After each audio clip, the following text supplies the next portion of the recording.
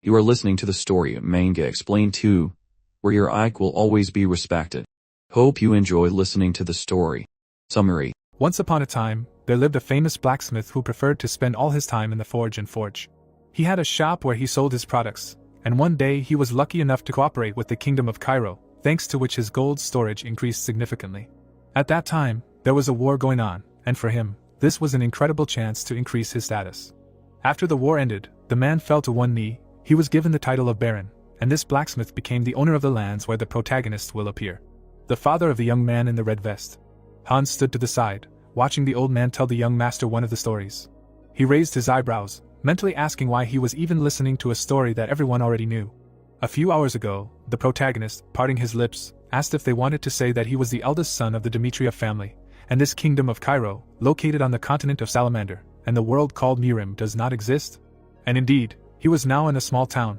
The butler's eyes widened in shock, mentally saying that although this guy was not very smart, he had never seen him like this before. He couldn't help but imagine a group of young men and assumed that the young gentleman had taken drugs. Throwing up his hands, Hans said that his fiancée, the lady of the Lawrence family, was coming to visit him today, but mentally he noted that the gentleman could well have taken drugs, since he, unlike his brothers, had been sitting in his room for the past 25 years. This gloomy young man was called the fool of the Dmitriev family. The butler turned to the gentleman, saying that Lady Lawrence valued elegance and manners, so he should try. The guy turned around and said that there was something more important than that. He should take him to the elders of this land. For him, this Lady Lawrence was less important than the ability to live in this world. The butler raised his head and froze, not understanding why a man who had lived here all his life would say such a thing, but he could not do anything, being a simple servant. The old man raised his hand and said that this was all he knew. The protagonist crossed his arms over his chest and said that he would reward him for his help. The beggar involuntarily scratched his head, saying that it was an honor for him to even talk to him. The young man closed his eyes and thought. His real name was Jonghyuk. He was an old man, a true follower of the Murim martial arts. He lived a stormy life and achieved everything he wanted, after which he peacefully accepted his death. Jonghyuk raised his eyelids and mentally said that it was the will of heaven that he ended up here, although perhaps this was God's punishment for not accepting the ascension. He turned around abruptly, hearing a roar. Screams were heard in the street. The man kicked the boy in the face, telling him to die. The crowd of people watching this were horrified. The young salesman fell to the ground in front of the shop. Blood was streaming down his face. The bandit, opening his mouth, said that he was too vile.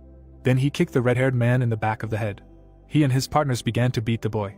Hans, pushing his way through the fleeing people, asked to pass. His eyes widened at what he saw. He noticed a tattoo on the man's shoulder. The servant turned his gaze to the master when he asked what had happened. The protagonist stood next to him. The man, turning his head towards him, said that in front of them were representatives of the Bloody Fangs gang. Opening his lips, he said that this usurious group operated not only on the land of the Dmitriev clan, but also in the surrounding areas. The boy seemed to be in great debt to the Bloody Fangs. When the servant said that they should just pretend that they did not see anything, his master disappeared. The three men looked up when someone told them to stop. Jonghyuk was approaching them. The boy was calmly walking forward. The man frowned and asked if Jonghyuk Dmitriev himself had come to see them. He smirked and laughed, saying that this boy thought he could do anything because he was a noble. The protagonist narrowed his eyes in disgust. Smiling widely, the bandit told the boy to leave and not disgrace himself. Hans, approaching the master, said that they should leave, because the Bloody Fangs were quite dangerous people. Parting his lips, the protagonist said that he was still not well informed about the laws of this world, so he should explain it to him. Frowning, he asked who broke the law and what punishment they should receive. The man's eyes widened in shock. He pursed his lips, saying that since the boy could not repay the debt on time, it was his fault, but the Bloody Fangs did not have the right to decide this matter themselves. Jonghyuk looked at the boy who was being beaten, then at the bandit who was smiling contentedly. The butler opened his mouth and said that besides this group had shown disrespect to him, the eldest son of the Dmitri clan, this crime that cost them their lives, according to the law of this land, it would not be strange if they received the death penalty. The men immediately frowned. The servant turned away from them. The protagonist, stepping towards the group, said that they had broken the law of this land. He raised his stick. Holding it in front of his face, he said that he, the eldest son of Lord Romero Dmitri, would carry out justice. Opening his lips, the bandit said that he understood that he was a nobleman who did not know how the world worked, but he was putting them in a very difficult situation. Grabbing the hilt of his blade, he told Jonghyuk that he did not even know what situation he was in now. The boy smiled, saying that this confirmed everything. The man frowned, asking what he was talking about. The boy bent his foot, saying that they were nothing but a bunch of scum to dare to talk to the lord of this land like that. Jonghyuk rushed forward, saying that he didn't care what they were doing. The three of them suddenly pulled out their weapons from their sheaths. The bandit clenched his jaw. He swung his blade. Suddenly, his eyes widened in pain. Blood gushed out from the wound. The protagonist stabbed the branch into the enemy's throat. Surprisingly, the branch did not break and remained intact. When the enemy fell to his knees, the boy followed the second enemy. The gang members immediately rushed at him. Hans screamed, worried about his master. The man aimed his sword forward. The boy, ducking his head, dodged the blow. He abruptly moved behind the enemy. Then he pierced his chest with his weapon.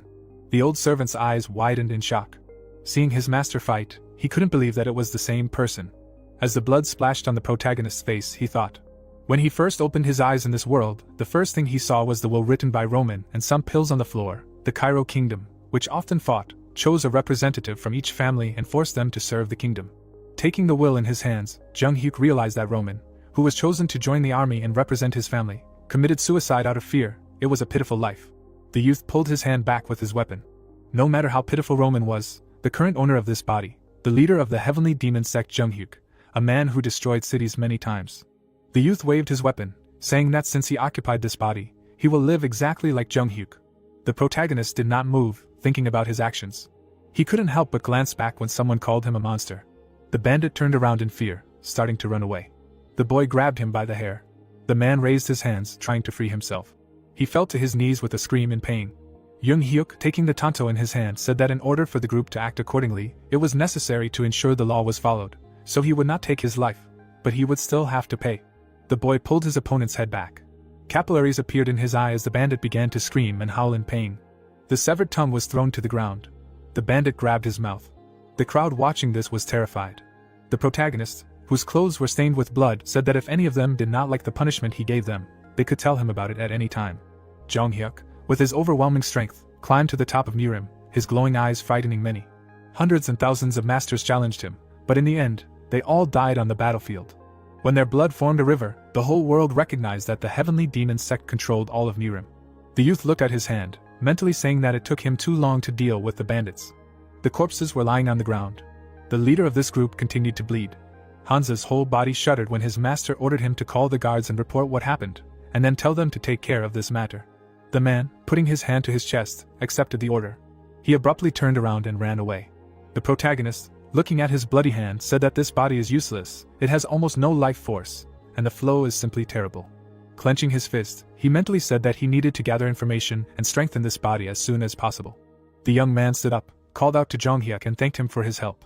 The boy turned to him and said that he had misunderstood, he had not done it to help him. Frowning slightly, he said that the Bloodfangs had broken the law, so he had to punish them, and he was no exception, so he would have to tell everything and not even try to lie, if he wanted to keep his tongue. The red-haired man looked down. Parting his lips, he said that he understood him. Holding his hand, the boy said that his parents had borrowed money from the Bloodfangs to buy land for farming, and they could easily pay it off if they sold the crops. He screamed sharply, saying that those bastards had destroyed their entire crop themselves. Then Kevin's mouth dropped in horror. Looking at the destroyed cobs and plants, he realized that they would not be able to pay. Clenching his fist, the boy said that he later found out that those bastards did it themselves because they wanted his little sister. Kevin fell to his knees and said that it was unfair since they had never hurt anyone. A tear welled up in his eye as he asked Jung-hyuk to save his little sister. The protagonist narrowed his eyes. Looking at the boy, he felt like he was looking at a mad demon, one of the 4 heavenly kings. Raising his head, Jung-hyuk mentally said that he too had met a mad demon in a similarly seedy place. The boy bowed his head and introduced himself. When the boy asked his name, Jung-hyuk turned around and said that he would check what he had said a little later and take care of what had happened today. The youth stopped when the boy shouted, thanking him. The boy closed his eyes. Something told him that this was not the last time they would meet. The carriage was driving down the road. The maid in the carriage told Flora that they would soon arrive at the lands of the Dmitri family. The lady closed her eyes and said that she would meet him soon. Raising her eyelids, she said the name of her fiancé. A month ago, a girl's scream was heard from the Lawrence family estate. The man standing at the window was calming his daughter, saying that she herself understood that their lands were in a precarious situation, and they simply had no other choice. The blonde began to look at herself, not believing that she would have to marry, and even to a member of the Dmitri family. She was horrified, imagining how she would spend the rest of her life in the Dmitri family, in which almost all were minors, musclemen without brains. Putting her hand to her chest, Flora wanted to object, but her father warned her with a shout. Looking into the distance through the window, he said that he was truly very sorry that her pathetic father had to make such a decision. When the carriage stopped, the blonde opened her eyes. She got out of the carriage, mentally saying that she was supposed to marry the second son, who had a bright future ahead of him, but even that was not destined to happen. The lady carefully followed Jung Hyuk. When he turned around, the girl mentally said that it was this man who forced her to marry him. The blonde lowered her eyelids. She knew that Roman was an idiot who lived for his own pleasure. There was no reason for courage and pride, although she understood the deplorable state of their land, but she simply could not do it. When the protagonists began to approach, Flora turned away. A shadow covered the girl's eyes. She was about to tell her future husband everything. Turning around, she suggested forgetting about marriage. Smiling, the young man said that it was a great idea. The lady widened her eyes, being shocked. Jung Hyuk closed his eyes, saying that he had heard about this marriage and he couldn't understand how such an idiot would even dare to marry someone like her, so he wanted to call off the wedding too. Flora gaped, not understanding what was going on. Turning around, the protagonist said that he should tell his father about this now. Flora shuddered and asked him to wait. When the young man turned around, the lady said that she heard that he himself wanted her to marry him. Did he really want to call off the marriage without a good reason? Opening his lips, the guy asked if she wanted to marry him. She replied by saying that she didn't really want to. Turning around and starting to leave, Jung Hyuk said that they both agreed to call off the marriage, so they should end this conversation here, and he would take full responsibility. He raised his hand and said that he was already called the idiot of the Dmitri family, so it wouldn't be such a big deal to add divorced to it. The girl's eyes widened as she looked at the boy. Looking at his back, she couldn't believe that he was actually being called an idiot. The door to the office closed and screams immediately came from inside. Romero gritted his teeth in anger when his son said that he had already made arrangements with Lady Lawrence.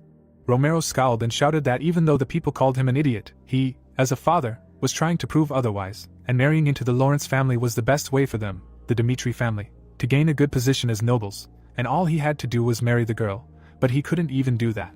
Jung Hyuk closed his eyes and apologized. His father grabbed his cup. He threw it at his son, asking if he thought an apology would fix anything. Pointing his finger at his son, Romero said that if everything had gone well, he could have done something about his summoning. But now that he was going to be sent to the battlefield in 6 months, did he have anything to say? As blood began to trickle down his forehead, the boy said that he had nothing to say, so his father said that he also heard that he had some problems with the blood fawn. Witnesses said that he punished them, but no one would believe him. He must have had help from someone. Standing up from his seat, the man said that the problem was that the blood fawn was a group that even he could not do anything about. Now he was responsible for his own problems, since he failed to do his duty.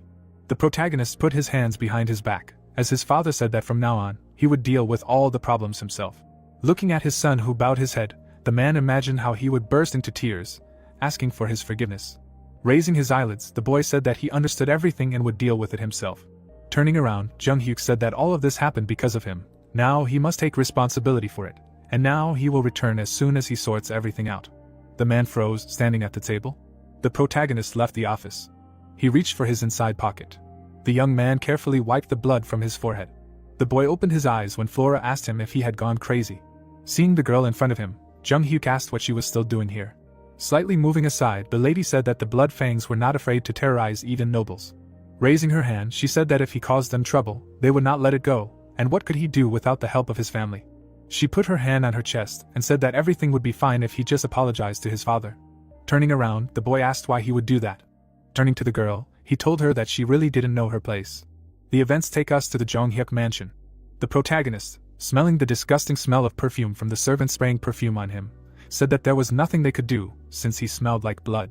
Adjusting his suit, the boy asked why it was so tight. The man only smiled awkwardly. Jung Hyuk glanced back as the servant asked him to show respect to Flora, since this was their first meeting. The protagonist frowned. He was just getting used to this world, and marriage now would add unnecessary trouble to him. Parting his lips, the servant said that they would be arriving soon, so they should wait downstairs. Jung Hyuk narrowed his eyes. Hans was right. He had no reason to disrespect a girl who hadn't caused him any trouble, but he needed to somehow break off this engagement without hurting her feelings. That was what he was going to do, but Flora, turning around, had no intention of showing any respect. She had been looking at him haughtily the entire time, which gave him even less reason to respect her. Now, standing in front of her, Jung Hyuk said that she was quite an arrogant person. He moved his lips, saying that he understood what she was getting at. She probably hadn't even considered his circumstances when it came to breaking off the engagement, but once he said that he would take full responsibility, she became worried. The lady bowed her head. The protagonist, narrowing his eyes, said that since the topic of breaking off the engagement had come up, she had no right to interfere with his decisions. The girl lowered her gaze in shame. The young man, leaving, said that since their paths were diverging, they should not interfere in each other's personal affairs. Jung Hyuk left Flora. The only reason he said that he would take full responsibility was to prevent any talk of marriage that could arise as a consequence of the broken engagement. Thus, the first and last meeting of Flora and Jung-hyuk took place. Now the lady was alone. Soon night fell, lights came on in the windows of the estate. As the man took the goblet of alcohol, his wife gently asked him to stop drinking for the day. Frowning, the man told Liana that he had raised his hand against his son again. Looking at the wine in the goblet, he said that when they were commoners, he often beat him, but since they became nobles, he promised himself that it would not happen again. Liana, stroking her husband's shoulder, said that thanks to this promise, their other children grew up and became decent people. Covering his face with his hand, the former blacksmith said that his eldest son was the only child who had lived through that difficult time with him. Now he did not know how to feel about him. The woman, kissing her husband, told him not to blame herself, despite the fact that he may not have been a good enough parent. They are the only ones who can influence the behavior of their children. She moved her lips and said that Dmitry Romero was not the type to let his son stray from the true path. He still had a chance to fix everything. And Jung-hyuk was a proud child. He probably said everything in the heat of the moment. The man opened his mouth and said that if they left things as they were, no one knew what would happen to him next time. The woman thought for a moment and suggested asking Captain Jonathan to help their son. The head of the family, Dmitry, nodded, agreeing with his wife. Soon a servant entered the office. Romero immediately ordered him to call Captain Jonathan. Hans, following behind the master, said that it was too dangerous to walk around outside. Opening his lips, he said that they did not know when the blood fawn would attack, so they should go back. The protagonist shook his head, asking when the blood fawn gained the power it has now. The man answered by saying that he did not know. The guy, looking into the distance, said that they got their bad reputation when they started mercilessly killing their enemies. They got it in the war of those who committed a crime, and bad reputation breeds fear, and fear motivates to do what is said. The man, gaping, said that they are still dangerous enough. The young man chuckled, saying that this is only for now, they can make him afraid. Events take us to another part of the city. We find ourselves near the Atelier restaurant. The waitress was serving beer to the guests. She put food on the table, saying that she brought what they asked for. Hans immediately smiled. The protagonist stood up, telling the servant that he can stay here and eat, but he needs to go. Turning his head towards the servant, he said that from now on he will continue the investigation himself. He needs to stay here, since it is too dangerous. Hans abruptly stood in front of the guy, saying that he will not allow him to do this. His pupils widened in fear as he said that even if he might be exposed to danger, he could never send the master alone. Jung-hyuk looked at the man in front of him in surprise and asked if he was really one of his men. Hans, startled, said that he was definitely one of his men. Passing by the servant, the young man said that he should stay here then, for he had done more than enough just by accompanying him outside. So the servant was left standing alone. He couldn't help but smile. The old man had never thought that Jung-hyuk would say such a thing before. Walking to the door, he decided that it was time for him to tell them about it. Jung-hyuk walked down the street. The only thing he had learned about blood fawn in a couple of days was that their strength was not very strong. Since they worked in small groups, it was difficult to track them down in the city. Perhaps they did not show themselves because they were afraid of the consequences if they failed to kill the protagonist. The boy tilted his head forward, saying that if he couldn't find them, he would just have to make them come to him. The boy had been walking the streets with Hans on purpose. They must have already figured out where he was going, and today was the day of regular night training. The boy walked into an alley. The number of guards on the streets had greatly decreased due to training, meaning that if they were planning to take revenge on him, this would be the perfect time. The man followed Jung-hyuk. He carefully took out a dagger. Many people frowned. One of them rushed at the boy, saying that this was revenge. Jung-hyuk stopped and didn't move. He tilted his head forward slightly. Jonathan turned around when he was called. Hans was running towards the knight. When he was bent over from fatigue, Jonathan asked him what was wrong. The man was breathing heavily, being tired. Sweating and raising his head, he told the captain to find the young master, for he was in danger. Jung-hyuk easily intercepted the opponent's hand and struck back. The boy frowned, angry. The dagger fell from his hand. The protagonist immediately caught it. A moment later, he plunged it into the opponent's throat. Blood gushed out profusely from the wound. The bandit took a few steps back. He fell abruptly to the ground. His comrades gaped in horror, saying that this was not at all what they heard. Jung-hyuk, grinning, asked why they stood rooted to the spot. He waved his hand, telling them to come to him. Jonathan, standing in front of Hans, asked if he was sure that Jung-hyuk had gone into the city without guards in order to fight blood fawn. Hearing the confirmation, the two knights looked at each other. They laughed sharply, saying that this could not be. Hans, raising his hand, said that it was true. He had no need to lie about such a thing. The knight stroked his beard and thought. He remembered Romero asking him to help his son. He scratched his chin and mentally asked himself why this guy was even there if he didn't even know how to hold a weapon properly. The knights froze when their captain ordered them to get their weapons ready. Turning around, the captain told Hans to take them to where the young master might be, and as long as they were there, those bandits wouldn't dare touch him. The man frowned if everything Hans said was true, that Jung-hyuk really was an idiot. The couple walked away from the corpse. They gritted their teeth and frowned. Jung-hyuk grinned and asked why they were frozen in place, motioning for them to come to him. The bandit clenched his jaw. He and his partner rushed towards the young man. The protagonist stood quietly, waiting for them to approach. The boy ducked and dodged the enemy's attack. The young man looked away.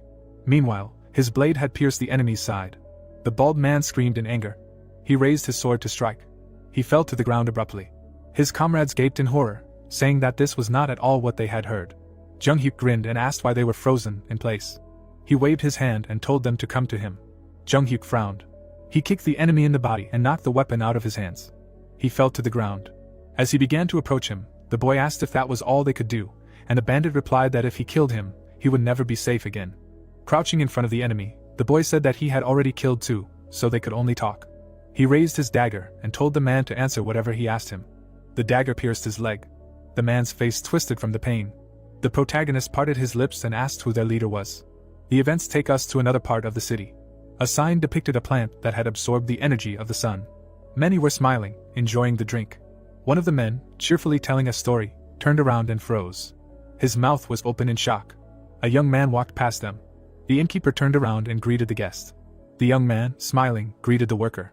Sitting at the bar, many were whispering to each other, why this nobleman came here, or was he looking for someone? Standing in front of the young man, the innkeeper asked him what he would like to order. He answered by saying that he needed a tear of dawn. Dropping his hand, the man said that they did not have such a thing, but he could recommend something to him. The innkeeper raised his eyelids when the young man repeated his order. He smiled and said that he had something to do in the morning, so he wanted a drink. Most of the men glared at the guy. He looked at the sign and repeated the order again. Pointing to the pub, the bandit said that they received their orders there. They gave them a task if they said a special code. The protagonist parted his lips and asked what the code was. Now many in the pub were frowning. The innkeeper opened his mouth and addressed the people in the hall. He took a knife in his hand. When he raised his knife, something hit him in the face. The people's mouths dropped in shock. The innkeeper's body began to fall. The men immediately rushed at Jung-hyuk with their swords raised. The crowd ran out of the pub. One of the bandits destroyed the door with his body. The protagonist struck the enemy's neck with his hand. Then he grabbed the second one by the neck. Seeing him lift the man with one hand, the others tried to understand what was going on. Opening their mouths, they began to say that Jung-hyuk had instantly laid down 3. The greatest technique in Murim was to increase one's strength by simply breathing. In an insignificant amount of time, the heavenly demon was able to strengthen Roman's body, and now his opponent had fallen at his feet. The crowd rushed at him, believing in their advantage. He grinned. The innkeeper grabbed the counter. Rubbing his nose, he asked what had happened. Jung-hyuk, starting to approach him, said that he was just about to finish. The man, rubbing his nose, asked what he was doing here. The guy answered, saying that he was the first one who decided to attack him. The innkeeper sharply frowned when the protagonist offered to chat with him. The captain gaped at what he saw. The bodies of the bandits lay unconscious. A couple of such people were lying on the floor. Looking at the bandit at his feet, Jonathan asked if it was really the young master who did it. The knight, having climbed to the second floor, said that there were survivors here, and they said that the young master went to the Lawrences. Frowning, the knight asked why he was doing this. The knight answered, saying that he was told that the main base of the Bloody Farm was at the Lawrences. An hour ago, the roofs of the buildings were visible from which an appeal to the innkeeper was heard. Narrowing his eyes, the man listened to the words that it was in their common interest for him to speak. Looking at the man's bloody hand, Jung-hyuk noticed that his captive was already missing 2 fingers. Sitting on a chair, the man said that he would not tell anything, and if he was killed, the Bloody Fang gang would take over. Opening his mouth, the protagonist said that he liked guys like him. Looking down, the protagonist said that those who remain silent even after torture have the most valuable information. Looking forward, the innkeeper asked to just kill him. The boy turned his head away. Approaching the table, the young man offered to make sure that the captive did not open his mouth until the last moment. The boy held up the photograph in front of him. Smiling, the young man promised to kill the innkeeper's son. The man's eyes turned red. Turning his head away, the fat man said that this was not his son, to which Jung-hyuk replied that he could not be fooled. The innkeeper bared his teeth. The bandit opened his mouth wide and shouted that his captor had no right to threaten to kill his family. Holding the photograph in his hands, the protagonist said that he had recently learned new information about the gang, which was that they were willing to sacrifice their lives for their group. With his head down, the man listened to the words about how the gang members weren't that bad, but they owed a lot to the Bloody Fang, which is why they became villains. Raising his eyebrows, the protagonist said that the gang didn't shy away from crimes to drive people into debt, and turning the debtor's family into slaves was a common thing for them. Looking at the photograph, the guy said that the bandits put people on the brink of the abyss, threatening to kill their family. Frowning, the innkeeper said that even if his captor knew about the gang's secrets, nothing would change, because the Bloody Fang always gets what it wants. The young man lifted his chin and said he wasn't so sure. Looking down, the man listened to the words about his son dying soon. Looking at the broken frame, the boy promised to have the soldiers find him. Stepping on the photo, the young man said that after that, he would slowly and painfully kill the baby. Beginning to cry, the innkeeper listened to the words about how he had a chance to fix everything before it happened. Bowing his head, Jong Hyuk said that his captive had to choose between his son's life and the information about the bloody Fong. The walls of the houses were visible. Someone's voices were heard from behind the closed door. Surprised conversations were heard in the basement. Spreading his arms, the bandit said that the main character single-handedly defeated an entire squad. Baring his teeth, the leader was dissatisfied with what he heard. Pounding his fist on the throne, the old man refused to believe these words, because the son of a blacksmith was not capable of such a thing. Ben frowned, thinking about how they were going to make a name for themselves after the destruction of the Dmitri family, and the whole squad of their gang was dealt with by the one who evaded service in the Royal Swordsman Academy. Putting his hand on his knee, the leader asked where their offender was now, to which the assistant replied that he had just left his family's lands because he had beaten information out of morning dew. Clenching his fist, the bandit was furious that the brat dared to attack their bases alone, after which he ordered to gather all forces. Extending his hand, Ben ordered to kill the protagonist before the knights of the Dmitri family reached them. Looking ahead, the bandit thought that today he would mercilessly kill the boy and hang his body in the city square, because the bloody Fong was obliged to avenge this shame. The white walls of the buildings were visible. With his hands on the table, someone asked about the situation of the Barco family. The red-haired man turned his head and told about the rumor that the family had taken out a large loan from the gold bank to prepare for war, to which the man explained that it was only a matter of time before the war broke out. The head of the Lawrence family folded his hands in front of his face. The man closed his eyes and declared that war was inevitable. The nobleman opened his mouth and said that he could not imagine that the central government would take their side, since at this rate, their lands would end up being handed over to the Barco family. Raising his hand, the old man shouted that they must hold on to the lands at all costs, since the Lawrence family only lived off the fertile lands. The officials pounded the table and discussed how their ancestors owed their opponents a certain amount of land. Turning their heads, the men heard words about leaving things as they were. Lawrence lowered his head and said that if they gave up their land, the other families would come running to grab a piece for themselves, so they would have to resist with all their might. Opening his eyes, the nobleman remembered that this was why they had engaged with the Dmitri family. With happy expressions on their faces, the officials understood that the Dmitri family was one of the richest in the northeastern region despite being commoners before. The smiling assistant was sure that Barco would hardly be richer than the Dmitri family even with a loan from the bank, to which the head replied that this was why he had married his only daughter to an idiot from a friendly family. Raising his hand, the nobleman assured that it was for the sake of the Lawrence family, so it was the right thing to do. Words of agreement came from behind the doors. The doors were closed.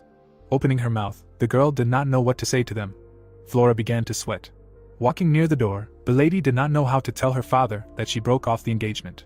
Clenching her fists, the young lady decided that she could not marry someone she did not have feelings for. The bride looked back. Bowing, the warrior greeted the girl. With wide eyes, Flora listened to the words that the knight had an urgent message for his master. Looking up, Jonathan shouted that the young master was in danger, to which the guard ordered him to surrender his weapons and do everything as expected. Sitting on his horse, the captain shouted that if something happened to his master, he would not forgive it. Opening his mouth, the man promised that he would break down the doors. Heart-rending screams were heard in the street. Putting her hand to her mouth, the woman could not believe her eyes. Making frightened faces, the men could not understand what was happening. A bloody body was dragging along the ground. Opening his eye, the old man muttered something. Dragging himself on the ground, the bandit begged for mercy. Descending the steps, Snohyuk knew it would be easy. Looking at the door, the leader knew that his enemy was a worthless fool of noble birth. Opening the door, Ben thought that it was a piece of cake, because he only had to deal with one person. Folding his arms, the bandit understood that all members of his group were armed, so they had no chance of losing this battle. Smiling, the old man hoped that this would be the case. A moment later, the scoundrel's face twisted into a frightened grimace. Dead fighters lay on the floor. The leader's eyes widened. Looking at his bloodied allies, Ben realized that he was finished. The bandit, kneeling, was sure that he was definitely finished. Looking in front of him, the scoundrel could not stop thinking that now he was going to die. Seeing his offender in front of him, the old man decided that he did not want to die. Opening his eyes, the robber muttered something. Dragging along the ground, the bandit begged for mercy. Kneeling, the criminal continued to beg for his life. Jong Hyuk threw the leader to the ground. A crowd of townspeople gathered around the protagonist. Standing on all fours, Ben promised that if he was spared, he would be his master's faithful dog for the rest of his life. Looking down, the protagonist said that this should have been said earlier. Hitting his opponent's face on the ground, the guy added that it was worth saying this before he started showing his fangs. With surprised expressions on their faces, the residents listened to the words that this man was the leader of the Bloody Fong, so there was no need to feel sorry for him. Sweating, The boy listened to the story of how the gang crossed the Dmitri family, because they were trying to kill the young man so that the bandits could continue to deceive people. Opening his mouth, the young man spoke of the crimes of the Blood Fang gang. Stepping on the captive's head, Jong-hyuk declared that he would tear this evil out by the roots. The townspeople watched the execution with wide eyes.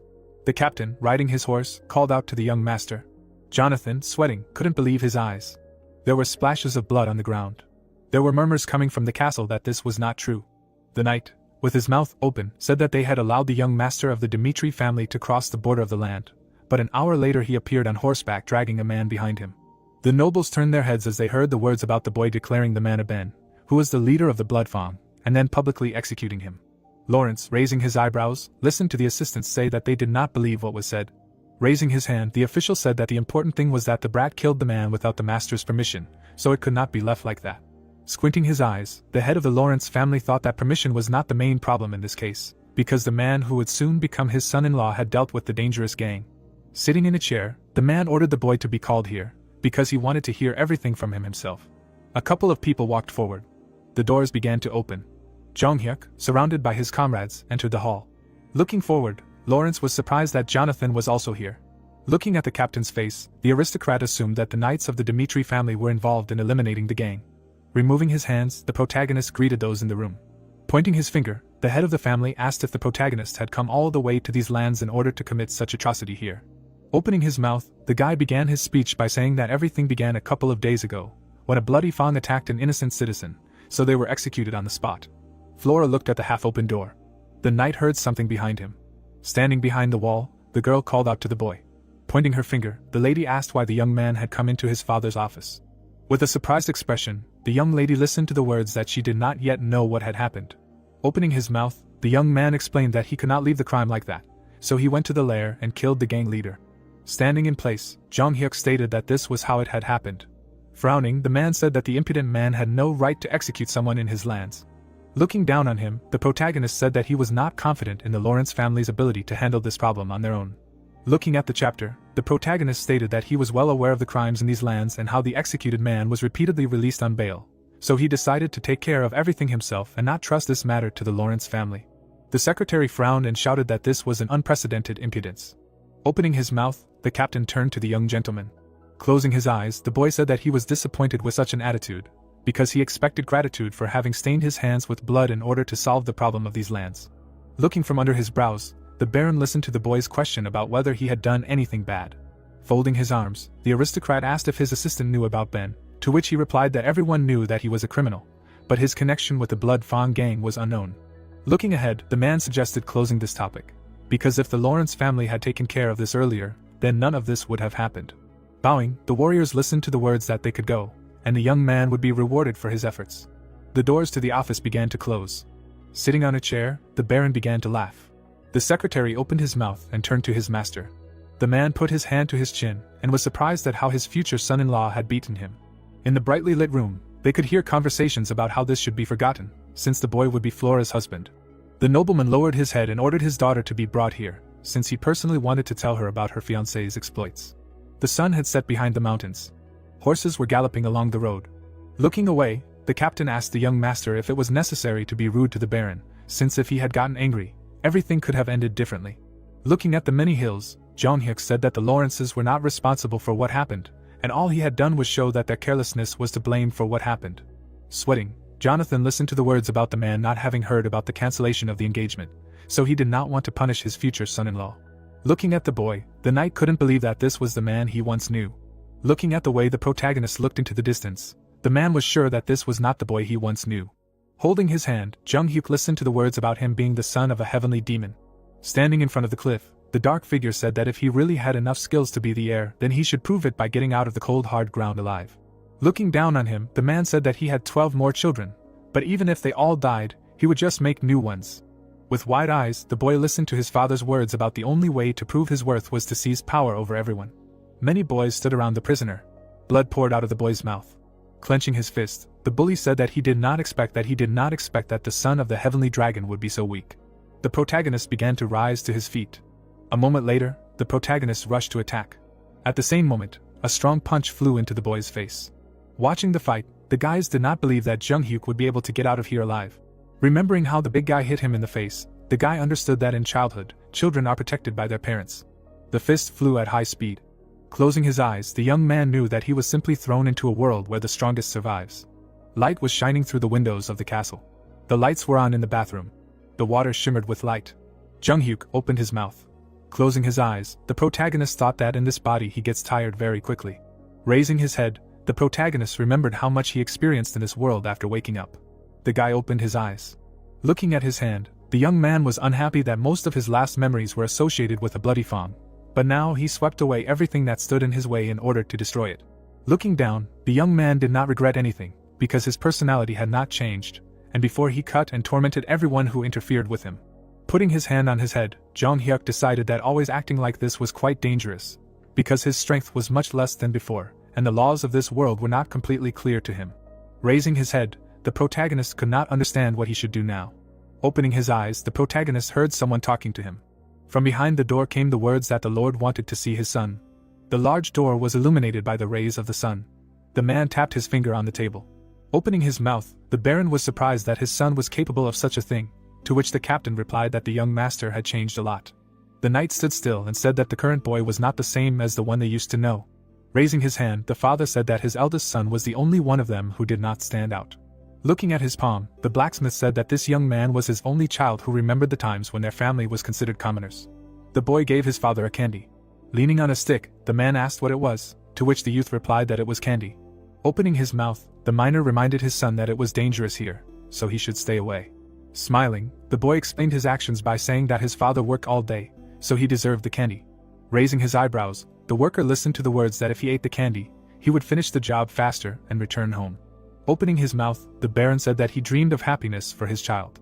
Clenching his fist, the man said that he allowed his son many things so that he would not be laughed at because of his poverty. But because of this, he took a wrong turn. Looking ahead, Jonathan listened to the words that some part of his master had already given up on his eldest son. Raising his fist, the blacksmith said that hope returned to his heart after he heard the news that the boy had destroyed the bloody fang. Looking ahead, the men heard the information that the protagonist had arrived. Opening his mouth, the Baron ordered to let the newcomer in. And at that time he thought that if his child decided to do something of his own free will, then he was ready to do anything for him. The door to the office opened. Looking at the protagonist, the man decided to become the father he lacked for his son.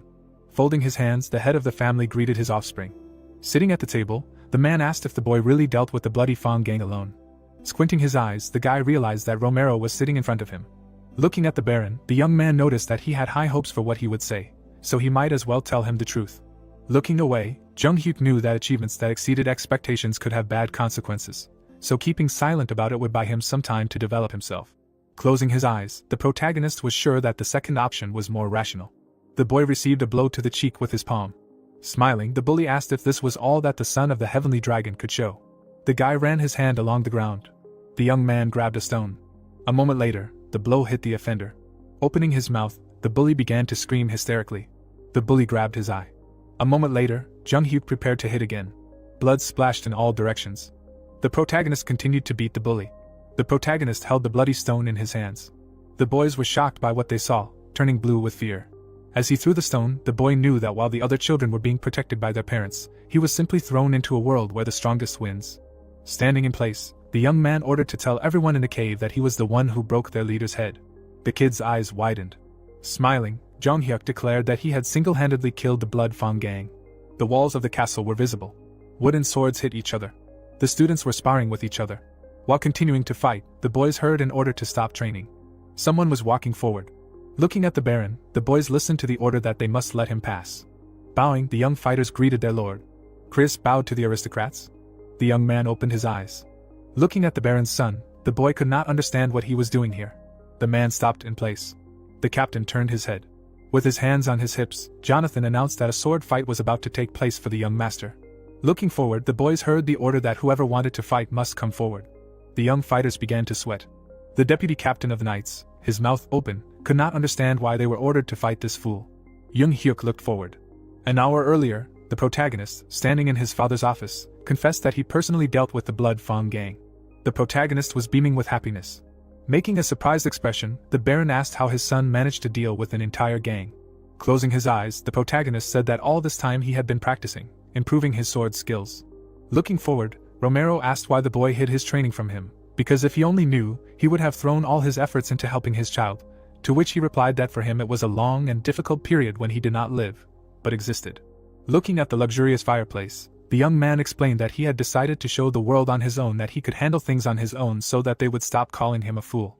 Looking ahead, Jung Hyuk explained that the Blood Fawn was an organization that issued loans, maintaining its authority by intimidating and recruiting those debtors who could be useful, so he decided that he could only break away from the problem if he pulled out this weed by the roots, and to do this, he tricked the leader and attacked him.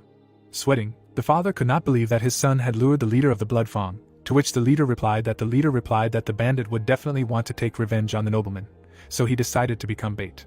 With wide eyes, the Baron shouted that this was a very dangerous plan, because the bandits might abandon their leader and kill the boy. Opening his mouth, Jung Hyuk stated that there was no point in the people who had created this organization through intimidation and coercion risking their own lives for the sake of the leader when they could finally gain freedom. The two men looked at each other in silence. Lowering his head, Romero admitted that it would take a lot of courage and ingenuity to implement such a plan, but his son had never been known for such qualities. Opening his mouth, the Baron asked his child to fulfill one of his requests. Looking at the main character, the father asked him to demonstrate his sword skills. The man's eyes widened as he thought that he really wanted to see it with his own eyes. Standing still, the boys listened to the question of who wanted to participate in the duel. Looking away, Chris decided that there was no point in participating in this duel, because if he won, he would only get a headache, and if he lost, he would be humiliated forever. Looking at the captain, the boy knew that the candidate for this fight had to be someone who could stand up to the Baron's son to test his strength and maintain the prestige of the knights. Looking up, Jonathan declared that he would choose the fighter himself, while he himself thought that there was only one person here who could handle this. Holding his hands behind his back, Chris heard his name. Making a surprised expression, the deputy captain of the Knights of the Family, Dmitri, heard the order to take a step forward. Remembering how he ran to the call for help, the boy remembered that he first met Roman last year, when he received a report about the violence of some drunkard. Standing in the passage, the knights listened to the screams that someone was mocking him. Looking at the trash on the floor, the patrolman heard someone shouting that no one has the right to talk to him like that. Looking at the broken bottles, the guards listened to threats that this shop would soon be closed. The innkeeper held out his hand and asked for forgiveness. Roman, with his mouth open, ordered the man to shut up. Drooling, the drunkard told the innkeeper to shout at him to shut up. Raising an eyebrow, the Baron's son told the innkeeper to come to him. Covering his face with his hands, the worker asked the customer to calm down. Clenching his fist, Roman asked the knight who he was. Grabbing the guy's hand, the patrolman said that he would detain the offender despite his situation. A moment later, the drunkard hit the fighter on the cheek. With his mouth open, the Baron's son was outraged that someone dared to touch him. Opening his eye, Chris immediately understood everything. Looking at the drunkard shoving him, the man noticed that he had never trained his body in his entire life, as a result of which his physical fitness was several times less than that of any adult man. Looking at the reddened face of his offender, the fighter was dissatisfied with the fact that he bragged to everyone that he was the son of a baron, but in fact he was just a nobody. Rolling his eyes, Chris was sure that it was better to die than to become such scum. Opening his mouth, the boy heard the order to come forward. Sweating, the student tried to say that this task was not suitable for him, to which the commander replied that the young master had dealt with the bloody fawn alone, so in order to equalize the forces, he needed a worthy opponent. Stretching out his hand, Chris tried to dissuade the captain from this decision, but he insisted on his order. Baring his teeth, the boy accepted the instructions of his teacher. The opponents stood opposite each other. The deputy captain of the Knights of the Dmitri family resolutely looked forward. Jung Hyuk raised his eyebrows. Opening his mouth, Jonathan heard a new proposal regarding the upcoming fight. Chris frowned and said that he had trained to fight in real duels and battles, so no matter who his opponent was, he would not be cautious. Raising his head, the student said that if he was allowed to fight without restrictions, he would be honored to have the opportunity to fight the young master. The two men exchanged glances. The father looked at his son. The protagonist smiled. Chris' eyes widened as he noticed that his opponent was laughing. The boy swallowed. The captain's mouth widened as he stated that everyone agreed to the terms. The deputy captain of the Knights of the Family, Dmitri, clasped his legs together and heard the command to get ready. The protagonist took a fighting stance. Chris raised his sword. The young master did the same. The knight's pupils were narrowed. Jung Hyuk, looking ahead, heard the command to begin the duel. The fighter jumped up. The young swordsman ran towards his opponent. The protagonist narrowed his eyes. The enemy's swords crossed. The students were amazed at their friend's speed with their mouths open. The captain couldn't believe his eyes with a surprised expression. Sweating, Chris was surprised that his opponent blocked the attack. Frowning, the student was furious that his opponent blocked the strike. The deputy captain of the Knights of the Dmitri family jumped back. Grabbing the sword with both hands, the knight thought that he felt a huge power when he crossed swords with his opponent. Looking at his opponent, the boy couldn't understand if it was just an accident. Frowning, the student thought that he didn't expect this. Making a dash forward, the boy should grind this guy into dust in order to calm down. Jung-hyuk dodged the next strike. Chris looked to the side. The enemies crossed their swords again. The protagonist looked at his weapon. A moment later, the opponents turned away from each other. Baring his teeth, the fighter anticipated his victory. The protagonist crouched down to dodge a powerful blow. The guy looked askance at his opponent. Chris opened his eyes wide. The young man quickly left his previous place. A sweeping blow flew right in front of the student's face. The knight's hair flew in all directions. The deputy captain of the Knights of the Dmitri family backed away. The fighter's legs got tangled. Covered in sweat, the warrior realized that he had almost lost. Making surprised faces, the men did not understand how this was possible. Opening their mouths, the guys noticed that their comrade had almost suffered a defeat. Frowning, the swordsman was amazed that the Baron's son was capable of such a thing. The guy stood still. Baring his teeth, Chris began to believe that his opponent had really punished the gang of Bloody Fangs. With his arms outstretched, the student convinced himself of this.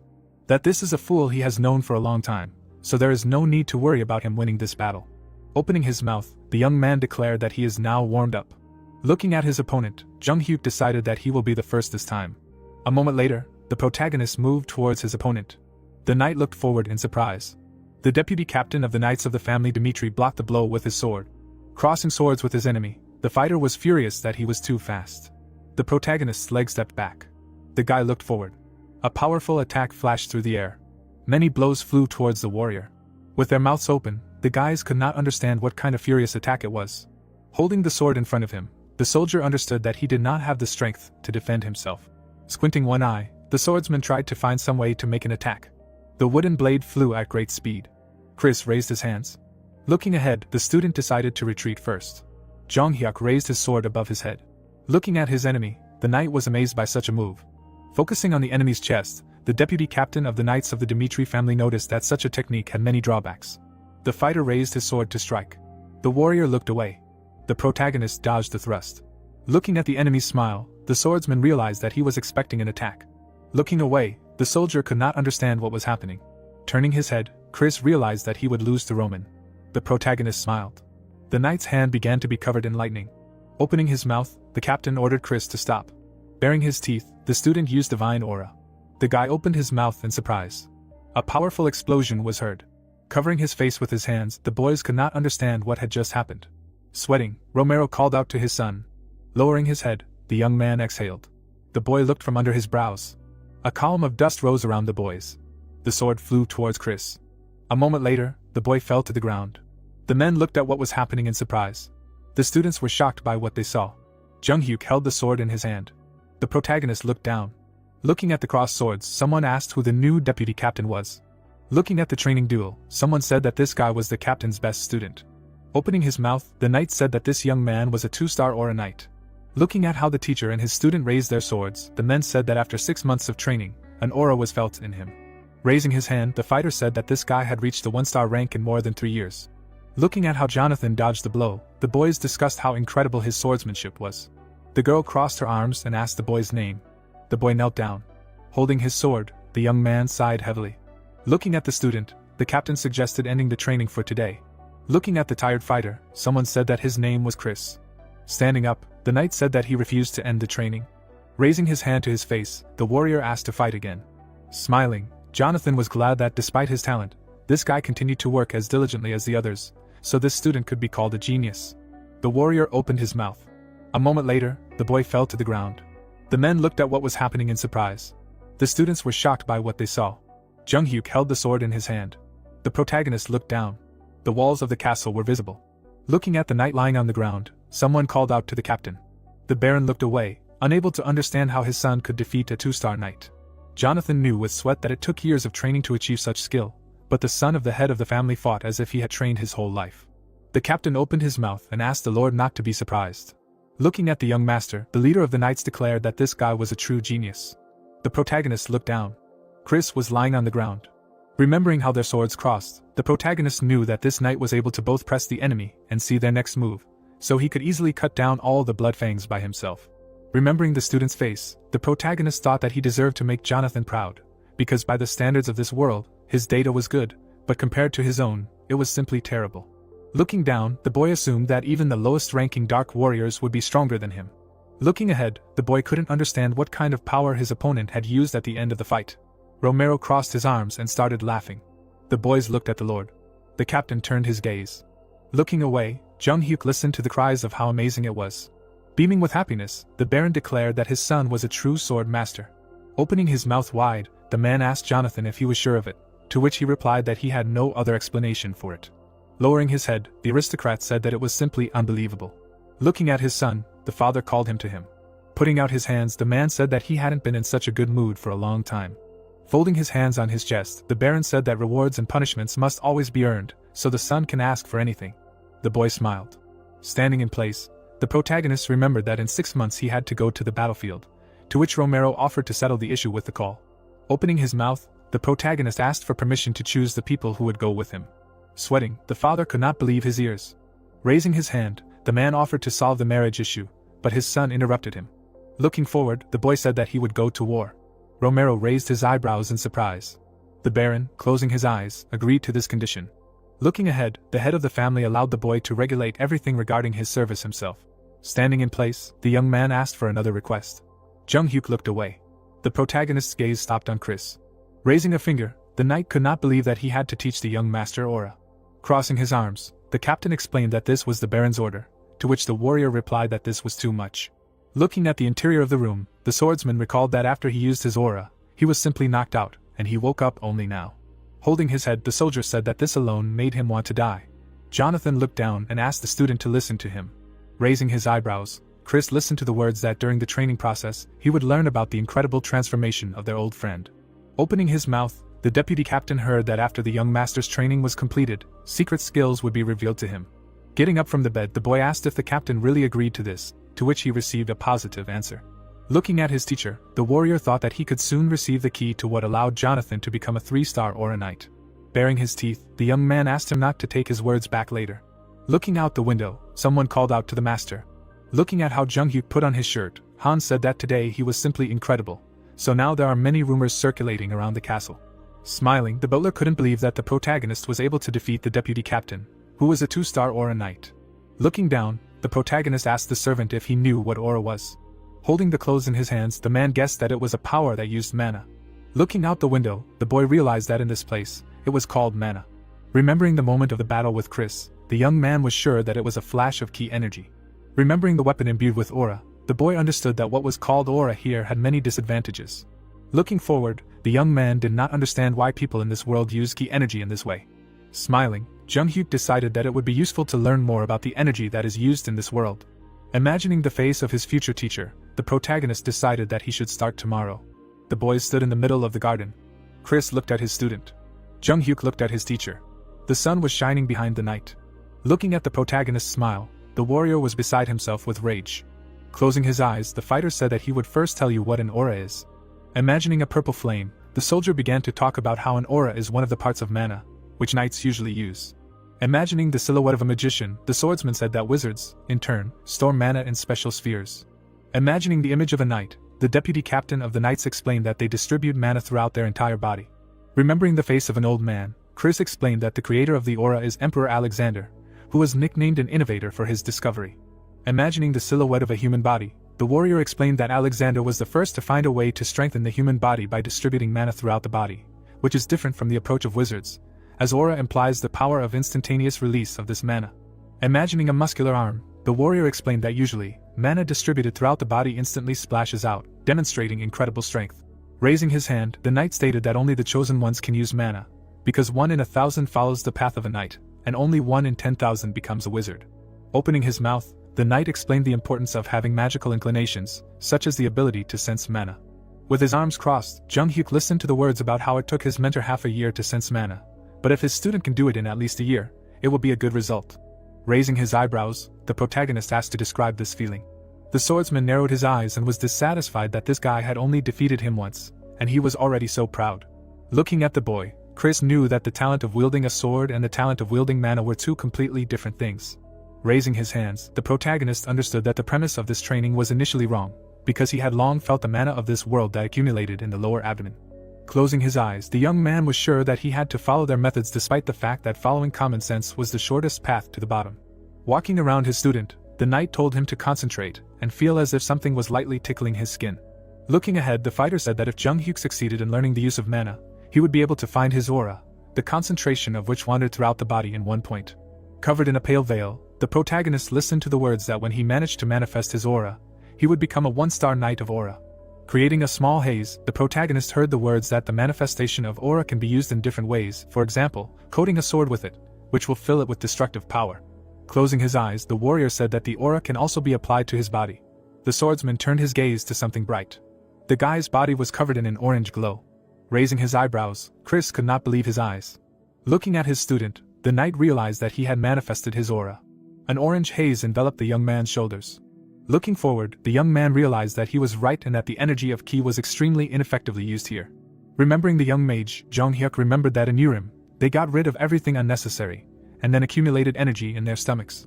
Imagining dark lightning, the protagonist was unhappy that this method only made one hope that mana would accumulate in the right place.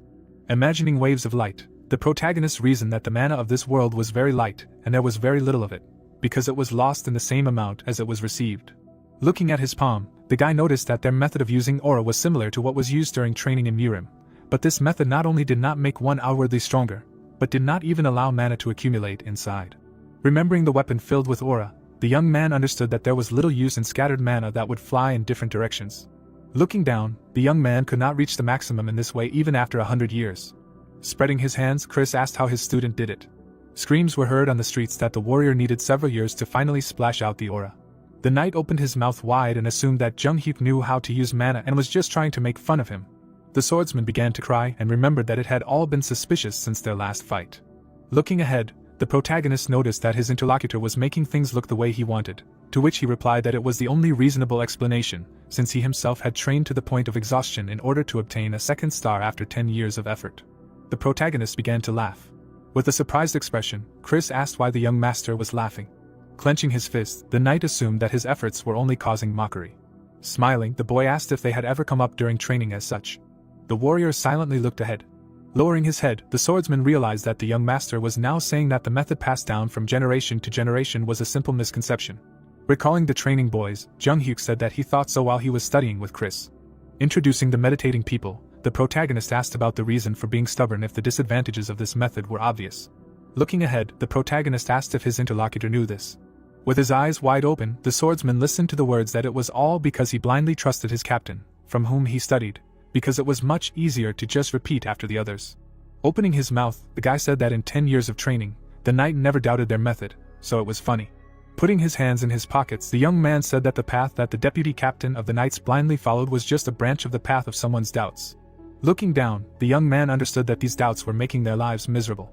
Remembering the monks from his past life, Jung Hyuk knew that many mistakes always lead to an unsuccessful result, after which he only has to cope with the condemnation of others and his own despair.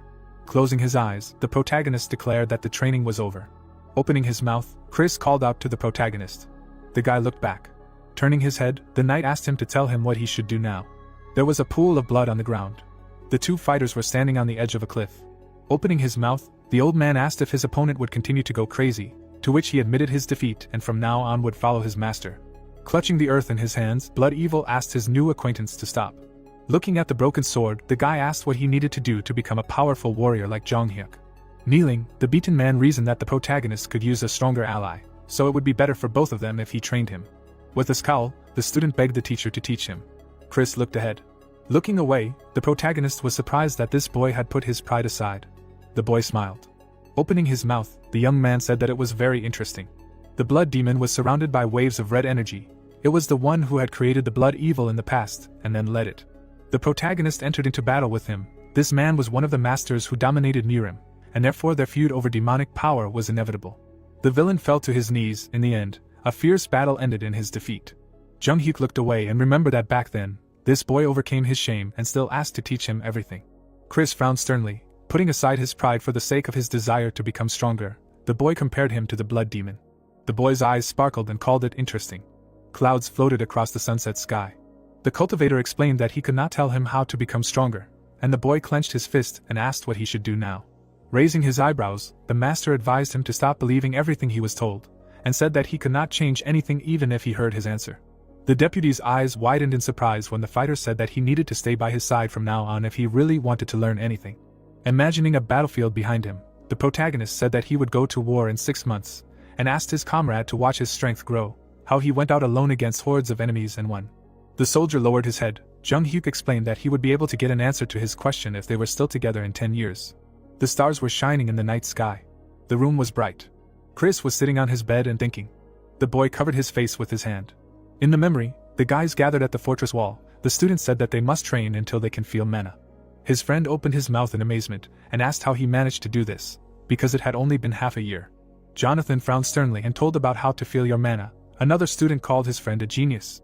The deputy clutched a wooden sword in his hands. The captain raised his eyebrows and called him a 2-star or a knight. The soldier narrowed his eyes furiously and remembered how his comrade ridiculed him for never doubting this method in 10 years of training. Clouds floated above the fortress. The man's eyes widened in surprise and he asked what he was talking about. Raising his eyebrows, the fighter said that he would follow his master to the battlefield and thought about how he wanted to become stronger. The knight asked if something had happened. Chris looked down and confirmed it. Jonathan looked at him carefully. The captain closed his eyes and decided that he had his own reasons for doing this. Crossing his arms over his chest, the man declared that from now on his friend would no longer be a member of the Dmitri family knights and asked him to stay by his master's side no matter what happened. Without looking up, the boy thanked him. A faint smile appeared on the commander's face. In his memory, his armor was stained with blood. The warrior noticed a woman's corpse near a destroyed house. A crying child was sitting next to him. Jonathan realized that his friend was no longer the same little boy who had held tightly to the body of his dead mother. The captain stood up from the table and said that he had gained confidence, and explained that since his comrade had decided to follow the master, he was no longer the fool he had been before. Opening the door to the office, the man asked him to follow him, and said that they would begin preparing from today. The commander looked around and explained that in order to survive on the battlefield, he must have at least one ace up his sleeve. The soldier smiled broadly and agreed. People were walking along the streets of the city. A local picked up the box and asked if the others had heard the rumors. The guys sitting at the table were discussing how the son of the family, Dmitri, had punished the bandits from the Blood Fang. They were surprised that this was even possible. Kevin's mouth dropped open in surprise when the townspeople decided that this was all a lie and that the soldiers were simply playing along with him. The boy's eyes widened in amazement, and he realized that the young master had dealt with the scoundrels from the gang. In the memory, the protagonist injured one of the criminals with a branch. The commoner realized that it would not be difficult for him to deal with the Blood Fang gang by himself. The peasant shed tears and thought about what Jung Hyuk had told him back then. Standing in front of the box, Kevin thought that the young master could not do such a great deed for him, but concluded that all the rumors were true. The man looked back and asked if his subordinate was not planning to quickly clean up the mess and leave. Cumulus clouds were floating in the sky. The boy took a step forward. Holding the box in his hands, the commoner thought about becoming a great man like his master, a strong warrior who could protect his loved ones from any danger. The peasant looked down and realized that there were still many bandits like Blood Fang in the world, so he needed to become stronger so that his family could survive. Someone stood in his way. Kevin wondered how he could become like that and wished to meet his idol at least once more. The boy looked up when he was called. His pupils shrank. The box of potatoes fell to the ground. The protagonist raised his eyebrows and said that they had not seen each other for a long time. The commoner spread his arms and asked what brought him here. He fell to his knees and thanked the savior for allowing his family to live on. Jung Hyuk asked if everything was okay. The peasant smiled and said that Blood Fang had not bothered him anymore, and told him that he had managed to get a decent job thanks to Hans. The boy looked down and suggested that he would have a chance to express his gratitude and thanks when he heard his offer. The young man crossed his arms and explained that he would no longer have to worry about his family's lack of means of support because he would have a warm home and delicious food. Kevin's mouth dropped open in shock when he heard that instead of struggling to survive, he would be able to enjoy life. The cultivator looked down at him and offered to live for him, promising to give him a new life in exchange for an oath of loyalty. The boy's eyes widened in shock. His lips trembled. The commoner hit his head on the ground and declared that he would live for his master. The peasant closed his eyes and promised to do anything, kill someone, risk his life, or even die. He frowned furiously and said that all he needed was a promise to take care of his family. The master narrowed his eyes and realized that his friend had shown his loyalty with blood and compared him to a mad demon. In the past, a great warrior had entered a bloody battle. One word from his master was enough for him to fight without even thinking about retreating. Blood trickled down Kevin's forehead, and his resemblance to a mad demon caused memories to flood the protagonist's mind. Smiling, Jung Hyuk concluded that his presence here was useful and declared that from now on, his friend belonged only to him. Clouds floated above the manor. Hans nodded when the boy asked him to help the boy settle in here. The commoner smiled happily and thanked him. The young man promised to find him later and asked him to rest. The cultivator looked back and said that he would be in the library if anyone started looking for him. The heroes went their separate ways. The butler invited the peasant to look around the manor. The stairs led to the second floor with cabinets. On the table next to the candlestick lay books. The master sat in a chair and read a book. The warrior turned the page and read that in order to become a knight, you first need to manifest your aura and earn 1 star. The protagonist put the book on the table. A 2-star knight must use his aura so that he can cut steel with it. Then the stars are divided depending on the power of the aura and its destructive power. A flag was fluttering behind Jonathan. 3 or more stars is a power that an ordinary soldier cannot obtain. In the whole kingdom such people are treated with special attention.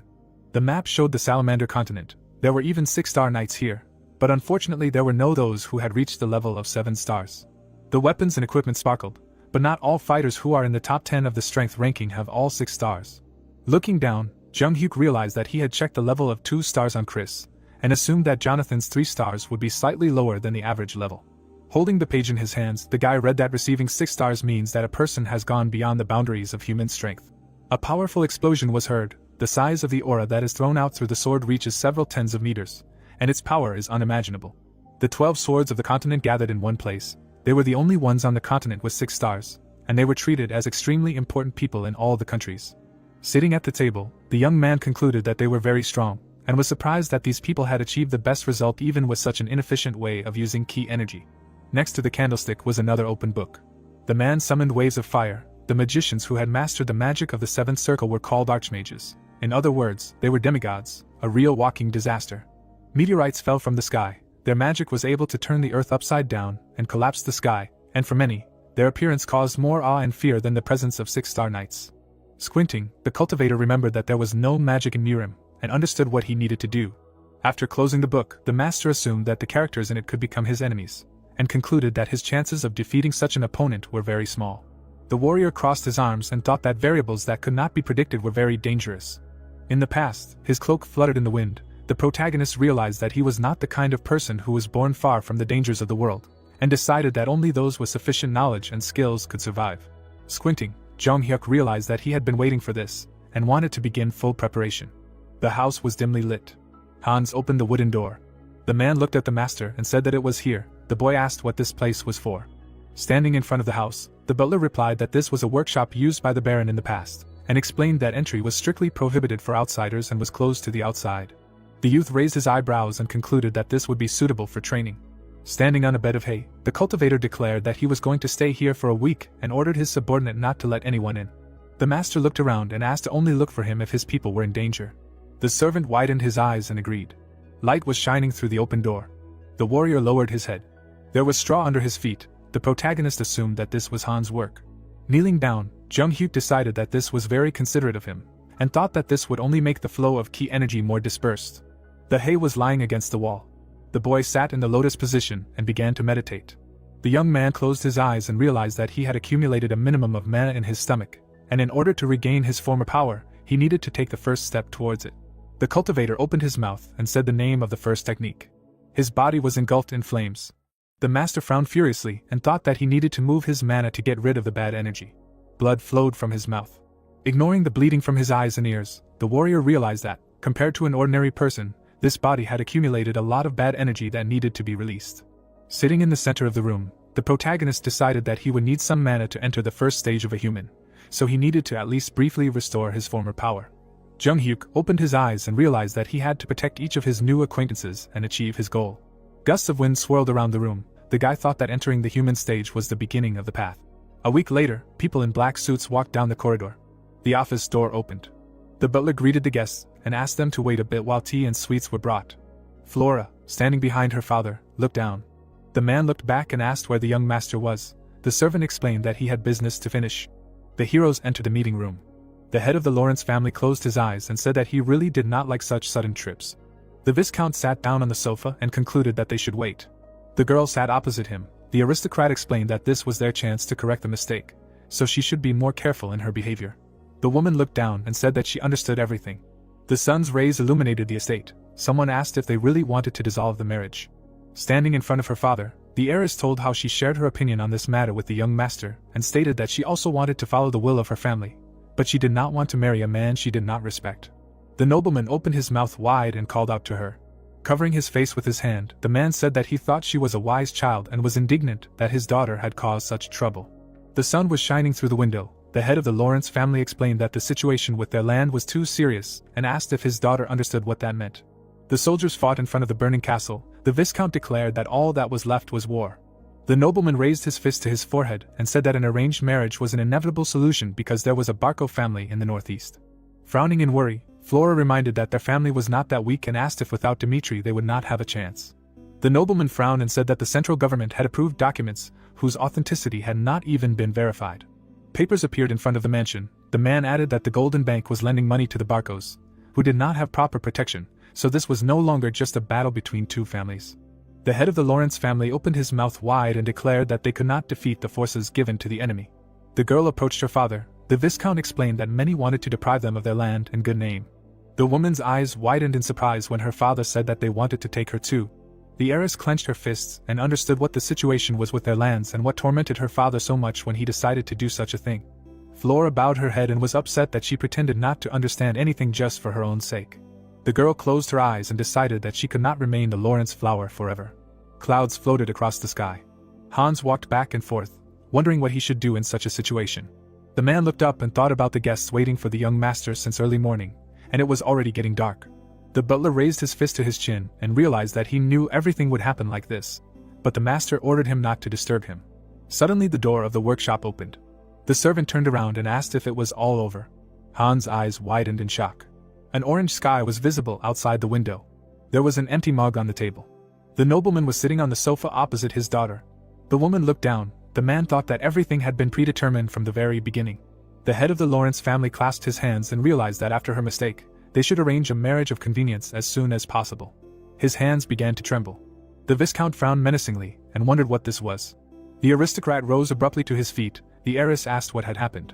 The nobleman headed for the exit and said that he would go to the Baron himself.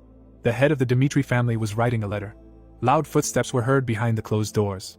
The man burst into the office and asked what kind of reception this was.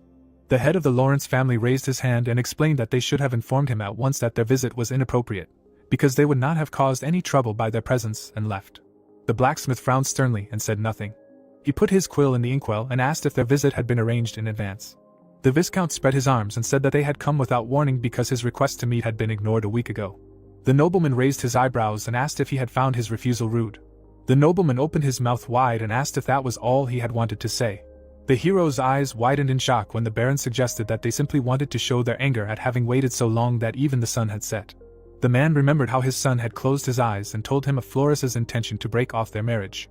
Then the head of the family, Dmitri, frowned menacingly and began to scold him, but it was clear that the guy did it because it had to do with his bride's decision to break off the engagement.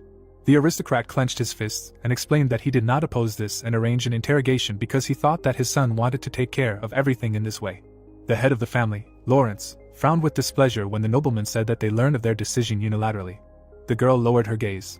The Baron clenched his trembling fist and asked if they were reproaching him for his hospitality only because they had to wait too long.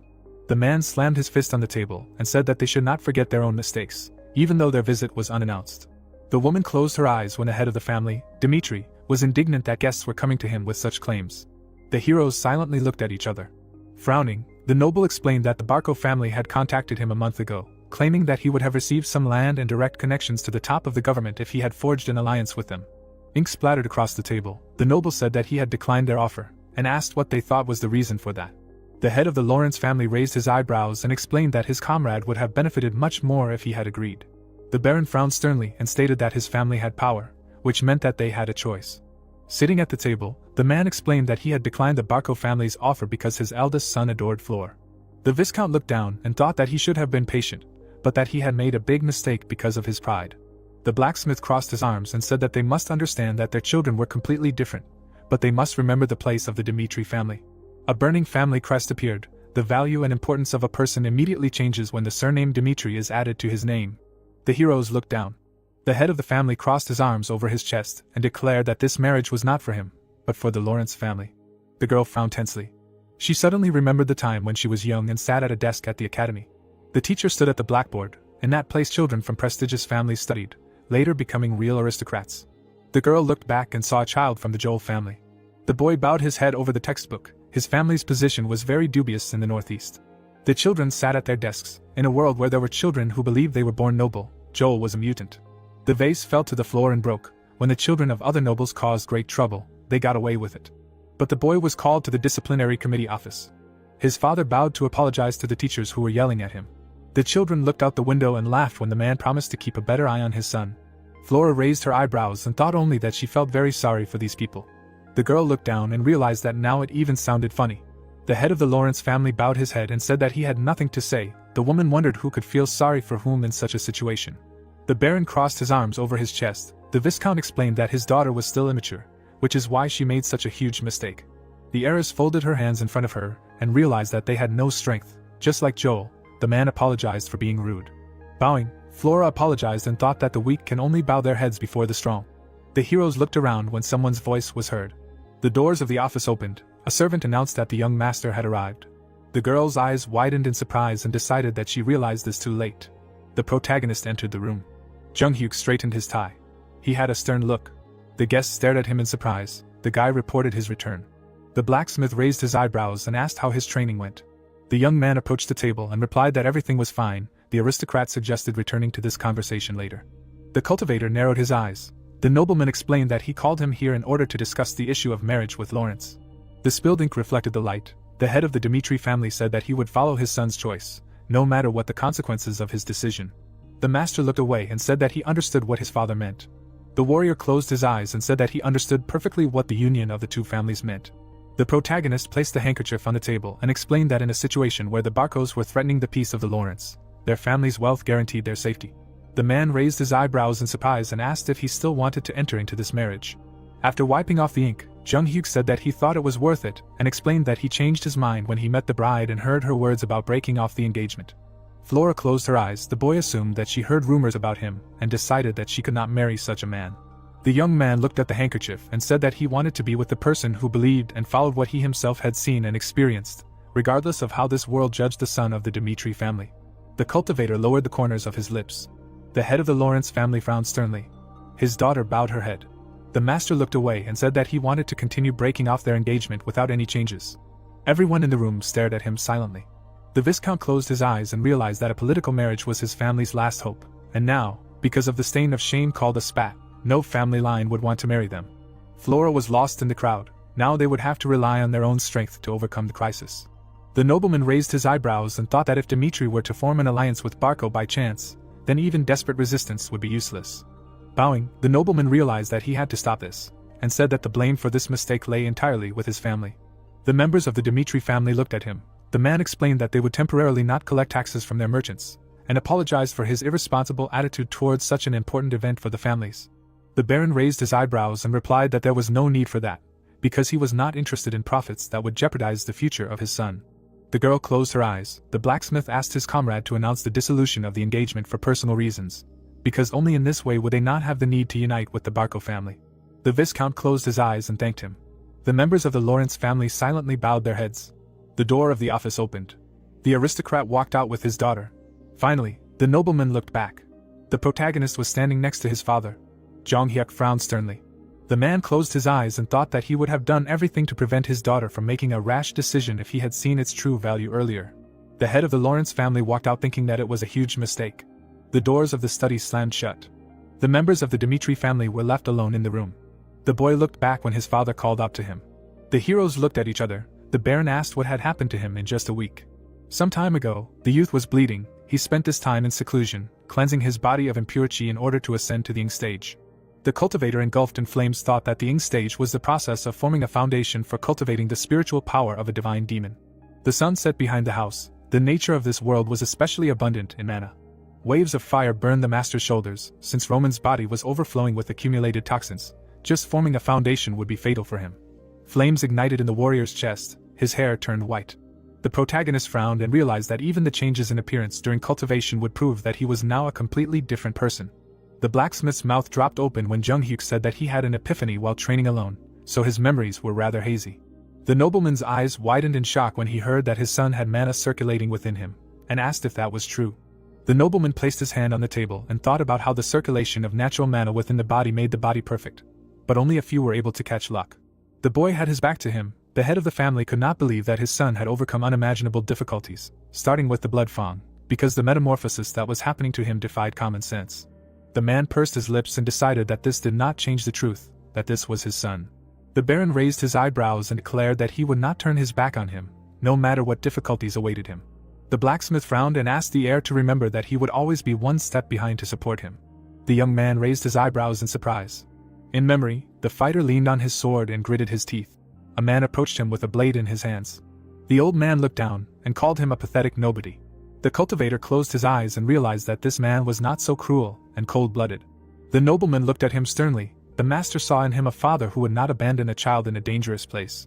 The warrior pursed his lips. The protagonist smiled and thanked the nobleman, deciding that it was not so bad. The door of the office closed. Jung-hyuk left the room and someone stopped him. Flora lowered her eyes in embarrassment. The girl raised her eyebrows and apologized for judging him biasly and for arbitrarily disposing of an important event for the family. The boy walked past her and said there was no need for an apology, thinking that the wedding had never been part of his plans to begin with. The woman followed him and explained that she fully understood the reason for his anger, and that she had broken her promise despite it being a political marriage without a choice. The boy stopped when the heiress asked if she could tell him one thing. The cultivator looked back when he heard that she had a special reason for breaking off this engagement. Flora recalled how people had gathered at a social event where all the aristocracy of the northeastern region were present, and said that it happened there. The guests smiled. As soon as the news of the engagement spread, the nobles they knew shared a terrifying rumor. Someone raised their hand and leaned towards the girl's ear. Standing in front of the master, the woman said that he had been dabbling in drugs that destroyed the mind and sanity. The heiress frowned sadly and decided that he should know about it. The warrior narrowed his eyes suspiciously. Flora said that she understood that it was just stupid gossip and explained that she could not ignore it. The protagonist turned away and said that what happened in the past will not affect their relationship in any way. Jung-hyuk left and asked his friend not to interfere in his affairs anymore. The girl looked after him upset. The full moon was shining outside the window. The heroes were sitting in the office. The guy looked away and thought about the fact that there was no energy in this body due to addiction. Hans put a mug of tea on the table. The young man concluded that when Roman ended his life, the medicine he took retained some uneven energy in the body, but thanks to cultivation, he managed to remove all the toxins. The man stood up when the cultivator called out to him and asked if he had ever seen him swallow pills or if there had been any situations that had prompted him to think like that. The butler's eyes widened in shock and he asked what that meant. The servant was holding a tray in his hands. The master said that he was not trying to find a reason to reprimand him and that he wanted to look back on his past life not from his own memories, but from the outside. Hans squeezed his eyes tightly shut. The man clutched the tray and explained that he had not seen it personally, but there were some oddities in his actions. The warrior raised his eyebrows and asked when it had started. Half a month ago, Roman had entered the hall where a social party was taking place. The butler had looked at him in surprise then, because nothing had happened, but after returning to the estate, his ward had fallen into a strange state. The guy tensely pursed his lips and was covered in sweat. The doors to his room were locked. There were a lot of empty bottles of alcohol on the table. The servant suggested that there could well have been drugs at that party. The young man looked down. Hans said that this thought seemed insanely stupid to him. In the memory, Flora frowned excitedly and said the same thing. The cultivator squinted and asked who was the organizer of that party. A coat of arms appeared behind the nobleman. The man replied that it was Barco's eldest son. The master closed his eyes and thought about how on the eve of his political marriage with Lawrence, Roman accepted an invitation to a social party from Barco, and went crazy. The warrior imagined the body of a dead nobleman who committed suicide. Now it became clear to him what really happened. Pills were pouring out behind Roman's back. There were many ambiguities in his death from the very beginning. The suicide note he left behind only said that he was being sent to the battlefield in place of his two younger brothers, which he was very afraid of. Flora looked down. At that moment the decision to marry her had already been made, which the aristocrat really wanted. The formidable baron pointed his finger at his son. A married nobleman had several ways to avoid fulfilling his military duty. The protagonist frowned and thought that Roman could not commit suicide simply because he was afraid of military service. Sitting in a chair, Jung-hyuk asked if he and Anthony were close. The butler replied that they were very close friends, but recently there was some awkwardness between them. The guy narrowed his eyes in disbelief when he heard that this began since the rumors about his wedding with Lawrence. The young man imagined the newlyweds standing at the altar and thought that this marriage would be a huge hindrance to the Barcos, who wanted to take over Lawrence's lands. The image cracked. The easiest way to solve this problem is to make it so that the marriage could not take place. The cultivator frowned and concluded that Barco had resorted to tricks, which was the real reason for Roman's suicide. The master looked back when the servant reported that a few days ago, an invitation to a party had arrived from Barco's estate. The warrior raised one eyebrow in surprise and asked if he was really invited. Holding the note in his hands, Hans explained that it happened when the young master began training alone and asked what he should do about it. The protagonist smirked and wondered if they really didn't care about him. Jung Hyuk's eyes sparkled and decided that this was very annoying. There was a mug of tea on the table. The boy asked when the party would be. The man replied that it would be in exactly 2 weeks. The youth crossed his legs and asked his comrade to tell Barco that he accepted their invitation. The sun's rays illuminated the estate. The butler waved his hand and said that the young master was waiting for him. Kevin thanked his comrade. The servant narrowed his eyes and asked him not to be too surprised that the master had changed a little. The door of the room opened. The boy entered the room and said that he had been called. The cultivator looked back and called out to him. The commoner's eyes widened in surprise and understood what changes Hans was talking about. The master approached him and asked how he was finding life in the estate. The peasant replied that he was getting used to it without much difficulty thanks to the butler. The fighter looked down and said that there was only one problem. The warrior asked what happened. Kevin narrowed his eyes and explained that he was trying to figure out what role he was assigned in this place, but he did not know at all how he could be useful. The protagonist looked at him carefully. The boy asked what an ordinary person who was no better than a stone on the side of the road could do. Jung Hyuk frowned and replied that he was going to make it his sword. The commoner's mouth opened in shock when he heard this. The peasant raised his eyebrows in surprise and asked what that meant. The boy raised his hand and explained that others could not decide for a person what to be, so he had 3 paths to choose from.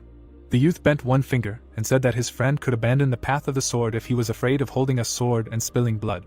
The cultivator imagined his comrade following Hans and said that he would have to follow safe orders. The master picked up the scabbard and invited him to be by his side as his sword. The fighter raised his hand and reminded him that he had not touched the weapon with even a finger. The warrior promised to test his will by separating muscles and pulling apart bones. Kevin widened his eyes and asked what that meant. The man spread his arms as his body was pierced by hellish pain from twisted bones and muscles. The boy tensely pursed his lips. The protagonist explained that he did not need determination in words, and the result would be proof of his will. Jung Hyuk took out his sword and said that there was a third path. The boy threw his weapon to the ground and asked his friend to cut off his own hand. The commoner's pupils narrowed. The youth lowered his hands and declared that he would gain strength faster than anyone else if he could endure the pain he caused himself until the very end.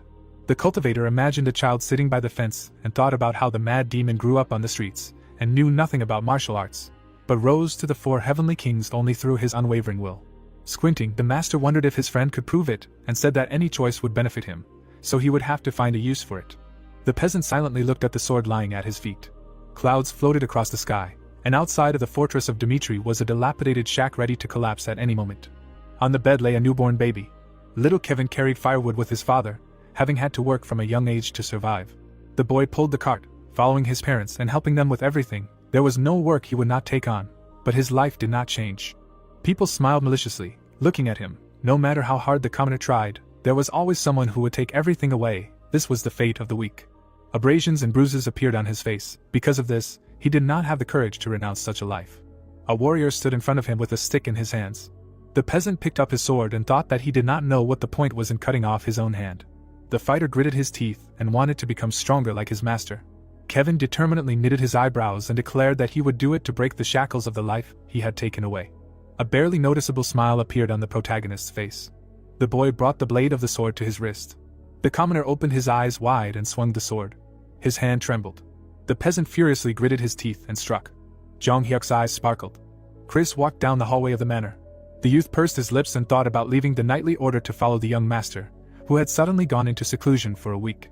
Hans looked back when the deputy called out to him and asked where the master was. The doors of the training hall were closed. The man replied that the heir had gone to a private meeting with Kevin and ordered that no one be let in. The knight narrowed his eyes and asked who he was. Blood was dripping down the blade of the sword. The severed arm fell to the floor. The boy cried and screamed in pain. The commoner knelt down. He lost consciousness and fell to the ground. The boy looked down at him. Black clouds were floating across the night sky. Screams were heard from behind the closed doors. The butler picked up the bloody sword and asked if his master was hurt. The cultivator passed by and replied that everything was fine. The master smiled and said that it was not his blood. The moment the peasant brought the blade to his wrist, the warrior dipped it in illusion. The sword passed through his hand. Blood splashed on the platform. The protagonist planned to hold it in illusion to test his will, but before that, the fighter managed to injure himself. Jung Hyuk grinned and realized that his friend would have cut off his own hand if the illusion demon's technique had been a little weaker. Chris lay on his bed. There were 2 weeks left until the party. Kevin bandaged the wound. The war was supposed to start in 6 months. The boy frowned confidently and concluded that he still had a lot to teach his comrades, so there would be even more worries soon. There were racks of armor at the door. The young man said that he would teach his friend the mystery of mana, and warned that it was a rather dangerous power. The boy's eyes widened in surprise and asked if he would really be able to learn mana. The cultivator frowned and thought that this was an ancient martial art from the treasury of the cult, which was used by the mad demon. In the past, a powerful explosion was heard on the battlefield. The man was enveloped in a green aura. At the moment of using this technique, the mind is absorbed by demonic ki. It was a dangerous art that gives strength by piercing the blood vessels, which is why one has to endure unbearable pain. The man opened his mouth wide and screamed, even in the terrible agony of feeling his limbs being torn apart. He could not lose his mind. The mad demon had mastered this martial art in order to become a sword that would be useful to the master. Remembering how the severed wrist fell to the floor, the master decided that his comrade would be able to learn this technique, and explained that he would have to endure severe pain as the training load increased. The heroes stood opposite each other. The warrior stated that for a teenager who did not even know the basics of mana, this was the fastest way to become stronger and be able to protect his loved ones. The commoner smiled and was happy that the man who saved him and punished Bloodfang would personally train him. Suddenly, the smile disappeared from his face. The protagonist looked at him carefully. The peasant said that he did not have enough words of gratitude to express how happy he was. Jung-hyuk put his hand on his belt. The fighter asked why the young master was so confident in him. The ribbons were wrapped around his ankles. Kevin explained that he had sworn to dedicate his life to him, but he had not yet proven himself and might run away right after training. The boy pursed his lips. The boy wanted to know the reason why he believed him. The youth smiled and replied that he believed him for no reason. The commoner's eyes widened in surprise and asked what that meant. The cultivator passed him by and said that training would begin tomorrow and asked his friend to take a rest. The master frowned and remembered that the mad demon had asked him the same question. The peasant watched him go. The warrior thought that in order to gain blind faith from an opponent, he had to trust first, and concluded that his comrade would never betray him. The fighter raised his eyebrows in confusion. The protagonist decided that as his strength increased, he would understand how dangerous it was to choose to betray the heavenly demon. Jung-hyuk cast an ominous shadow. The sun was shining brightly above the fortress. Kevin swung his sword.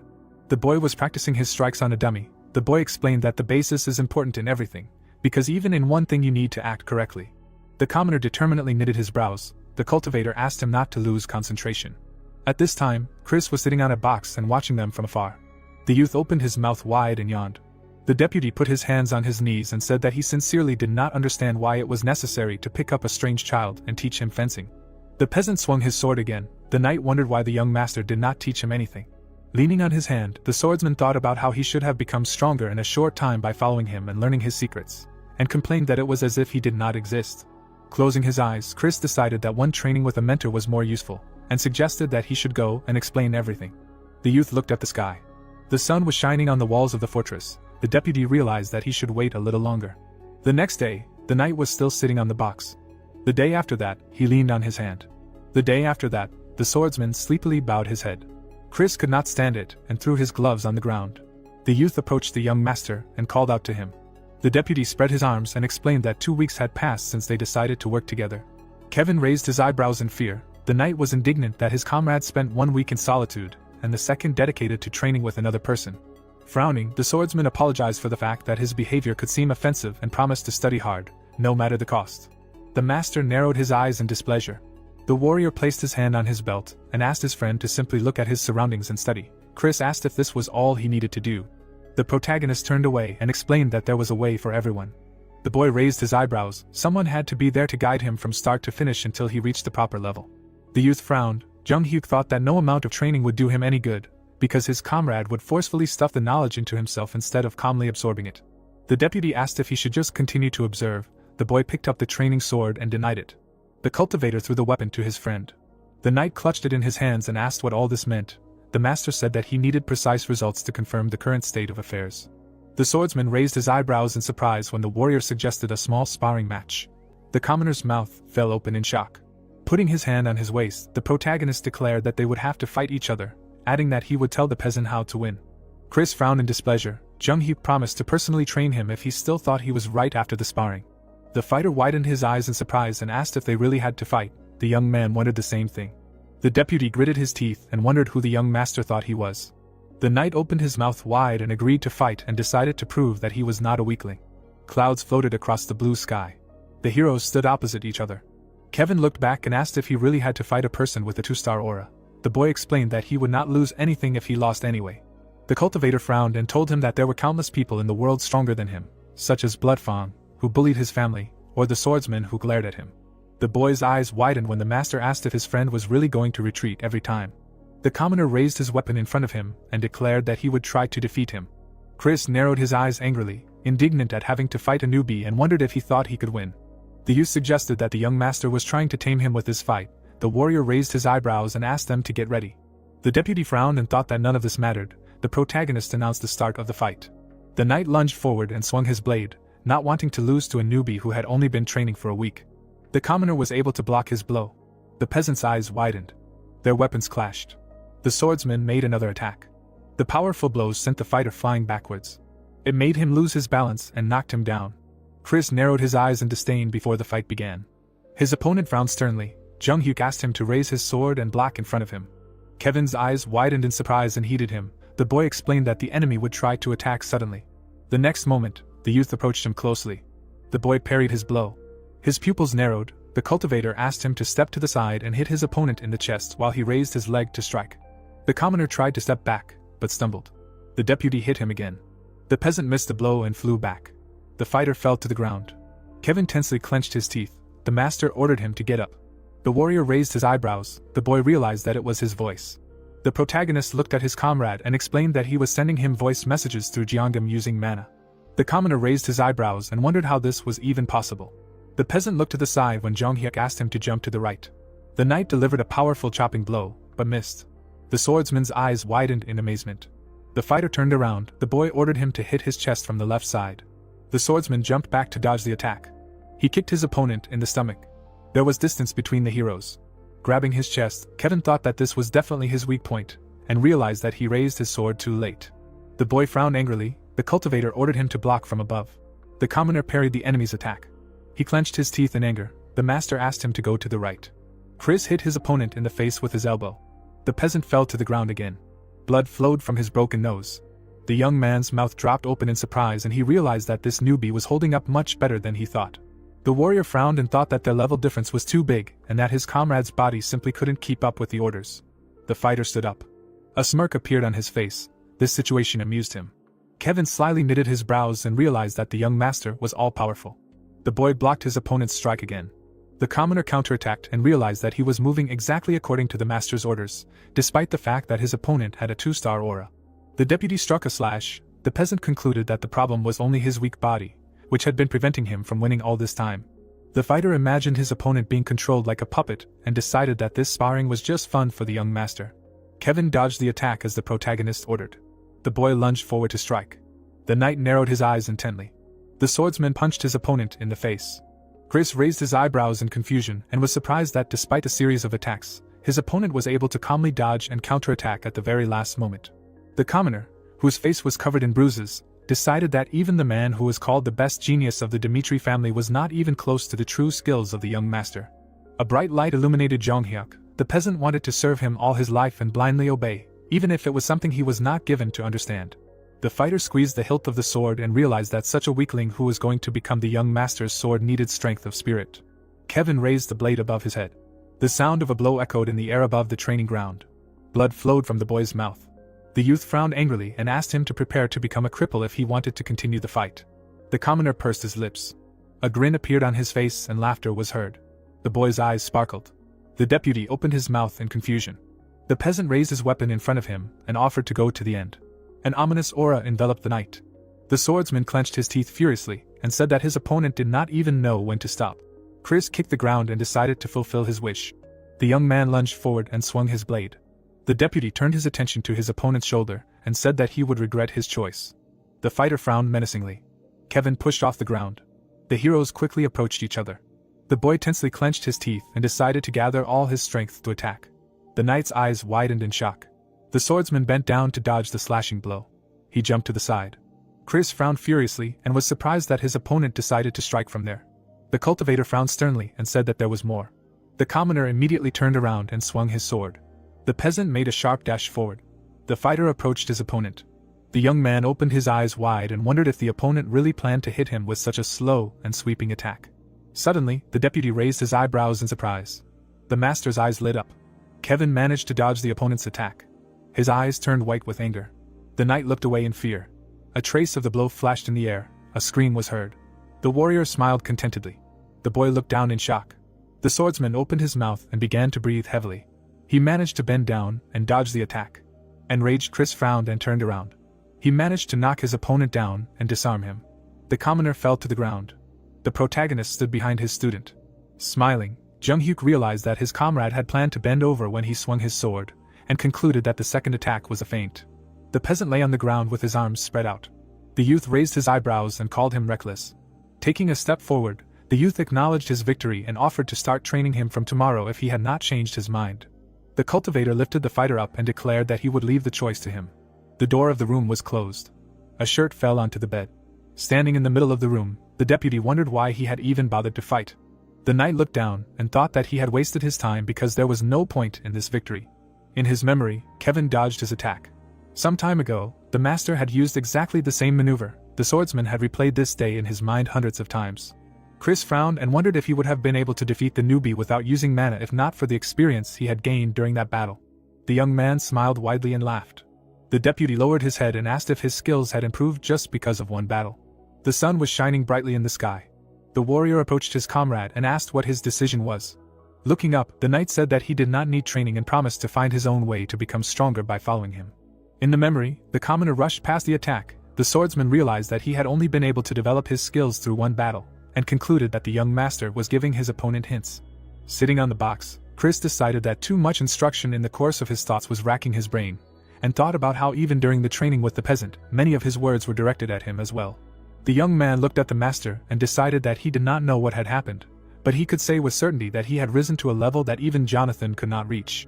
Frowning, the deputy concluded that the words observe and learn meant look back at your actions and know yourself, and wanted to become stronger to surpass his mentor. The protagonist, who was standing nearby, smiled. Jung-hyuk raised his eyebrows and suggested that they continue training. A week later, the sun's rays illuminated the roof of the manor. There were trees growing next to it. The day of Barco's social party had arrived. A week before, there were notices posted on the board. Among them was the news that the marriage agreement between Dmitri and Lawrence had been cancelled. Sitting at the table, a local said that it was because of Flora's mistake. His friend suggested that the Viscount felt sorry for his daughter after she had to deal with Roman. Holding a cup of tea, the noblewoman called the decision to cancel the engagement questionable when Barco was already holding a knife to his throat. Her husband decided that the eldest son Dmitri was even worse than the rumors said. While sweeping the floor, the maid remembered how the boy had defeated Bloodfawn, but her friend was sure that it was done to raise his reputation, so that he would be ready to break the agreement. The coat of arms of the Barco family was depicted on the wall, and loud laughter was heard in the room. Holding the document in his hands, someone was amazed at how easy it was to control this fool, since he really called off the engagement. Sitting in a chair, the nobleman asked if Roman would definitely attend the reception. The butler confirmed this, saying that this was the answer from the Dmitri family. Holding a glass in his hands, Anthony concluded that everything was going according to plan. The nobleman grinned and said that he had not been so excited about the upcoming party for a long time. A clear sky hung over the estate. The protagonist scratched his chin and asked if he really needed to wear this. A bright suit with a mother-of-pearl collar hung on the riser. Hans stood next to him and explained that he couldn't go in just anything because this was his first official outing since the marriage contract was dissolved. Jung-hyuk frowned in displeasure as the man lectured him. The butler bowed his head and said that they had worked hard to get this masterpiece. The servant frowned sadly and asked if the young master didn't want to wear it. The boy smiled and agreed to try it on. Sunlight was streaming in through the window. Hans said he knew his friend would respond that way. The man in armor stepped forward. Chris stood by the carriage and wondered why the newcomer hadn't arrived yet, and decided that at this rate the young master would get there before him. Kevin ran forward and apologized. The boy put his hand to his head and explained that he wasn't used to the armor yet. The young man covered his face with his hand and asked what was wrong with his appearance. The commoner said that even in the forge there was no armor that fit him in size. The deputy frowned and thought about how he almost lost to him, even though the young master was giving him hints. The peasant adjusted his helmet. Pointing at it, the knight asked his friend to listen carefully, and said that they were the guard and face of the Dmitri family. The swordsman presented the family crest and said that the reputation of the young master depended on their actions, so they should pay special attention to their speech and behavior. The fighter opened his mouth wide and said that he would remember this. Chris frowned when Kevin called him master. The young man scratched his chin and asked him to ask if he had any questions. The boy thanked him. Clouds were floating in the sky. The deputy noticed that his comrade's helmet was askew. Bright rays of the sun illuminated the castle. Luxurious dishes were on the tables. Aristocrats were smiling, discussing something. Girls in beautiful dresses were walking around the hall. Holding a glass of wine in his hands, a nobleman said that, according to rumors, the eldest son Dmitri would be here today. The man smiled and was indignant that this man dared to appear at a reception at Barco's after forcing a political marriage. Covering her mouth with a fan, the woman explained that for this reason he was called a fool, and said that he would stick to one thing if he had brains. Standing at the table, people discussed the fact that, although the influence of the Dmitri family extends throughout the Northeast, maintaining relations with Barco in such a situation is already greed. The stranger looked back and heard the others laughing at the fact that Roman decided to come here to correct his mistakes. The girl turned her head and asked who this person was. Her escort replied that this guy made an extremely disgusting impression due to his puny physique. The nobleman closed his eyes and was indignant that the young man considered himself special because of his title. His companion said that he would do anything to break the marriage agreement if he were in his bride's place. The butler raised his fist to his mouth and announced that the eldest son of the family, Dmitri, had arrived. All the guests looked around when they heard this. The doors of the hall opened. The protagonist took a step forward. A smile shone on his face. The people who were present at the party looked at him in shock and opened their mouths. Whispers were heard behind Jung-hyuk. The nobles could not believe that this was the man they saw earlier. The woman looked away, puzzled. She immediately stepped forward. The boy raised his eyebrows when the stranger said that it was a great honor for her to meet him. Sophia curtsied and introduced herself. Her eyes sparkled. The girl assumed that the boy did not know her name because her family did not have outstanding merits. But her father had long devoted himself to the kingdom of Cairo. The cultivator smiled broadly and stated that he was well aware of the Grizel family line. The master closed his eyes and asked how he could not know the name of a family whose history goes back more than 100 years. On the table lay books that contained information about all the family lines located in the Northeast. The warrior was sitting at the table. Hans asked why he needed all this. The protagonist spread the papers in front of him and explained that he was invited to the reception as a representative of the family. So he needed to show at least minimal politeness and find out which families the guests belonged to in order to attract their attention. With a confident frown, Jung-hyuk explained that the Grizel family was famous throughout the kingdom for its lumber, which was of excellent quality, and recalled that the youngest son of the family had recently awakened the ability to sense mana. The woman raised her hand to her chin, and the boy sincerely congratulated her on this achievement. The people watched them from the side. Their eyes widened in amazement, not understanding what was happening. Magner approached the boy and greeted him.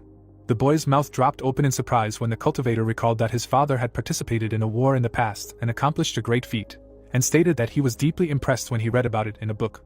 Ares approached him and noticed that he had changed beyond recognition, and the master complimented her appearance. Smiling, the warrior asked if her mother was okay, and explained that he had heard that she had been unwell lately. The protagonist narrowed his eyes and told him that 10 years ago, Dmitri had made a huge profit after a deal with the hero's family. Jung-hyuk grinned and thanked his interlocutor for his kindness. People smiled widely as they listened to his speech. The man approached the guests and explained that it had been difficult to start a conversation with him before because of his intoxication. The guy suggested that he should lower his glass.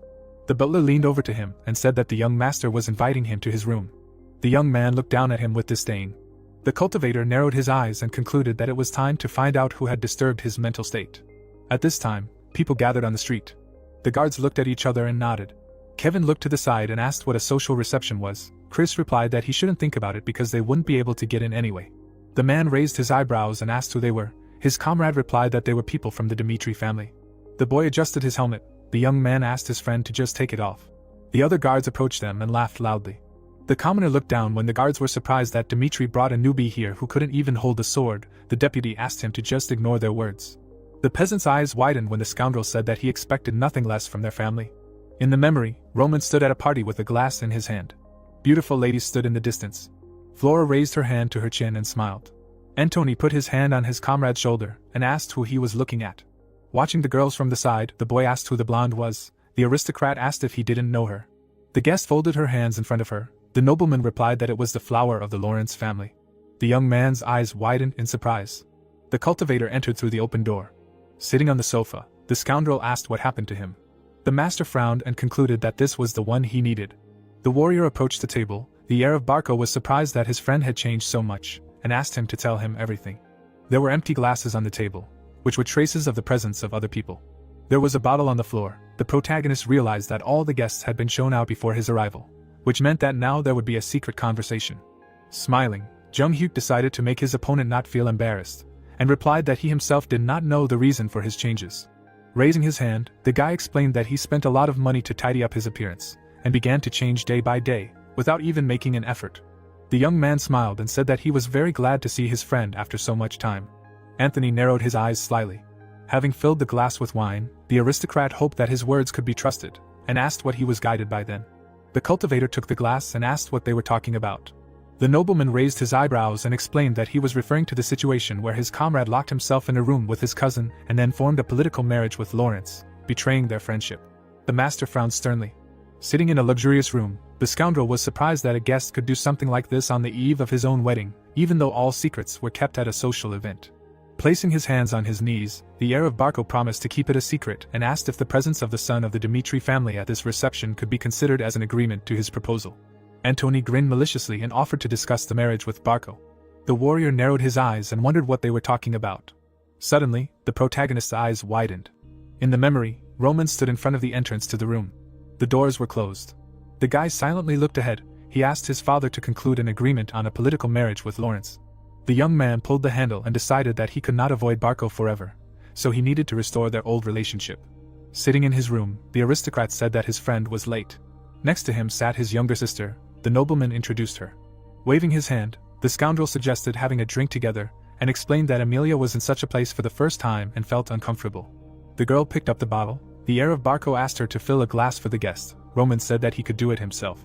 Antony raised his eyebrows and asked if he had really become bold because of the marriage. The guy offered to discuss it, but the aristocrat, raising his hand, asked him not to worry and said that his family was no longer interested in Lawrence. The young man's eyes widened in amazement and asked if this was true. The nobleman extended his hand and offered him a drink. The eldest son Dmitri happily looked at the filled glass. He drank the wine in one gulp. His eyes were closed with joy. The next moment, Roman opened his eyes and felt a strong headache. Next to him lay naked Amelia. The guy woke up with her in the same bed. The young man opened his mouth in fear and wondered how this happened. Suddenly, the heir of Barco burst into the room. The scoundrel angrily clenched his teeth and asked what happened here. The eldest son Dmitri opened his eyes wide and tried to justify himself.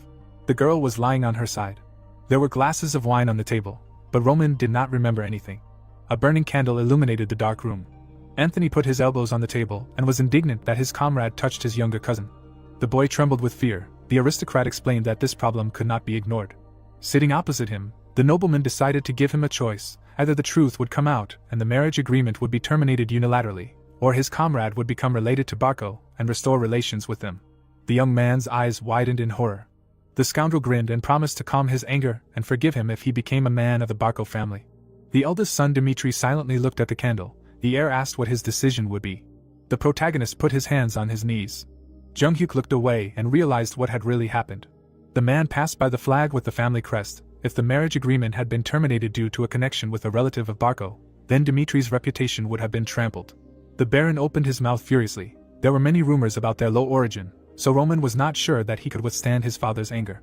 Flora stood in flowers. The boy sincerely loved her and did not want to blacken her name by unilaterally dissolving the marriage. The guy looked at the glass of wine and concluded that the eldest son Dmitri committed suicide, hoping that his death would solve all the problems. The young man took a sip and thought that he was a weak man who could not do anything on his own. The cultivator flashed his fiery eyes and mentally called him pathetic. Raising his hand, Antony asked what made him hesitate and explained that their union would thunder throughout the northeast. The aristocrat smiled broadly and said that he had no reason to refuse, because he would have the opportunity to gain unlimited power in the northeastern lands. The master asked if he really needed to do it just for this. The nobleman's eyes widened, not understanding what this meant. The warrior placed the glass on the table and asked if that was the only reason he should agree to a political marriage. Pointing at him, the scoundrel decided that his friend had misunderstood something and explained that Dmitri's reputation would be ruined if the whole world knew about what happened in that closed room. The protagonist abruptly put his foot on the table, interrupting him. The heir of Barco's eyes widened. Crossing his arms over his chest, Jonghyuk asked how many times he had to repeat himself and stated that his family had no need to accept Barco's proposal for such a pathetic reason. The girls in beautiful dresses stood in the center of the hall. Sophia smiled and looked away. The boy approached her. The woman asked where he had disappeared to. The young man smiled and told her that he had some business that would require him to return to the estate. The heiress Griselle asked him to stay a little longer. The guests gathered around them. The cultivator apologized and said that this matter was urgent. The people were upset by his imminent departure. The butler bowed as the master approached the door. The warrior looked back as someone demanded that the scoundrel take back his words. The protagonist went outside and saw a crowd of guards. His pupils suddenly narrowed. The helmet fell to the ground. Kevin fell to his knees in front of the guards. Kevin turned his hateful gaze to the knight, who said that they were on par with the Dmitri family. Chris, who was standing next to the boy, told him to be patient. The men looked at each other and smirked. They said with smiles on their faces that no one except the Dmitri family could have thought of bringing a child into the guards. Even the helmet did not fit him. Standing next to the boy, the knight said that the level of the current Dmitri family had fallen significantly. Chris parted his lips and asked if the Barco knights were training in barbs instead of swords. Kevin touched the helmet and said that they didn't need to train with the sword at all to surpass this boy. That's why his master was called a fool. The boy pursed his lips. The knight turned his head when the boy told him to take his words back, for the young master did not deserve such words. The boy frowned and shouted, ordering him to take his words back. The man immediately struck the young man, being angry. The helmet flew off Kevin's head. Chris immediately grabbed the hilt of the sword. He began to pull out the blade, realizing that in front of him was none other than the Barco knights. Now he was standing in front of the knights whose family was in conflict with the Dmitri family. He frowned, realizing that if they made a fuss, not only the young master, but the entire family could get into trouble. Kevin stood up and said that he was his master's knight. Gritting his teeth, the red-haired man said that he was not going to get involved with cartoon knights like them, slackers. The man smirked. He ran forward, saying that we'll see how much longer he can hold on to his pride. Suddenly, someone grabbed his hand. The man raised his eyebrows, surprised. Kevin's mouth dropped open in amazement. Chris's eyes widened, clearly surprised. The protagonist grabbed the enemy knight by the hand. He then nodded. A moment later, he slapped the knight Barco. Everyone froze, looking at the warrior in shock. He involuntarily touched his cheek, mentally indignant. He did not understand how he could not react at all. The protagonist abruptly slapped him again. The knight's pupil shrank from shock. He began to straighten up, wanting to say something. Jung Hyuk immediately slapped him in the face. The man raised his head, wanting to curse. However, he received another blow to the face. The knight froze, his face twisted with anger. He turned his gaze to the boy. The young man, looking at him arrogantly, ordered him to raise his head. Anthony bowed his head, sitting on the sofa. Opening his lips, he asked himself what had happened. Just a couple of minutes ago, he was moving his lips, telling Jung Hyuk that he meant that he should be held accountable for touching the lady of his line, so he proposed marriage to him not with a lateral line, but with a direct line of kinship. One could say that this was his last act of care. The protagonist, grinning, said that he could do whatever he wanted, because he was still called a fool. He was already treated like trash. One new rumor would not change anything, but he should watch his behavior. The boy frowned upon hearing his words. Jung Hyuk stopped smiling and said that he had broken off the arranged marriage by his own decision and not because of his threats. However, one way or another, Dmitri had turned away from Lawrence, so his goal had been achieved, but if he showed his teeth now, he would immediately react. Opening his lips, the youth said that in order to at least deal with his personal hatred, he could help Lawrence by upsetting Barco's plans. Anthony frowned even more after hearing his words. Jung Hyuk had already investigated Barco. Their strength, influence due to their connections with the central government definitely could not be ignored, but it was a power based on connections, although it allowed them to maintain a majestic mansion.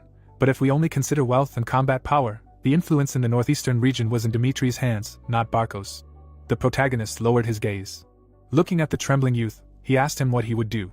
Bowing his head, Anthony asked if he would interfere in their business with the Lawrences if they ended it now. The boy immediately confirmed it. Anthony, hearing this, said that then they would consider the matter closed.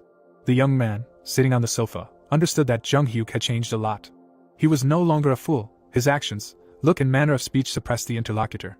The boy grabbed his head, not understanding what happened to the fool he used to know. Anthony shuddered when the servant called him. The nobleman shouted, saying not to touch him.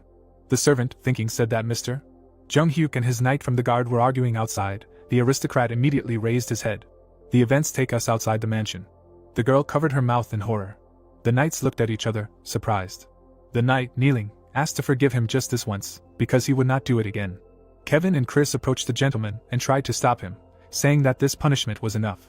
The young man narrowed his eyes and said that he would decide for himself when the punishment was enough. Even if he died, it would only be payment for his words and actions. Suddenly, Antony came out to the square, asking what was going on. Pointing at Jung Hyuk, he said that even if he was the eldest son of the Dmitri family, he could not let him get away with something like this unless he personally apologized for his rudeness right now. Looking back, the boy asked why he should apologize if he was the one who had slandered him and dared to hit a man of the Dmitri family in the face. The knight, trembling with his whole body, raised his head. Turning to Antony, the protagonist asked him if he really thought he was guilty. He answered by saying that he had crossed the line. The boy frowned when Jung Hyuk said that he had already told him that the relationship between the two of them based on hatred could develop into a relationship between families, so he better watch his behavior from now on. The young man involuntarily began to sweat and was horrified. The protagonist, approaching him, said that his patience was not so strong. He needed to decide now how to act. Anthony frowned, remembering how the guy in front of him threatened him that Lawrence could help. He clenched his teeth, cursing in his mind. Bowing his head, he told Jung Hyuk that he was right. In his place he would punish him in the same way. The guy chuckled. Turning around, he said that he knew that they would understand each other. The knight shuddered when the young man approached him. Raising his hand, he told the warrior to grit his teeth tightly. The people carried the knight away. Looking at the nobleman's back, one could tell that the former Jung-hyuk, even with the influence of the Dmitri family in the northeast behind him, was still just a fool for the others, looked down on. The guy wiped the blood from his palm. Chris nodded when his master said that it was time for them to return. The lady couldn't stop hiding her face in horror. The knight's mouth dropped open. Everyone around them had no choice but to admit the truth. Many stared at Anthony. The fool they knew was gone. Now there was Jung-hyuk, walking away proudly. The sun was setting, painting the sky red. The knights bowed their heads, looking sad. Kevin, lowering his head, apologized to Jung-hyuk for being insulted so much because of him. Chris, opening his lips, said that the Dmitri family line had been humiliated, and he had done nothing even when Kevin was hit. The protagonist crossed his arms and said that it must have been hard for them to hold back, but he was grateful for them for enduring it and waiting for him. The boys raised their heads. The youth moved his lips and said that carelessness would bring anger. Their choice had avoided the worst outcome. Frowning slightly, he said that this was not the answer he wanted. Looking at the mansion in the distance, he said that at least in the entire northeastern kingdom, there was no one who would dare to touch their family line. Looking down, he said that even if they had to hold back, they should look their opponent straight in the face, even if their gaze was filled with anger. Old Jung-hyuk was not the type to tolerate anyone getting high. Raising his eyebrows, he said that he would throw everyone at his feet, and if they wanted, they could follow him. They would have to get used to his method. Chris frowned, while Kevin was surprised. The carriage continued to drive, not even thinking of stopping for the next few hours. In the Dmitri family mansion, Han's voice was heard, saying that the information he had ordered about the Barco family line from the Black Moon Guild had arrived. He raised his hand and said that according to the Black Moon, their current position was worrisome. The protagonist took the papers and thought about it. The Barco family line had settled in the northeast over 100 years ago, and their power in the area had truly blossomed since then. How a person from the Barco family line had entered the service of the central government was unclear, but their crest was clearly visible. Looking through the papers, the youth said that their military power was not that great. The servant thought about it, and said that he was surprised. He thought that due to their status, they had a strong military force. Looking through the papers, the protagonist said that the enormous power of the central government more than compensated for this. The Salamander continent consisted of 2 empires and 6 kingdoms. Among them, the Kingdom of Cairo was a small state, except for the mountain ranges in the northeast. All other state borders were in contact with other countries. Because of this, since ancient times, the kingdom has been tried to be conquered many times, sending their troops into it. There were too many dangerous enemies outside the country, so in order to survive, it was left only to concentrate forces in the central government, so the central government naturally gained strength. In particular, the right to conscription for service by the government had absolute power. If someone resisted the conscription, he was called a rebel and troops were immediately sent to suppress him. As soon as the rebellion was suppressed, the territory was returned to the kingdom's possessions, after which all the local lords who took part in the punitive operation received a piece of land as a reward, and the rest of the participants became the new obedient nobility. Hans nodded when Jung-hyuk said that this system of power gave a kind of abstract power to the Barcos, who were connected to the central government. The young man lifted the paper and said that thanks to this, they were able to borrow a huge amount from the bank. Looking at the text, he said that he suspected that they took out this loan without much collateral, on a single guarantee of creditworthiness, and that the money was invested in the Berga mercenary group. The Berga mercenary group included more than 100 people, led by an A-rank mercenary, Berga. The main task of the organization was to suppress rebellions in the domains for money. The servant, with his hands behind his back, said that judging by the mass conscription of the people of their domain, they were going to attack the Lawrences within half a month.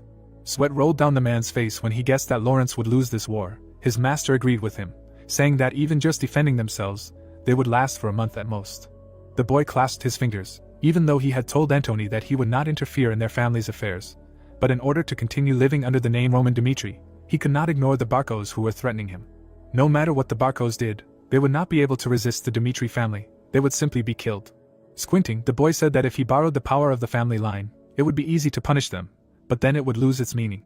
Regardless of the fact that the Dmitri family came from the common people, the aristocracy of the northeastern region did not see Roman as a particular threat, as if he were a child among them. Now, Jung-hyuk needed an irrefutable reason to break through, just like then. The protagonist stood up, saying that he must see his father now. Moving his lips, he said that it was time to fulfill the promise he had once made. The clouds floated calmly across the sky. People on the streets involuntarily looked around. Seeing the knight, they all turned around. A warrior, whose armor was covered in blood, was walking down the street. He grabbed his helmet. Taking it off, Lucas said that then and now, Dmitri has not changed at all. Soon he approached the forge. He put his equipment on the table. The blacksmith, laughing, said that this battle seemed to be especially difficult for him. The guy, scratching his head, said that these idiots have only shit in their heads. They took and attacked him, and he almost said goodbye to his life. The man, picking up his sword, said that the quality of the equipment itself is not very good, so where did he buy it? Sighing and sitting on a barrel, the guy said that he found out about a new shop and because of this he almost lost his only life. The blacksmith shouted, saying that Dmitri has the best iron and equipment on the territory. His act was too stupid. Standing up, the mercenary said that was why he came here, thinking. The blacksmith said that it would take a long time to make a full set of weapons. Approaching the door, Lucas said that he was staying in Dmitri for a while anyway to heal. Opening his lips, he said that he was very tired of the battlefield. Coming out, the guy saw people crowded around the board. Looking at the excited group, he tried to understand what was going on there. Squinting, he mentally asked if the war had already begun. Approaching the group, he apologized, touching one man. The young man saw a call for soldiers on the board. He began to carefully read the text, which said that Rod Dmitri was looking for soldiers. The number of places was limited to 30 people, and the salary was 8 pieces of silver. The mercenary raised his eyebrows, mentally saying that an ordinary family of 4 spends about 5 pieces of silver a month on average, and 8 pieces of silver is not bad conditions, even taking into account the risk premium, if not for 1 point. At the very end, it was written that they would not be subordinate to the family clan, but specifically to Zonghyuk Dmitri. They wished to hire only those people who are willing to sacrifice their lives for him. Closing his eyes, the man next to Lucas told him that if he was thinking of signing up, he should not even hope, because there were already more than a couple of hundred willing. Smiling, the mercenary said that he had not thought about it. After all, he was a B-rank mercenary. But if they offered at least 50 pieces of silver, then he would think about whether it was worth swearing allegiance to the aristocracy. Suddenly, his eyes widened. Turning to the man, the mercenary asked if there really were already a couple of hundred willing. Was it really worth it? Raising his eyebrows, Lucas said that despite the excellent conditions, the employer was Roman Dmitri, a fool. Who knows what kind of suffering he would have to endure if he became his soldier? Some of the people turned around when they heard his words. Everyone stared at the mercenary as if he were a fool. The man, lowering his eyelids, said that he did not seem to know all the circumstances, for the young master was no longer that fool. Not only did he defeat the Bloody Fangs, but he also valued and cherished his people. The mercenary gaped in shock.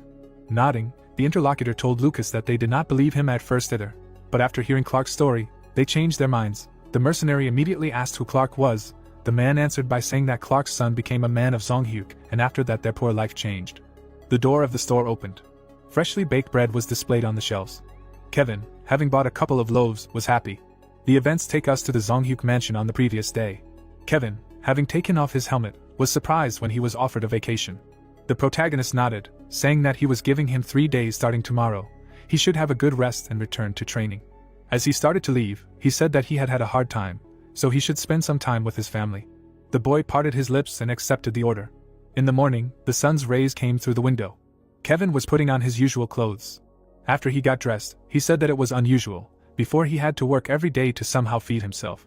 Leaving the house, he said that he had not seen his family for a long time, since he entered the castle. Hans, approaching, called out to the boy.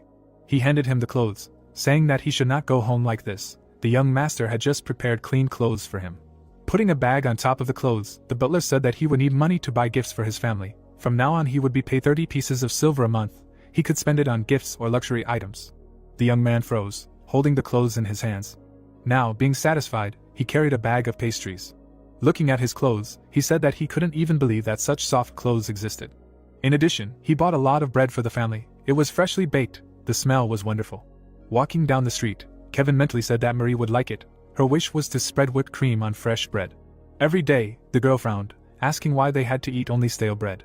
Kevin smiled every time his sister scolded him, but even so, he could never buy any, because freshly baked bread cost twice as much as cold bread.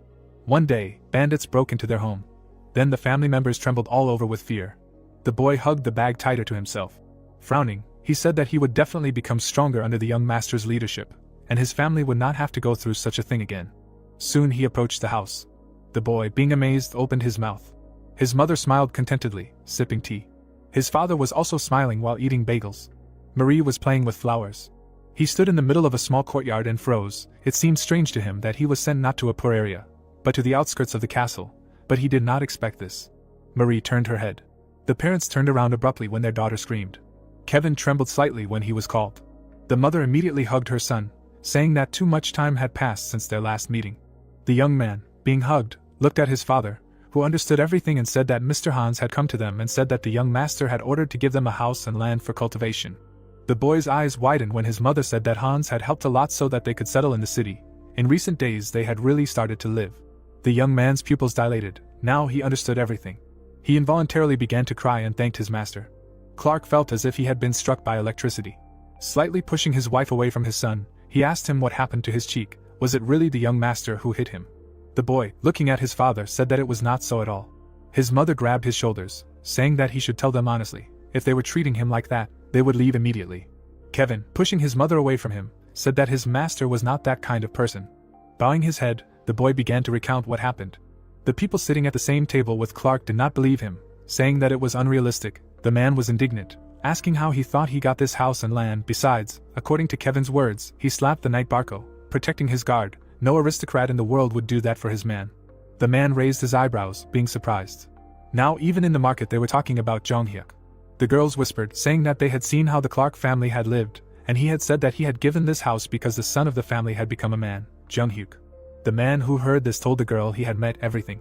The guy thought they had said that they had seen the young man committing tyranny in the store in the past, and his friend grinned and asked if he had definitely not confused him with someone else. The children in the yard also talked about the protagonist, wanting to become like Kevin. More and more often, people opened their mouths, saying that if they gained the young master's trust, a different life awaited them. Opening their lips, one of them said that everything would be like the Clark family for them. Looking at the sky, Lucas had heard many people talking about Jung-hyuk more than once. He looked at the crowd in front of him again.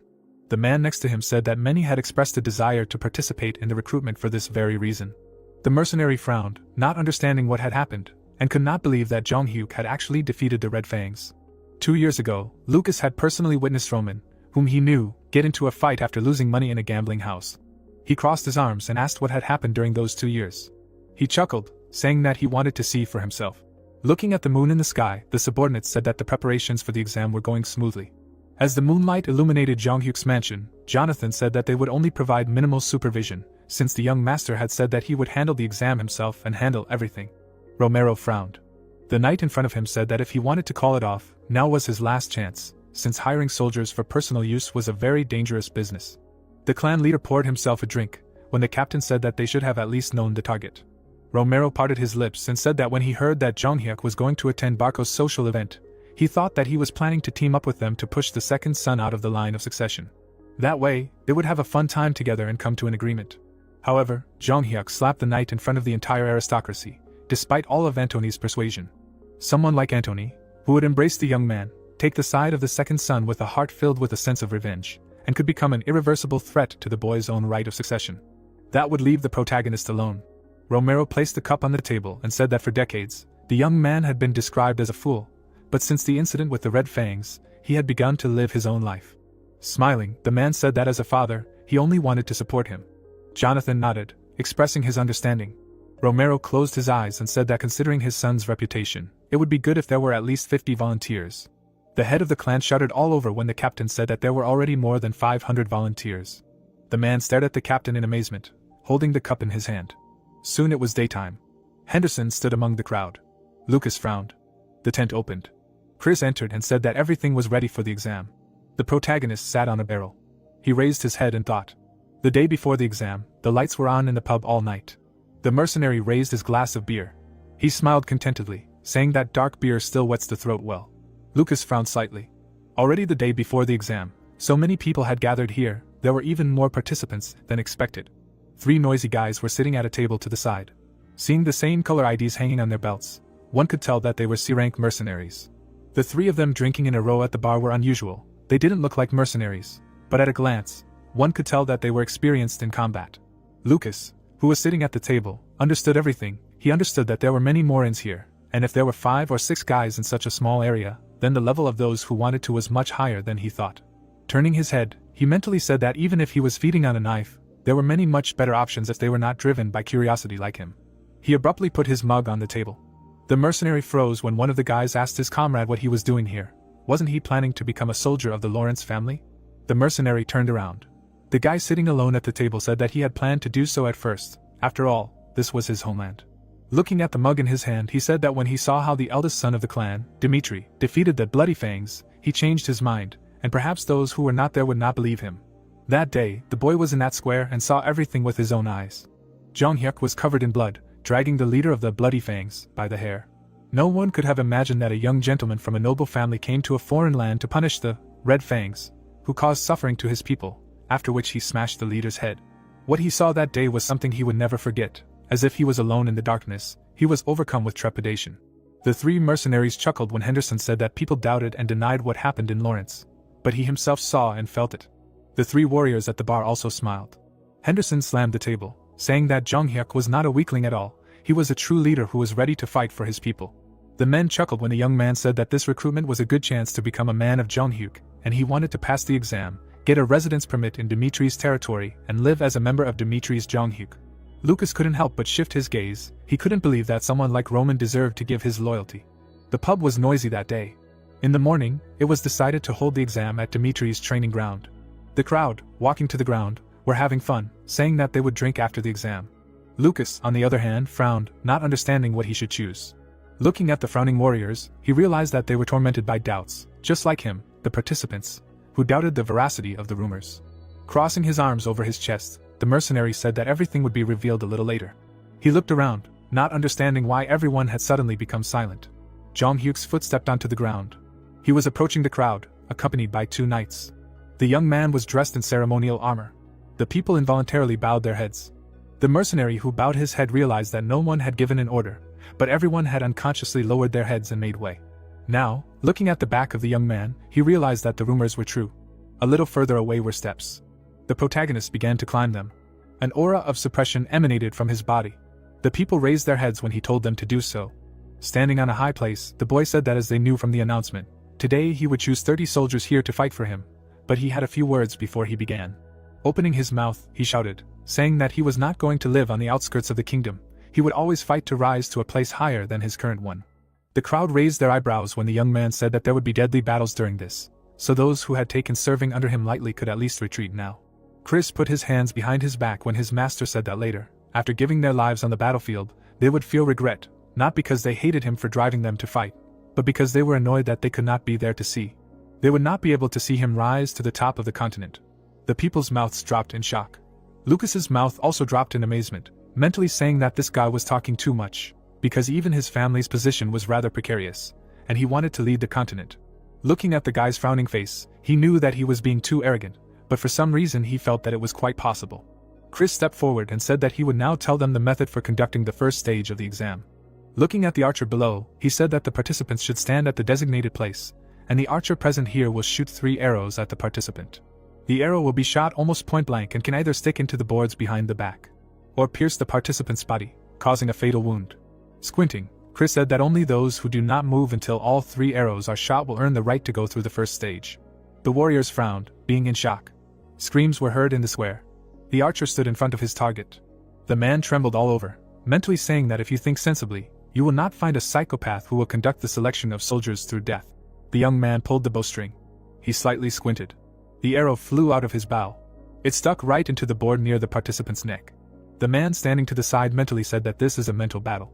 Looking at the archer who had pulled the bowstring, he said that they had to stand firm, believing that nothing would happen. Suddenly, an arrow was fired and pierced the participant's leg. The man's eyes widened in horror. Lucas, unlike the others, was calm. The participant's eyes twitched. He fell abruptly and screamed in pain. Chris, approaching with the knight, ordered a stretcher to be brought. So the participant was soon led out by the priests. The participants' faces were distorted with fear. Chris, standing near the board, called the next participant. A tear came out of the man's eye. Looking at the blood, he mentally said that if it had not been the thigh, but the head, then instant death would have occurred. The man began to radiate an aura of despair, saying that he took part to get a chance to become a knight through a soldier, and not to die. Chris, squinting, said that the behavior of the second participant would be considered a refusal, and everyone who was afraid of catching an arrow should give up. Morrison bowed his head when the knight said that those who gritted their teeth and continued to endure even after being shot by an arrow would earn the right to pass the stage. The protagonist watched everything calmly, showing no emotion. Chris opened his mouth and shouted, ordering the cowards to get out of the square immediately. We find ourselves in Jong Hyuk's office the day before the exam. Looking at the boys' faces, the protagonist said that tomorrow, during the first stage of the exam, they would actually be shot by an arrow. Crossing his arms over his chest, he said that this archer was famous throughout the area, but his arrows would not cause fatal wounds. Chris began to approach the group when his master said that they would be rewarded for this. The young man opened the chest with gold coins. The boys smiled widely. The protagonist parted his lips and said that there would also be a military doctor on duty nearby. The wounds would not cause serious harm, but one way or another, an arrow would hit them. So did everyone agree? All the boys opened their mouths in unison, agreeing to all the conditions. Soon, everyone left and closed the door. Chris, turning to the master, asked why it was necessary to take such measures. The protagonist, who was sitting at the table, said that he would not be able to find the people he needed by threatening danger with words. In order for the truth to be revealed, it was necessary to expose their lives to real danger. Even if the arrow pierced only one person out of 100, most of the volunteers would be overcome with fear. Jung-hyuk froze when his knight asked him what conditions must be met to become his man. Moving his lips, the young man said that he needed people with an unbending willpower, namely those who were born with the heart of a wild beast. Taking the sheet in his hand, he said that such people would quickly become stronger, even if they had to start from the bottom, and only such people could be with him. Now a dissatisfied cry was heard in the square. People were leaving, saying that they did not want to give up their lives in a miserable exam. The knight, staring into the distance, realized that about 100 people had already separated. He looked at the gentleman next to him. The protagonist thought about it. He knew what the heart of a wild beast was, for he had seen those terrifying eyes of a wolf.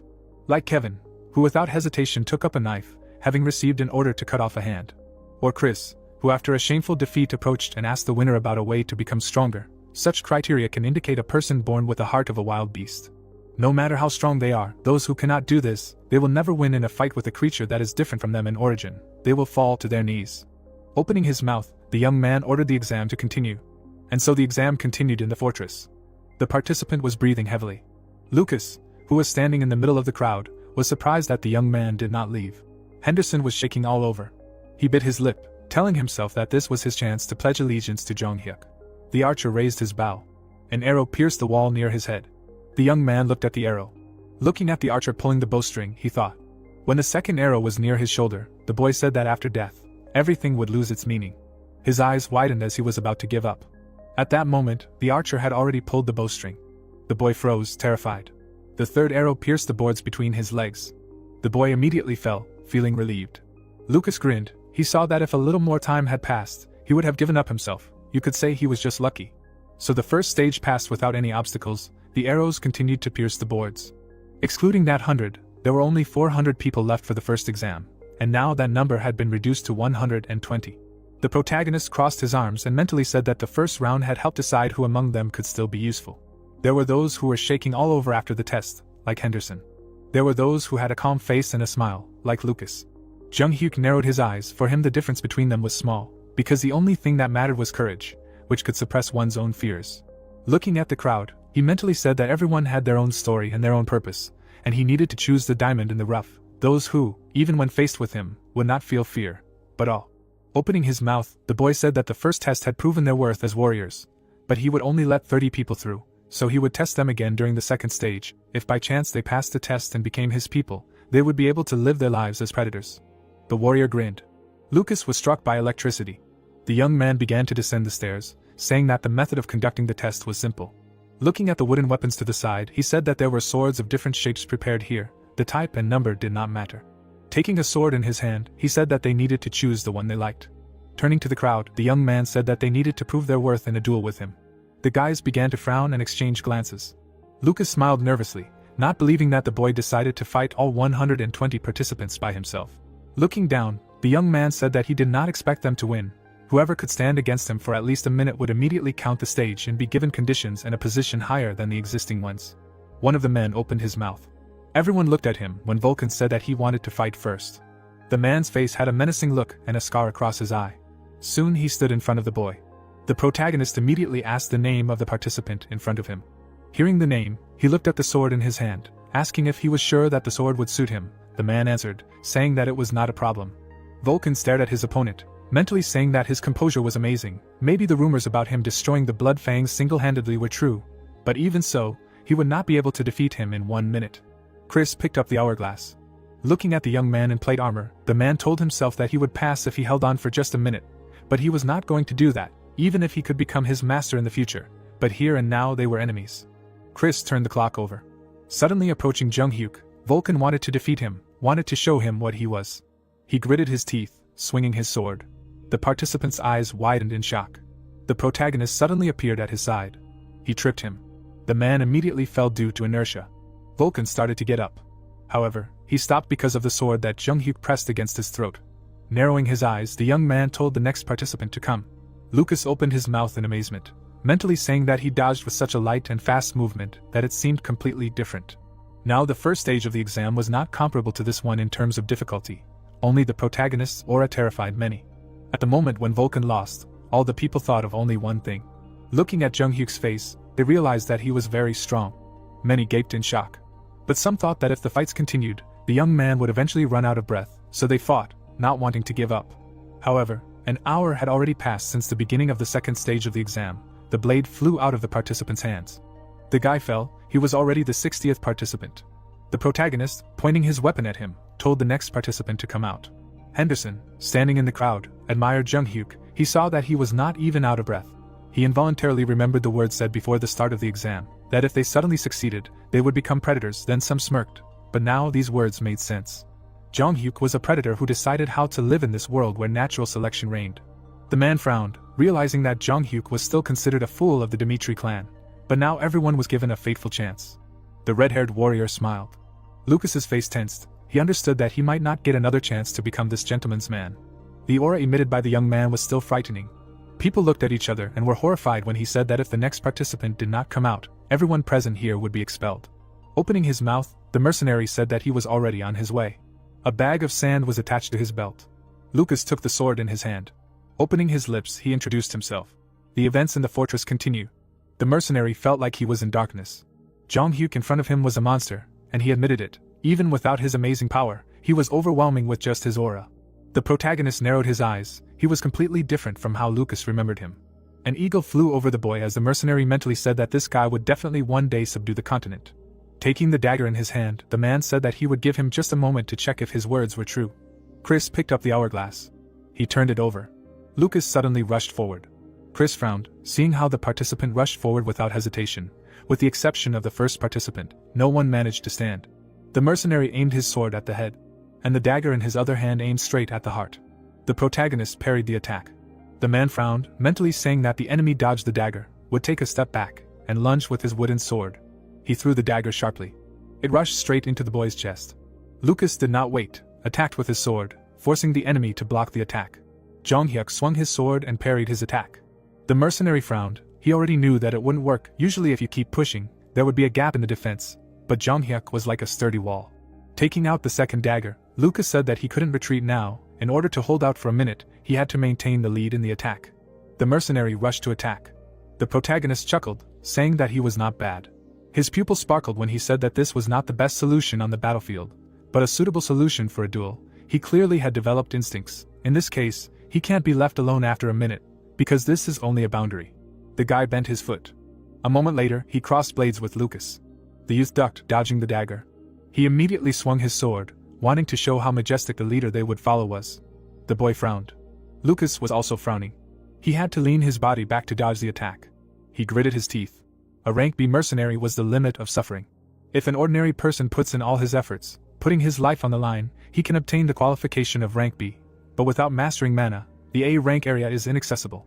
Lucas fell to his knees, realizing that from rank A onwards, one must have a powerful force that surpasses others. Square is the basic requirement for this, the flowering of mana that envelopes the sword. Lucas had reached his limit, and no matter how much he struggled, he could not escape the B rank area, so he knelt down. He gave up. But now, the mercenary clenched his jaw. He had survived on the battlefield that took many lives, time after time, and in the process, he realized one thing. The boy grabbed the pouch on his belt, realizing that in order to win, to survive, he had to use all methods and tricks without discrimination. Lucas suddenly threw sand right into the enemy's eyes. The sand hit the young man's face. Chris flinched when he saw it. Lucas fell, realizing that he only had to hold out for a minute, and there was no talk of further conditions. The mercenary stood up abruptly. Raising his dagger, he rushed at the enemy. His eyes widened in shock. The protagonist stood calmly with his sword raised. His eyes were open, filled with red from the sand. The man grinned and began to laugh. The dagger fell to the floor. Closing his eyes, Lucas gave up. In the Heavenly Demon Sect, before starting to master martial arts, the very first training was how to keep your eyes open, even if the capillaries appear in them. If you blink just once during an exchange of blows, you can miss a fatal blow. Just as the sequence of breathing is important during the circulation of qi and nigong, so too in battle, flawless calculations are important, right down to blinking. People clutched their eyes in pain. The members of the sect were trained to keep their eyes open under any conditions. The master could take a dagger. He swung it. The tip of the blade was in front of the eye. The student's task was not to blink. When the sand got into the eyes, the protagonist was calm. His opponent, bowing his head, surrendered. The battles in the fortress continue. Chris held out a flask of water. The protagonist immediately poured water on his eyes. Lucas bit his lips. If he had known that this would happen, he would not have used sand, but he held out for a minute, using any means and methods, and as a result, he received a pass. The man stood in the middle of the square, feeling ashamed. Looking at Jung Hyuk's face, he decided that he was disappointed with him, although perhaps he had not placed his hopes on him to begin with. Now he had to wait for his punishment. Suddenly, the protagonist walked past him, calling for the next opponent. Lucas' eyes widened in shock. Everyone flinched, seeing that the guy did not get angry and did not even ask why the mercenary used a forbidden move. Some frowned, thinking of something. The protagonist nodded. He narrowed his eyes. He had known about Lucas's plan for a long time. When he jumped and dodged, he saw his hand reach for the pouch. He grabbed the pouch so desperately, but Jung Hyuk wanted to see everything he was capable of, so he deliberately did not dodge. Now, looking at the fighter, he realized that he was clearly seasoned in battles. He clearly had to shed a lot of blood. But Jung Hyuk could say with certainty that the blood was already covering his legs. The spilled blood that he had seen in the past was enough for an entire ocean, and this was done by a heavenly demon. Opening his lips, he asked out loud if there were any willing to fight. Sand grains fell down. The guy screamed, taking part in the fight. The protagonist dodged his attack. The knight abruptly took the stone in his hand. He immediately threw it at the guy, wanting to buy time to get up. Chris frowned, mentally saying that a precedent called Lucas had happened and now the participants would use any methods and means to hold out for a minute. The guy stood up and rushed to attack. Jung Hyuk kicked him in the face. The mercenary frowned while the protagonist said that unfair methods were not a condition for elimination, but once they crossed the line, they would not get off so easily. The guy screamed in pain and grabbed his face. The guy crossed swords with another participant. This was already the 100th fight. 2 whole hours had passed, but the young man was not just sweating, even his breathing was not disrupted. The warrior sighed, playing with death. It was impossible to get an indulgence just because you are exhausted. If you cannot control your breathing, your movements will slow down, and then you will become one of the corpses scattered on the ground. The protagonist inhaled air, and then calmly exhaled. Natural mana obtained through breathing, which consists of a series of processes, circulates throughout the body, removing fatigue from the body. Along with moderate control of the physical body, strengthened by bone changes, Jung Hyuk maintains the body in its original state with mana. The boy repelled the enemy's attack. He bent his foot, mentally saying that during the time of the conquest of Mirim, he even had to fight continuously for 4 days. Running forward, he said that such an easy fight would not exhaust his stamina. A cry was heard in the fortress. Everyone was ordered to gather. Chris, opening his mouth, said that no one passed the second stage. The assembled people sadly lowered their gazes. Crossing his arms over his chest, the knight said that this does not mean that no one passed. Among the 120 here, 30 people who passed the first stage will be selected. They will announce the names later. The light from the window illuminated the dark street. The protagonist handed over a sheet of paper, saying that this was a list of those who had passed, and that it would be good to train them. The knight took the sheet in his hands, accepting the order. Looking through the list, he was surprised. Among those who had passed was Vulcan, who had been the first to challenge him, and Henderson. But he was clearly terrified and fell to his knees. Chris tried to understand what he had overlooked about the boy. Suddenly, his eyes widened in shock. Looking at Jung Hyuk, who had sat down at the table, he asked if Lucas had passed too. The boy sitting in the chair asked if there had been a problem with that. Chris, after thinking about it, said that he admitted that he was a B-rank mercenary and had decent qualities. But in this fight, he had resorted to a dirty trick. In addition to throwing sand in his eyes, the mercenary immediately dropped his hands and surrendered, not finishing the fight, when he decided that he had already lost. Chris parted his lips and said that such a guy would be poisoned on the battlefield. Because he was a typical mercenary, he would abandon his honor, comrades and do everything to survive. Jung Hyuk chuckled and said that was why he chose him. The knight, holding a piece of paper in his hand, asked what he meant. The guy replied that Lucas was a coward. He definitely didn't care about honor. However, in a desperate situation, when no one even thought of using a trick, this guy found a real way to resist Jung Hyuk and put it into action. Such a guy, on the contrary, will shine on the battlefield. These bright stars will always find a way to survive and open a way out for others. Chris shuddered when the protagonist asked him if the cowardice of a mercenary meant that he would abandon his comrades. Jonathan frowned and said that those who survive on the battlefield are not knights like him who can use aura, but those who survive on the brink of death, always cold-bloodedly assess the situation and calculate their actions. Looking at the disciple next to him, He said that he should always remember that no matter how strong a swordsman he is, those behind him are acting silently and waiting for the right moment. The blonde frowned, realizing that Lucas's decision was correct. He narrowed his eyes, deciding that he was thinking too narrowly again this time. Lowering his hands, he asked his master to explain one thing to him. The protagonist crossed his arms when the knight said that there were still 5 months until he was going to the battlefield. Moreover, nobles were not dragged to the front lines just because they were called up for service. So what was the reason for recruiting soldiers so early? Jung Hyuk froze, slightly surprised by the question. Early in the morning, the speaker read the official statement of the Barco family. He looked at the sky. After looking at the parchment in his hand, he said that the family stated that they remembered the past promise and waited for the Lawrence's decision all this time. But they disgraced the honor of the aristocracy and undermined their trust. They endured for a long time, but finally decided to draw their sword. The guilt of the Lawrences and the head, who was now drinking wine, was obvious. They did not pay off the debt left by their ancestors. Then they showed the height of disrespect, not wanting to give up the lands left as collateral.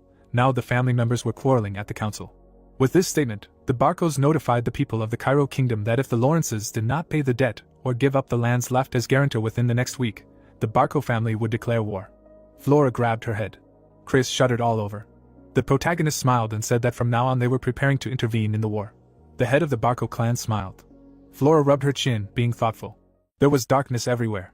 Flora looked into the distance with empty eyes and said that now they were strangers to each other, and he would solve his problems himself. They took a large sum of money in the Golden Bank, and this means that only war awaits them ahead, and the one who should cling to this marriage is the Lawrences, and the main character wants to share his fate with a person who will trust what he will experience personally, regardless of how the whole world evaluates him, which is why he insists that the marriage agreement be terminated without changes. It is all her fault, she destroyed their family line.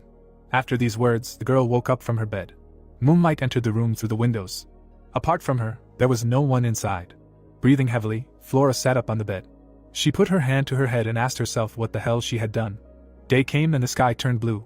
There were 2 maids watching the girl's door, talking to each other that it seemed to be because the marriage arrangement had been broken. After returning from the manor, she locked herself in her room and would not come out, and they said that the arrangement had been broken, and for the mistress's mistakes. But what had she done to make this fool reject her first? But more importantly, what would happen to them? Because there was talk of an upcoming war. The doors to the girl's room were tightly closed. Flora was sitting on the edge of the bed. She looked out the window in front of her and said to herself that she thought she had a bright mind. Lost in her memories, she remembered how she graduated from the advanced course of the academy with honors. She saw her father's happy smile, which was intended for her, so she considered herself a good daughter. But the reality is that without the support of her family, she is a useless greenhouse plant. Thinking about this, the girl imagined herself in a large cage.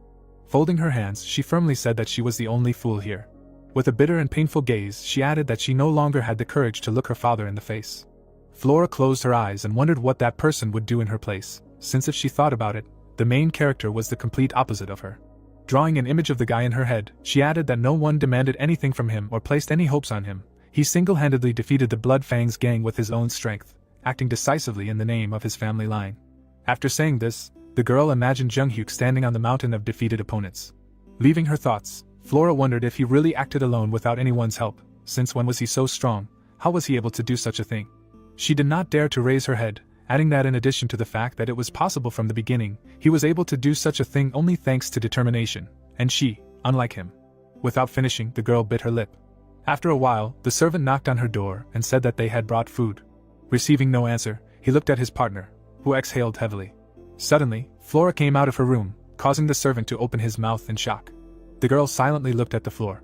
Without raising her eyes to her subordinates, she firmly said that she needed to go to the library, while simultaneously saying to herself that her father was doing everything possible to enlist the support of other families. But in the current situation, there was no place where they could help. In the library, there were books on every shelf. The girl turned page after page. In her head, she drew an image of the main character, thinking that, just as he had single-handedly defeated the Blood Fangs, they themselves must find a way to resolve this problem. Clouds floated across the blue sky. The Lord quickly turned the pages of the book while he was being informed that the Martel family line had rejected their offer, after which he screamed in rage, ordering them to try to contact the Batra family line. A few minutes later, the servant returned and reported that the Batra family had rejected the proposal, adding that they had stated that they would support the construction of the canals they had always requested, but they could not help in this matter, after which the man raised his head in shock. The Lord suddenly pulled the book he was reading towards himself. When he stood up, the boy extended his hand and reported that due to Barco's statement, it would be difficult to get outside help in the current situation. At this time, Flora was actively reading the book. After a while, the servant, with a drop of sweat running down his face, told the Lord that there were rumors that those who tried to interfere in this northeastern conflict would definitely face Barco's revenge. At this time, the girl began to read another book. The messenger straightened out the paper and said that if the Lawrences did not pay the debt or give up the lands pledged as guarantor within the next week, the Barco family would declare a feudal war with the approval of the central government. And as soon as he finished speaking, Flora slammed the last book shut. After that, she looked at the table in silence. When suddenly the girl put her hands to her face and said to herself that there was only a week left before the war. Her eyes filled with sadness, because she understood that the maximum that the Lawrences could get in the current situation was this. The head of the Lawrence family slammed his fist on the table with all his might, and shouted that it was a curse. He frowned angrily and said that before the conflict they had gone out of their way to curry favor, and now they were pretending that they did not exist, after which he asked if there was an answer from the Golden Bank. The guy who was in his office lowered his head and replied that there was an answer. They said that they would consider the offer to hand over the land as collateral, but most likely it would not be limited to a week, and given their huge investments in Barco, they decided that it would be more profitable to help them than them. Hearing this, the man covered his face with his hand and said that in the end, everything they had achieved with sweat and blood did not really decide anything. After these words, everyone in the office lowered their heads. Suddenly, one of those present opened his mouth and said that it might be better to surrender. Without raising his head, he continued to say that because of Barco, they were deprived of outside help, and the difference in strength was obvious. So if they surrendered and did as they wanted, they would be able to protect innocent soldiers and would be able to save at least part of the family lands. Those present listened to him in silence. After finishing, the man did not dare to raise his head. The head of the family looked at the floor. His eyes were full of sadness, and he said that there was meaning in these words, when suddenly he was informed that Mrs. Flora wanted to see him. The doors to the office were closed, and the man replied that he would meet his daughter later, since he was busy now. But as soon as he said this, the girl entered. The head of the family looked up at Flora in surprise.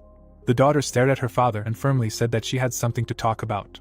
At that moment, the protagonist slowly opened his mouth, and when asked what he had just said, he replied that everything was as he had said. He folded his arms and added that he planned to involve the family name of Dmitri in the war between the Barcos and the Lawrences.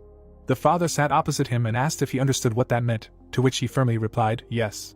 At that very moment, the man restrained himself from throwing his cup onto the saucer and shouted, asking if he understood it, and was still saying it, adding that the war between the Barcos and the Lawrences was a legitimate battle approved by the central government.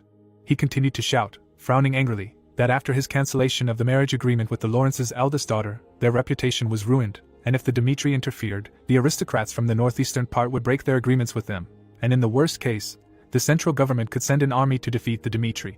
He exhaled heavily, put his hand to his head and said that if he decided to help the Lawrences because of a simple whim, then it would be better to stop, otherwise he had already decided that he had grown up, to which the boy asked what he wanted his future life to be. The man gritted his teeth and shouted loudly, asking why he suddenly decided to ask about this, to which he replied that his desire to interfere in the Barco war was not because of a simple whim. The protagonist looked down and explained that in fact, Barco's eldest son had recently tried to threaten him. This was done because the Barcos were afraid that his marriage could interfere with their plans. He had no evidence to prove what had happened that day. But here's what he thought. Despite the fact that people considered Dmitri to be the real power in the northeast, the Barcos thought that they had already subjugated them. And even with their strength and power, they did nothing. They must have thought that they were completely satisfied with the current situation. The warm rays of the setting sun fell on the roof of the building. Romero froze in place at his son's words. Jung-hyuk suddenly looked up at his father and finished saying that he was different. He wanted power, and was not going to silently watch as not only Barco but anyone else slandered Dimitri's name. The man continued to frown as he listened to his son. The expression on the guy's face did not change as he said that there were enough reasons, just as the Barcos had come up with a non-existent reason to declare war. Because for those who have power in their hands, a reason is nothing more than a joke. The protagonist remembered his past, where people followed him, and said to himself that his new life, he still feels like he is crossing an ocean, but he is sure of one thing, his true essence has not changed at all. His life must be filled with power. Leaving his memories, he, without taking his eyes off his father, firmly said that he is not asking to borrow the power of the family name. His intervention is dictated by a personal reason, because he is also Dmitri, so Romero should just watch. But what steps will he take and how is he going to live his future life? Some time ago, the protagonist's father looked out the window and said that no matter how much you climb up, you can't change your origin. No matter how much you accomplish, no matter how much wealth you accumulate, even if you own land in your possessions, you will still remain a commoner. The girl sat on the couch and, looking at him, asked if he collaborated with other aristocrats in the capital, to which he laughed and replied that nothing like that happened. Sitting down next to him, he added that you can immediately tell from their eyes that the looks directed at him are not looking at an equal aristocrat. Romero remembered those burning eyes that burned through him. The interlocutor smiled easily and asked if he wanted to change this. Then the man smiled back and firmly answered, no, he is quite happy with his current life, he does not want to go out of his way to get something else, but he hopes his sons will be different. There was no one else in the room, and Romero continued to say that he hoped that, unlike him, who was content with small holdings on the outskirts, these children would go beyond their status and aim for a higher place. Stars began to appear in the sky. Currently, the protagonist frowned, looking at his father. The man looked at his son with his mouth open in surprise. He saw his burning eyes and knew that he could not stop him. He suddenly looked at his hand and remembered that he dreamed that someday this moment would come. Romero looked at his hand covered in scars and added that at some point his son grew so much, after which he told him to do as he saw fit and to tell him if he needed his help. The protagonist did not take his eyes off his father. When suddenly the man put his fist to his chest and exclaimed that he was his son, and he was Romero Dimitri, Roman Dimitri's father, and no matter what he did, he would not have to bear the responsibility alone. Hearing these words, Jong Hyuk smiled contentedly. Clouds floated across the blue sky. The guy stopped in front of a large board with an emblem painted on it, and asked if it was really here. He looked up and added that the words about Dimitri's forge being the largest in the kingdom were not empty words. Imagining the men working, he said to himself that this was a workshop where several blacksmiths could work at once, and there were 30 such workshops on this street. The clanking of metal could be heard from everywhere, and the air seemed to tremble. The men worked with metal from morning until night. The protagonist looked around and said to himself that he kept thinking about how Dimitri could accumulate such wealth, but this sight dispelled all his questions. Having imagined a huge mine, he added that the iron mine on the outskirts of the estates is considered the largest in terms of deposits in the kingdom, and the forges of Dimitri possess great skill, which allows them to sell personally mined iron at a high price. Having drawn the coat of arms of his family in his head, the guy finished that it was for this reason that the aristocracy of the northeastern region of the kingdom does not intend to spoil relations with Dimitri. Having imagined a lot of weapons, he added that it is not that they are simply afraid of the power of Dimitri influence. The whole point is that if the kingdom of Cairo stops receiving iron weapons forged from Dimitri, it will deal a crushing blow to the kingdom. Having abandoned his imagination, Jong Hyuk, looking to the side, realized that here he is, a man who can even be called a symbol of the Dimitri family line, a master blacksmith. Even when the main character was sitting opposite his father, he was telling him that he planned to settle everything on his own, but he would need help with the combat weapons of his soldiers. Then the man took the cup and replied that he needed to go to Master Hendrik. Raising the cup to his mouth, he added that previously, as the head, he had decided all the issues of the forge, but with the receipt of the title, Hendrik, with whom they worked together, began to do this, and as the master of their city, he is responsible for all iron production. Raising his head to his son, the man added that if he said that this was his request, he would provide everything that was needed, to which the son, nodding, thanked his father.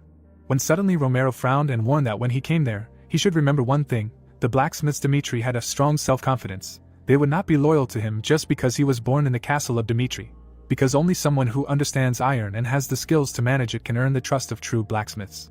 At the moment, the blacksmiths were looking closely at the guest. Some of them did not pay attention, but someone openly showed their displeasure. The protagonist looked at them with burning eyes and understood that everything was as his father said. He felt all the looks on himself and thought that, in addition to everything, if you take into account the behavior of Roman in the past, such an attitude does not seem strange at all. Bright rays of the sun illuminated everything around. The old man put his hand on his hip and asked what brought him here. Jong Hyuk's brows furrowed and he realized that it was Master Hendrik, and he said that he knew that his father had told him the reason for his visit in advance. Without taking his eyes off the boy, Hendrik asked if he really needed equipment for 30 people. Frowning, he mockingly said that he thought the boy had run out of money for entertainment again and had come to steal something to sell. The protagonist did not react to these words, after which the old man said that there was a mountain in the corner, and he could choose what he wanted from it and leave. It was enough to equip 30 people. Hearing this, the boy turned around to look at the armor and weapons thrown on the floor. Without taking his eyes off them, he asked if he really was offering him to take it, to which the boy firmly answered yes. The aura around Jung Hyuk changed and he asked in displeasure if this was all he could do, to which he folded his arms and shouted that if he was not satisfied with this, then he should leave here. The protagonist picked up the sword from the floor and addressed the old man. Turning around abruptly, he said that it seemed that Dimitri's iron products were unfairly reputed to be the best in Cairo, and then asked if this was really trash he was passing off as weapons for soldiers, so he would ask again if this was really his limit. As soon as he said this, Hendrik began to shake. He gritted his teeth in anger. His eyes filled with anger, and he couldn't help but shout that he swears that Dimitri's iron products are the best quality in Cairo, and then asked how he, who never shed a drop of sweat in front of a hot brazier, dared to evaluate Dimitri's iron products, adding that if only his father, Baron Romero, hadn't personally asked for it, he wouldn't have given him even this. Because while his younger brother carried out his errand for several years in a row, being the heir, he, the eldest son, was chasing skirts in the street and wasting his life in vain. The protagonist, sword in hand, silently looked at the old man. The swords lay on the floor like trash, and the blacksmith continued to say that the guy was even more incorrigible trash than those things lying on the ground. Pointing his finger at Jung-hyuk, he shouted in rage that he couldn't do anything, being the eldest, and he was simply trash that was incapable of anything. The protagonist, having listened to all the accusations, continued to look at the old man, saying to himself that the same situation was happening again, after which he said that he could not help but understand his anger.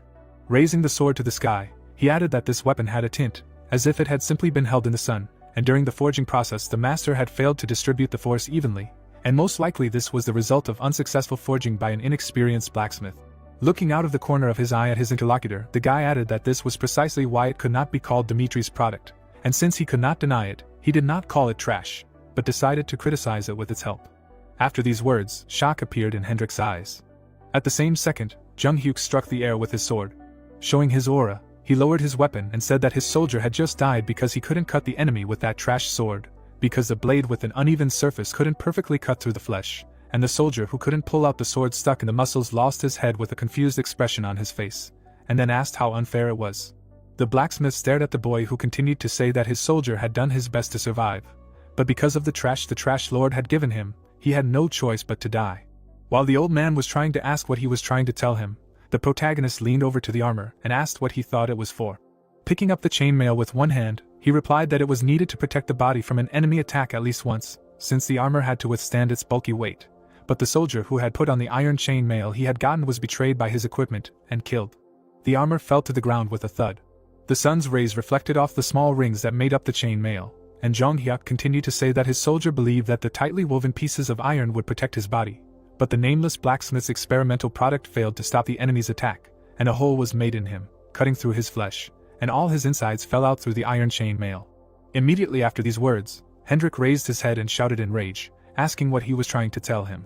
With a calm expression, the protagonist opened his mouth and asked if he still didn't understand what he was talking about, while saying to himself that it was natural for him to be angry, because the eldest son had never been interested in the affairs of the forge, and here he only showed up when he needed help and began to evaluate the products, and he understands his thoughts, his feelings, but he crossed the line.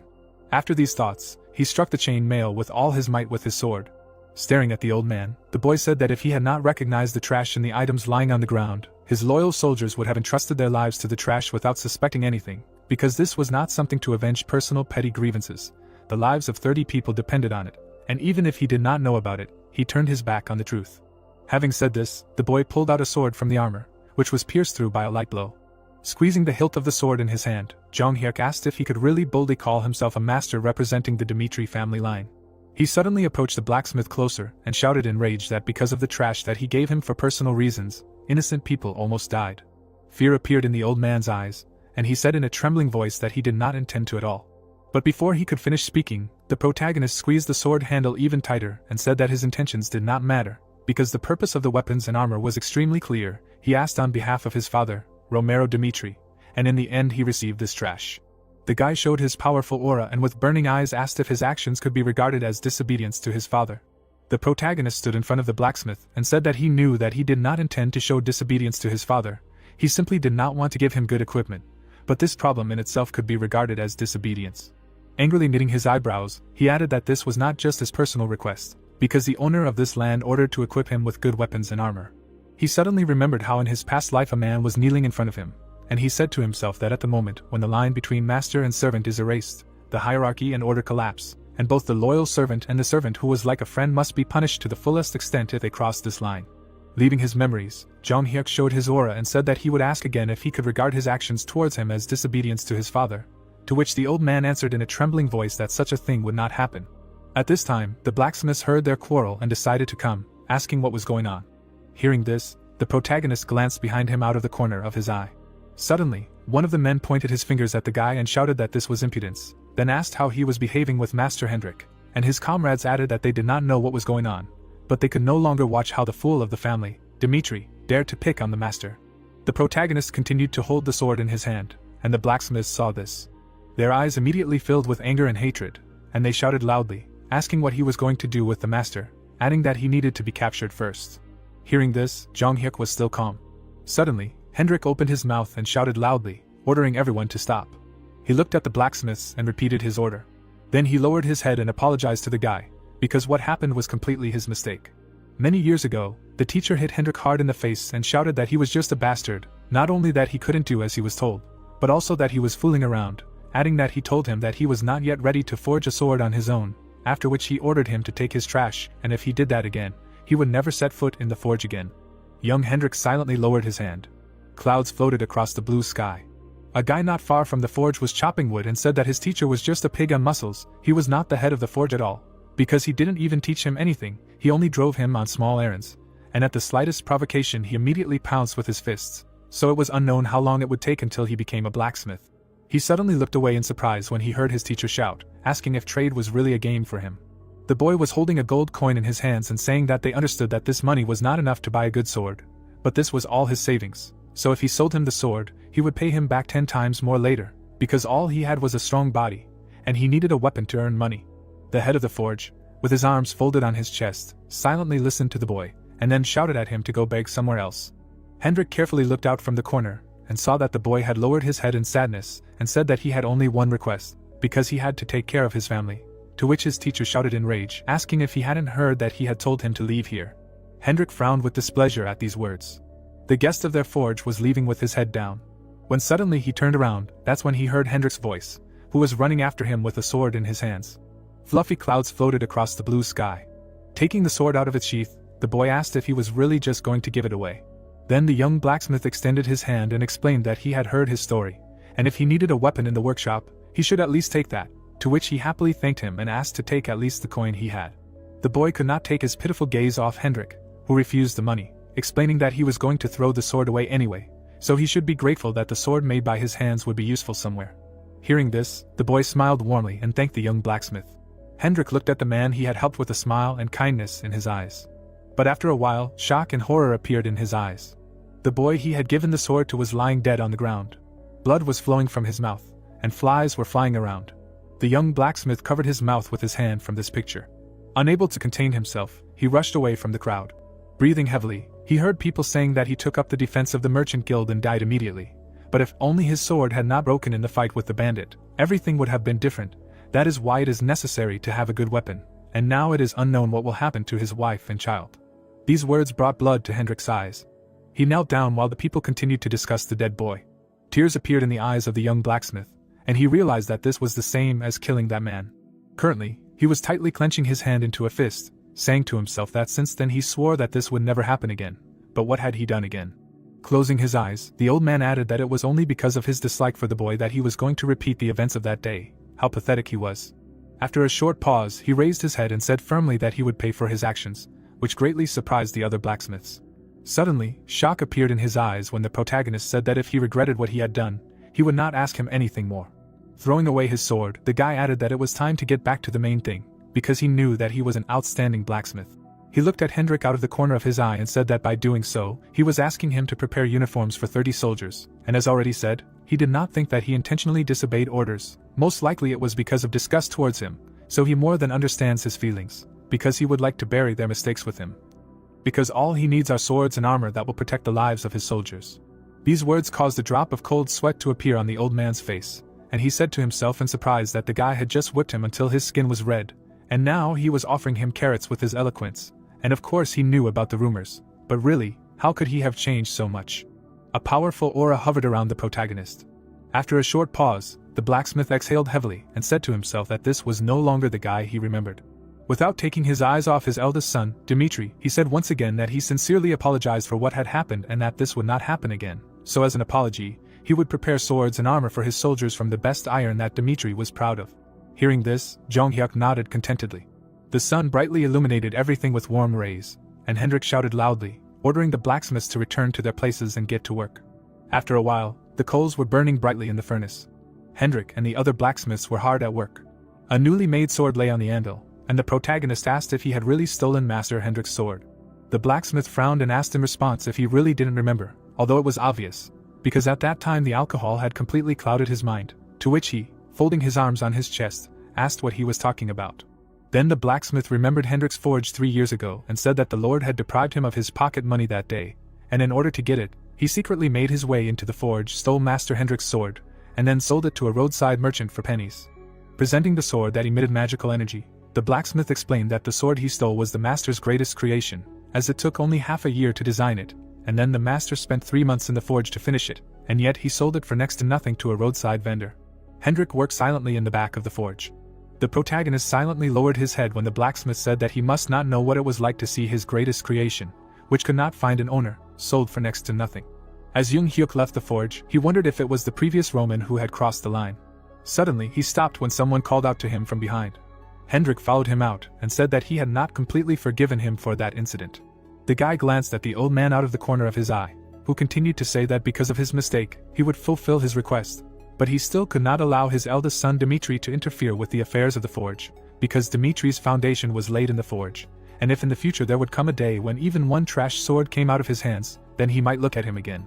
Hearing this, the protagonist smiled and said that it was time for him to go, adding that he would return when the equipment was ready. The door to the room was closed. The guy opened it, spilling sunlight onto the floor. Smiling maliciously, he said that they had not seen each other for a long time. Jung Hyuk stood in front of the entrance to the workshop where his secluded training took place. Inside, as ordered, complete order was restored. Equipment hung on the walls, which was necessary. Coal was already loaded into the furnace, and a mountain of coal lay nearby, which meant it was time to get to work. The protagonist lit a fire in the furnace and recalled the time he spent in Urim. He was 18 years old when he was determined to forge a sword himself. During that period when the successor of the demonic sect was not confirmed, a bloody war broke out between his brothers, and that night he could not sleep again due to endless assassination attempts. That day, the 11th elder brother attacked him, intending to take his life. The protagonist wiped the blood from his face, and although the difference in combat skills was not great, but then his sword, which he cherished like the apple of his eye, could not withstand the attack and broke. The enemy with burning eyes rushed to attack. His eyes were full of hatred and determination.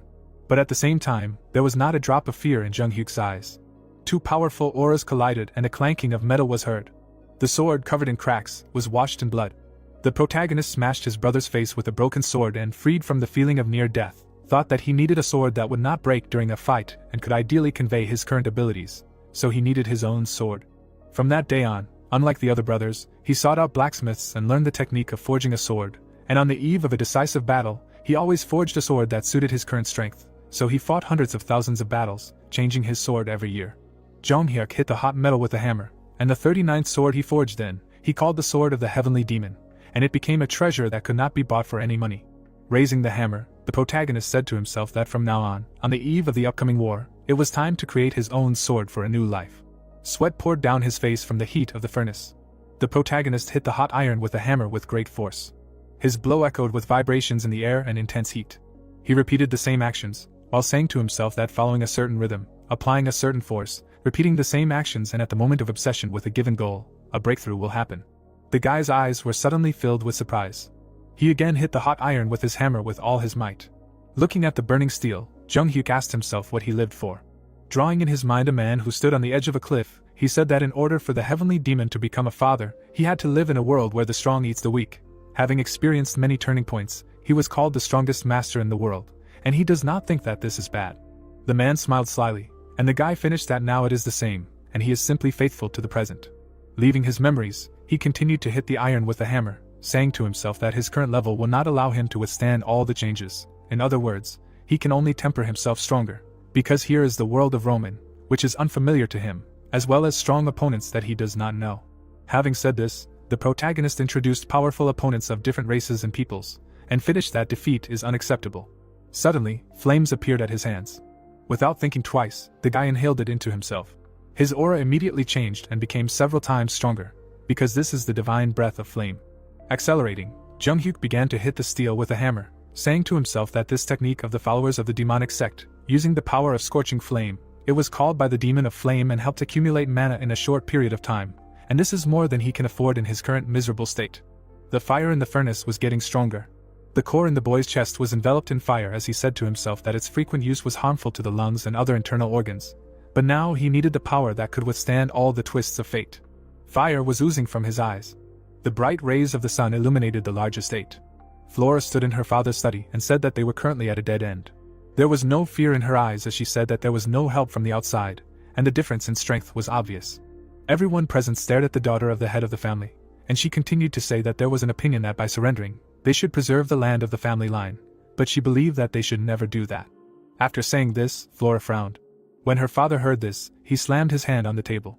He furrowed his brows in anger and exclaimed that instead of getting involved in a war they knew they would lose and letting countless soldiers die, they could choose to capitulate for the sake of everyone else.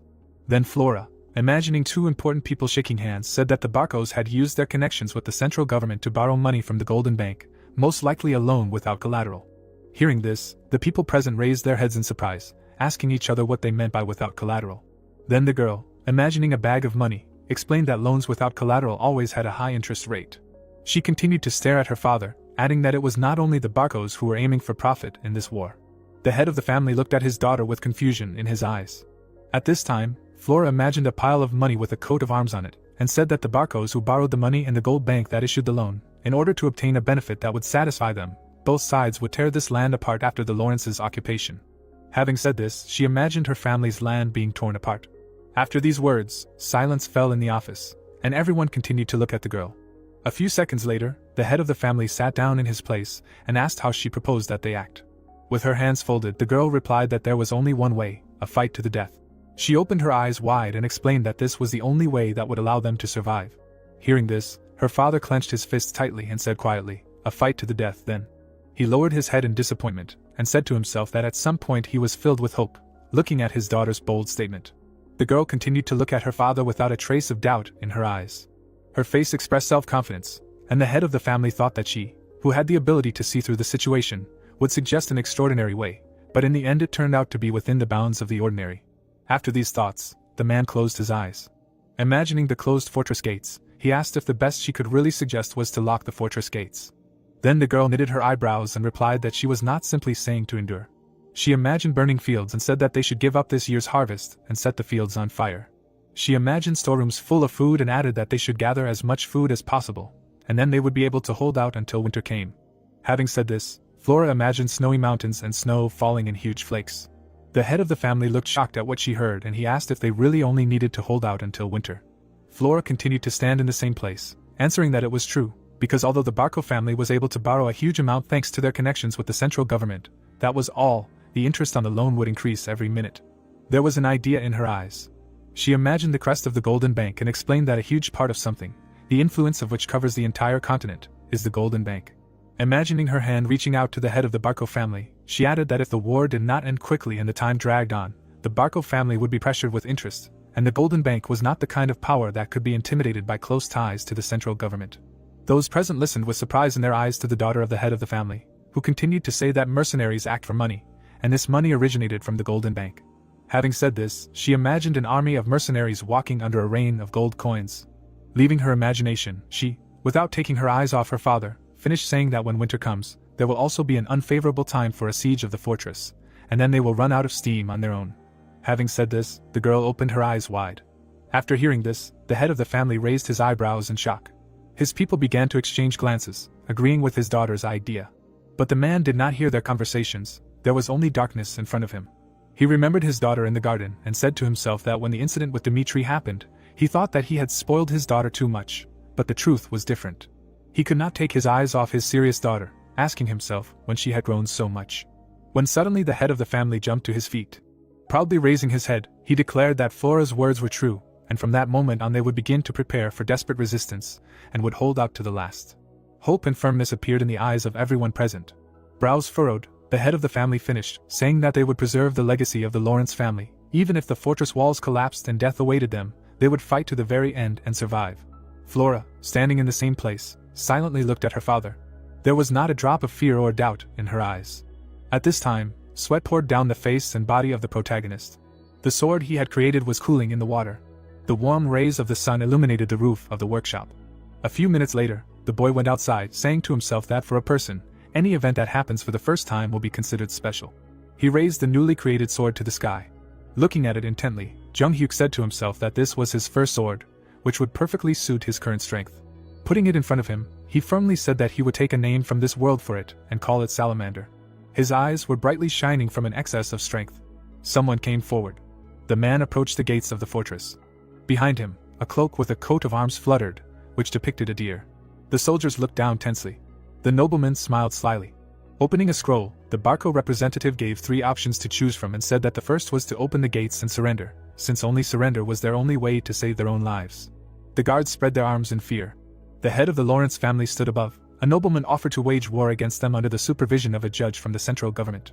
Standing at the foot of the walls, the scoundrel explained that they would go out onto the plain and decide the winner accordingly or have a duel of mighty warriors. The man frowned and said that any method of deciding the winner would do, and that they were willing to accept the method that the enemy proposed. The Viscount frowned sternly. The nobleman bowed his head and said that they did not believe that the pretext under which the Barco family declared war was just. He stepped forward and explained that the evidence of their ancestral debt had been forged. The nobleman frowned furiously and shouted that he would not sacrifice his people. The head of the Lawrence family looked down and asked the intruder to return to the estate and tell this to his leader. The Barco representative opened his mouth wide and said that there was a third option, which involved giving up the pride of a noble family. The scoundrel lowered his hand with the scroll and suggested that the enemy lock themselves within the walls of the fortress and defend themselves to the death. The man stepped aside and said that his family would accept their decision in any case. The nobleman turned away and added that they would wait for retribution for the blood spilled during the siege. The soldiers trembled in horror. The Viscount opened his eyes wide and realized that the war had already begun. Enemy troops gathered in front of the fortress. The archers pulled back their bowstrings and opened fire. The arrows crashed into the steel shield. The warriors under the flags of the Barco family rushed to the attack. The helmet fell to the grass. The nobleman angrily clenched his teeth and called his opponent arrogant. The commander stood next to him. The army that the Barco family had prepared was more than 3 times larger than Lawrence's army. The captain frowned and thought about how he had expected victory within an hour. The map showed the progress of the battle. The steel helmet lay on the ground. Everything had not gone according to plan. The fighter narrowed his eyes and explained that their enemy was fully prepared. The fortress had a deep ditch dug, filled with water, which prevented the soldiers from getting closer. Arrows pierced the ground. Apparently Lawrence had a huge amount of military supplies. The Viscount clenched his fist in displeasure. On the table lay a map of the fortress. The man wondered what could have happened in 1 week for the Lawrences to choose to fight to the end. Standing in front of the table, the nobleman thought about how they had to capitulate to protect their lands. The nobleman's eyes widened as he realized that they had locked the gates of the fortress without fear in the face of the death of their entire family, and he wondered where things had gone wrong. He glanced at his comrade when he asked what they should do. The scoundrel frowned sternly and ordered him to prepare it immediately. The captain flinched in fear, but agreed. The Viscount grinned and realized that his enemy was not so resilient and that he would not be able to withstand Barco's pressure. The man introduced the beautiful lady and recalled how the head of the Lawrence family had sold his great treasure to the Dmitri family. The nobleman confidently frowned and decided that the enemy would tremble like a true coward in the face of danger. Clouds floated above the fortress. Standing in front of the soldiers, the nobleman reported that no one knew when the enemy would attack them again, and ordered everyone to brace themselves and raise their weapons. The old man looked away and declared that his daughter was right. Flora stood within the fortress walls. The Viscount told her that the Barcos were confused and had withdrawn their troops, and asked how she had come up with that idea. The girl stepped forward and explained that there was no point in waiting for everything to resolve itself. The woman frowned and said that they themselves needed to become stronger. The heiress narrowed her eyes and added that she was going to live by that principle in the future. Tears appeared in her father's eyes. The man turned to her and apologized for forcing her to marry Dmitri, because at that time it seemed to him that this was the only way to save their family line. A smirk appeared on his face. The head of the Lawrence family approached his daughter and expressed confidence that she would make the right choice, no matter what happened. Flora smiled happily. Suddenly, her eyes became round with fear. A powerful explosion was heard in front of the heroes. The fortress wall was destroyed, smoke was coming from it. The girl put her hands on the fence, and wondered how this was possible. A giant magic circle appeared above the catapult. The soldiers standing at the wall shouted that the Barcos had prepared a flare. The woman frowned tensely and thought about it being a magic weapon that would fire a huge explosion magic at the fortress walls. The heiress opened her mouth in fear. The wind swirled around the catapult. As it was a strategic resource, one charge of which required tens of gold, it could not be used without permission from the central government, no matter how rich the owner of the weapon was. Flower Lawrence clenched her fist and was surprised that the Barcos had the power and connections to rent a flare, despite the huge loan. Flora bowed her head and realized that there were only two ways to stop it: to counter with a magic weapon of the same level, or to open the gate and go out themselves to destroy the flare manually. The girl widened her eyes in fear and realized that both methods were impossible. The woman closed her eyes and thought that they could only give up. The maid ran up to her and reported that a magical message had arrived. The heiress looked back and wondered what it was about. The maid put her hand to her chest and explained that the Dmitri family knew how to help them and asked her to accept the message. Flower Lawrence raised her eyebrows in surprise and asked what that meant. An image of the smiling protagonist appeared in her mind. Flora frowned and asked what was meant by a way to help her family in a time of danger. A hologram of Jung Hyuk appeared in front of her. The guy looked down and explained that he was planning to take revenge on the Barco family for personal reasons. The girl's mouth dropped in surprise. The guy said that the only question was when he should take revenge, and he promised to move up the deadline and act right now if the Lawrences agreed to follow his plan. The woman's eyes widened in confusion. Standing in front of the magic crystal, the heiress asked what would be required of them to carry out the plan. A magic circle appeared under her feet. The youth swore in the name of Dmitri that he would use all his strength to help them if they sacrificed themselves first and provided a battlefield. Flower Lawrence's hair fluttered in the wind. Flora clenched her fist and thought that the ally suggested this knowing their situation, so she had no choice, even though it was shameless to ask them to sacrifice themselves. The girl lowered her gaze and promised to do anything if it could protect her family. The cultivator raised his index finger and asked for a reason to join the war. The enemy troops gathered at the fortress walls. The master explained that he needed a reason since the marriage contract had already been terminated. The woman looked up in surprise and asked how she could do that. The warrior lowered the corners of his lips and suggested that she announced that Anthony had molested her. The heiress opened her mouth in shock. The protagonist introduced the smirking villain and explained that although they had never crossed paths, she needed to report the harassment that had caused her to break off her arranged marriage with Dmitri. Flower Lawrence fell to her knees. Her value in the eyes of the aristocracy would fall and her fine reputation would be stripped from her after such a decision. The chains on the family crest broke. Jung Hyuk stated that she could obtain a valid reason to resolve the family crisis if she gave up her privileges. The boy raised his eyebrows and said that this reason would allow him to intervene in the war. Flora pressed her trembling hands to her chest. The boy frowned and explained that his friend should say that Anthony had harassed her before the engagement was called off, while they were still connected. The girl looked down tensely as the cultivator stated that he would never forgive those who touched his people. The woman pursed her lips. At this moment, another explosion was heard near the fortress. The fire engulfed the bodies of the soldiers. The guards ran to the place where the shell had hit and ordered that an iron fence be quickly erected. Dust fell from the ceiling around the heiress.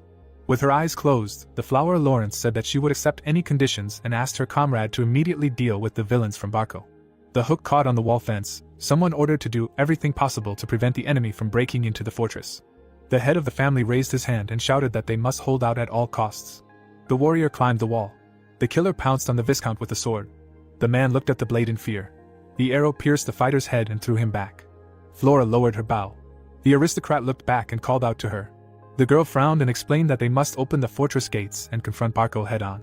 The nobleman spread his arms and asked what it meant. The woman said that the Dmitri family promised to help if they went out and distracted the enemy. There was an army behind the protagonist. The heiress said that this was the only way to destroy the Flash. The old man's eyes widened in surprise and asked why he needed it. The Flower Lawrence explained that now was not the time to go into details. Flora smiled confidently and added that the eldest son Dmitri was not the type to lie. There was a magic stone on the ground. Jung Hyuk stood in front of him. The guy narrowed his eyes suspiciously. Chris approached him and asked if they were really going to attack right now. The cultivator answered negatively. The young man opened his mouth wide and said that if they dragged out time, Lawrence could be destroyed. Standing in the middle of the clearing, the deputy said that the flash was a powerful weapon that could destroy an entire fortress wall. A burning castle could be seen in the distance. The knights said that they needed to immediately attack the enemy from the rear if their goal was to help Lawrence and disrupt Barco's plans. The warrior raised his eyebrows and asked why he would do that. The swordsman widened his eyes and asked what that meant. The protagonist lowered the corners of his lips and explained that it was not a question of whether Lawrence would be destroyed or not. Chris stood in front of a pile of corpses. Jung Hyuk stated that compared to the death of a few hundred strangers, it was more important to him that none of his men shed blood. The soldiers' eyes filled with blood. Many would die because of this war. The wounded fighters shed tears. Their problem was that they followed an incompetent leader. Standing in a pool of blood, the boy said that he was not going to senselessly sacrifice those who swore allegiance to him. The youth narrowed his eyes nervously and said that he understood everything. The cultivator turned and left. The gate moved. They fell on the opposite bank of the ditch. The head of the family opened his mouth wide and ordered his subordinates to attack. The soldiers came out of the fortress. The guards put their spears forward and rushed into battle. The commander grinned and concluded that the enemy did not know his place. The captain dealt a powerful blow with his axe. A malicious grin appeared on his face. The severed limbs fell to the ground. The warriors shook with fear. The fighters threw down their weapons and begged for salvation. Flora raised her hand and ordered them to stand to the last and not retreat. The girl tensely rounded her eyes and thought that her friend would never appear if they could not even play the role of bait. The horse ran forward at a rapid pace. It was heading towards the enemy camp. The Viscount looked back and asked what was happening. The master rode ahead. his cloak fluttering in the wind. The soldiers followed him on horseback. The moment when they had to put their lives on the line had come too soon. Chris frowned and felt a strong sense of unease. Kevin looked ahead tensely. He was very anxious. Looking away, the warrior concluded that this was the reality they would have to experience for themselves, and promised to give them the promised life if they managed to survive. The cavalry rushed forward. The protagonist realized that the lives of his comrades depended on their own strength and will. Before this, Jung-hyuk opened his mouth wide and declared that their primary goal was to attack Barco from the rear and destroy their assault weapons. Standing in front of his army, the boy said that he did not expect much from them in the strategy, and suggested that Lawrence would not be an ideal bait. The young man lowered his gaze and declared that he would take the front line and clear the way, while his friends followed him and finished off the remnants of the defeated army. The fighters stood around him. The cultivator reminded them that they needed to destroy the outbreak. The Viscount and his subordinates saw the cavalry approaching from the forest. The man gritted his teeth and wondered how they were going to face his army. The soldier raised his sword when the noble ordered him to prepare for the mad guests. The guards raised their shields and raised their spears. The master approached them on horseback. The horse reared up, and the protagonist swung his sword. After a few blows, he managed to break through the fortification. The spears pierced the horse's body. Once the Murim people, who belonged to the Orthodox clans, said that there was always a heavenly demon at the forefront. Jong-hyuk jumped off the saddle. The boy appeared in the air above the enemies. The youth turned around and delivered a powerful blow. His gaze remained indifferent. Facing the heavenly demon face to face was akin to suicide. People wondered why he always took the most dangerous role. The cultivator took a step forward. Then and now, the reason was always the same. The strongest warrior at the forefront must undermine the enemy's fighting spirit. The fighters trembled with fear overwhelming them.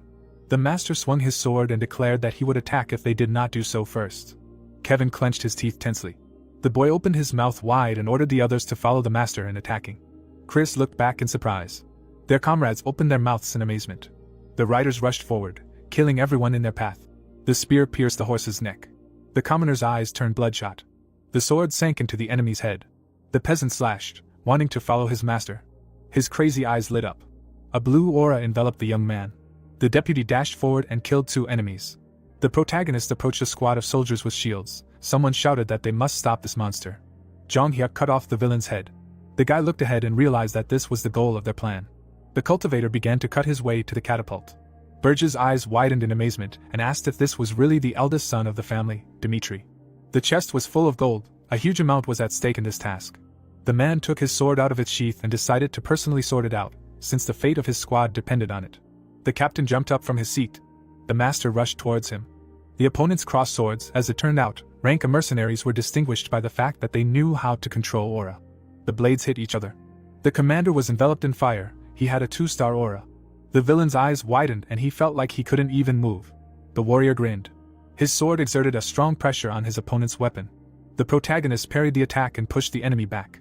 Berge gritted his teeth and wondered what the hell that was. Jong-hyuk struck him a few more times, pushing him back. The man frowned angrily. The captain fell to his knees behind the boy. His severed head fell to the ground. The mercenary of the A rank could only hold on for 5 seconds. The soldiers opened their mouths in fear. Chris and Kevin smiled happily. The Viscount opened his mouth wide and ordered his subordinates to kill the enemy. The fighters raised their shields in front of him and said that it was too dangerous and that he needed to take cover. The young man frowned in displeasure. The cultivator looked ahead and thought that the flash was a creation of magic that was not in Murim. In front of him stood a giant catapult. The master, enveloped in dark energy, decided that this was the unique merit of the heavenly demon. The warrior raised his sword in front of him and used his special technique. His crazy eyes turned white. A giant wave of energy crashed down on the flash. The nobleman watched in horror. The catapult debris fell down. It was completely destroyed. The protagonist opened his mouth wide and turned to Lawrence. Jung-hyuk raised his blade above his head and shouted that he managed to destroy Barco's assault weapon. The people standing on and near the fortress wall began to rejoice. Flora covered her mouth with her hands. The girl burst into tears and said that he really succeeded. The boy stood in front of the wood debris. After losing Barco's central power, there was nothing left to do but retreat. The troops raised a white flag and ran away, promising to measure their strength again. The armor was covered in blood. In this battle, Chris used aura in a slightly different way than before. The young man looked at his blade. A blue haze enveloped him. The deputy tried to concentrate his aura as much as possible, just like his master did, and as a result, even in a fierce battle, the mana consumption was low. There were corpses of enemies behind him. Everyone around mocked the knight for copying his mentor, but he continued to progress. The swordsman smiled and admitted to himself that his master had used the right method in training him. Chris put his weapon back in its sheath. Suddenly, the young man's eyes widened. The wounded soldiers rose from the ground. The deputy looked at them and thought about how they had rushed after their master, gritting their teeth and trying to keep up, and were very tired. The knight smiled confidently, and realized that none of the 30 soldiers had broken away and no one had received serious injuries, which was why the master had chosen them. The fighter bowed his head. Lucas leaned on his sword. Kevin looked up and thought about how they had only survived for one reason. The protagonist walked in front of the destroyed catapult. The boy mentally called him a monster that goes beyond common sense. The soldier's eyes widened in surprise. Jong Hyuk looked down at his comrades and said that everyone had successfully survived and that their role was fulfilled. The fortress gate opened. The guy entered the castle with his fighters. The young man looked around. The locals surrounded him and shouted that Lawrence would never forget the feat of his eldest son, Dmitri. The Viscount looked at the hero from the side. The man frowned and thought that he knew this man was unusual from their first meeting, but was surprised that he was able to destroy the outbreak with his own hands. The cultivator waved his hand at the people. The aristocrat recognized his overwhelming talent. The nobleman imagined him as a white tiger and realized that if everything went according to plan, this monster would become his son-in-law. The predator approached him closely. The old man clenched his fist and was sad that all of that was in the past now. The head of the family raised his hands and called him a great hero. The Viscount extended his hand and said that he was very happy to meet him again. The master smiled. They shook hands. A bright light illuminated the hall of the manor. The warrior approached the door. Flora stopped next to him. The girl put her hand to her chest and thanked her comrade. Standing next to him, the woman explained that they could not properly play the role of bait. But even so, the young master did not turn away from Lawrence in a difficult moment and helped. The protagonist looked at her. The heiress said that she wanted to sincerely thank him. Jung Hyuk frowned and said that he simply played his part as promised. Flower Lawrence took a step towards him. The boy added that they played their part exactly as he planned. Flora raised her hand and explained that she wanted to repay him for his favor, although most likely, he did not need to accept her gratitude. The boy turned his head. The girl said that he could safely ask for anything at the meeting. The woman folded her hands in front of her and promised to listen to him and reward him. The cultivator smirked. The master raised his eyebrows and decided that there was no point in refusing if his ally was not going to change her mind. The warrior pulled the door handle. The protagonist opened it and suggested that they go into the meeting room first. People gathered at a long table. Jong Hyuk scratched his chin. Someone said that if Barco was asked to end it here, they would definitely agree. Sitting at the head of the table, the head of the family explained that Barco still had impressive fighting power left, so they should bury the past and find peace. The boy pursed his lips and concluded that the Lawrence family were herbivores.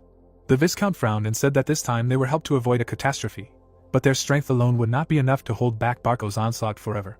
The youth lowered the corners of his lips and asked if he could speak. Silence fell over the table. The guests tried not to even look at him. The noble allowed the savior to speak. The cultivator stood up and thanked him. The master approached the member of the assembly and said that Barco was suffering from the oppression of money issues. The warrior frowned and explained that in order to pay off the huge debt, they could only defeat Lawrence by any means, and even destroying the outbreak did not change anything. The protagonist looked down and assumed that in response to the offer, they would only receive the bloody head of the messenger. The nobleman raised his hand to his mouth and coughed. His comrade bowed his head silently. The head of the family frowned sternly. Jong Hyuk asked if he really did not feel any feelings when looking at the soldiers outside carrying corpses. There were bloody people lying at the foot of the walls. Barco could not be forgiven. Passing the table, the boy declared that they must clearly show the world how Lawrence takes revenge on the monsters who dared to touch them. The Viscount looked up and asked what they could do if they did not have the necessary strength. The young man lowered his head. He grinned madly and said that there was a way. The man's eyes widened in fear. The only thing left for the herbivores to do was to become food for the predators. Clouds floated above the camp. A loud cry was heard. The scoundrel hit the map with his fists and asked under what pretext the eldest son Dmitri decided to interfere with them. The aristocrat bowed his head and realized that in order to change the unfavorable situation, they had only one thing left. The nobleman angrily clenched his teeth and declared that they must have a duel of great warriors. The cultivator looked down and said the same thing. It turned out that this was a battle that would determine the victory or defeat of the family line in the war. The crest depicted crossed swords. The head of the Lawrence family frowned and said that it had been a long time since the duel of great warriors had changed to a battle of connections and wealth. The leader of the Barco family held coins in his hands. His family had connections in the central government, and considering the amount of money they had borrowed from the Golden Bank, it was scary to imagine what kind of person they would invite to come out for a duel. The man introduced a knight with glowing eyes. The sun was shining through the window. The master said that he understood what was being said. The warrior smiled and added that he would give them confidence in victory right now. The Viscount sat on the chair next to him. The nobleman raised his eyebrows and asked what was being said.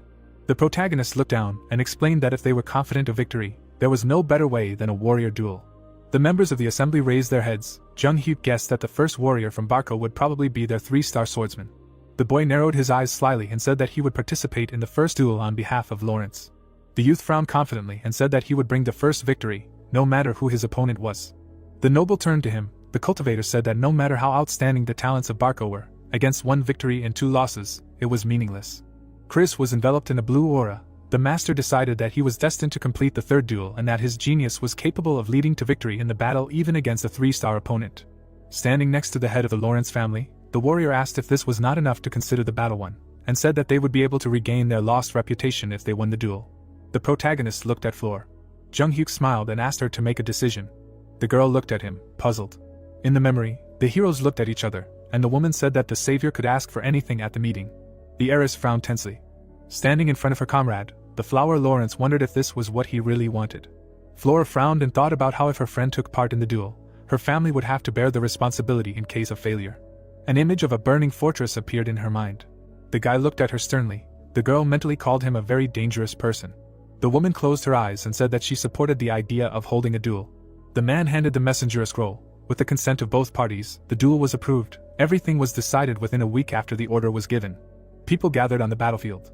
Ertz opened his mouth wide and announced that the warriors' duel was a sacred place, blessed by Valhalla. The young man stood behind the Viscount. The Count explained that no matter what the results were, both families would have to accept them. The head of the Barco family smiled slyly. The judge added that if this rule was broken, he would judge them, putting the honor of the Kingdom of Cairo on the line.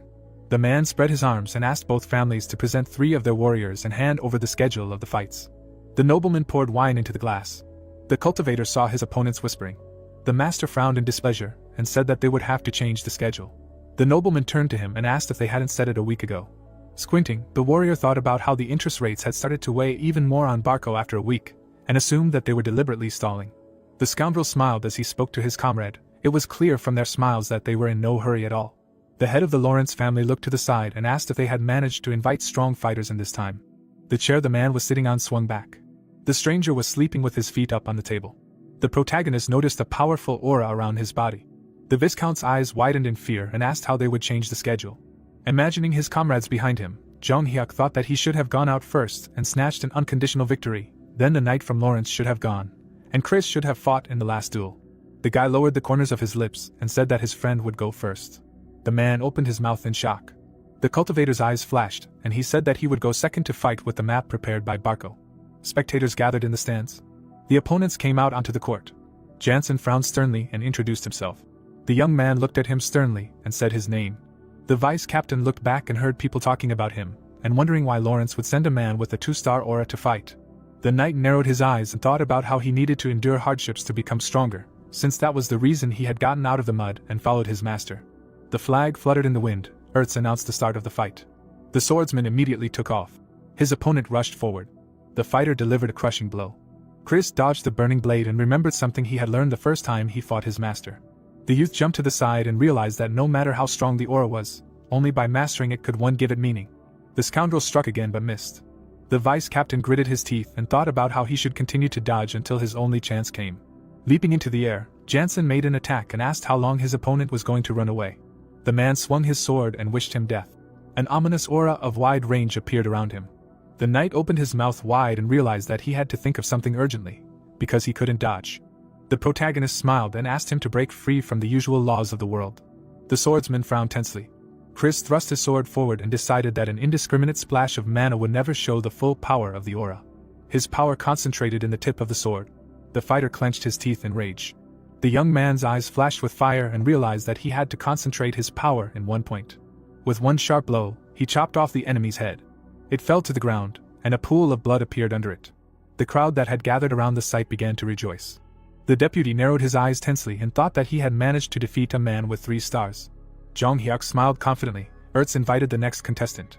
The audience gaped in shock, unable to believe that a 2-star knight could defeat a 3-star aura opponent. The Viscount clenched his trembling fist and asked if Jansen had been defeated. The man clenched his teeth in anger and realized that he had planned to snatch victory in the second match. But now the final round would be decisive. The nobleman pursed his lips and thought that he didn't even need to worry about the second match. Sitting under the tent, the nobleman realized that he had an invincible ace up his sleeve that cost a lot of money. The soldier approached the stranger, who asked if it was his turn. The scoundrel entered the ring. He opened his mouth wide and yawned. Homer scratched the back of his head and introduced himself. Chris frowned tensely. The head of the Lawrence family opened his mouth in shock. Flora's eyes widened in fear. Gusts of wind raised dust in front of the fighter. People did not understand what the ranker was doing here. The man looked to the side. It turned out that he occupied 49th place in the ranking, which originated from the Valhalla Empire. Clouds floated above the forest. Soldiers attacked the dragon. Valhalla is a sacred land where all those who died a heroic death in battle and put their lives on the line in order to prove their strength and get their go. The man was writing a letter. All the results of victories and defeats were documented, and the names of brave warriors were immortalized in records, which became the origin of the rating. The man in the white robe opened the scroll. With the expansion of the Empire's influence, this culture spread throughout the continent, and the supreme leadership of the Valhalla Temple personally chose people for the first 100 places in the ranking. The head of the Lawrence family opened his mouth in horror, and was surprised that Barco had sent this man to fight, since there was no one in Cairo who did not know about his reputation. Homer fought the soldier. Wandering around the kingdom and enjoying fights with strongmen, he received the nickname of the Wandering Swordsman. A girl standing in the crowd told him that he had fought a 4-star knight who was in 30th place in the ranking. The local man opened his mouth wide and said that he had managed to achieve 4 stars, so Lawrence would probably refuse to participate in the fight with him. The man put his hand on his belt and yawned. The audience felt sorry for the family who had managed to win the first fight with such difficulty. The main character grinned. Jung-Hyu crossed his arms and thought about his opponent. The man in the robe handed him a scroll. The boy had been monitoring Barco's movements using the Information Guild, but he had only managed to obtain the information that was already on display. The young man looked at his opponent, and wondered if this was Barco's secret map that he had hidden through information warfare. The cultivator furrowed his brows confidently, and decided that he would look forward to this fight. Casting a huge shadow on the enemy, the master concluded that Barco had still not managed to find out what he was like and wanted to give them a chance to witness a battle of strongmen that they had only read about in books. Flora grabbed her friend's hand and asked him to give up this fight.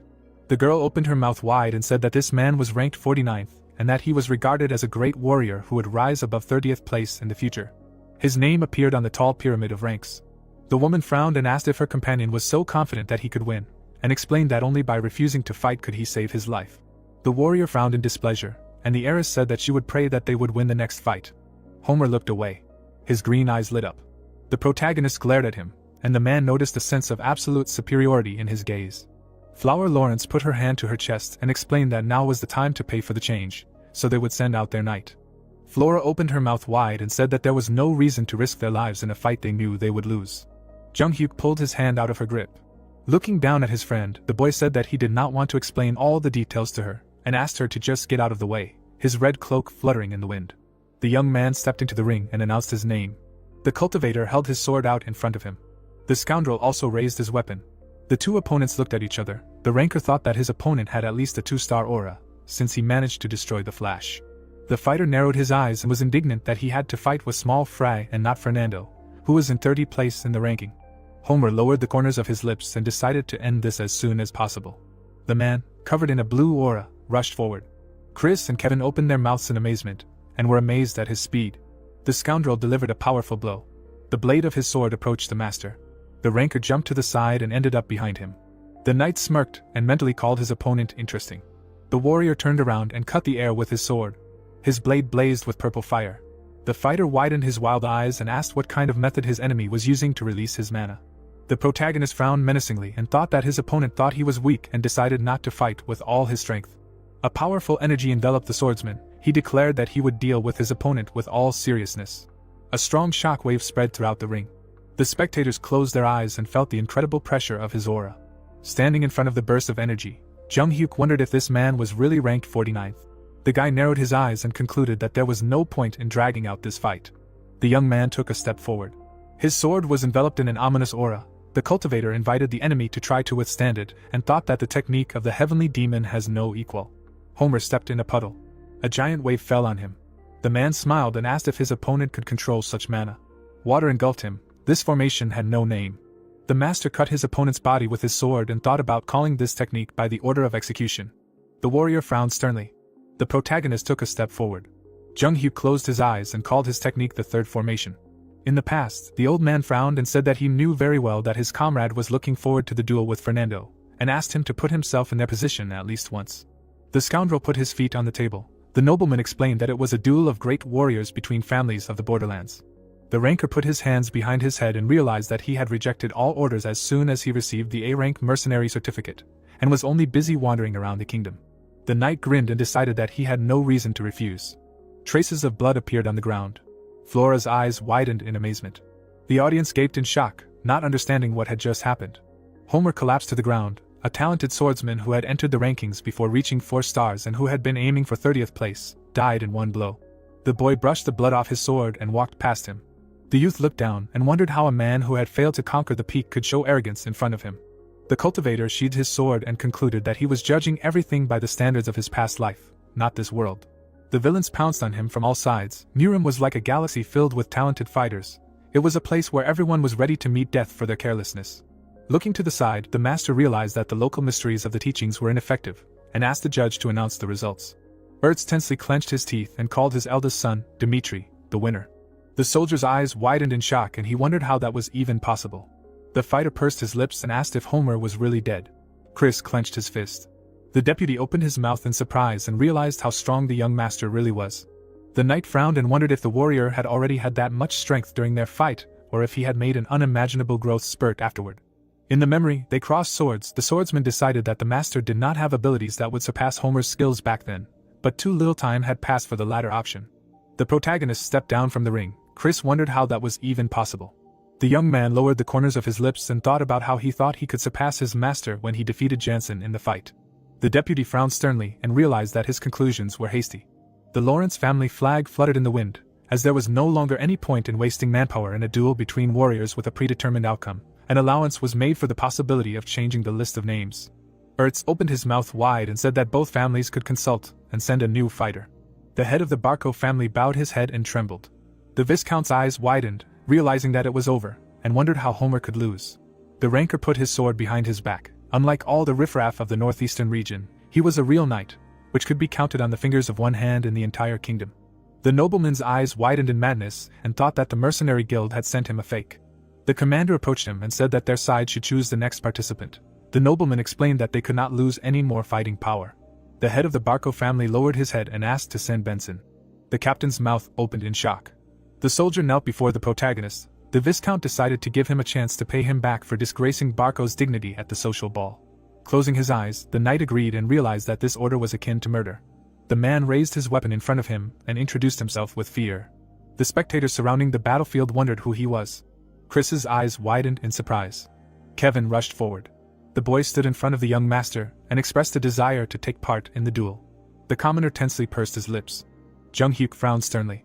The heroes looked at each other. In a world where the strong devour the weak, defeat only results in death. The peasant folded his hands behind his back. The boy thought that even a nameless knight would be a difficult opponent for him, and assumed that his comrade wanted to prove his usefulness in this way. The young man smiled and allowed him to speak. The fighter turned around and said that he would be back soon. Benson gripped the sword in his hands and wondered how he had ended up in this situation. The man trembled in fear and realized that he had been walking a smooth path without any worries thanks to his father's status. The scoundrel gritted his teeth and thought about how he became a guard for Barco, an influential family in the northeastern region. The knight looked at his shadow and concluded that the price of his loyalty was death in a warrior's duel. The swordsman looked ahead tensely. Kevin stepped into the ring. He had a stern look. Benson wondered if this was his opponent. The man smiled widely and thanked God for that. The heroes raised their swords. The scoundrel covered his mouth with his hand. The boy took a fighting stance. The knight asked if he really wanted revenge. His mad eyes lit up. The swordsman said that their masters had abandoned them both, and he realized that this turned out to be his luck. The commoner looked up and called himself the sword that protects his master. Benson rushed forward and wished him death. The peasant dodged his blow. He managed to raise his sword when the opponent was in the air. The tip almost touched his neck. The man kicked his opponent in the chest. The fighter flew back and fell to the ground. Blood dripped onto the floor. The warrior leaned on his sword and his mad eyes widened.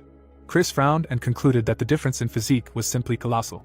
The youth looked away and wondered what the master was thinking when he sent him to fight. Kevin missed a blow to the chest. The boy gritted his teeth when the enemy hit him in the shoulder. However, he remained standing, taking all the blows. His eyes were bloodshot, an inner voice urging him to take revenge on the villain who was causing him pain. In the memory, the protagonist crossed his arms over his chest and explained that ever since the day his friend cut off his arm, the skill of a mad demon had settled in his head. Jong-hyuk lowered the corners of his lips and ordered him to awaken the ghost inside him. The commoner doubled over, and an ominous energy enveloped him. The peasant clenched his teeth angrily. The knight delivered a slash. The fighter jumped to the side and dodged it. The warrior immediately rose to his knees. Kevin grabbed his head, a voice urging him to tear his enemy to shreds. The boy imagined himself behind the young master, and realized that he wanted to be useful to him.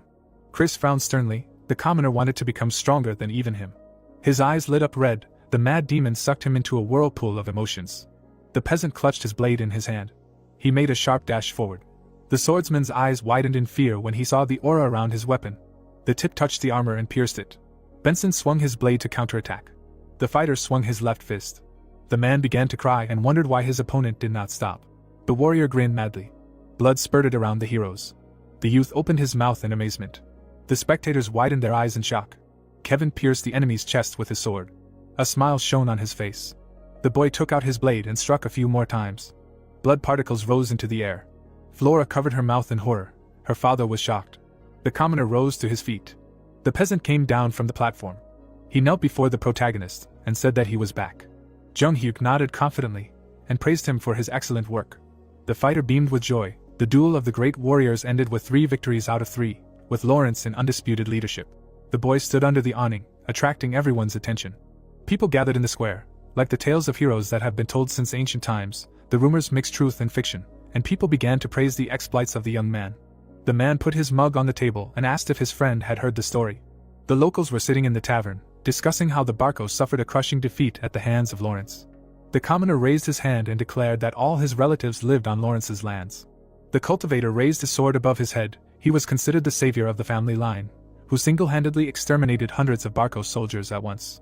The peasant raised his mug and told the story of how the master destroyed the outbreak with one blow.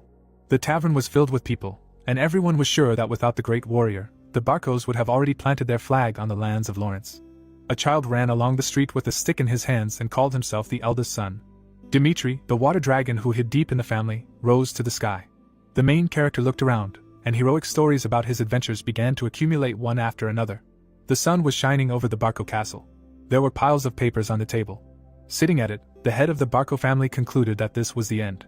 The Viscount bent over the documents and realized that he needed to pay the debt and interest to the Golden Bank and pay for the hiring of Homer from the Mercenary Guild in compensation. The man slammed his fist on the table. The papers flew into the air. The aristocrats gathered together and laughed. When the Barcos had influence in the northeast, they crowded to meet with them. Now everyone turned away from the nobleman. The scoundrel gritted his teeth and decided that everything would have been different if his eldest son Dmitri had not intervened. Suddenly, the head of the family lowered the corners of his lips. The Viscount clenched his fists and realized that the guy had done something that should not be done in high society. The man smiled slyly and realized that this was his last chance to save his family line. A few days later, representatives of different families gathered at a round table. The aristocrat confidently frowned and sincerely thanked his comrades who had visited his estate. The girl scratched her chin with her hand. The nobleman said that as long as they exist, the Northeast will have a bright future. The old man asked him to get to the point. The scoundrel looked away and explained that the reason for one family attacking another plays an extremely important role in high society. The members of the meeting narrowed their eyes in displeasure. The head of the family clasped his hands and said that this war was intended to make the enemies pay for the ancestors. Even the central government decided that this would be right and appointed a judge. In the memory, the protagonist cut off Homer's head. The Viscount said that he interfered in this war without any reason, and because of his unexpected attack, Barco lost the flash. Chris and Kevin stood next to the gentleman. The man was outraged that even at the warriors' duel there was not a single person from Lawrence. Slamming his hands on the table, the aristocrat shouted that this defied explanation, and asked by what right the eldest son Dmitri decided to help Lawrence. The nobleman moved his hand to the side and explained that there would be no problem if the two families tied themselves with family ties, but everyone knew that the marriage agreement was terminated. The scoundrel frowned sternly, and concluded that Dmitri had no right to help Lawrence. Sitting at the round table, the head of the family declared that the warrior had crossed the line. The Viscount spread his arms. Everyone in the room agreed with him. The man smiled slyly and thought that this should be enough. A crest appeared behind him. The aristocrat realized that he could solve the money issue if he blamed the Dmitri family for everything and received a huge payment as compensation. There was some noise behind the office door. Jung-hyuk burst into the room and said that he finally found them. The guy looked away and said that he heard that they had many complaints about him. The nobleman opened his mouth in fear and wondered what brought him here. The young man narrowed his eyes and asked him to express all his dissatisfaction to him personally. Some time ago, Chris widened his eyes in surprise and asked if the young master was really going to come to Barco. The cultivator stood by the horse. The deputy explained that this was akin to suicide and that the Viscount would not leave him alone. The knight shuddered when the master asked how he thought his future relationship with Barco would develop. The swordsman frowned and replied that he was considered a sworn enemy, so they should avoid each other as much as possible. The warrior turned down the corners of his lips and said that was not the case at all. The protagonist looked away and said that once you start something, you should see it through to the end. Jung-hyuk jumped on his horse and added that it was no secret that the Barcos held a grudge against him. Chris's mouth dropped open in shock.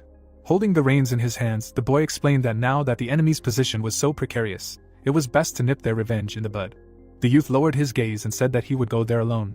The deputy stared at him in fear. The cultivator entered the office and asked for the purpose of the head of the family gathering everyone here. The Viscount gritted his teeth and wondered how a child of a baronial line who had not even inherited the title dared to ignore the difference in status. His furious eyes lit up. All the guests stared at the master. The man assumed that his low birth had not taught him the laws of nobility, and decided to kindly tell him about them. The nobleman clenched his fists and explained that in the kingdom of Cairo, it was forbidden to interfere in a war without a reason. The symbols of the clans clashed with each other. The Barcos announced the reason, in accordance with the laws of the nobility, received approval from the central government, and only then declared a feudal war. The nobleman frowned angrily and asked if, in his opinion, this rule appeared because they were stupid. The protagonist looked up. The scoundrel said that they were doing all this to save each other's good name. The head of the family slammed his hand on the table and shouted that ignorance of the laws does not exempt him from responsibility. The Viscount opened his mouth wide and asked if the enemy understood how stupid his act was. Jung-hyuk narrowed his eyes in displeasure. The man furrowed his brows and explained that because of one son's misdeed, Dmitri would not escape the reproach of all the nobility in the northeastern region. The boy stood silently in front of the table. The aristocrat's mouth opened in fear when the boy asked if he had finished speaking. The cultivator smirked and decided that it was his turn to tell the truth. The nobleman's pupils narrowed. The master lowered his head and explained that Lawrence and Dmitri had originally been bound by a marriage agreement, but the bride had rejected it. The member of the assembly widened his eyes in surprise. The warrior asked what they thought was the reason for the cancellation of the engagement. A drop of sweat rolled down the guest's cheek. The protagonist explained that all the rumors about him were untrue. Jung-hyuk pointed his finger forward. He narrowed his eyes menacingly and explained that the eldest son Barco's threats were to blame. The head of the family opened his mouth in horror. The boy placed his hand on the table and suggested that they return to the time of Barco's social evening. Antony invited his friend to his room, and Roman, being on friendly terms with him, attended the party at his invitation before his marriage to Fleur. The youth came to in the same bed with Amelia, and her older brother promised to keep it a secret if the engagement was called off. The cultivator frowned and explained that his comrade had carefully planned a trap to separate Lawrence and Dmitri. The members of the assembly looked at each other. The master grinned and thought about how the moment weakness was exposed, it ceased to be one. The Viscount jumped up and asked if he really thought anyone would believe him. The warrior closed his eyes. The man declared that he could not cover up the truth with his disgusting language. The protagonist looked ahead and decided to give another reason for his intervention in the war between Lawrence and Barco. The nobleman gritted his teeth and asked what they were talking about. Jung-hyuk imagined Antony harassing Fleur, who was bound to him by an arranged marriage, and said that his actions shocked her so much that she decided to break off the engagement. The boy furrowed his brows sternly and added that the nobleman could ask her if he did not believe him. Narrowing his eyes, the youth thought about how the scoundrel had lured him into a trap with a lie, and decided to do the same to him. The cultivator clenched his fist and explained that he had intervened in the war using only his own strength in order to not inconvenience his family, and to avenge his beloved. The master spread his arms and asked if they still thought that he had no reason to intervene in the war. The woman crossed her arms over her chest. The man turned away, thus destroying Barco's arguments and finding his own reason. With wide eyes, the head of the family realized that there was no point in fighting for the truth of the reason now, and wanted to buy time. The Viscount closed his eyes and decided to find a new solution, promising to check the veracity of this data later. The nobleman looked ahead tensely when the warrior called out to him. With his back to him, the protagonist suggested making a choice now and ending with Antony being punished for his personal insult. Jung-hyuk's eyes flashed, and he asked if the enemy really wanted to blow this up into a family-level issue. The guy turned to the table and threatened to go home and tell his father if the head of the Barco family did not make a choice right now. The Viscount's eyes widened in horror, and he wondered what all this meant. The man imagined the burning ruins and realized that he could not choose war with Dmitri under any circumstances, because facing them in the current crisis would lead to the collapse of the family. The nobleman grabbed the arm of the chair. The nobleman bowed his head and said he did not want to make this a family feud and promised that his eldest son would kneel and beg for forgiveness. The young man turned down the corners of his lips and said that he had not asked him to do so. The scoundrel opened his eyes wide and asked what that meant. The cultivator folded his hands behind his back and asked since when the instigator chose the method of punishment, and said that he would decide for himself how to do it. The doors of the office were closed, and a scream was heard. The head of the family closed his eyes and asked for forgiveness. His son grabbed him by the trousers and asked if he was really going to hand his life over to someone else. Anthony burst into tears and explained that the warrior would never spare him and asked his father to reject Dimitri's offer. The Viscount opened his mouth wide and ordered him to come to his senses. Standing in the middle of the huge room, the man explained that from the moment his son took his place as successor, it had become his duty to share his life with the fate of the family. The nobleman angrily clenched his teeth and asked him to face reality, and not forget this shame. The nobleman passed by his own child. The boy fell on all fours. An image of a gloating master appeared in his mind. The guests of the estate widened their eyes in shock. The head of the family frowned tensely. The opponents came out onto the platform and stood opposite each other. The heir held the sword with trembling hands. The scoundrel smiled nervously and explained that he lost his mind from the realization that Lawrence and Dimitri would marry because he really liked Flora. The protagonist frowned sternly. Antony apologized for everything he did to him and said that there was no evil intent. Jonghyuk took the sword out of its sheath. The knight opened his eyes wide and his pupils narrowed. The guy approached him. The heir asked to spare him just once and promised to repay for his mercy all his life. The spectator looked away and concluded that it would not happen. The Viscount gritted his teeth in anger. The youth lowered the corners of his lips and asked how he was going to do it. The cultivator stepped forward and asked if the enemy had the strength to pay off the Golden Bank debt. The master swung his sword and declared that even the vaunted connections with the central government could not cover up the atrocities he had committed, so the Barco family line was finished. Walking up to the enemy, the warrior said that he had humiliated him in front of everyone and lured him into a trap with a dastardly plan, and asked if that deserved forgiveness. The man's eyes widened in fear. The protagonist pierced the villain with his sword and declared that he had no reason to forgive him. Jonghyuk gave the enemy a stern look. Blood gushed out of Anthony's mouth. Once upon a time, a boy stood in the middle of a battlefield. He had to wage a bloody feud to survive. The young man's brows furrowed. He managed to withstand the attacks of his older brothers who tried to kill him every night and take their lives. Someone sitting on the roof asked what his problem was. Hoyle leaned on his hand and said that his young friend did not know how to compromise. The man looked down and explained that he would dive head-on into a situation once he saw an enemy in his opponent. The cultivator gave him a stern look. His face was stained with blood. The older brother condemned him for his lack of generosity towards his opponent, and said that this problem could be fatal for him. The master narrowed his eyes and mentally called the fighter a truly great man who possessed generosity. Hoyle placed his hands on his knees and smiled. Clenching his fist, the warrior replied that he understood what was being said and explained that his method was to trample and destroy the creature that showed hostility towards him. His eyes sparkled. The protagonist stated that he had lived like this in the lowest levels of the demonic sect and that it would not change in the future. Jonghyuk looked at Anthony and thought that only death was the only way to eradicate all variables. The blade of a sword flashed in the air. The boy pulled the weapon out of his opponent's chest and took a step forward. The boy fell to the ground, an end no one could have foreseen. The head of the Barco family rushed forward. The Viscount ran to his son. The man picked up his lifeless body and screamed. His eyes were bloodshot. The youth looked back and asked if there was a problem with this. The cultivator smirked and said that it was quite common for a criminal to die in a trial by combat. The nobleman opened his mouth wide and shouted that the demon had just killed Barco's eldest son and ordered his subordinates to deal with him. The soldiers trembled in fear. Two flaming monstrous eyes were looking at them. The nobleman shed tears and concluded that the enemy had planned this from the beginning, and his visit without a single person to guard him was just a way to pretend that he intended to show generosity. The master opened his eyes wide and declared that he could no longer live under the same sky with Barco since the day Anthony intended to threaten him. The warrior turned around abruptly. The protagonist looked at the guests and concluded that this was the result of their actions.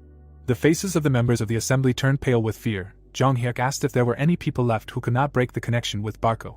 The boy flashed his flaming eyes and warned that they would have to face him. Sitting on the ground, the head of the family asked if he really thought he would be able to go unpunished. The cloak fluttered in the wind and the young man asked if there was any point in his loud statements. The cultivator walked away and said that he would observe the life of the Barco family and attack them until they were completely destroyed. The master came out of the gate and declared that this was all. Holding his dead son in his arms, the Viscount concluded that they had touched too dangerous an enemy. A few days later, under the crescent moon, a noble tried to flee in the middle of the night because he had no way to pay off his debt to Golden Bank. His corpse was found on an unnamed hill. A nobleman lay in the middle of the forest. The Barco family line that had once spread its influence throughout the northeastern region had met its miserable end. Light entered the room through the window. Hans raised his eyebrows in surprise and called out to the young master. A warrior walked down the hallway. The man asked where he was going in the middle of the night. The protagonist smiled widely and explained that he had decided to take a walk for the first time in a long time because the moon was especially bright today. The butler's eyes widened in fear. Jonghyuk noticed that everyone was very worried lately. There were traces of blood on his clothes. Taking it in his hands, the servant said that they were very happy that the eldest son Dmitri received recognition and asked him not to get involved in such dangerous adventures as war. With a sad frown, Hans said that he could not hide his anxiety and added that the young master should be careful. The boy looked down at him and reminded him that he considered him his man. The man looked up at him and said that he knew about it. People followed their leader. The young man killed so many enemies that their blood would fill an entire ocean, but the only rule that made him become a heavenly demon was to protect his people. The butler tensely raised his eyebrows and asked what was wrong. The cultivator decided that one ally is more important than 1,000 enemies. The master smiled and promised to do his best to protect himself and his comrades, because this would be more than enough. Girls in dresses were walking around the garden. At about the same time that the hype around the Barco affair was supposed to flare up, the Melork family clan organized a social gathering. Helena, the wife of the head of the Melork family, covered her smile with her fan and thought that even the wives of former supporters of Barco, usually slow to rise, came in a gang. She narrowed her eyes and thought that from now on power in the northeastern lands was concentrated in the hands of Dmitri, and for them, the Melork family, who had long supported Dmitri, this was an exceptional chance. Suddenly she looked away and said that she had been looking forward to this guest. The woman in the green dress only smiled. Liana, the wife of the head of the Dmitri family, closed her eyes and thanked her. The woman stood in the garden, and Helena said that she had prepared a special wine for the guest. Liane raised her hand to her face, smiling, and the representative of the Melork family thought that usually this guest spent her time with the wives of the nobles, recruiting supporters of the Dmitri family. She imagined the face of Baron Romero and thought that he did not have such an amazing talent for diplomacy and politics, and that perhaps, if Liane had not laid the path ahead, the Dmitri family would have fallen to the onslaught of Barco before it had consolidated its position.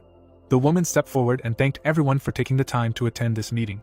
She placed her hand on her chest and added that she had gathered them all here today because she thought that as neighbors they should understand and get to know each other better. The guests looked at her in bewilderment when she said that until now not all of them were striving for the same thing. Standing before the visitors, Helena added that since the situation had changed, they needed a new point of support. She smiled. There was an underlying meaning in her words. While the women looked gloomy, the hostess decided that she would really tickle the nerves of everyone who supported Barco. Her eyes shone brightly when she thought that at the same time she would be generous and accept them. There was cake and tea on the table. The woman stood up and asked what Liana thought of Veronica. Another guest's mouth dropped open in shock when the young lady replied that Veronica would be a great match for Jonghyuk. Helena closed her eyes and added with a smile that Jonghyuk was already 25 years old, and for the sake of the future, he should quickly find a wife and start a family. Liana looked away in surprise, and the host of the meeting said that she did not say this because she was her daughter, but she thought Veronica would suit Jonghyuk very well. The other guests noted with nervous laughter that not long ago her daughter accepted a proposal from another family, and Helena's greed knew no bounds. Liana drank tea, and the women said that Jonghyuk needed to make a special choice when it came to marriage, and that he should definitely come to their mansion later. Helena looked down and thought that her daughter had fallen in love with that guy at first sight. Holding the cup of drink in her hand, she said that her daughter was still very young, but in the future she would become a real beauty. Her face was reflected in the tea while she thought about how the protagonist had been a fifth wheel in high society for the past 6 years. Imagining his image, she thought that the reality in which he, the eldest son, could not inherit the headship of the family tied him hand and foot, but he had the potential of being a 4-star swordsman. There was a blue sky above the castle, and the woman thought that this alone was a guarantee of a prosperous future, and if the guy also inherited the Dmitri family, then they would not find a more suitable groom, and in an instant, Jonghyuk turned from a fifth wheel into a dream man. Liana looked straight at her, and said that she was pleased that she spoke so flatteringly about her son. Putting the mug on the table, she added that he had already been hurt very much once. With a slight smile, she said that she hoped that he would meet a girl he truly loved, and not one that his family was forcing on him. The guests shuddered in surprise when the protagonist's mother added that for this reason there was no point in talking to her about political marriages. The women smiled when she said that this meant that the one who took possession of it first would win. There was a night sky above the estate. The girls sat at the table, thinking that strength was necessary to survive in the world. She frowned and thought that Lawrence had lost the battle with Barco, and she had said that if they held out until winter they would have a chance to win. Then she imagined explosions and thought that there were too many variables in the reality that greeted her. Flora looked down and thought that Jonghyuk had foreseen absolutely everything and had bravely rushed into battle to save Lawrence. Then she imagined the image of the protagonist and thought about what she needed to do to become like him. Her cheeks immediately turned red. Then she shook her head and began to convince herself that she did not like this guy at all, because he was an arrogant egotist who only cared about his own gain. Then she looked down and thought that she was still curious about what kind of person he was and how he could be so strong. She wanted to get to know him better. She closed the book and decided to go for a walk. Flora walked down the dark corridor. She placed her hands on the railing and thought that whether she was interested in the protagonist or not, The engagement was already broken off and there was nothing else between them. She looked up and thought that she had no way or reason to meet Jong-hyuk again. Flora turned around when someone called her loudly. The blue-haired girl smiled and said that they hadn't seen each other for a long time. She raised her hands, looking at the girl kindly. Sylvia of the Lawrence family smiled while Flora didn't understand what she was doing there. The doors suddenly swung open. The protagonist's ex-fiancé ran up to her father and shouted that the Lawrences were responsible for holding the ball in the Dmitri domain. She frowned and asked why her father didn't tell her about it. He turned around. The head of the family looked at his daughter and replied that this incident had opened his eyes to many things. The girl's mouth dropped open in shock when her father added that in a situation where no one could make a decision, she had shown intelligence in pointing out the right path. With his hands behind his back, the Viscount said that because Flora had led Jong-hyuk to the battlefield, they were able to win this war, and he would not repeat the mistakes of the past by belittling his daughter. He placed his hand on her shoulder and said that from now on, he would no longer force her to do the family business. Flora's eyebrows rose high in surprise when the man told her to live for her own dreams. She turned away and thought that this was all touching, of course, but she wanted to go to the ball. The girl then opened her mouth wide and asked why Sylvia was invited to the ball. Considering that she had come all the way from the capital, there was another purpose for her visit. There were envelopes on the table, and the Viscount replied that it was his personal whim. The head's daughter introduced the joyful Sylvia and thought that with her help it would be possible to restore the connection with Dmitri that had been lost due to the breakup of the engagement. With a serious face, she said that if that was the reason, she understood. Then, Flora put her hand on her chest and added with a smile that since she owed the protagonist a favor, she would follow her friend and take on the role of escorting her. The father shrugged, saying that her daughter did not have to get involved in this, and he would make sure that she would not have to deal with that family anymore. The girl frowned and angrily said that she would escort Sylvia. The Temple of Valhalla, a branch of Cairo, was visible. Someone was holding a scroll in their hands, asking if it was true. A hooded man was sitting at a table, talking about how a 25-year-old son of a provincial noble had killed a 4-star swordsman with one blow. There was no way that could happen. He smiled and thought that if this was not a nonsense rumor, then a terrifying genius had already been born. The priest with a mad expression decided to see for himself. It was seen how the lady got off the carriage, and it was said that the planned ball would take place in the evening. From afar, it seemed like the daughters of the aristocrats had arrived early on the lands of Dmitri. The girls were smiling happily. They were wearing expensive jewelry. Sylvia, with her mouth slightly open, said that this is what the heir of the family Dmitri is like. The lady, clasping her hand, said that the rumors were not lying, and he really is sad. The daughters of the aristocrats were walking along the street. There was a bucket of stones on the ground. A tall building was visible, and it was heard that anyone would understand that these were the lands of the blacksmiths. The ladies continued walking along the alley, and one of them said that she did not even know how to live in such a place, because in the capital even commoners care about some minimal favorable appearance. A member of the Lawrence family, wiping her face with a handkerchief, noted that it was now clear to her that the head of the family, Dmitri, was far from art. The blonde crossed her palms, and it was said that Sylvia's father, the younger brother, the Viscount, settled in the capital as a merchant. Raising her eyebrows, the girl muttered that if compared to the capital, both Lawrence and Dmitri were just a village. Noticing human silhouettes in the distance, the lady asked if they were miners. The workers smiled happily and discussed something. Suddenly, one of them turned his head towards the ladies. The ladies were opposite the guys, and they objected that the mine workers boldly walked along the street. The aristocrat's daughter, turning around, explained that this was the problem with the Dmitri lands. The blonde's face was serious. The main character walked past her. Suddenly, the girl's pupils dilated. The lady turned around abruptly. Jong-hyuk held the pyx in his hand, and the lady wondered if it was him. A moment later, it seemed like the man was quickly moving his legs. Hans, through the sweat on his face, turned to his master. Wiping the protagonist's clothes, the butler said that he could not stop him from going into the mines, and then asked if he could at least take care of himself a little. Touching the guy's face with a handkerchief, the servant exclaimed that he only wiped a little, and the towel had already turned black, after which he replied that this was enough. Suddenly, the girls looked in the direction of the young man, and at that very moment the subordinate said that every day he returned covered in dust, which broke his heart into pieces. The ladies, blushing, wondered if this was the heir of the family, Dmitri. Raising the corners of her lips, Sylvia muttered that he was more handsome than she thought. The muscular body of the aristocrat was visible. The lady stuck out her tongue. The Lawrence family member folded her palms and said that everyone was saying that there was a high probability that his second son would take over his place as heir, and also asked which aristocratic family would entrust their son with work in the mine. It seemed like the baron's son was hitting a boulder with a pickaxe, and the girl added that this was definitely a lesson in raising an heir.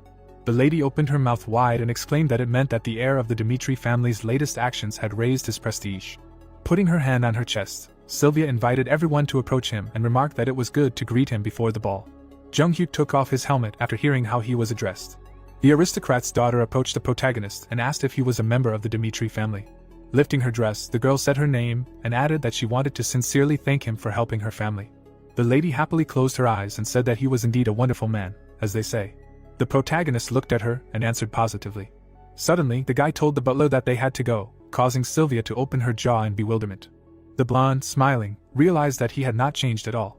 Hans, holding the young gentleman's helmet in his hand, said that these ladies would be present at the ball, after which he asked if he could not treat them a little more friendly, to which he explained that he would treat them if they represented at least some value, but they ridiculed the mining business of Dmitri. The man, bulging his eyes, asked how long he planned to work in the mines, because even the Lord did not give him orders, and he had been working hard for several days. Squinting, the aristocrat answered that the basis of Dmitri was a forge, and going further, it was iron ore mining. Having introduced the workers, the baron's son explained that iron ore, mined with the sweat and blood of miners, melted in the flames of huge braziers, turning into iron, is the essence of Dmitri. The best blacksmith in Dmitri appeared. The back of the protagonist was visible, and he noted that it was impossible to coexist with the people of this land if they were understood only in words, and only wanted to be in solidarity with them, having gained experience. A second later, Jong Hyuk moved away from the servant.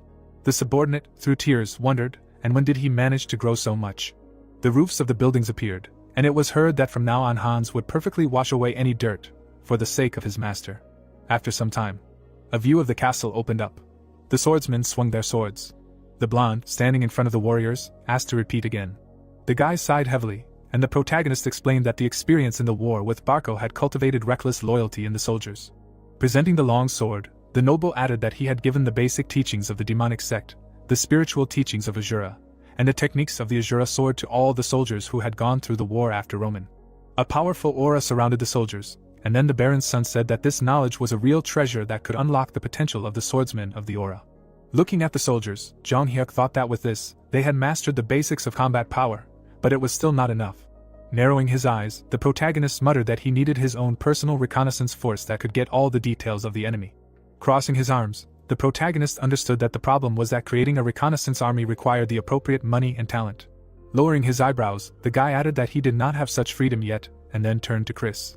The young man, approaching the aristocrat, asked if the master had called him, to which the latter asked a counter question about how the training was going. The blonde, looking ahead, said that everyone had amazing enthusiasm and a high learning speed, and thought that progress could be expected in the near future. Opening his mouth, the baron's son said that it was time for him to learn a new technique. The deputy captain of the knights bit his lips in surprise. Standing opposite the teenager, Jong Hyuk said that his starting point was different from the others. Introducing the guy with a sword, the protagonist explained that he had already built his own world, and in such a state it was difficult to accept new knowledge. Looking at him, the protagonist noted that he thought he was ready to receive something new. Suddenly, the aristocrat frowned seriously. The baron's son said that the technique he was going to teach him was called lightning, and at that very moment the blonde opened his mouth in bewilderment. It seemed like a bright aura surrounded the warrior, and Jung Hyuk muttered that when the lightning sword subdued all of Nirim, Chris inherited a deadly technique that earned him the title of one of the 10 greatest masters. A large chandelier was visible. A view of a wide room opened up. Suddenly, the door opened, and it was heard that the heir of the family, Dmitri, had arrived. The girls turned around abruptly. Then the protagonist appeared. The ladies quickly blushed. The ladies approached the gentleman and asked why he left that day, since they wanted to at least talk to him for a while before the ball. The protagonist closed his eyes happily and replied that he had just finished work then, and hoped that they could understand his desire to appear before them in a more dignified manner. Sylvia, looking in his direction, said that he was indeed an excellent person, as the rumors said. The Lawrence family member crossed his palms and was surprised that the heir of an aristocratic family was working equally with the mine workers. Raising her eyebrows contentedly, the lady asked if she herself could change if she met a husband like the heir of the family, Dmitri. Smiling, the boy thanked her for the exaggerated praise. It was clear that the young man raised the corners of his lips as he spoke to the lady. Then the baron's son turned his gaze to the side. It seemed as if the aristocrats raised their glasses. After a while, Jung Hyuk placed his palm on the railing. The protagonist stood on the balcony. The protagonist looked down, and at that moment, it was heard that this is where he is. Suddenly, a girl approached him. The night sky opened up, and it was heard that this was a necessary step. The lady's shoes were visible, and she said that this was unexpected. Adjusting her hair, Flora said that she thought that he did not care about human connections at all. Opening his mouth, the guy replied that at another time, everything would be exactly like this. Introducing his parents, the young man said that they and all these guests were invited here, and this is different from everyday life. Turning his head, the aristocrat noted that it was strange to consider this a surprise, because their first meeting happened in exactly the same way. The girl's eyes widened sharply.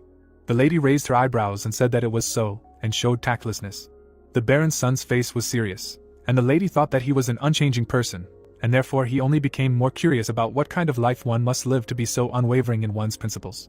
Flora's hair was blowing in the wind, and she asked why he was doing mining work, after which she said that she did not know. As for the head blacksmith, but sending him to the mines as an apprenticeship for the heir, it makes no sense.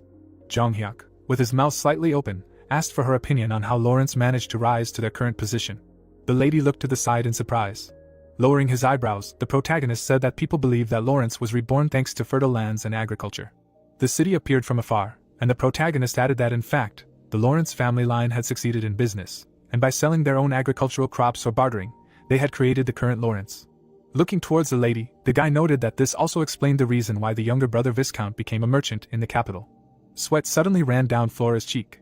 In the past, the girl was sitting at the table, and she muttered that she herself had only recently been able to find out about the origins of Lawrence, and was surprised by his accuracy.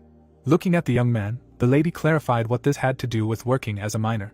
Opening his lips, the aristocrat replied that the origins of Dmitri were iron or mining. Miners could be seen swinging their picks, and then the Baron's son said that if there were no miners who spent their days in the dust digging for iron, then Dmitri would not have been able to rise to their current level. Junghyuk, with his jaw hanging open, added that he was sure that time spent in the mines would greatly help to understand and share their feelings. The blonde raised her eyebrows in surprise, and at the same time, the protagonist said that in his opinion, this is the duty of a person inheriting the Dmitri fortress. The night sky was visible, and the protagonist said that he was too late, and therefore it was time to go back. Flora was left alone on the balcony. Smiling, the girls thought that she had made a decision. Placing her palm on the railing, the lady muttered that even after the end of the war, her thoughts continued to wander in her head, but now it was as if she had seen the light, and everything fell into place, and also made the right choice to meet him. A few days later, Flora seemed to leave Lawrence and head for the capital in a carriage. The lady looked out the window happily, and it was said that the moment had come when the Lawrence flower finally left the greenhouse and went out into the real world. Suddenly, Jacob, clenching his jaw, said that it was cool. Hendrik, sitting opposite him, asked how work was today, to which he received the answer that everything was as usual, and no matter how much he mined this damned ore, there was no end in sight. The chief of iron mining, looking ahead, noted that they had only mastered the foot of the mountain. The entrance to the mine was visible, and it was explained that even if several generations changed, and the Dmitri family would exist for hundreds of years, the veins of the iron mountain would not dry up, and Jacob, who had lived his whole life as a miner, was sure of it. The master, raising the glass to his mouth, said that 2 weeks ago everyone was only chatting about the heir of the family, Dmitri, taking up work in the mine, after which he asked if he had calmed down lately. The man sharply raised the corners of his lips. Half a month ago, a guy carrying a sick box said that they were saying that from today on the main character would work in the mine, and his colleague did not understand why. Approaching the canopy, the worker said that he himself did not know, and would probably pretend that he was trying and leave. Morkan, crossing his arms, said that Lord Dmitri had completely lost his grip. Looking in the direction of the miners, the veteran miner added that this should have been done earlier, if he planned to raise his son as an heir, and until now only blacksmiths were held in high esteem, and miners were avoided. Opening his mouth wide, the big man exclaimed that even the third heir, Dmitri, had been taught blacksmithing since childhood. The muscleman added, opening his jaw in anger, that they had never been taught how to mine iron. Morkan explained that this was direct evidence that Lord Dmitri neglected them, to which one of the workers scratched his cheek and asked if he had jumped too far. Frowning, the veteran miner said that the Iron Mountain was the foundation of Dmitri, and the blacksmiths took all the credit. Raising his hand, the miner shouted that he must have been kicked into working here, but he was not going to blindly bow at his feet, and then offered to show the heir of the Dmitri family how hard and responsible work in the mines was. The boy's shoes were visible. Jacob, standing in front of the miners, said that from today on, the young master would be working with them. One of the workers scratched the back of his head. The men clenched their jaws. Jonghyuk calmly looked around. The chief of iron mining extended his palm and said that they should always remember that the most important thing in working in the mines is firstly safety, secondly safety, and thirdly safety. It seemed as if the miners began to fuss, hearing that they should move faster. Squinting, the protagonist thought that they were completely ignoring him, but he did not care about their behavior. The protagonist imagined a golden shield and weapon. Biting his lips, the guy muttered that how people Dmitri live, what power they have, and what they can do on this land. To implement the future plan, Dmitri must find out all the ins and outs. A view of high mountains opened up before him. Suddenly, a miner, holding onto a minecart, shouted that they should not relax, because they were still far from the daily quota. The young man grabbed a heavy bag. Turning his gaze to the side, the aristocrat realized that everything was systematized. The worker could be seen swinging his pickaxe, and at that moment the Baron's son muttered that the duties were clearly divided, and the mine shaft was quite safe, and wondered why the iron of Mount Dimitri attracted everyone's attention. The man, wiping the sweat from his face, replied that it was not only because it was easy to process in forges. Presenting several ingots, the miner explained that the iron ore itself was of the highest grade, and therefore people recognized its real value. Extending his index finger, the miner added that mining iron ore in other areas incurred great losses in trade, but Dimitri could carry out all stages of the process on his own territory, and hence such a large profit. Turning around, Jung Hyuk heard the question of whether Dimitri was called billionaires for nothing. Looking away, the protagonist thought that the supply of materials and trade turnover are feasible within the boundaries of the domain. Bearing the title of the city of blacksmiths, Dimitri makes a premium, and the prices are higher, compared to other iron, and this has been going on for decades. A tall structure appeared, and the protagonist muttered that perhaps the wealth accumulated by Dimitri was much more impressive than he assumed. The boy's pupils narrowed after the miner told him that this place was not suitable for idle chatter. The worker, putting his pick on his shoulder, noted that if he did not plan to work, then he should not disturb others. Frowning, Morkan added that he should leave. The young man turned his head sharply. The veteran bit his lips angrily. The aristocrat apologized and said that he needed to concentrate on work, which made the big man look at him in surprise. Then the Baron's son grabbed the bag. The miner turned his gaze to the side in surprise. A week later, a tray of food appeared. Sitting on the floor, Jung Hyuk said that they had worked together for a whole week, and that they only spoke to him when he asked questions. Chewing his food, the protagonist wondered if this was local hazing. Suddenly, a miner approached him. Morkan, looking at the protagonist, asked if he could ask him just one question. Opening his mouth, the veteran miner said that he had been watching him for a week, and therefore could not understand. Opening his lips, the worker asked why he was working there at all. Imagining the entrance to the cave, the miner said that even the apparent heir of the family, Dimitri, the second son of Ravel, had never appeared in the mine. An aristocrat in a helmet appeared, after which the miner added that now the eldest son had come, supposedly to teach the heir lessons, and therefore thought that he did not value the miner's work. It was seen how the miner stuck a shovel into the ground, and Morkan explained that he had been working nearby on purpose to watch him, but he had turned out to be more diligent than he had expected. Sweat was running down the face of the Baron's son, and then the veteran noted that it would be more accurate to say that he had worked even harder than the other miners, fulfilling his allotted quota. Filled sacks lay on the floor, and one of the workers said that he had heard from the servants from the estate that the lord had not ordered the young master to work in the mine. The miner clarified whether this was his own decision, which caused the big man's pupils to sharply narrow. Suddenly Morkan bit his lips. Sitting on the ground, Jung Hyuk asked which of the two answers he wanted to hear, the ideal or the truthful one. The miner opened his mouth and asked if he could hear both. Smiling, the protagonist replied that he would start with the ideal one. A huge structure was visible from afar, and the protagonist explained that Dimitri was a mining town, and the mine fed all of its residents. Residents of the settlement were outside, and at the same time, the guy added that he wanted to understand the residents not just by statistics, observing them from afar, but to personally try to live their life. Opening his jaw, the miner clarified that there was a need for this, to which the young man noted that there was. Lowering his eyebrows, the aristocrat explained that as long as his last name was Dimitri, he was obliged to do this. Pressing his lips together, the miner thought that this was the ideal answer, and these were the words that one would like to hear from the ruler, and the image of the nobility that they dream of. Squinting, the Baron's son said that the real reason was that he was not Dimitri's master, and although he had amassed a huge fortune, it belonged to his father. Looking ahead, Jung Hyuk added that this was why he came to the mine, and also to find out what he could do for Dimitri to fairly request his share. Suddenly, Morkan smiled. Covering his eyes with his hand, the miner exclaimed that this was the point, namely, to demand a fair share of his property from his father, and he had not even thought about it. Sitting opposite the protagonist, the worker said that he thought that he had come to the mine only to compete for the place of the heir, after which he muttered that in order to lay the foundation, the young master did not come to the forge, but to the mine. Squeezing his fingers, the veteran realized that this meant that he understood how important their work as miners was. The miner lifted the corners of his lips and said that he would tell him everything that interested him. Morkan's mouth was visibly open, and the protagonist said that he diligently answered the endless stream of questions, and was able to get amazing information from him. Presenting a map of the mountain range, the guy explained that the Dimitri mine was the largest in the kingdom, and it would not be an exaggeration to call it the largest on the continent, especially the unexplored lands beyond Dimitri, called the edge of the continent.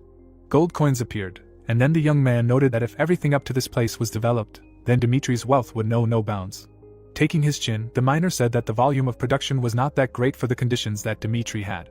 The workers were installing high pillars, and the miner said that the workplace was too dangerous, which slowed down the rate of ore extraction, and ultimately, led to a decrease in production.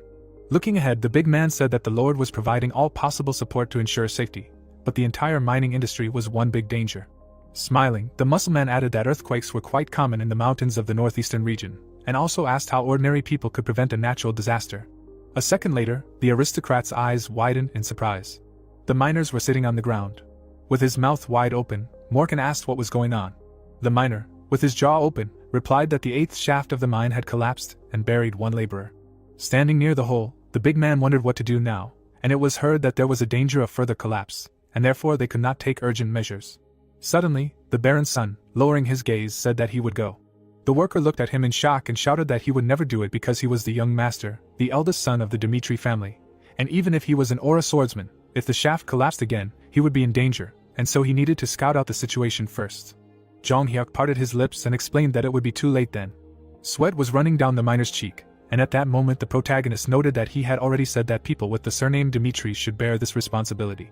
Clenching his fists, the protagonist said that he would go then and asked to prepare to receive the wounded man. Suddenly, the guy rushed from his place. The young man quickly descended, leaving a magical trail behind him. After a while, it seemed like someone grabbed a stone. Morkan's eyes widened in surprise. Then it was seen that the aristocrat was holding the wounded man on his back, and the miners exclaimed that the young master had saved the victim, after which he said that they should bring bandages right away. They started bandaging the injured man's leg. The worker, standing behind the protagonist, muttered that treating injuries was not such an easy task, but he was a master even at this. Turning his head, Jung Hyuk explained that he had provided him with first aid and let them take him to a doctor, because if elixirs were needed for treatment, he would cover their cost. A moment later, the miners carried the injured man. Opening his mouth, the protagonist asked everyone to listen to him, and then said that he was sure that they would take the accident that had happened today for the fate of the miner. One of the miners suddenly closed his eyes. Holding his hands behind his back, the guy added that even with impeccable preparation, no one is immune from unexpected disasters. Lowering his eyebrows, the young man noted that nevertheless there was a way to resist, albeit a difficult one. Morkan, opening his lips in surprise, listened to how a person whose last name was Dmitri uses all the ways and means to try to resolve their difficulties. The nobleman frowned seriously and said that it probably wouldn't take that long. Romero folded his hands on the table and asked if Jung Hyuk was injured and what he was thinking when he stuck his nose in there, to which he replied in the negative. The famous blacksmith frowned angrily and explained that even as an aura swordsman, he couldn't be immune to natural disasters, adding that he was just lucky this time and everything worked out.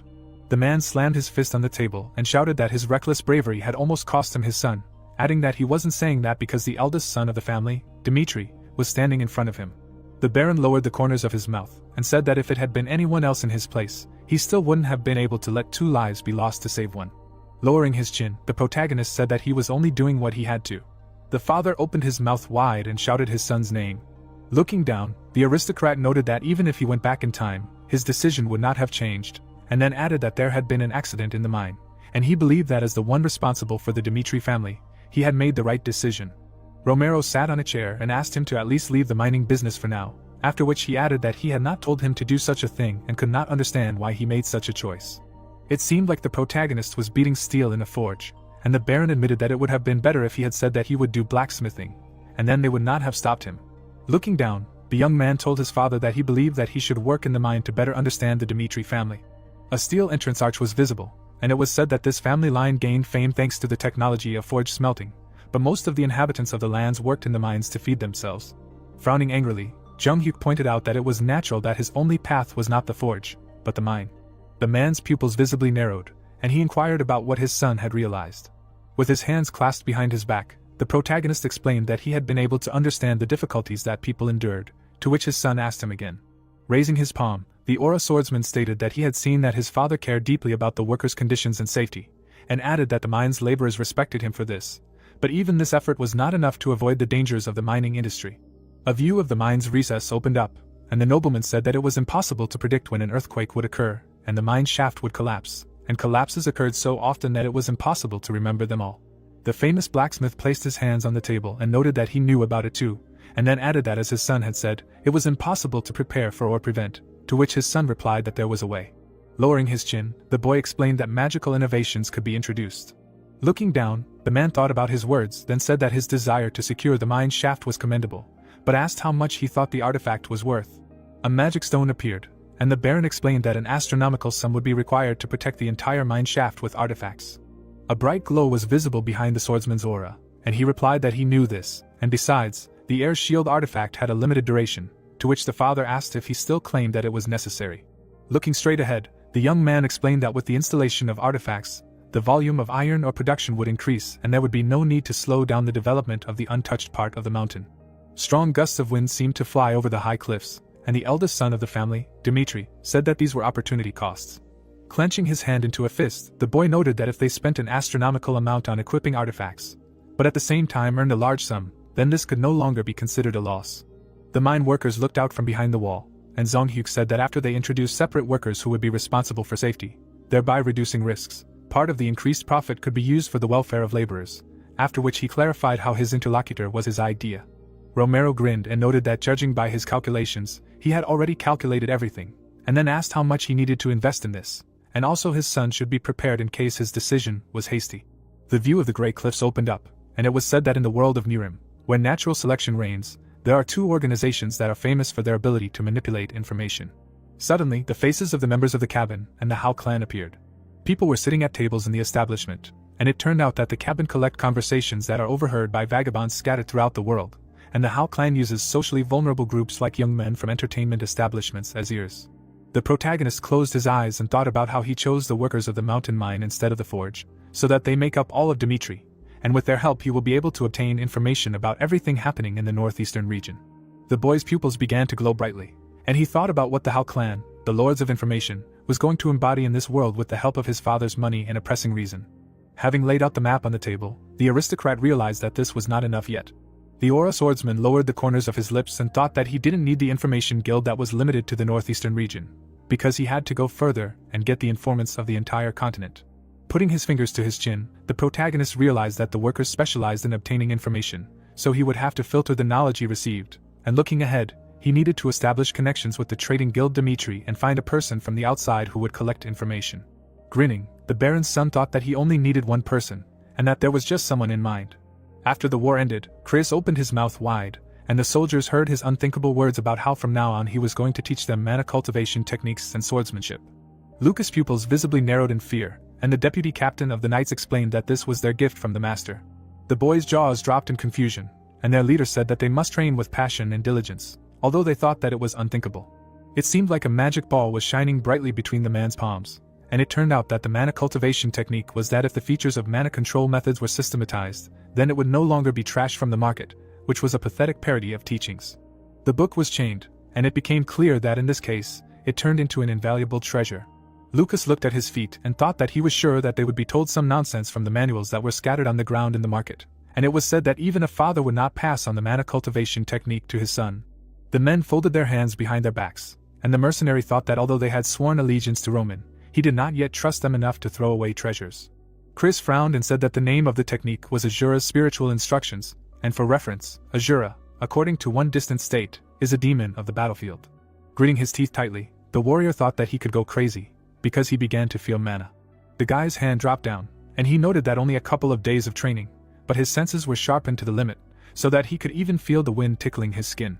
Lucas swung his weapon from side to side and said that the Azura sword technique, which contains 108 methods on how to fight an enemy, was an invincible technique that perfectly embodied the power of spiritual instruction.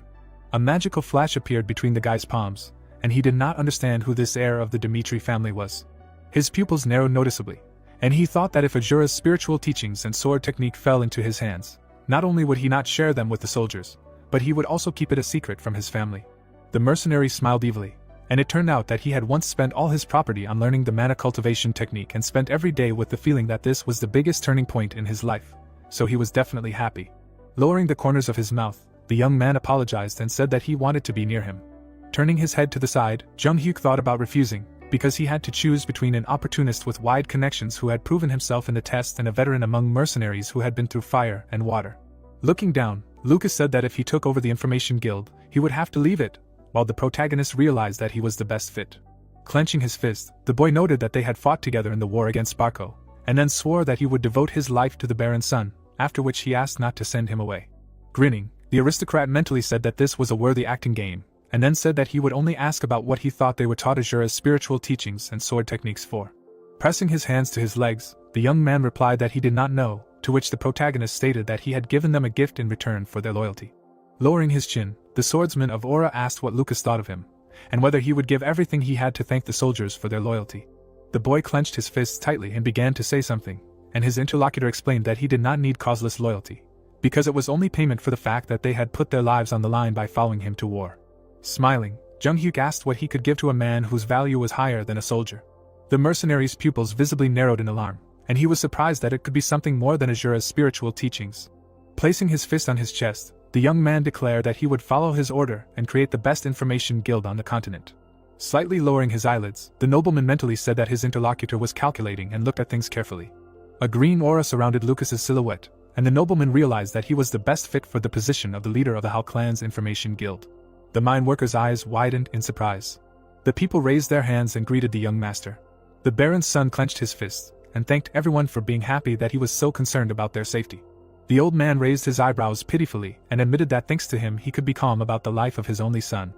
Falling to his knees, the miner shouted that from now on, no matter what happened, he was ready to risk his own life for him in order to repay.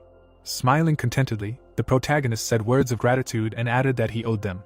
The men closed their eyes in joy, and it turned out that from that moment on, the faith of the people of Dimitri was chained to him. Romero sat at the table, his head down. His eyes were shining brightly, and it was said that such a situation plunged the Baron into deep thought.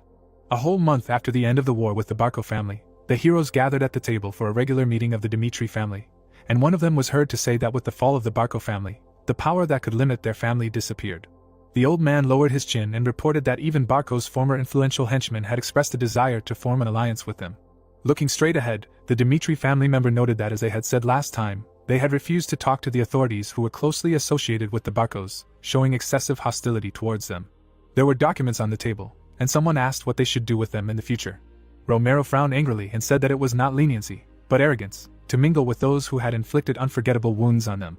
The Baron sat on a chair and ordered everyone not to form alliances with them under any circumstances, then added that they would make it clear to them what it meant to make an enemy of the Dimitri family. Suddenly, the old man looked away, and the head of the family decided to move on to the next topic on the agenda. Jonathan dropped his hands under the table and reported that in this war, the Barcos had secured support from outside and demonstrated the changes that could entail. A bright magical seal appeared, and the captain noted that if they had encountered Barco, variables such as the Flash and Homer would have put them in great danger. The warrior could be seen holding his weapon tightly with his hands. The man placed his elbow on the table and explained that along with expanding his fighting power to withstand unexpected situations, he wanted to acquire a magical weapon. The famous blacksmith closed his lips and thought about military power, and that there was no more reliable stabilizer than this, and then said that thanks to the young master, their budget could afford it. There were magical objects hanging at the entrance to the mine, and the Baron noted that a lot of money had been spent on installing artifacts throughout the shaft. Pointing his finger at the text on the piece of paper, Romero said that this had led to an increase in production by 30% in the shortest possible time. The old man turned his head to the side and said that with such a growth trend, it could soon be expected that the mining result would exceed the previous volume by 2 times. Putting one hand on the other, the man asked about the monetary expenses for the artifacts, to which his subordinates replied that they had enough funds to cover them thanks to the increased profits. The miner swung his pickaxe, and it turned out that Zhang Hyuk's decision was correct, because he himself, without following anyone's orders, decided to mine iron in the mountains. The ore fragments flew in all directions, and it was said that he had personally encountered the problems that arose during the case and found the most rational solution. The members of the Dimitri family smiled broadly, and it became clear that this case allowed the young master's reputation, which had undergone drastic changes from the outside, to be finally settled. With his jaw dropped, Jonathan asked the Lord how he was going to resolve the issue of the future successor. Romero frowned angrily, wondering if this had really started. Looking towards the Baron, the captain noted that 3 years ago he had appointed Rodval as the future head of the family, and then added that even then, the behavior of his eldest son and the natural abilities of the younger one indicated that they were not capable of shouldering great responsibility. Bright curtains were hung on both sides of the window, and someone was heard saying that the current situation had changed. The protagonist appeared in armor, and the war with Barco, the safety problem in the mine, and the genius talent of the swordsman were mentioned. There was a painting of a girl on the wall, and family member Dimitri noted that the young master was showing the qualities of a competent ruler in his current actions, and everyone agreed with his words. The old man's pupils noticeably narrowed, and he stated that although the head of the family had not yet made an official statement, he believed that fair competition was necessary. The heirs of the Dimitri family stood with their backs to each other, and it turned out that their rivalry had sent ripples across the quiet surface of the family. Frowning gravely, Romero thought about his sons and how the eldest had proven his worth in a short period of time, but the younger had shouldered the responsibilities of successor from an early age. Putting his hands to his mouth, The Baron wondered if it would be right to belatedly pit their heads against each other. Putting his elbow on the table, the man said that first of all he would observe the situation and think about what decision to make. Gripping his chair with his fingers, the famous blacksmith sighed heavily. The head of the family sat at the table and thought about the fact that the question of inheritance should be decided with the consent of key figures, such as personal officials, the owner of the mine and the owner of the forge. The father of the heir to the Dmitri family closed his eyes and decided that at least 3 of these parties had to agree so that he could arrange a rivalry for the children, even if it would cause a ruckus, and then asked for Hans. The servant's eyes widened in surprise and he said that he did not understand what was being discussed. Romero lowered the corners of his mouth and explained that he had asked him if his eldest son was suitable to be the successor to the Dmitri family. The butler's pupils bulged and he remained silent. With his hands clasped behind his back, the subordinate noted that if the interlocutor had asked this question 3 months ago, he would have answered negatively. But the current young master was different. A smile began to appear on Hans's face, and he said that he had been watching him and that he had grown into a man worthy of being called a successor. The Baron, with his mouth slightly open, asked for more details. Looking ahead, the servant began to talk about how the eldest son of the Dmitri family had said that he had gone to the mine to better understand the people of the land. Jong-hyuk walked through the mine with the other workers, and the butler added that in order to unravel their souls, he bowed his head and worked hard along with the others in order to face the reality of the Dmitri family. Putting his hand to his chest, the subordinate said that the protagonist was currently thinking about the responsibility that his family name placed on him, to which the lord replied that he understood everything and allowed him to leave. The doors to the room closed, and from behind it, one could hear the famous blacksmith ordering that the owner of the mountain mine be called to him immediately, because he wanted to ask him about the collapse.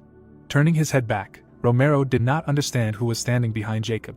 Squeezing his eyes, the head of iron mining said that he was told that the Baron wanted to hear about what happened in the mine, after which he added that he brought the one who was there at the time of the collapse. Opening his mouth wide, Morkan shouted that he was a worker of the mountain mine. The head of the family, Dmitri, lowered his eyebrows and thought about the familiar name, and then asked for more details about what had happened. The miners were standing near a huge pit, and it turned out that the accident had happened a week after the young gentleman had appeared in the mine, and then the shaft had collapsed and buried one of the workers, and because of the danger of a subsequent collapse, they were going to take the safe way, as dictated by the management. The aristocrat's pupils noticeably narrowed, and it was said that he then said that he could save the worker with his own strength. Morkan dropped his jaw and added that despite their persuasion, the eldest son of the family, Dmitri, went to the site of the collapse and rescued the victim. With bulging pupils, the miner admitted that at first he did not like the young aristocrat, but now he understands how stupid he was to think so.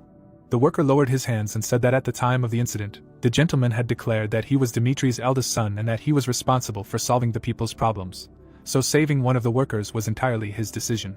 A memory of Jung-hyuk lowering his gaze and saying that he would go appeared. Bowing, Morkan noted that if the lord suddenly asked him how the young gentleman was assessed, he would say that he was the true successor, whom one would want to follow faithfully. Romero turned his head to the side and thought about how everyone was saying that his eldest son was suitable for the role of successor. But even so, he still could not make a decision, but the most important opinion of the forge remained. There was a sign with a hammer hanging on the stone wall. Putting his hand to his head, the guy said that the young gentleman's uniform had been sent, and then asked what to do with it. The master said to accept it, to which he anxiously bulged his pupils and asked again. Hendrik turned his head back and asked if the assistant's ears were blocked, then repeated that he had said to accept. Lowering his chin, the forge master thought about how he would gladly refuse, but after listening to the stories from the mine, Jacob felt guilty that he had secretly harmed him in vain.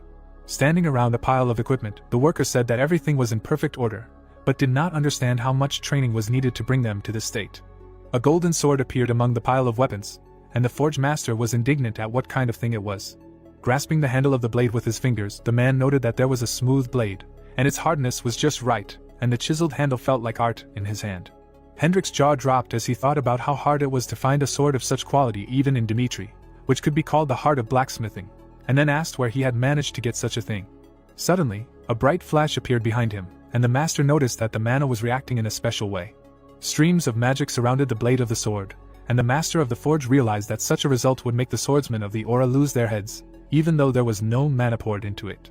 Looking at the weapon, the man thought that he was sure that his ironworking technique was the best on the continent, but the high resonance of the mana was a different matter, so he should still ask in person. The armor lying in a pile shone brightly. Chris raised an eyebrow and asked if they were finished yet, and then admitted that he thought it would take at least 2 weeks. The worker knelt down and remarked that he thought so too, and then explained that there was enough work for 2 weeks. But the master seemed to have gone mad and had harnessed all the blacksmiths to do it. Suddenly, the knight captain looked away. Hendrik frowned and asked Jong-hyuk where he had managed to get this sword. With his hands behind his back, The protagonist remained silent when the owner of the forge asked who the master was who had forged it, and asked him to tell him everything he knew. The nobleman grinned and thought that this was to be expected, and then stated that he had not gotten it anywhere. The man opened his mouth in confusion and did not understand what the interlocutor meant. Putting his hand to his chest, the aura swordsman explained that he had forged this sword himself. The forge master looked down and asked if the boy was asking him to believe it, and then added that the blacksmith standing in front of him was the family blacksmith Dmitri. Frowning angrily, the master asked if the swordsman of the aura dared to mock him anyway, and then noted that this meant that all the rumors about the lord's eldest son having changed were lies. Smiling, the protagonist said that he was telling the truth, and that he had named the only sword in the world salamander after the continent. Hendrik's pupils narrowed noticeably, and he shouted that the bastard would press until the last, to which the latter said that he would show him personally, because it was better to see once than hear 100 times. A smirk appeared on the face of the heir of the Dmitri family, and he said that as a master who represented the family, he should understand everything just by looking at how he wielded the hammer. A view of the roof of the house opened up. Approaching the forge, Jung-hyuk explained that in preparation for the war with Barco, it was decided that he needed a new sword that he could trust his life to, and then added that after that, he faced the flames of the brazier alone while tirelessly pounding the iron. Hendrik turned down the corners of his lips and remained silent, while the protagonist spoke about how at some point this forge turned into a sacred place. Turning his head towards his interlocutor, the eldest son of the family head, Dmitri, assumed that he himself was very familiar with this feeling. Bringing his fingers to the fire, the aristocrat said that he would soon have to fulfill his duty to defend the country, so he began to forge a sword that would best replace the salamander.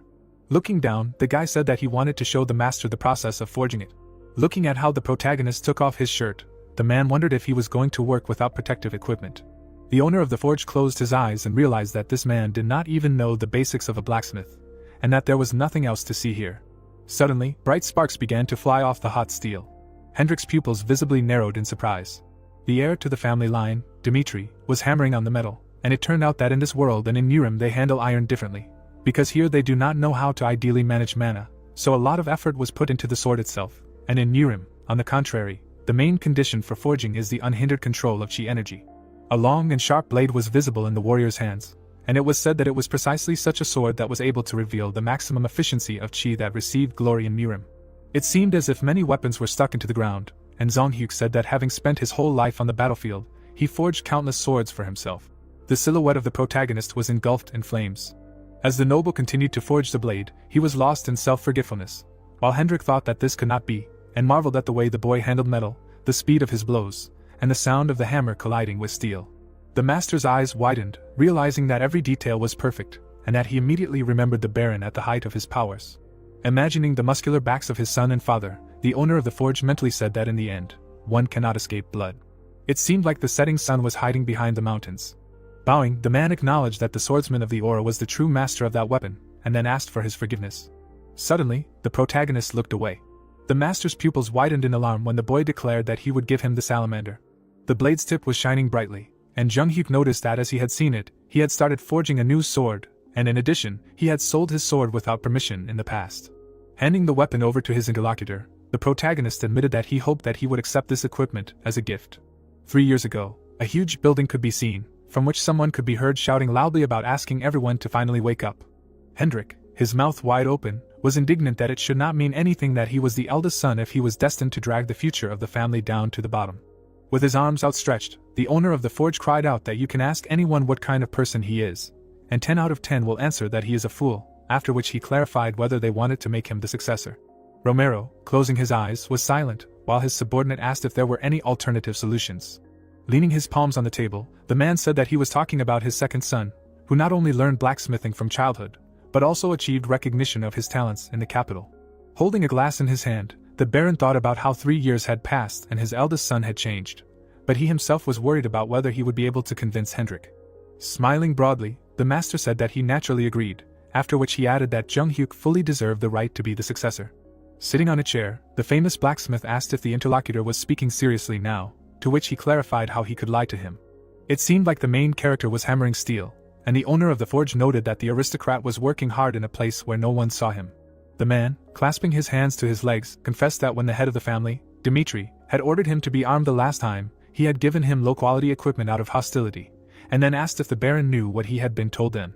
A pile of knightly equipment appeared, and Hendrik said that the young master had reproached him for committing murder by arming soldiers with such trash. Late that night, The master had sat on the edge of the bed, and now he said that at that moment he had carefully analyzed the boy's actions and had come to the conclusion that he possessed the insight that was inherent in the Dmitri family line. Romero's pupils bulged in surprise when the master said that today he had also personally observed his son working in the forge. Bright sparks flew off the metal, and the man noticed that he watched as he encountered the scorching heat of the furnace flames, selflessly devoted himself to his work, and how the blacksmith could not help but fall in love with this image. Holding out a golden blade, the owner of the forge explained that this was a sword that this young man had personally forged, and then added that the baron would not have difficulty determining its value at first glance. Looking over the weapon, the head of the family, Dmitri, exhaled heavily. The blade of the blade was decorated with exquisite details, and the lord did not understand how his eldest son could forge such a sword. Lowering his hands, Hendrik said that as a master blacksmith, he believed that the decision made 3 years ago should be reconsidered. Suddenly, the head of the family, Dmitri, opened a shelf in the table. Holding the letter in his hands, Romero read Rodval's letter about how he had recently been promoted to S-class at the Royal Academy Kairos, and would now move from theory to practice and gain experience in the field of being a commander in a real battle. The baron stood up from his chair, and on the paper there was a continuation about how his youngest son would graduate from the academy with the highest score, would become a son who would be proud of, and would show Dmitri a new future at all costs.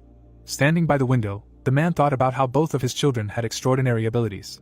The boys appeared to be standing with their backs to each other, and their father said in his mind that even Rodval, who was called a genius, was no match for the current eldest son, who was capable of earning a reputation not only in the kingdom of Cairo, but also on the entire continent. With the corners of his lips lowered, the head of the family line, Dmitri, realized that once the youngest child graduated from the academy and the eldest served in the defense troops, the true struggle for the inheritance would begin. A few days later, the view of the defense towers opened up. People on horseback passed through the gate of the fortress of Dmitri, and it was said that the priest who distributes ranks had arrived. Standing at the top of the stairs, Romero said that he heard that the guests came from the Temple of Valhalla, to which he replied that he was a member of the Cairo branch of the Temple of Valhalla, and he heard rumors that the young master had defeated the ranker Homer. Smiling, the priest noted that since the matter was exceptional, he had come for a personal meeting, after which he would decide whether he matched the rating. A golden coat of arms appeared, and it was said that a family line that included a ranker, even if it was a low rank, thanks to this fact received the reputation of a famous family. Closing his eyes, the baron asked him for forgiveness for the fact that his eldest son had been working in the forge for several days, after which he asked why the guests did not rest from the journey today and meet him tomorrow, since they could also look around the city. The clouds thickened in the sky, and Willis agreed with him, to which he said that in that case he would assign him a guide. The butler led the men along the corridor and told them that the Dmitri family owned the largest iron mountain in the kingdom and produced the highest quality iron products, after which he added that they could notice for themselves, if they looked around, that all the buildings were made of iron. Hearing the count, the priest turned around while the servant was saying that even from behind the fortress gates, the land of Dmitri is not easy to break. Outside the doors, the fighters could be seen marching to the count, when suddenly the guest asked if he could watch the training. Squinting, Hans said that this could only be done from afar, to which he received words of gratitude in response. It seemed as if wooden sticks crossed in the air. During the training, the boy slid his feet on the ground. Fuki smiled broadly and asked if his partner would remain unharmed if he ignored defense like that. Kevin covered his mouth with his fist and said that his comrade should win first and then talk. Gritting his teeth, the soldier offered to test this. The fighter frowned angrily. Willis' pupils bulged in bewilderment. Magic streams emanated from the boy's weapons, and the priest wondered if both soldiers were aura swordsmen. A crowd of men could be seen, and it was said that in the army of 30 soldiers, there was not a single aura swordsman. Folding his arms, Jong-hyuk said that his interlocutor had a warrior's structure from birth. Fuki scratched his head and asked him again, and it turned out that until now no one could understand the meaning of the word said, and after a couple of weeks, one day, something happened. The soldier's sword was enveloped in energy flows, while he successfully awakened mana. The youths dropped their hands from fatigue, and it was said that since then, the warrior's attitude towards training has changed dramatically, and in order to become stronger, to break through the barrier, they put their lives on the line. The sharp blades of the swords crossed in the air. Fuki clenched his jaw tightly and shouted for his opponent to try to fight back. At that moment, the soldier delivered a crushing blow. Kevin frowned angrily and remained silent. The boy opened his mouth wide and shouted that his opponent was a bastard. His comrade's eyes were filled with bright magical currents. A moment later, Fuki's pupils widened in alarm. A powerful explosion occurred between the soldiers. The boy's jaw dropped, and he wondered if it was necessary to go so far. Kevin looked ahead and asked his opponent to take this more seriously. Flashes from blows were visible behind the fence. Putting the blade of his sword to his opponent's neck, the warrior said that if they were on a battlefield, his head would already be rolling on the ground. Gritting his teeth, Willis couldn't understand what he had just seen and whether this army was provincial when all the soldiers in it used the same fencing style and their movements were honed to perfection. Opening his mouth in bewilderment, the man mentally said that it was like looking at the Valhalla Empire in miniature. In front of him stood soldiers with swords in their hands, and he thought that he was sure that these were not simple warriors, and must be a knightly order that was raised with the blood and sweat of Dmitri. An electric current was visible between the heads of the young men, and Willis wondered since when Dmitri had such power in his hands. Behind the head of the family line, an army of knights was visible, and the priest decided that he recognized the influence of this family in the northeastern lands, and nevertheless, this could not be called an army of backwaters. The assistant's eyes widened in fear and asked if the reverend was sure that the city of Dmitri was focused only on the mining industry, to which he replied that he himself was now beginning to doubt what he saw. Slightly sticking his head forward, Willis noted that one thing was clear for sure: these were not simple soldiers. The priest suggested that this was the Knights Order of Dmitri, who was under the command of Baron Romero, to which the servant raised his head and said that this was not a knight's order at all, and then added that those who could be seen now did not belong to the family line. Hans closed his eyes and explained that this was the young master's personal army. The man's pupils bulged, surprised that these were ordinary soldiers. He suddenly grabbed the butler's shoulder with his hand.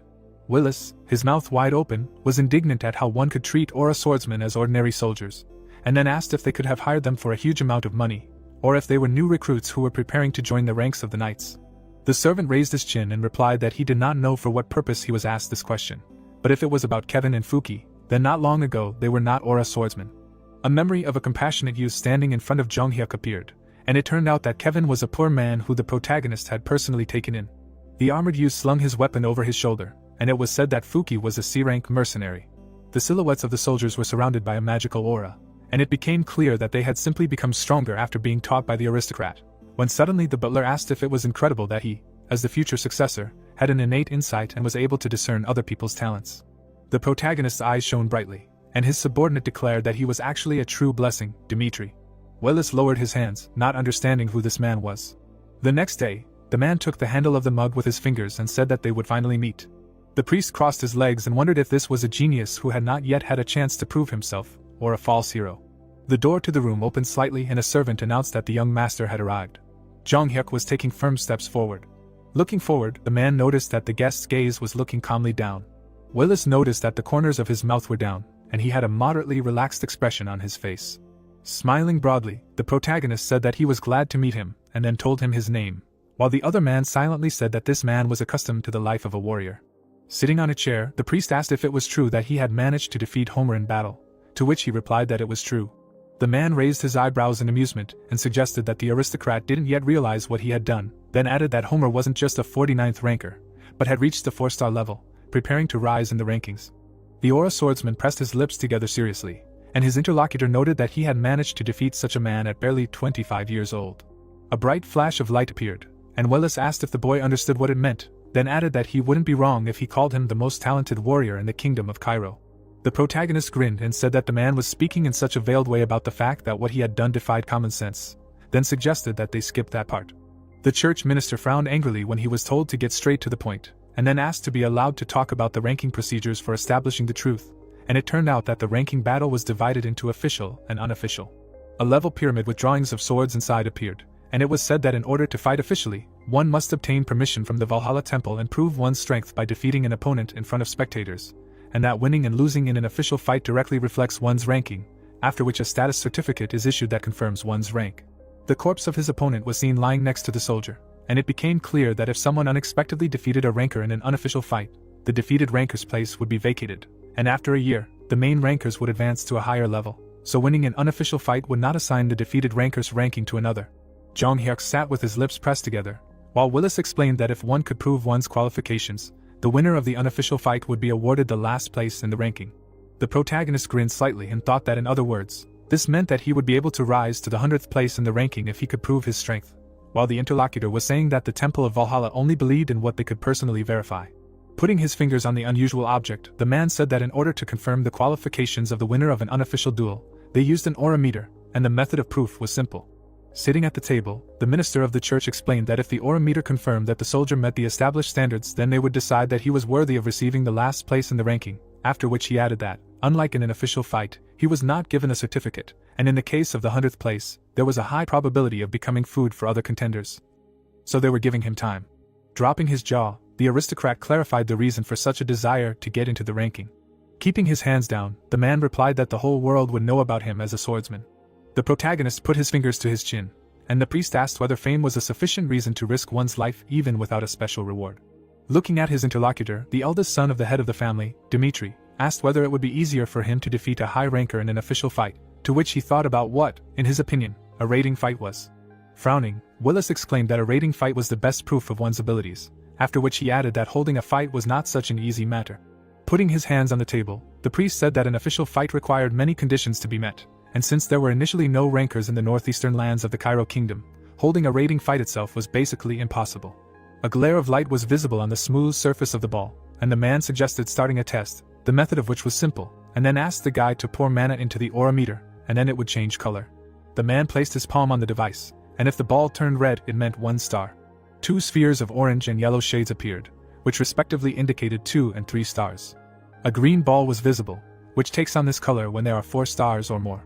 Pressing his hand to his body, Willis noted that since Jonghyuk was killed by an aura swordsman who had 4 stars, he must prove that he has at least 3 stars, to which he agreed. Reaching his fingers towards the aura meter, the protagonist thought about the fact that this is a progressive world of magic, unlike Mirim. The aristocrat squinted and thought about who these magicians are, since their device can easily measure the combat strength of a warrior, after which he wondered if they are someone like the spellcasters from Mirim, or celestials who have reached the god's domain. The silhouette of an old man with a magic staff in his hand appeared, and the young master decided that he absolutely could not ignore the magic power. Standing next to Jonghyuk, Willis asked him to begin. The protagonist realized with the corners of his lips down that the foundations of both worlds were different, and then wondered what would happen if he released mana using the method here. The aura swordsman grinned and thought that it was time to experiment. At that moment, his silhouette was enveloped in bright streams of purple magic. A moment later, the energy beams became brighter and larger. The priest, with his mouth wide open, did not understand how this was possible. The ball under the protagonist's hand emitted bright energy. In that instant it turned red. Willis looked at his friend in shock and thought that it usually took about 5 minutes to measure. The ball turned yellow. The man's eyes widened in surprise and realized that he was a swordsman with 4 stars, since the color changed so quickly. Smiling, Jonghyuk concluded that he had reached the limit of the laws of this world, and decided to try to do it the way they do in Mirim. An ominous energy enveloped him, and the ball turned green. The sphere began to shine brightly. Suddenly, a crack appeared on it. The priest opened his mouth in amazement, and wondered how the aura meter could break. Energy enveloped the ball. It was the quintessence of knowledge, the creation of which was contributed by all the highest minds of the continent. This device was so durable that it could accurately scan even the mana of a 6-star swordsman. A strong wind hit the night. If the mana still exceeded the permissible value, there should be no malfunction in the meter. The guy assumed that it was defective. The priest raised his eyebrows and said that this was impossible. Frowning, the Valhalla member explained that he could not give a clear answer because such a case was an exception, and realized that the aura meter had definitely glowed green before it split. Willis opened his mouth in surprise and realized that his eldest son, Dmitri, was a 4-star swordsman. A powerful aura enveloped the youth. The man decided that he was not a hidden dragon that had not yet had time to fly, but an already developed monster, and was amazed that such a monster was hiding in their family. The priest pursed his lips and thought that the appearance of a ranker who had the potential to rise to 6 stars in the arena would turn everything upside down. The cultivator furrowed his brows sternly. Not only the Cairo kingdom, but the entire Salamander continent would tremble before him. The cleric adjusted his glasses and apologized. Taking the device from the table, the Valhalla member said that he could not make a quick decision because this was the first time, and promised to hand over the results in the coming days. Holding the broken orb in his hands, Willis declared that it was time for him to go, and realized that the purpose of the empire that built the temple in the kingdom of Cairo must be fulfilled. The man frowned sternly, and concluded that he should learn more about the eldest son of the Dmitri family. Sitting at the table, the priest thought about how his life had changed greatly since he was 25 years old, and wondered if a person could change that much. Looking at the papers, the priest realized that the warrior had worked cleanly from the extermination of Bloodfawn to the war with Barco, and decided that his audacity allowed him to risk the lives of others to realize his own plans. The Valhalla member looked down and thought about how this man not only had the fighting power of a monster, but also had the head on his shoulders to use it. Holding the documents in his hands, Willis realized that there was nothing wrong with the aura meter, and assumed that it was damaged by an incomparable force. Putting his hand on the table, the man remembered that green was a normal result, and decided that he should report it right away. The priest approached with a shining crystal and nominated the eldest son, Dmitri, as a candidate for recruitment. The eyes of the great warriors lit up, but they were not barbarians eager for battle.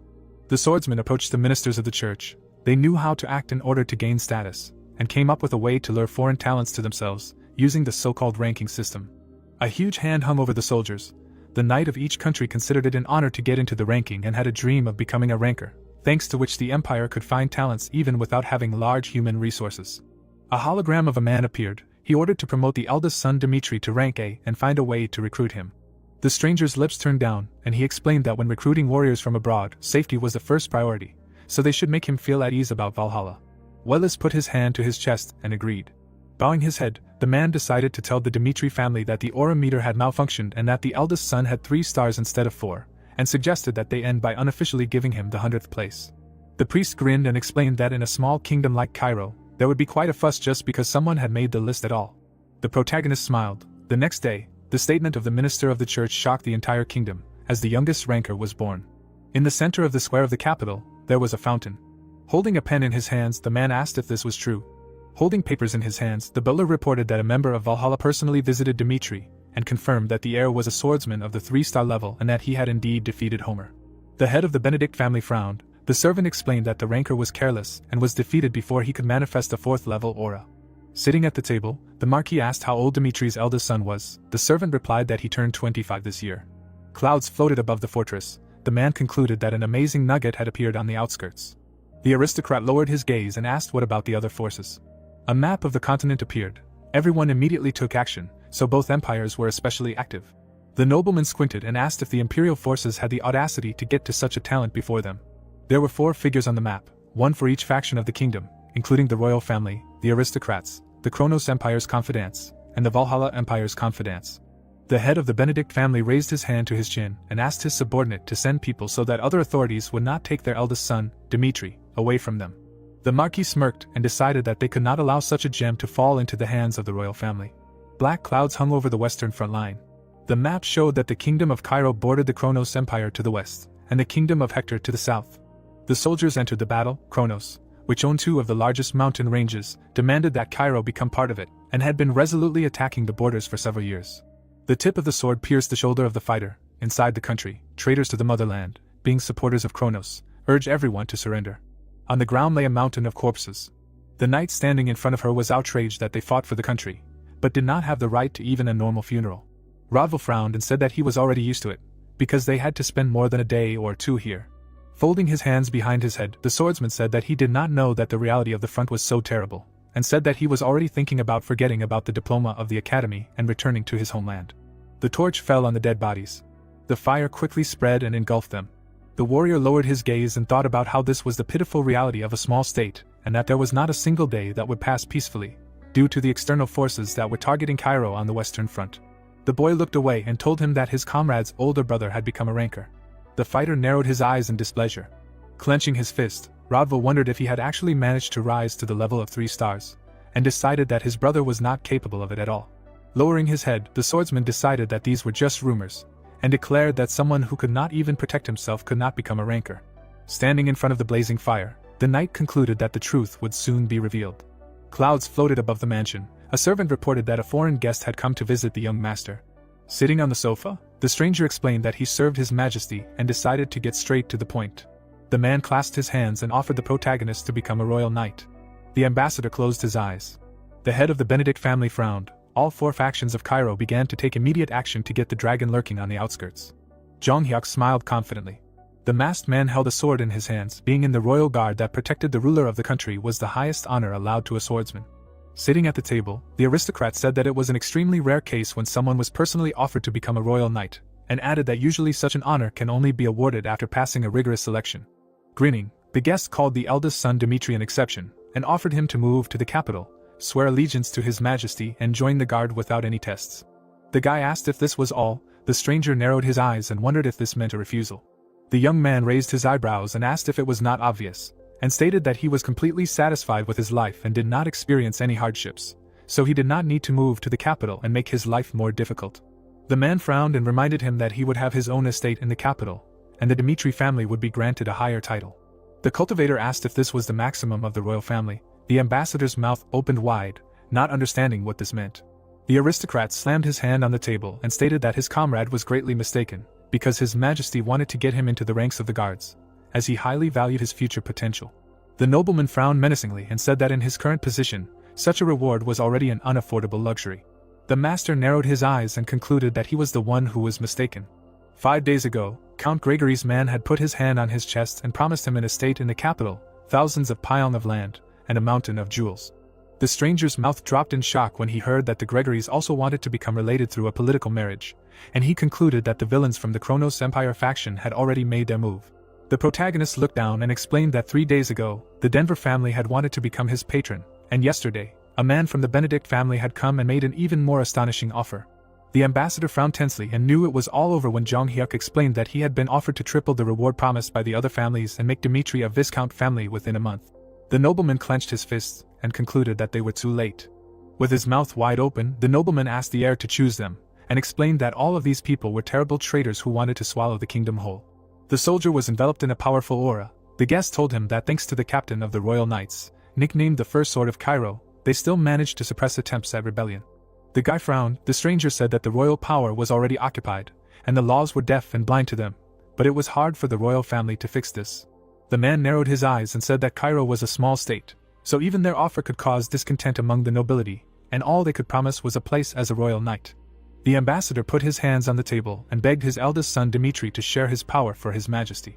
The young man grinned and thought that for him, the 12th son of the heavenly demon, this was an extremely familiar situation when 4 forces were against one kingdom. The cultivator crossed his arms and explained that the offers from the previous 3 ambassadors and the royal power did not sound tempting to him, so he would not accept any of them. The noble smiled when the master said that he had no plans to compromise his moral principles now, and thought that he still had a chance. The warrior stood up and asked him to leave. The noble bowed his head and declared that he would wait for the day when the heir of the Dmitri family swears allegiance to his majesty. A bright light illuminated the protagonist. He did not plan to kneel before any of the authorities, so the 4th offer was the 4th refusal.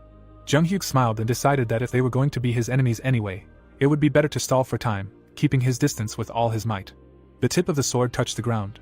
The boy adjusted the sleeve of his shirt. Makin put his hand to his chest and introduced himself as a member of the Valhalla Intelligence Agency. The young man frowned and asked what was wrong. The cultivator leaned on his sword and reminded him that he had already expressed his opinion to the Denver family a few days ago.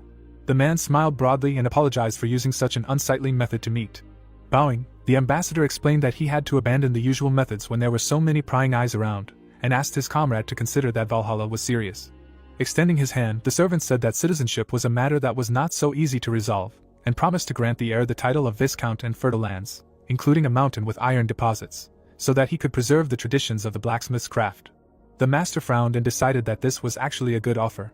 Makin narrowed his eyes slyly and said that he would have the opportunity to become stronger. The vault was sealed with chains. The man promised his eldest son Dmitri to provide access to it in a special manner. The warrior's eyes widened in surprise and he thought about how Valhalla's personal vaults contained spiritual teachings, sword techniques, and other legacies of past generations.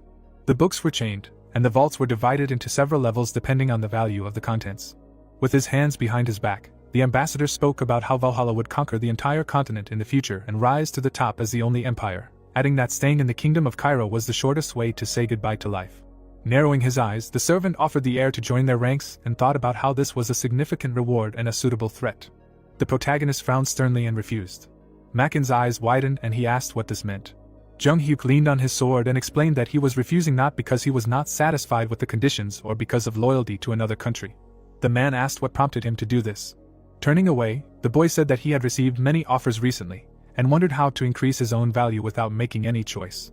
The young man introduced the most influential people and asked him to think about the current situation of the kingdom of Cairo. There were pieces on the chessboard. The cultivator explained that he should not just swear allegiance to one of the 4 forces, but decide for sure what his future steps would be, and he did not need verbal offers now. The ambassador opened his mouth in amazement. The master said that he wanted to personally test over time whether it was worth it for him to risk his life. The warrior smiled and realized that he had to present himself in the eyes of others as an honest man who was completely and utterly devoted to his country. The guest smiled and thought that in front of him was a man who would be difficult to make bend his knee, but who would be faithful to the oath until the end of his days, having given his heart once. Raising his hand, Makin said that he did not know how the eldest son Dmitri planned to test the value of Valhalla and warned that they could not wait too long. The man smiled and hoped that he would be reasonable and not delay in answering their offer. The protagonist smiled and agreed. The ambassador turned to leave. The guest looked back and said that he had prepared a gift in the name of their future bond. He narrowed his eyes and asked his comrade to be careful from the southern front lines, because this place was a time bomb that was ready to explode at any moment. Jung Hyuk approached his father, who was upset that their son had decided to leave the estate. The boy smiled confidently and promised to return safe and sound. His cloak fluttered into the air.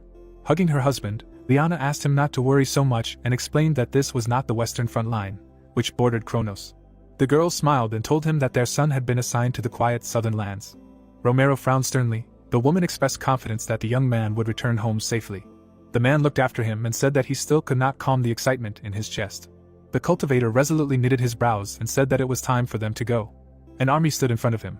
At that time no one knew how the march to the southern front line would turn out. The detachment entered the city. The master said that today they should rest here, and tomorrow at dawn they would move to the southern barracks. The soldiers carried things to the inn. They were glad that the master had rented rooms for them, while other aristocrats were distributing their subordinates to camps.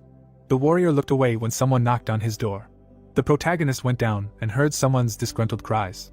The stranger raised his hand and called himself the second son of the Albert family. Henry grinned and introduced himself. Some time ago, Jong Hyuk read a letter. The author wrote that he had received news that the heir had gone to military service. The guy was sitting in his room. The sender said that he could not watch how the one who could become his man in the future was fighting in a foreign land, risking parting with his life. The young man looked down and introduced the head of the Benedict family, who was the one thanks to whom he was sent to the southern front. The Marquis wrote that his family would always wait for his eldest son, Dmitri. There were letters on the table. Several months had passed, but the aristocrats still did not want to let the cultivator go just like that. The master frowned and decided that there was no one who could better repel the royal knights. In the memory, Mackin smirked. The nobleman thought that the southern front was calm, while the Valhalla intelligence agency called him a time bomb. The warrior wanted to personally verify this information. Henry pointed at himself and introduced himself. The boy smiled slyly and asked how commoners dared to oppose him, the descendant of a famous family of the Kingdom of Cairo. Chris frowned in displeasure and sighed. The protagonist approached him and asked what was wrong. Looking away, the young man explained that this man claimed that they needed to leave, and added that he had already tried to say that they had rented the entire building, but he continued to instruct. Jong Hyuk's eyes sparkled and realized that Albert was a family that no longer had a reputation, which meant that its heir was talking too much, taking advantage of the past merits of his ancestors. The boy approached him and asked why they needed to leave. The knight pointed at him and asked if he was the owner of these soldiers. The youth frowned and confirmed this. The swordsman placed his hands on his waist and said that the cultivator should understand that he should not be angered since they were all heading to the southern barracks. The scoundrel frowned angrily and said that he would give them 10 minutes to leave here. The master wondered with the corners of his lips if this was the reality of the provincial Dmitri family, and replied that he was not going to leave the inn. The warrior took out his sword and said that there was an easy way to solve this problem. The protagonist raised his weapon and asked the enemy to do the same. Jong Hyuk frowned sternly and promised to give up the inn if he was defeated. Henry clenched his teeth in anger and asked how he dared to say such a thing. Suddenly, his soldier's eyes widened in fear. The fighter ran up to the master and asked him to stop right now, because the eldest son Dmitri was in front of them. The man opened his mouth wide and told him that the Baron's heir had recently entered the rankings as the youngest ranker. The boy looked away in amazement and wondered if it was true. Demonic eyes lit up behind the boy. The knight remembered how he had killed the head of the family's eldest son during the war with Barco right in front of his eyes. The young man's eyes began to emanate energy. The swordsman mentally called him a demon who knew no mercy. The scoundrel shuddered in fear when the cultivator asked where his sword was. Henry looked up at him and concluded that he would die as soon as he drew the weapon from its sheath. The boy looked away and said that he had completely forgotten that he had agreed to meet. Putting his hand to his head, the knight apologized for this incident and suggested that they end it here.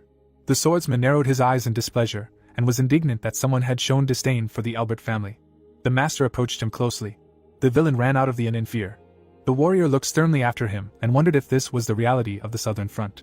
The man opened his mouth in shock. The aristocrat clenched his teeth in anger. As many as 3 similar situations had happened that day. The nobleman burst into tears, each of them left immediately upon learning that the eldest son Dmitri was in front of him. Standing behind the counter, the bartender said that this often happens here, and explained that, unlike the western front, the southern one is not as dangerous due to its tolerable relations with the kingdom of Hector. Holding a barrel in her hands, the woman said that all the children of the aristocracy who could not avoid military service tried to get here, calling the southern front a resort. The main character was sitting at the bar. The owner of the inn concluded that this was the best place for nobles to serve in the military. There was a map on the table. Jong Hyuk leaned over her and remembered that 48 days ago, the Hector Kingdom's intelligence service had crossed the border and checked the situation on the southern front, and after that, 3 more such sorties were noticed. Standing in front of the window, the boy thought that it was impossible to say for sure that they were planning to start a war, but even judging by the latest fragmentary information, the current southern front was not so safe. The young man smirked when he fancied the familiar smell of blood on the tip of his nose. Bale, sternly knitting his eyebrows, introduced himself and said that the soldiers who were sent to the southern front must learn the basics of war within the next 3 weeks. The boys yawned and fell asleep standing up. The man added that after that, they would be formed into a reserve force, in which they would spend the rest of their service. The cultivator frowned sternly. The commander explained that regardless of their title before service, within the walls of the barracks they were all soldiers who did their duty. The Viscount folded his hands behind his back and warned that those who violated the regulations and acted arbitrarily would be sent to the Western Front as punishment. The master smiled and asked if this was really called punishment. However, the guys standing next to him tensely pursed their lips. Clouds floated across the sky. The captain announced that they would be informed of the training schedule in the evening, and asked everyone to unpack their things at their new place of residence. The warrior looked back when the knight approached him and said that the instructor would like to meet him alone. Bale smiled happily and asked if his comrade was tired on the way to the southern lands. Sitting at the table, the protagonist replied that everything went well. The man grinned and asked him to make himself comfortable. The commander placed his cup on the table and said that he was very excited when he learned that his eldest son, Dmitri, had been assigned here. Sitting across from him, the Viscount explained that the news that the Baron's family had an undiscovered genius excited him, and said that he had called him here to clarify something. The captain frowned and asked if it was true that the head of the Benedict family had worked hard to get him assigned to the southern front. Taking a sip from his cup, Jong Hyuk confirmed this and added that he had not asked him to do so. The knight grinned and concluded that the Marquis was trying hard to curry favor with him. Bale imagined the shining city and realized that he had to establish a relationship with the heir in advance so that he would have a chance to get into the central government. The man smiled broadly and explained that he wanted to prove himself to the aristocrat. The boy looked at him carefully. The commander said that the southern barracks were nothing compared to the luxurious life of the central government, and promised to make sure that the cadet did not feel lacking in anything. The military base was in the middle of the forest. The Viscount asked the ranker to tell the head of the Benedict family about his generosity and mercy the next time they met. The youth smirked and thought that this was a rather frank statement, but he had no particular reason to refuse. The cultivator walked out the door, and someone called out to him. Henry put his hands on his hips and said that the eldest son Dmitri touched the wrong person, because his relatives on his mother's side belonged to the Frank family. Putting out his index finger, the boy said that the captain was his uncle, and asked if the offender realized what a mistake he had made. The master asked what was wrong with that. The aristocrat waved his hand and said that the ranker did not realize the whole situation. Opening the door, the nobleman asked him to wait here and offered to see if he could remain as confident as he was now. The warrior frowned with displeasure. The knight asked what upset his nephew. The scoundrel told him that a man from the baron's family had threatened his life. Bale, engulfed in fire, asked who dared to touch his nephew and threatened to raze the offender to the ground. Henry said that he was right in front of the door. However, there was no one else here except the main character. The man grinned angrily and slapped the boy. The aristocrat widened his eyes and wondered what the hell was going on. In the past, the nobleman smiled and called out to his uncle. The commander closed his eyes and called out to him. The Viscount took the child in his arms. They had been very close since childhood. There was a time when the cadet loved him even more than his parents. The fighter grabbed his cheek and stared at him in fear. The scoundrel shed tears and asked what was going on. Looking back, the captain apologized for this situation and thought that no one knew what heights the eldest son Dmitri would be able to reach in the future.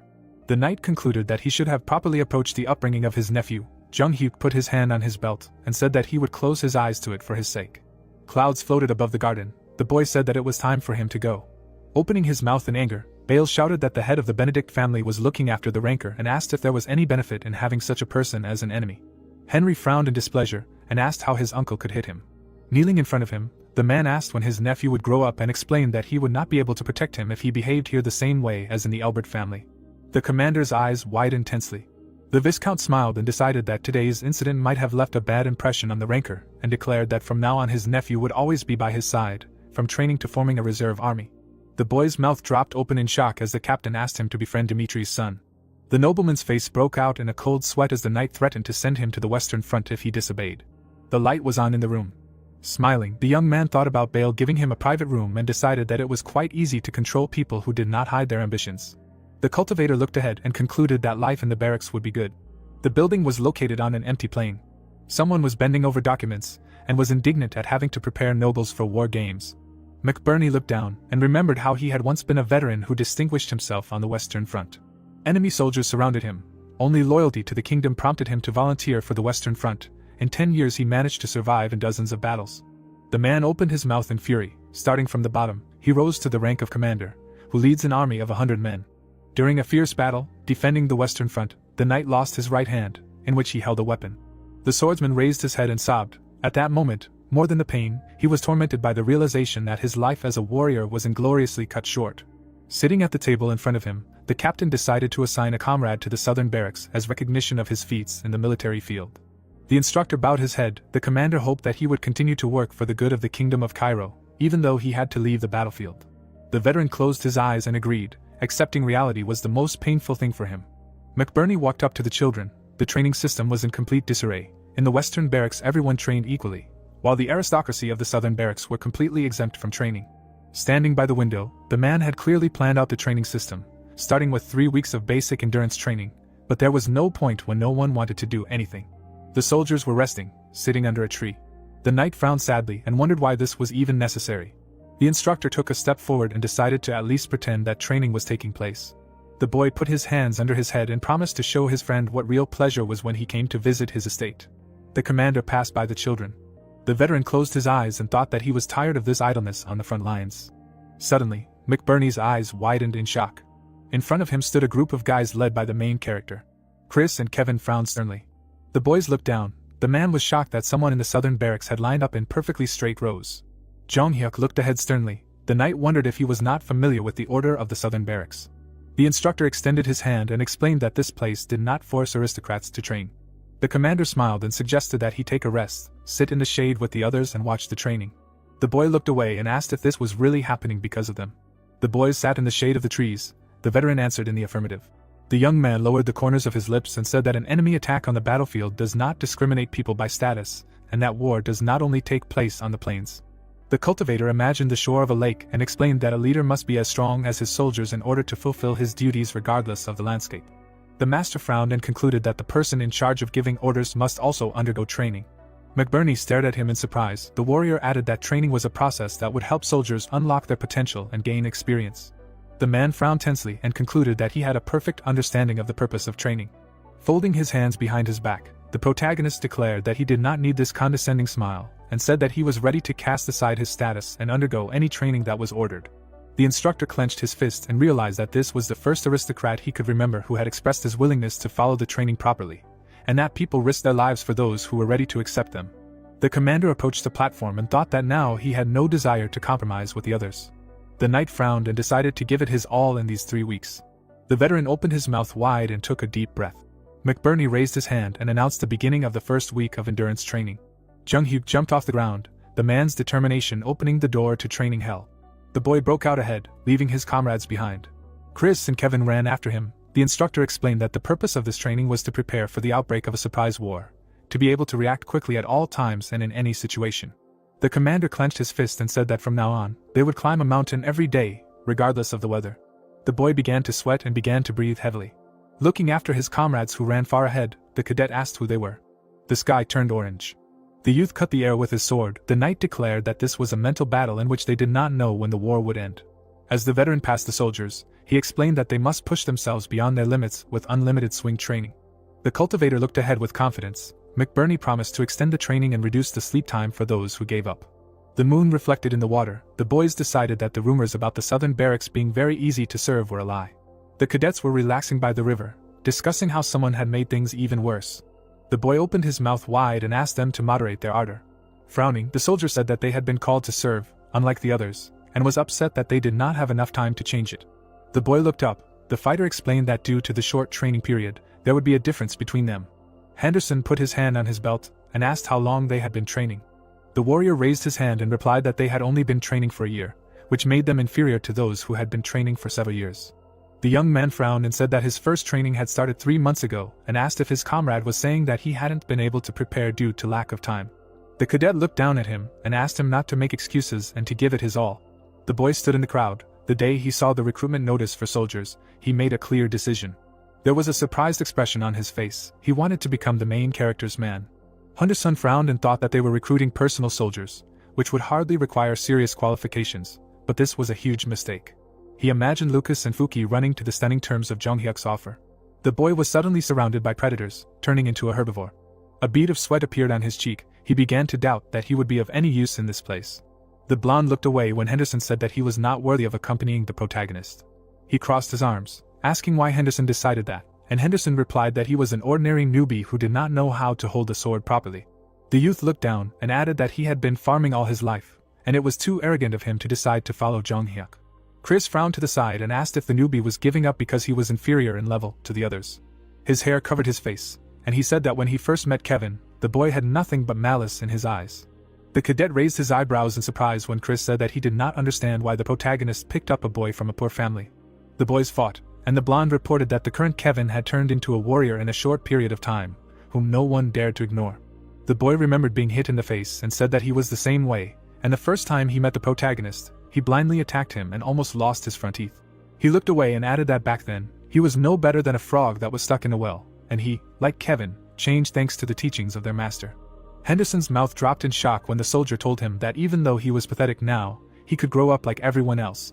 A bead of sweat appeared on his cheek in fear when the blonde added that the reason was because Jung Hyuk was the one who would give him such an opportunity. The boy clenched his hand into a fist and admitted that he couldn't believe in himself. The newbie practiced with the sword. He figured that since he was chosen from a crowd of volunteers, there must be a reason for it, but he still had trouble imagining how he would become stronger. Henderson looked straight at him and said that he would rely on the foresight of the protagonist, and since then his life began to change. The newbie closed his eyes in battle. The last few months he devoted himself to training. He stood on his toes, he was sick, he fainted, but despite everything, he tried his best to catch up with his comrades. Then he changed, becoming muscular. He concluded that eventually he was able to become who he is now. The guy looked at him stunned when he asked that when he stood on the border of death and life, where you can only survive by killing, would the newbie also say that he could not fight because there was little time to prepare? The muscleman frowned and said that, realizing their weakness, they not only do not try to improve, but also drag others down with them. He put his hands on his waist and concluded that he saw no reason to fulfill their request. The boy gritted his teeth. Henderson walked away and insulted these guys. In his soul, the protagonist's soldiers had already started a war. The crowd of people ran forward. The brutal endurance training continued, the difficulty only increasing with each passing day. There was a weight on the warriors' legs. They went to the very end despite the pain. The boy closed his eyes as he quickly ran forward. The soldiers were resting near the trees. The boy smiled and said that the people from the southern front were wasting their energy where it was not needed, because of their pathetic origin. But if they did not do at least this, then where would Dmitri be able to get recognition? Then the company laughed. The fat man looked away, thinking about how he could gain favor. Another soldier was practicing with a sword, and the fat man thought that it was simply wonderful to communicate with fellow aristocrats and befriend them. He frowned and thought that he did not know what to expect from a commoner. Then the boy yawned and decided that somehow everything would work out on its own. A wooden door was visible. Jackson looked straight ahead and reported that over the past year, a squad of rangers had infiltrated the southern front a total of 48 times and studied 5 lines of defense. The king sat on the throne while his subordinates said that all forces were thrown into defending the western front against the Kronos Empire, and the southern front was ignored. The old man frowned when Jackson concluded that the attack on the southern front would be easy. The crest of the Hector kingdom was visible, which was once a powerful state comparable to the Kronos Empire. The knights held weapons in their hands. Thanks to their enormous military power, it grew at an incredible speed, but after suffering a cruel defeat in the war with Valhalla, it sank to the very bottom. The tiger and the eagle looked at each other. The prestige of the Hector kingdom had fallen to the level of Cairo, and was now reduced to one of the 6 kingdoms on the continent, forced to bend under the empire. The king turned around when his son said he wanted to speak. Edwin looked at his father and said that for the past 5 years, the Hector kingdom had been experiencing an unprecedented crop failure in history. The young man frowned and added that the money borrowed from the gold bank to solve this problem had turned into huge interest, and was squeezing their throats. He imagined the empty chests, and said that the kingdom no longer had the strength to hold on, and if this continued, Hector would lose the meaning of being called a kingdom. The old man touched his face with his hand and said that he understood this too. Edwin stood next to the king, saying that after losing the war, Hector distanced itself from further wars and from this history, so as not to make the same mistakes again. The king closed his eyes and his son said that it was different now because they had prepared enough for the past year. He looked down and added that for the sake of the desperate people, for the sake of their kingdom, his father had to make a decision. The old man frowned and thought that he could not say the word war out loud and that his son was not like him at all. The king sat on his throne asking if Edwin was sure, and the boy replied that if he were not sure he would not have started this conversation at all. The man closed his eyes and said that from now on he would hand over all authority in the war to the prince. The boy nodded silently. Then he looked at his father and said that he would obey. A crowd of soldiers could be seen, while in the southern barracks 3 weeks of training came to an end. The general smiled broadly and said that from today on he would assign someone to the reserve detachment on the 5th line of defense. A soldier stood in front of him, and the man added that he had worked hard for this. The door was closed and the general said that the boy could always contact him if he needed anything. Jackson frowned and thanked someone for their time. A cadet stood in front of him, while the man said that thanks to him, he realized what he was working for and would be able to train new soldiers with more diligence in the future. He then handed over a folded piece of paper. The protagonist looked down and Jackson said that he had collected information about the Southern Front and the local landscape. It would be useful in case a war broke out. The boy smiled and thanked him. Jackson narrowed his eyes and thought that he wanted to follow the protagonist. While Jung Hyuk smiled, the man thought that after 3 weeks of observing this cadet, he realized that he deserved to have his life dedicated to him. The man stood still. Looking at the boy, he thought that this gentleman had already gathered outstanding talents around him, and there was hardly a place among them for an armless cripple who couldn't even swing a sword. Jackson bowed, coming to the conclusion that he would only be a hindrance to Jung Hyuk. Then he turned around and walked away. The young man held the plans in his hands and thought about how much Lucas had to suffer to assemble this. He thought with a smile that this guy deserved respect at least for his sincere good nature.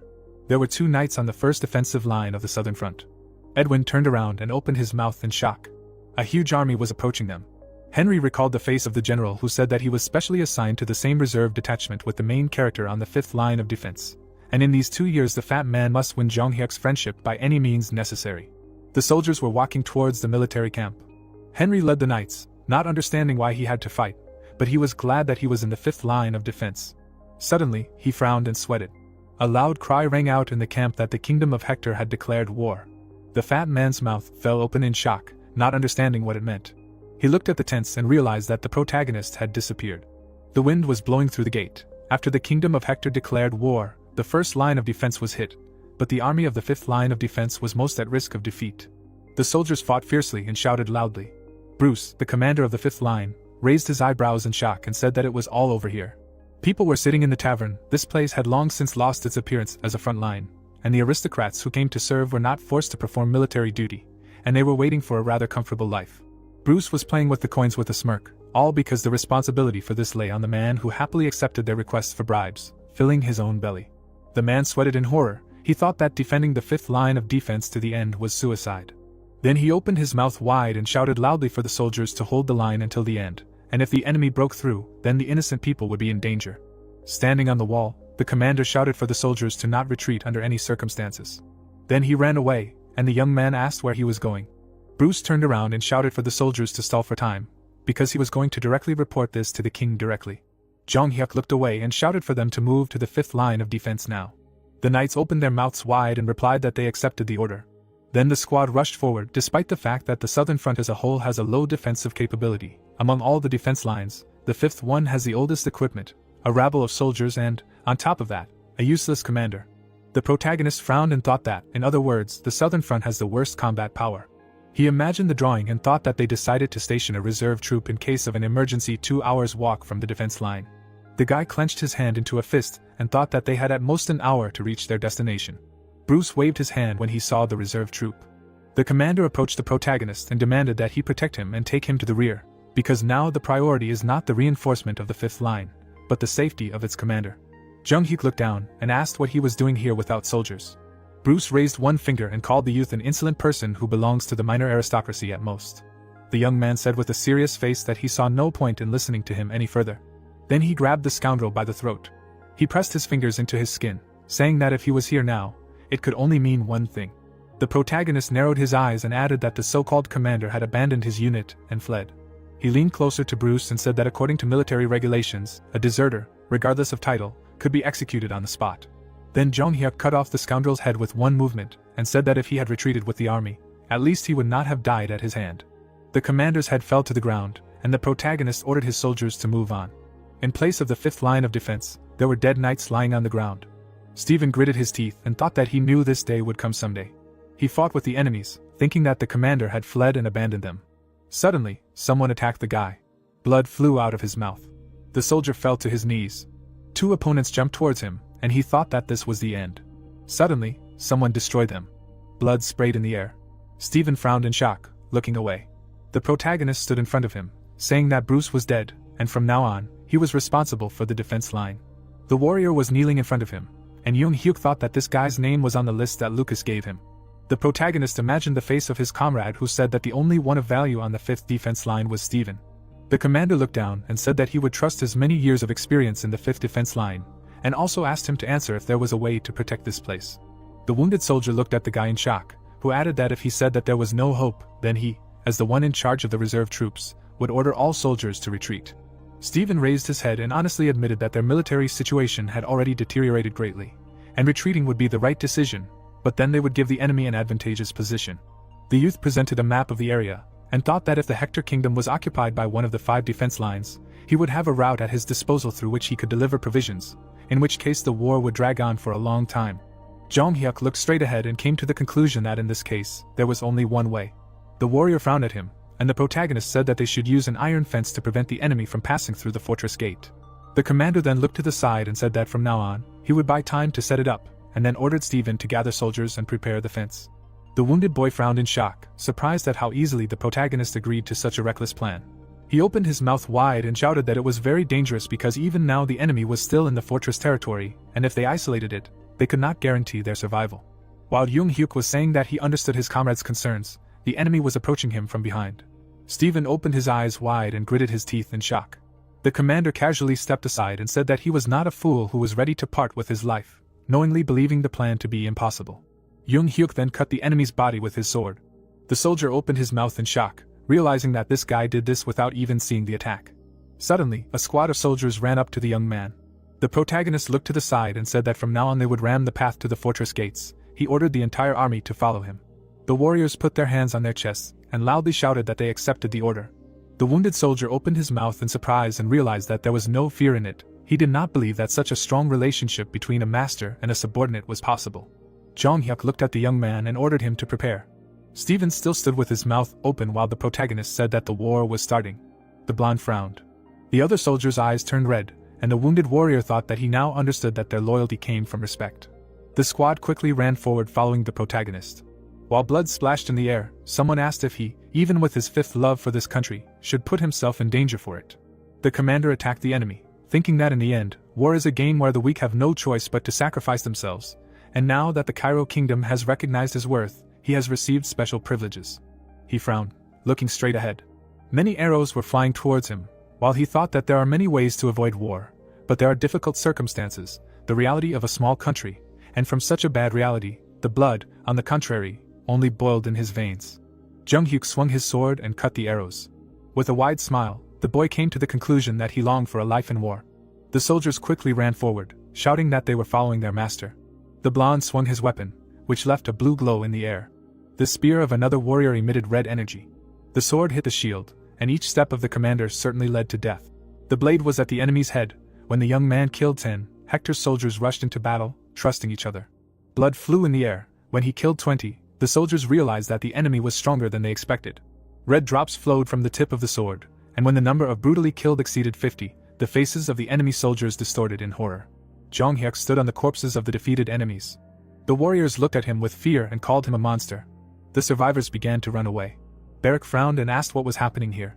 A bead of sweat appeared on his cheek, and he thought that they had recently rammed the fortress gates. They were confident of their victory, but at some point their forces began to be pushed back. The commander of the 5th line fiercely fought with the enemies, waving his weapon. Suddenly, he sharply looked up. The man's mouth opened in fear when he realized that the guy saw him from such a distance. Then the protagonist quickly ran forward. Barak frowned, not understanding whether the youth was going to kill him alone. Then he raised his hand and loudly ordered his subordinates to kill the protagonist before he became even more furious. The soldiers with shields and swords began to surround the guy. Jung Hyuk's eyes shone brightly, and he thought that you, the enemy commander, were too careless. Then he jumped forward and thought that he was able to understand the strategy of war after going through countless battles. He cut off the heads of the opponents, while thinking that as soon as the head of the enemy commander flies off, the enemy formation will immediately begin to disintegrate. The youth with a furious expression on his face decided that he must kill the commander. Suddenly, 3 more enemies appeared in front of him, who intended to deal with him. Suddenly, the protagonist's weapon began to emit purple energy. He used the second formation technique. Then he waved his hand and black splashes appeared in the air. Dust rose. A gap formed between the opponents and the protagonist. The soldier sat on the ground, trembling with fear.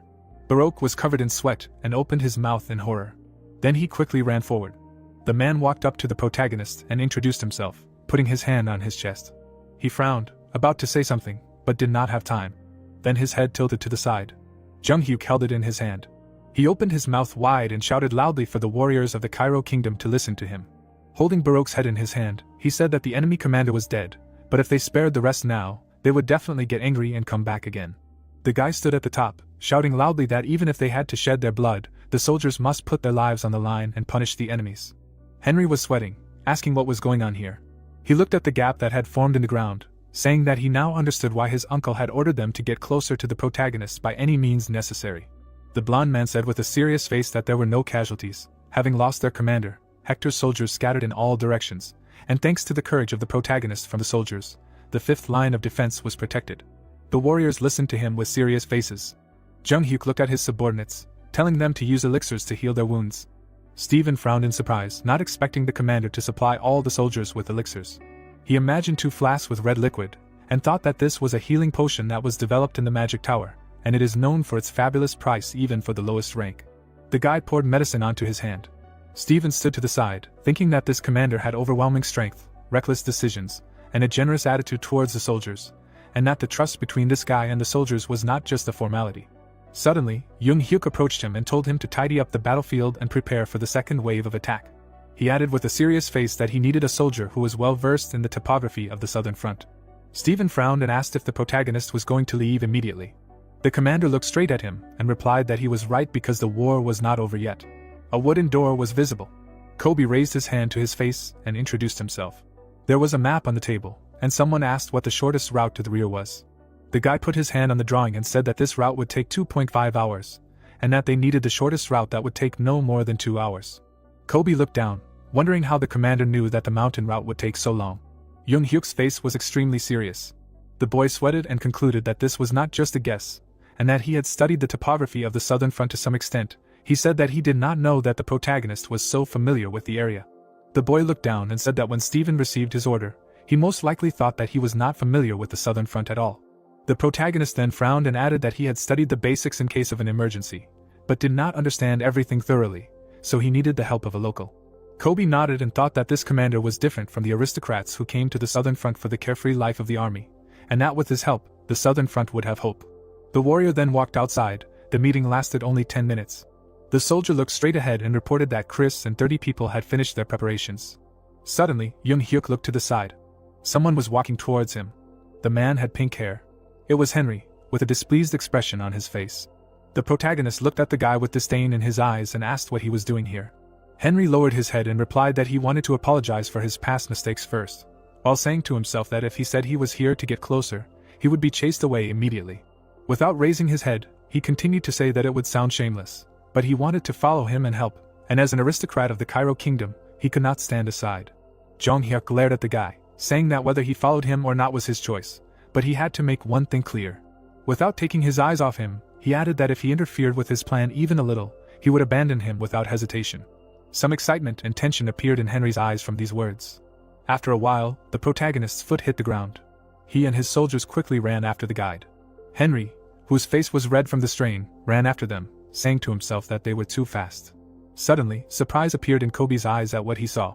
He stopped in front of a wounded soldier, and the protagonist, upon seeing him, asked if it was the soldier from the southern barracks. Crouching down next to him, he asked what had happened here, to which the soldier, with the last of his strength, replied that the southern barracks had been attacked. Unable to open his eyes, the soldier begged for help. Jung-hyuk stood up and wondered if the enemy had attacked not the front line, but the southern barracks in the rear. Imagining a burning and destroyed area, he said to himself that it seemed like the soldiers had escaped after reaching this place, and there was a high probability that the attack had happened half an hour ago at its worst. Drawing a map of the area in his head, he added that then it meant that the Hector kingdom had attacked 5 defensive lines at the same time, using a rapid response army. Suddenly, shock appeared in his eyes, and the guy asked himself, "Is it really so?" and then gave the order that they should first get to the southern barracks. At this time, the soldier's hand was tightly gripping the hilt of his sword. Opposite him stood 2 rivals who laughed and said that they should leave him, because he would die anyway, or he could surrender, and then they would kill him painlessly. The wounded guy stood up and shouted loudly for them to go to hell.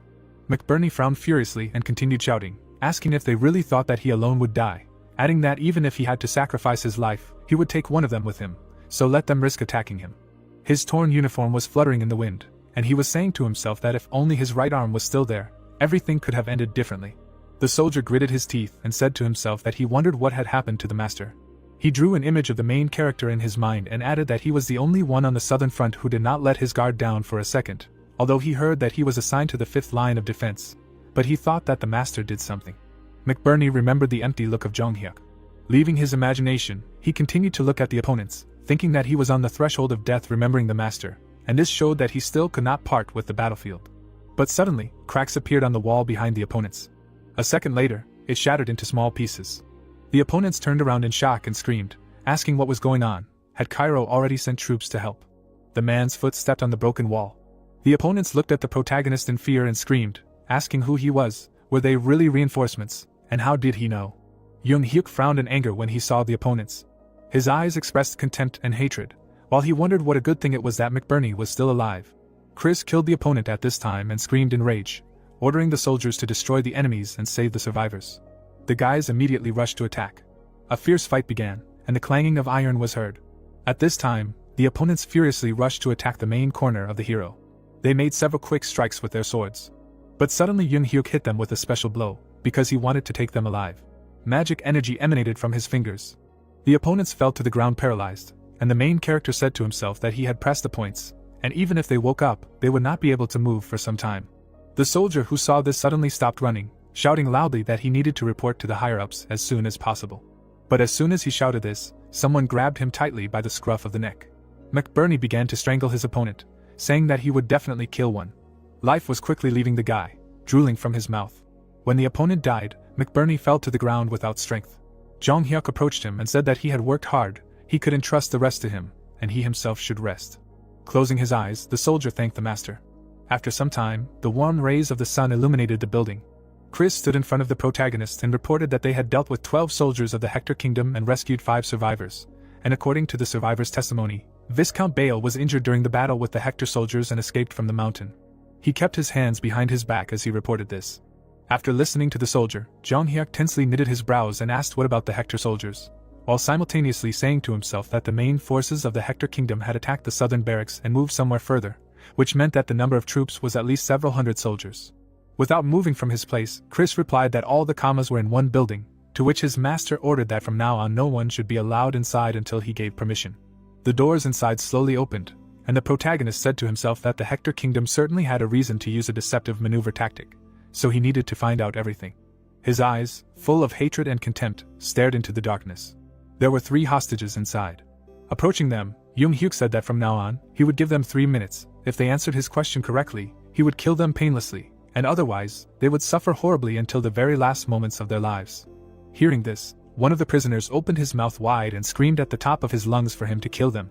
Looking at the one who screamed this, the protagonist asked what the purpose of the Hector Kingdom was. The hostage smiled mockingly and wished him to go to hell.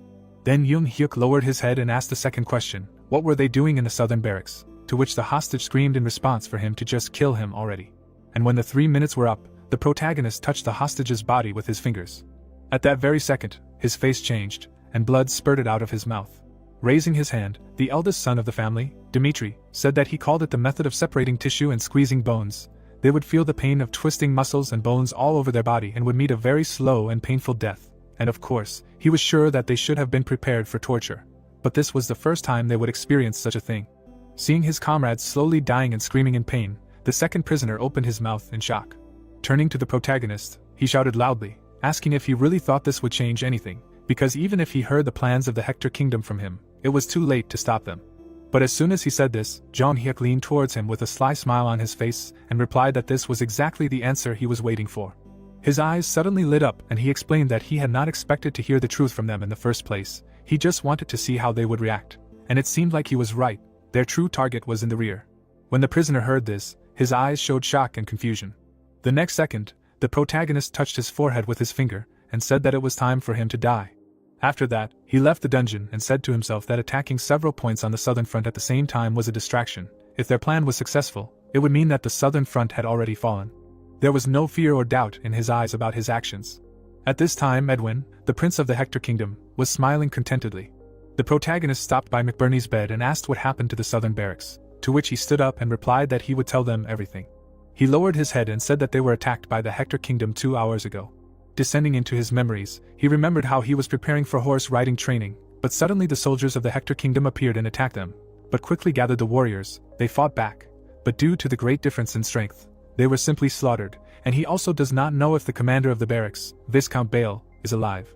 After saying this, he imagined a man who pointed his finger into the distance and shouted loudly. Jong-hyuk did not take his eyes off the warrior, asking him if there was something special about the enemy's appearance. McBurney looked at the gentleman and replied that they were lightly armed, and the face of the man, who seemed to be the commander, was covered in scars. The guy kept his arms folded across his chest, saying to himself that the commander had a scarred face, and the entire army was lightly armed. After some thought, he lowered his head and said that this must be a squad of rangers. Hearing this, the veteran raised his eyebrows in surprise. Then the protagonist introduced a man with scars on his face and said that in the Hector Kingdom Ranger Squad, there was a man who valued the scars on his face, received in countless battles, no less than orders and medals. With surprise in his eyes, McBurney looked at the gentleman, saying that he did not understand the reason for attacking the southern barracks. He clenched his hand into a fist, adding that if they had gained an advantageous high ground, wouldn't it be better to use this advantage and destroy the front line? Then Jong Hyuk drew the enemy's movement in his head and explained that they were not aiming at the front, but at the rear, and therefore attacked the southern barracks. Looking at the floor, he added that since the southern barracks was located on the way to the rear, they had no choice but to attack. A drop of cold sweat appeared on the warrior's face, and he asked him in confusion what he meant by this, to which he replied that the Hector Kingdom was currently using a feint. There was not a drop of fear in the guy's eyes as he said that the attack on the defensive line was just a distraction, their true target was located in the rear. Raising his head, he finished saying that this was a teleportation gate. After hearing this, shock and horror appeared in McBurney's eyes. At this time, the protagonist imagined the teleportation gate, and said to himself that it was a magical solution to compressing space. Imagining several such portals connected by magical energy, he added that since the gates allowed one to cover a huge distance at a time, capturing them during the battle was an important strategic move, and as a result, the enemy would not only be left without reinforcements, but would also pave the way for a counterattack or set new coordinates for the captured gate. Imagining a huge rock in the middle of the portal, Jong Hyuk said to himself that it was for this very reason that an explosive device was installed in the teleport gate in case of a counterattack. Leaving his imagination, he continued to look at the interlocutor, saying that in this war, the Hector Kingdom is full of firm confidence in its decisions, and a win-win strategy that will definitely lead to victory if successfully implemented, and this strategy is to conquer the teleportation gate. Hearing this, McBurney opened his mouth in shock and shouted that then they should immediately go to help the rear. The protagonist continued to stand in the same place, answering that this is not the case, and then asked if he received a request for help from the rear. Then the man tightly clutched the blanket in his hand and asked if this really means anything. Jung Hyuk lowered his gaze and, imagining the portal that the rivals are moving towards, said that the Hector Kingdom Ranger Squad left the southern barracks an hour and a half ago, and now the teleportation gate should have already been conquered. Having said this, he imagined the enemies on the defensive line. Then he introduced the enemy in their rear and said that the entire fighting force of the southern front, including them, was completely isolated. Looking at the veteran, he finished that from now on, they would have to survive on their own without help from the kingdom. At this time, there was a large hole in the ground at the state border of the Hector Kingdom. The subordinate knelt in front of Edwin and reported that he received a message that the soldiers had overcome the southern barracks and were now almost at the rear position, repelling the attack on the defensive line. The Cairo Kingdom was completely unable to figure out their strategy. As he said this, he kept his head down. Edwin's hair fluttered in the wind, and he replied that it was too early to relax. He stood at the teleportation portal and added that speaking of attacking Cairo's defense in places where the enemy was not going to surrender, time would inevitably drag on, and their goal was to destroy the fortress wall right before their eyes. Imagining a huge hand hanging over the wall, he added that if the strategy succeeded, they would naturally be able to take over the entire southern front. There was no doubt or fear in his eyes as he said to himself that the key to the success of the strategy was security, adding that they had been studying the structure of the southern frontier for about a year, introducing Jackson's Rangers into it. Edwin continued to look at his subordinate, saying to himself that if they had put all their strength into the attack from the very beginning, they would have been able to crush everything in just 4 hours, but at the moment, the most important thing for them was the existence of the teleportation gate. The rays of the bright sun reflected off the huge blue core. Shifting his gaze, the soldier said that in case of a worse outcome, they must be prepared to destroy the teleportation gate, because if the plan failed, they would destroy the teleportation gate and switch to the background. Impenetrable darkness covered Edwin's face and body. The subordinate looked at the master with surprise in his eyes and said to himself that he had a terribly rational judgment, and it was not for nothing that he was called the Star of the Kingdom of Hector, and his existence would revive the kingdom again. A portal activated behind the guy. At this time, the soldier's blood splashed in all directions. The ranger commander killed the enemy and said to himself that from this moment on, a battle with time began, because until the enemy revealed the plan, it was necessary to successfully establish communication. Raising his head to his subordinates, who had dealt with the opponents, he ordered them to hurry. A year ago, Edwin was sitting at the table and telling Jackson that the kingdom no longer had the strength to hold on, and the further it went, the more they were pressed by the interest of the gold bank, so if they suffered another crop failure next year, the state treasury would lose its last savings. Raising his gaze to his interlocutor, He added that this was precisely why he wanted to make him an offer. Extending his hand to the man, he asked him how he felt about trying to conquer the southern front of the kingdom of Cairo with him. Hector spread a rumor that the prolonged crop failure was a curse from God, and in a situation where the country could collapse at any moment, Edwin, called the best genius in the history of the kingdom, became a hero, like fate, born in troubled times. Edwin, holding his hand in front of him, smiled. So during the year, the kingdom of Hector infiltrated 48 times into the territory of the southern front and using spies, dug a tunnel to the rear. Secretly entering through the finished tunnel, a squad of rangers was able to take over the teleportation gate. Jackson's subordinate looked up at the commander and reported that the connection was successfully established. Immediately after that, the portal began to activate. Less than a minute later, Edwin came out to his subordinates, and everyone greeted him loudly. Turning to the boy, Hector told him that he was entrusting him with the first division. He was to deal with the remnants of the defeated army of the rear and firmly fortify the defense in case the kingdom of Cairo sent reinforcements. After that, he turned to Jackson, who was kneeling in front of him. Without taking his eyes off him, Edwin said that the connection with Baron McCleary, who was in charge of the fifth line of defense, had been lost, and then asked him if he knew anything about it. Jackson's left eye, which had a scar, had never opened, and the man replied that they were still figuring out what happened, but this was the fifth line of defense, so there was no reason to worry, because it was known to be the most problematic on the entire southern front, and it was decided that a small detachment would be enough to crush it. As he said this, he drew an image in his mind of McCleary, behind whom was an army of soldiers. Edwin continued to stand in the same place, saying that he remembered telling everyone that they should not attack recklessly, no matter what the situation was. Clenching his hand tightly into a fist, he added that when the plan was completed, Baron McCleary would receive a separate punishment regardless of the achievements. Having said this, Edwin introduced the protagonist, but he still did not notice that despite the detailed plan, two variables still formed in it. One of them was the first line of defense. There were many black silhouettes walking near the wall, preparing to repair the fortress wall until the enemies attacked again. A guy quickly ran along the wall to the commander, reporting that a message had arrived from the southern barracks. Hearing this, Donald turned around in surprise and asked if it was really from the southern barracks. A few minutes later, he contacted the protagonist and asked what made him contact him in the current situation. Jong-hyuk looked down at the man and replied that he would get straight to the point. It seemed that the Hector Kingdom had used a feint to take over the teleportation gate located in the rear, and before the Hector Kingdom surrounded them from all sides, they should abandon the fortress and take refuge in the mountains, ordering all the remaining forces of the south to gather there. Donald listened to the guy with his arms folded across his chest. When he finished speaking, he made a dissatisfied face and said to himself that the mountainous landscape of the south was so complicated, and he was just saying this as advice.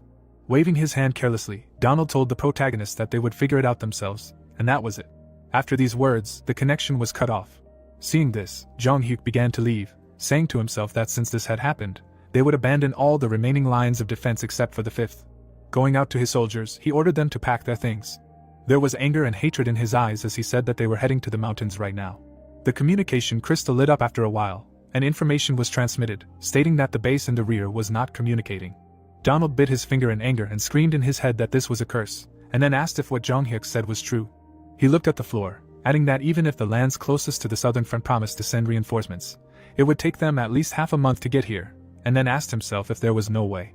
He frowned deeply, thinking that if the fortress could hold out until the reinforcements arrived, then they would have a chance to win. But after 4 hours, the enemy forces surrounded them from all sides, and Donald realized that they were completely isolated, but he did not understand how this was even possible. From the top of the wall, he looked at the enemy, saying to himself that they had occupied their teleportation gate, adding to their military strength, and the first line of defense was also blocked from all sides by Hector's soldiers. The rays of the sun illuminated the wall, which seemed to be about to collapse. Donald looked at the soldiers who were loading huge crossbows, and said to himself that he needed to calm down, because they had completely patched up the fortress walls, and they had also obtained materials for the defense of the fortress, so as not to repeat the mistakes made in the first battle. His men held their weapons in their hands without a drop of fear. Looking down, Donald shouted loudly for the soldiers to prepare for the attack, adding that everyone from the first line of defense listened to him, because the kingdom of Hector had recaptured their teleportation gate. A small army of soldiers stood at the wall.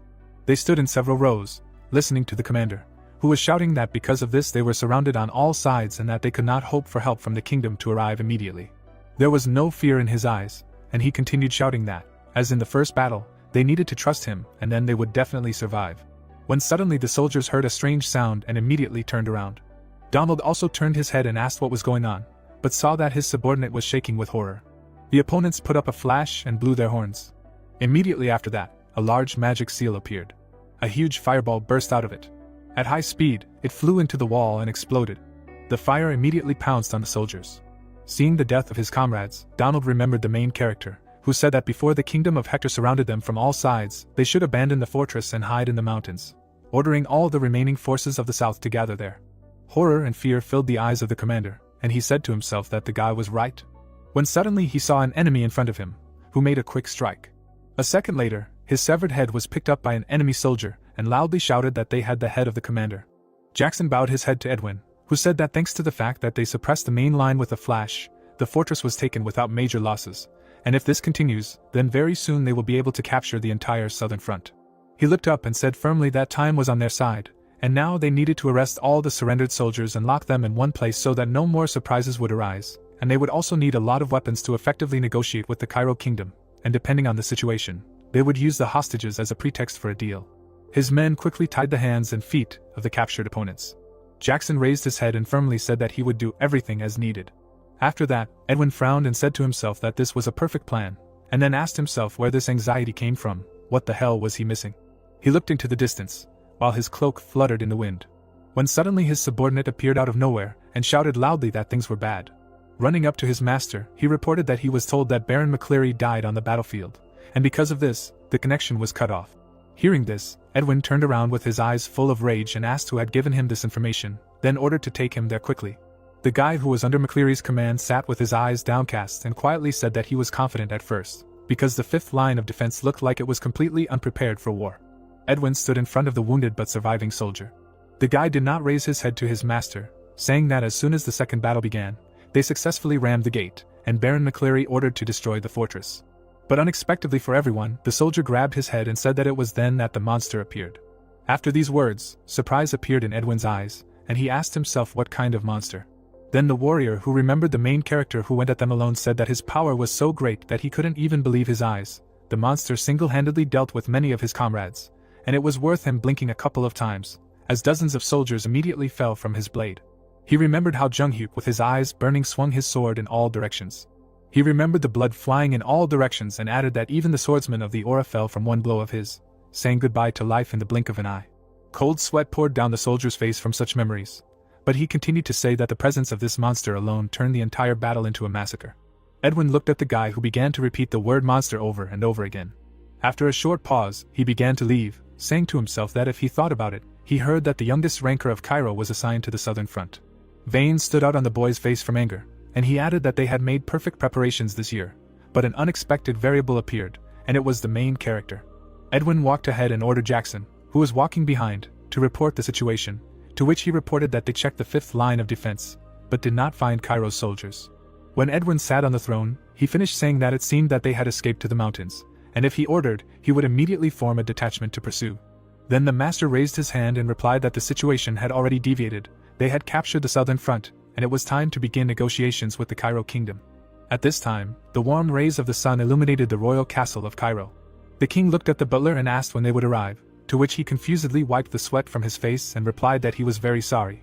But one way or another, the news was sudden and it would take everyone a long time. Hearing this, Daniel slammed his fist down on the table.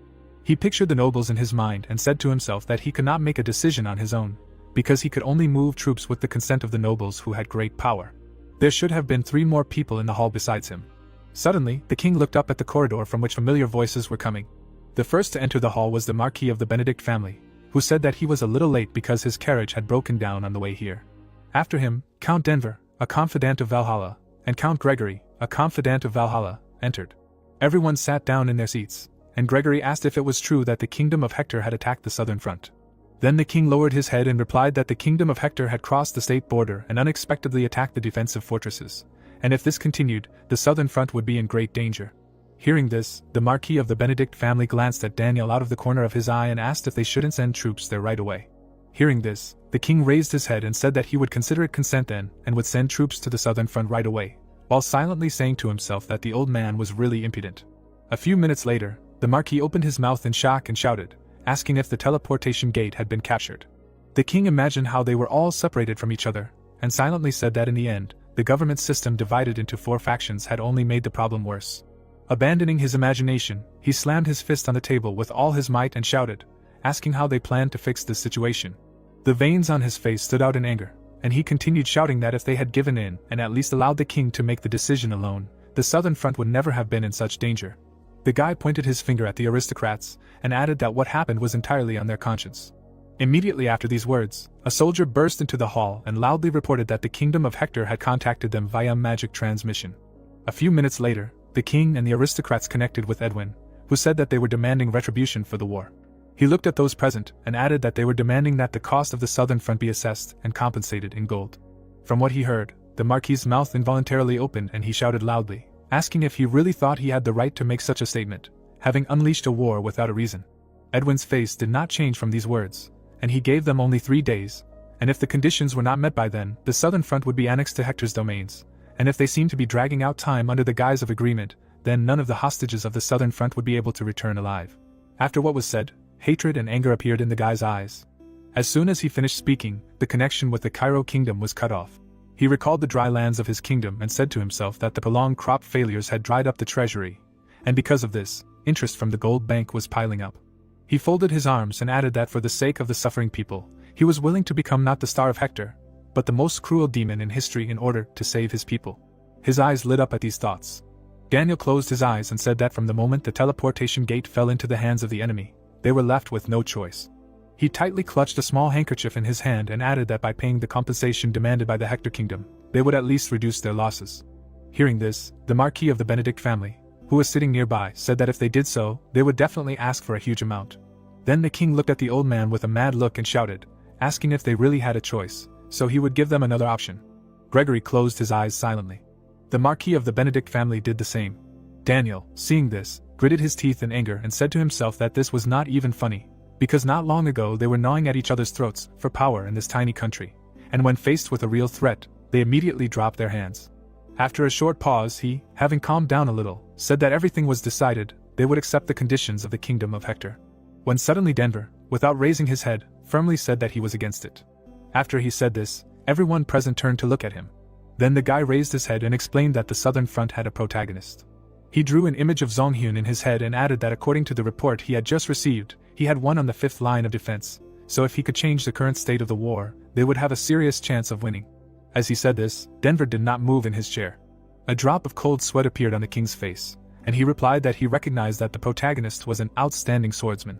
But suddenly, he lowered his gaze and quietly said that the star swordsman who had just come of age was a blessing for the Cairo kingdom, but he could not influence the course of the war by himself. After saying this, Daniel imagined Junghyuk standing alone against the entire army of the Hector kingdom. At this time, the old man turned to the king and said that it was true, the main character was the future of the Cairo kingdom, so rather than use a dubious adventure, having lost a talented person in a foreign land, it was better to first minimize the kingdom's losses. Hearing this, Denver glanced at the people present out of the corner of his eye and said to himself that as expected, they did not suspect the true strength of this guy, because he himself was only able to obtain information because he belonged to the faction of the Valhalla Confidants. He remembered how the people in cloaks handed him the scroll. After reading everything written inside, the boy realized that the protagonist's skills and abilities were superior to 4-star swordsmen, so he was the only variable that could defeat the enemy, but he did not need to share this information with others. After leaving his memories, Denver raised his hand and said that if everyone thought so, then he would not insist on his own either. When suddenly, he held up 3 fingers and firmly said that only 3 days were needed. He smiled confusedly and asked how about waiting for just 3 days, and if there was no change in that time, then they would accept the Hector kingdom's offer. After receiving such an offer, Daniel frowned and firmly said that they would do so. He sat on the throne unwaveringly, adding that from now on, the Cairo kingdom would begin to prepare for 2 outcomes, a war with the Hector kingdom and a truce. At this time, horror appeared in Henry's eyes from what he saw. He and his soldiers looked at the first line of defense, which was burned to the ground, and said to himself that it was all over, this was Cairo's complete defeat in the war. Turning around abruptly, he screamed in horror that they needed to retreat to the mountains right now, while saying to himself that he was not a war hero and did not need any honors. Looking at his soldiers, Henry screamed that they needed to run away from here faster. Less than a minute later, his foot hit the ground. He ran ahead of all his soldiers, screaming in his head that first he needed to survive, and then he would figure it out. But suddenly there was a powerful surge of energy. A man appeared in front of Henry, whose eyes were burning with a bright green fire. The blade of the sword was immediately at the guy's throat. It was Chris, who, putting his finger to his lips, asked Henry to be quiet and follow him.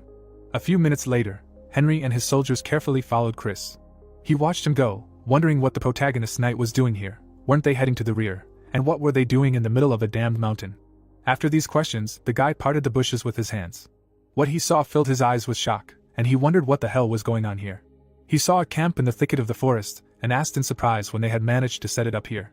Chris stood behind him and replied that the gentleman had thought that the base in the rear had already fallen, and that this was his secret camp for emergencies. Hearing this, Henry turned to the guy and shouted loudly that if the base in the rear had fallen, they needed to run, and then asked why they had set up camp in this place. Then Chris's eyes lit up brightly, and he replied that the war was not over yet. He loomed over the coward and added that they had stayed here to protect allies like him and fight off enemies climbing the mountains, and if he were a man of the kingdom of Hector, he would have already lost his life. After these words, Chris showed his powerful aura. Fear appeared in Henry's eyes from what he saw, and he said to himself that he was a real monster, and then asked himself how the Dmitri family managed to get hold of such creatures. After a short pause, he looked down at the guy and asked where the main character was now, because he had not seen him for a long time. Jung-hyuk's subordinate did not take his eyes off Henry, answering that the master was currently personally dealing with the enemies on the front lines. Hearing this, Henry clenched his fist and said to himself that their commander was a real monster. At this time, the soldiers of the Hector kingdom were brutally killing those who tried to escape from them. Some of the soldiers fought with them, trying to resist. The adjutant of the first line of defense, Brandt, desperately fought, saying to himself that at least those who remained should survive. He saw his comrades dying at the hands of the enemy and scolded Donald. Because he had made hasty decisions, the soldiers of the first line of defense were doomed to die. Suddenly, the guy missed a blow and lost his balance. Then he was hit again, and the adjutant gritted his teeth in pain. Raising his head, he saw an enemy soldier with burning eyes above him, and wondered if this was the end. But suddenly, the enemy soldier missed a blow that was barely noticeable to the eye. The protagonist cut off the enemy's head. The enemy soldiers immediately surrounded him and shouted loudly that he must be killed. Immediately after that, Jung-hyuk carried out a circular attack, destroying them all at once. The adjutant looked at the blood flying in all directions with horror in his eyes and wondered if this place was hell, after which he asked who the hell he was. The protagonist stood with his back to the guy. After receiving this question, he turned around and replied that he was the reserve unit of the 5th line of defense, Roman Dmitri. As soon as the adjutant heard this name, shock appeared in his eyes, and he wondered if he was the same Dmitri who advised them to retreat, if he really had not fled, but came to save them. After thinking this, he jumped to his feet and reported that the first line of defense had already been defeated, and the kingdom of Hector had moved towards the second line of defense, and it was expected that they would not hold out for long. Hearing this, Jung-hyuk turned his body towards the wounded soldier and asked if he was really suggesting surrender. The adjutant knitted his eyebrows in fear and replied that he admitted that he was a strong swordsman, but this was a war between kingdoms, and it was impossible to resist the kingdom of Hector alone. After listening to the guy's opinion, the protagonist lowered his head and said to himself, "A great famine, a sudden attack, a war, the Hector kingdom's actions do not correspond to its current situation, and in this case, their intentions." His eyes did not show fear or doubt, but he did not finish speaking. After a short pause, Jung-hyuk turned away from the rescued soldier and said that Hector was going to seize the southern front in one blow because the kingdom did not have the strength to wage a long war. Drawing a map in his head, as well as a king with influential aristocrats, he explained that Hector's goal was to resolve the crisis in the country through war, and only by conquering the entire southern front would they convince the Cairo royal power to resort to cooperation. Looking into the distance, the protagonist said to himself that if this was the case, then he could understand the Hector kingdom's actions. He suddenly smiled widely and added that they were now taking a big risk, putting the fate of the entire country at stake. At this time, on the second line of defense of the southern front, Jackson waved his hand and ordered to open fire. A huge fireball exploded upon impact with the wall. The fire immediately consumed all living things. Edwin watched this from afar and said to himself that the death of Baron McCleary was not in his plans, but the 5th line of defense is the weakest on the entire southern front, but they have the main hero. His eyes expressed calm and peace. His soldiers penetrated into the enemy territory through a hole in the wall, while their master thought that if the testimony of the defeated soldiers is true, his power is beyond imagination. Will his strength be enough to withstand the entire army of the kingdom of Hector? With his eyebrows tensely knitted, the guy said to himself that this is not so, although he will have to suffer with him, he will not bring fatal changes. Anger suddenly filled his eyes, and he finished saying that the kingdom of Hector was not so weak that just one man could knock the ground out from under their feet. Suddenly, a subordinate ran up to him and shouted loudly that something bad had happened.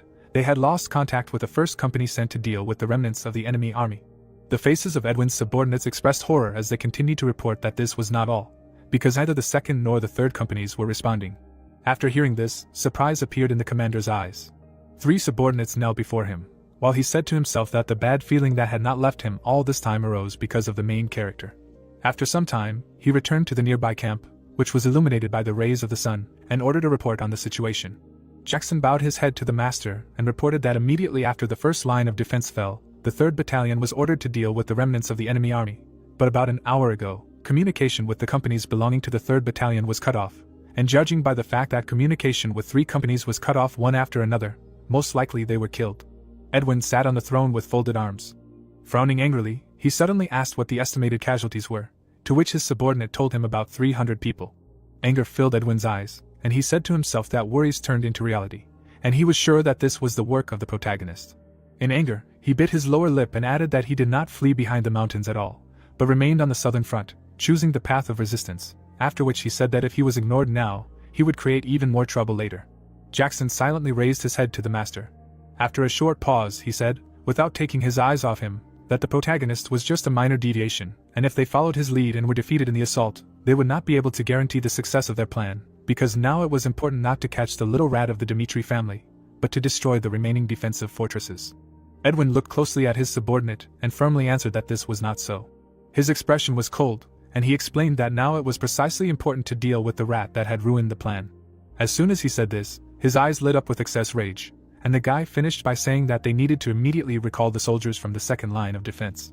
Jackson, hearing this, quickly nodded and said that his order would be carried out, simultaneously asking himself why he was so fixated on the protagonist. Night fell, and the stars appeared in the sky. Edwin's soldiers lined up in several rows, after which the master was informed that, according to reports, he was hiding on this mountain. The master folded his arms over his chest, looking at the mountain, because after devoting the entire last year to developing a plan, he could instinctively feel that Dmitri was a dangerous element. He looked at his subordinates, and said that he understood what they were thinking now, but he, as a military leader, must always be prepared for the worst outcome, adding that the remaining unconquered lines of defense were the least of the evils. Jackson and the knight next to him stared at the master. The knights opposite them listened silently to the young prince. At this time, Edwin drew an image of a powerful protagonist in his mind and said that his existence was the worst moment, because he gave birth to unforeseen changes. Jackson, hearing this, tensely drew together his eyebrows and said to himself that there was always iron logic in the master's decision, so all that remained was to trust him. And as soon as Edwin finished speaking, all 6 commanders-in-chief stuck out their chests and shouted loudly that all troops were ready to carry out the commander's order. Hearing this, the prince turned his gaze to the mountain and said that now it was time to hunt the rats of Cairo. After some time, a torch was lit on the mountain ranges in the south of Cherokee. Rushing thoughtlessly to search, one could miss the enemy, so it was decided to place the army at the foot of the mountain, gradually surrounding it from all sides. The commander-in-chief of the 2nd Battalion of the 3rd Company looked at his men and shouted loudly that as soon as they spotted the enemy, they should immediately blow the whistle. Around him on each side stood one warrior, while he continued to say that if they slowly drove the enemies into a dead end, they would be able to deal with everyone without great losses. After saying this, the commander-in-chief puffed out his cheeks. Suddenly he turned sharply to the left side, and the guy shouted that he had no changes. But at that very second, something appeared before his eyes. When the commander-in-chief turned to the soldier on the right side, the soldier on the left side disappeared. Having learned that his subordinates had no changes, the guy raised his eyebrows in surprise and said to himself that everything was fine. But suddenly he saw that there was no one around him. Horror and fear immediately appeared in his eyes. The commander-in-chief grabbed the whistle with trembling hands. But as soon as he put it in his mouth, the main character appeared behind him. In less than a second, he broke the enemy's neck. Immediately after that, the guy fell to the ground. Jong-hyuk looked around and said to himself that the Hector kingdom was more determined than he thought, because he planned to make the most of it while they were attacking the defensive lines, but they were so intent on eliminating him that they even abandoned the 2nd line of defense, and their commander was definitely not mediocre. Immediately after thinking these thoughts, he took off. Torches were set up along the entire mountain, when suddenly a loud cry was heard, informing that an enemy had appeared and that they needed to check their comrades nearby. At this time, the protagonist cut off the head of one of the enemies. The enemy soldier looked around and shouted loudly that they should gather together, blocking the retreat route. But as soon as he shouted this, Jong-hyuk, with burning eyes, deprived him of his head. A crazy smile appeared on the guy's face, because he had not felt this for a long time. He suddenly remembered the heavenly demon who proudly raised his head and said that Jung-hyuk would live as a darkness demon for a year from now on, and said to himself that the 12 sons of the heavenly demon, having risen from the bottom, were forced to constantly prove their abilities just because they were the offspring of the heavenly demon.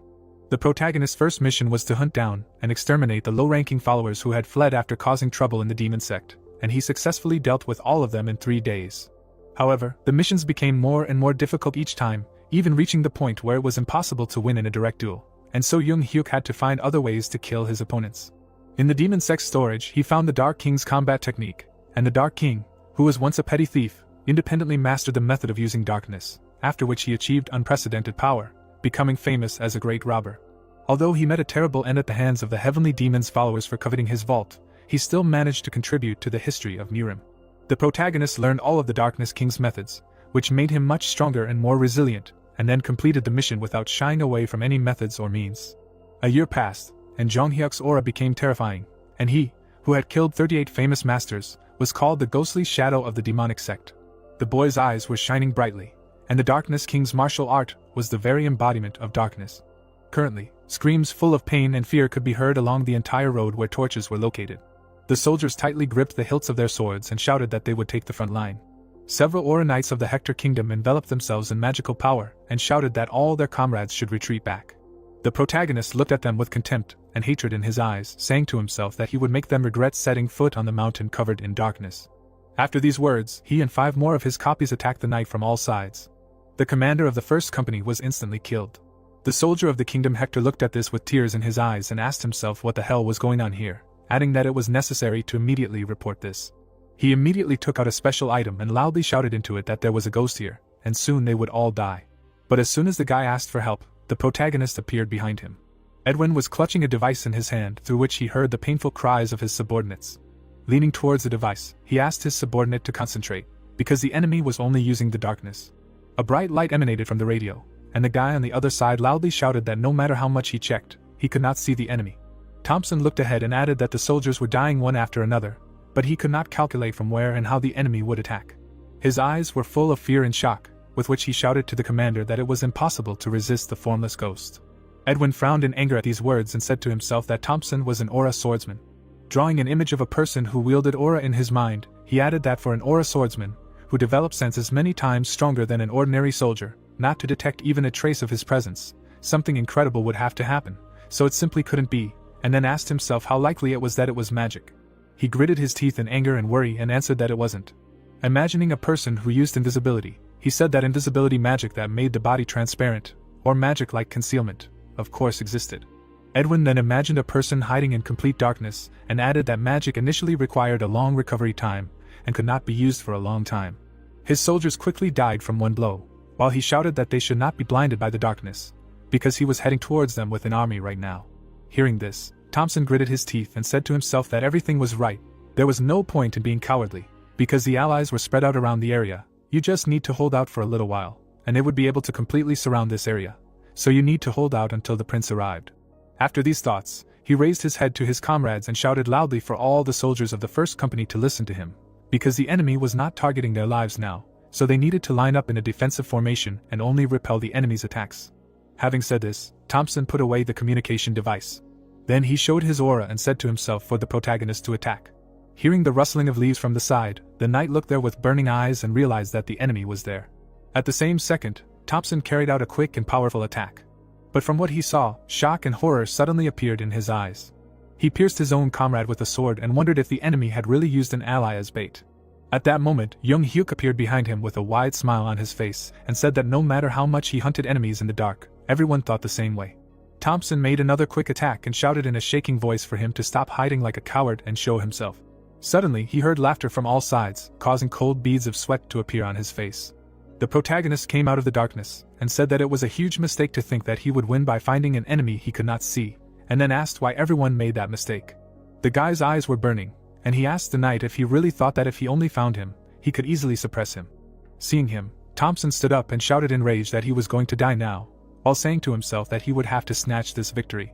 The next second, their swords crossed. But another second passed, and blood sprayed out of Thompson's body in all directions. He missed the blow that cut through his body. The Aura Knight fell to the ground. With the last of his strength, he raised his head and shouted loudly for everyone to run here, because the enemy is here. Then the protagonist, whose face was emotionless, firmly said that it was useless, because he blocked the sounds with mana, so his voice would not reach the soldiers' ears. Thompson's comrades looked around tensely, not hearing anything. As soon as Jung Hyuk said this, he immediately pierced the enemy. Then, with one blow, he cut off his legs. The guy swung his sword, and blood splattered in all directions. Less than a minute later, he was finished, and Thompson was still alive. The protagonist picked up the communication device. He brought it to his mouth, asking if he could be heard, adding that he knew what they were thinking at that moment. After imagining the starving people and dry lands in the Hector kingdom, he said that now that the people of the country were dying due to an unprecedented famine, one wonders why the Hector kingdom would risk their lives to attack the southern front, which they could not gain anything from. After saying this, the boy imagined a huge and well-defended wall. Leaving his imagination, he looked at the communication device and said that there was only one correct answer to solve the country's problem with war. Without moving from his place, he continued to say that he was sure that they were going to shake a huge amount of money out of Cairo, using the southern front as a hostage, but the miscalculation was that he found out about this plan, and they did not have time, because with such a shortage of provisions, they would not last even 3 months, and he would interfere with their plans until the very end. Thompson gritted his teeth in pain. The bright light from the communication device highlighted the protagonist's figure in the darkness, who was saying to himself that this had achieved the goal and they could no longer ignore his existence. Then suddenly the light became a little brighter because Edwin asked if he was Dimitri. Hearing this voice, Jong Hyuk smiled contentedly and said to himself that he had finally appeared. The prince looked at the communication device and said that he would not deny what he had said, because the kingdom of Hector was experiencing a severe famine and they could no longer borrow money from outside. Imagining a snake writhing in an infinity sign, he added that in order to free themselves from the bridle of endless debt, they only had to make this decision. A bright light emanated from the magic stone in the center of the device, and the protagonist asked if he was asking him to understand their situation, to which he firmly answered, no. Edwin narrowed his eyes and said that this was to explain how desperate they were and that the fate of the kingdom of Hector depended on this war. Introducing his frightened soldiers, he admitted that they really did not have time, but that did not mean they could retreat. Having said this, the prince imagined a mountain of dead soldiers and finished speaking, even if he had to walk over the corpses of his fallen comrades.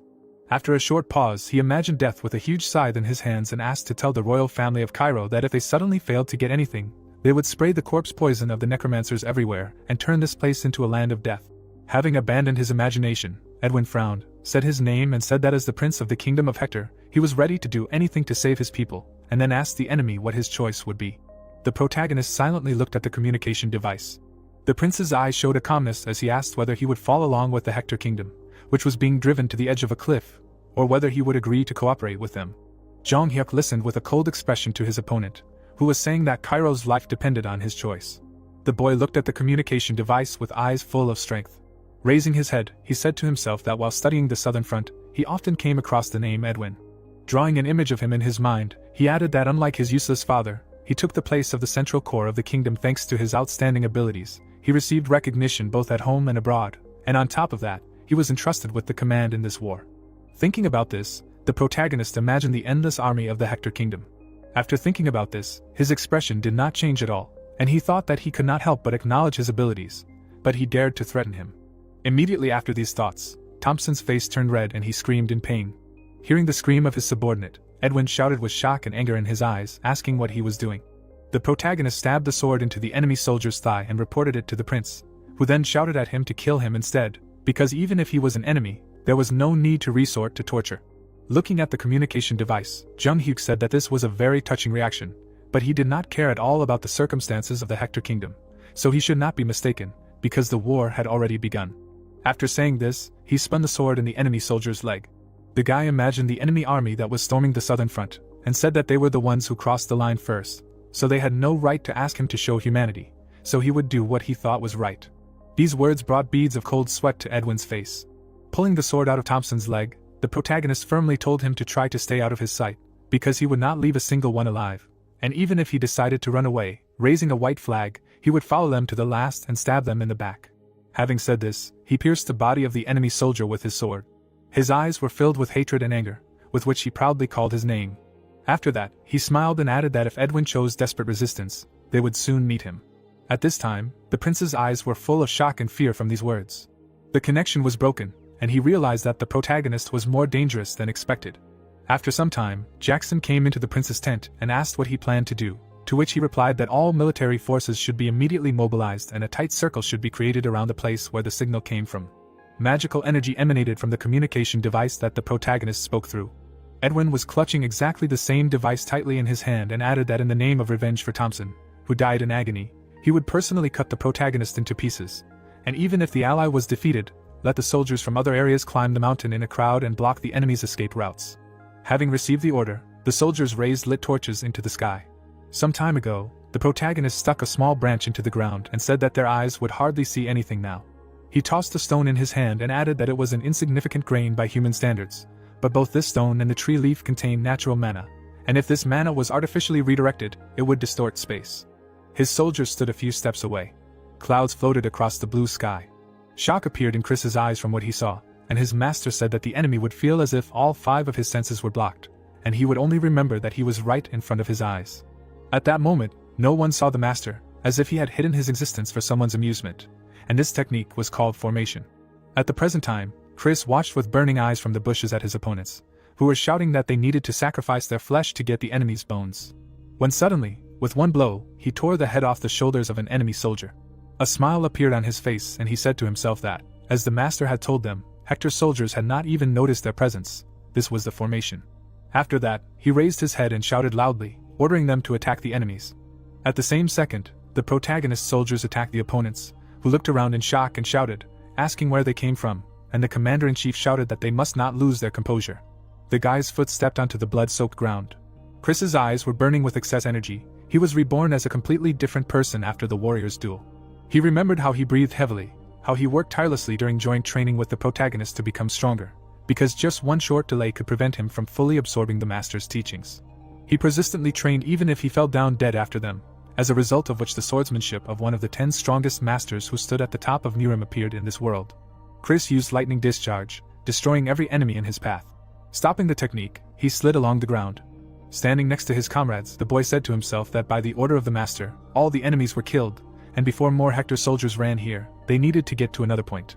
With these thoughts, he raised his head and shouted loudly that they needed to retreat quickly. At the same time, a battle was also unfolding in another area, and screams were heard throughout the forest, which was lit by torches, that an enemy had appeared here. Kevin was enveloped in an insanely scary aura, and his comrades called him a monster that evolves faster than anyone else. In one hand he held a sword, and in the other, a severed head of an enemy. The boy looked at the enemy soldiers coming towards him and said to himself that, taking a place next to the master, he had been observing how to treat the enemy all this time, and he would pursue the values that the master aspires to. A mad smile suddenly appeared on his face, and he finished, the master's methods are absolutely correct. At the same time, in another place, Fuki made a quick and strong strike that left a magical trace behind him. Vulcan was with him, followed by an army. They quickly completed the mission without losing anyone. The lightning attack of the army, divided into 4 groups for each branch, was carried out simultaneously, and the strategy was successful.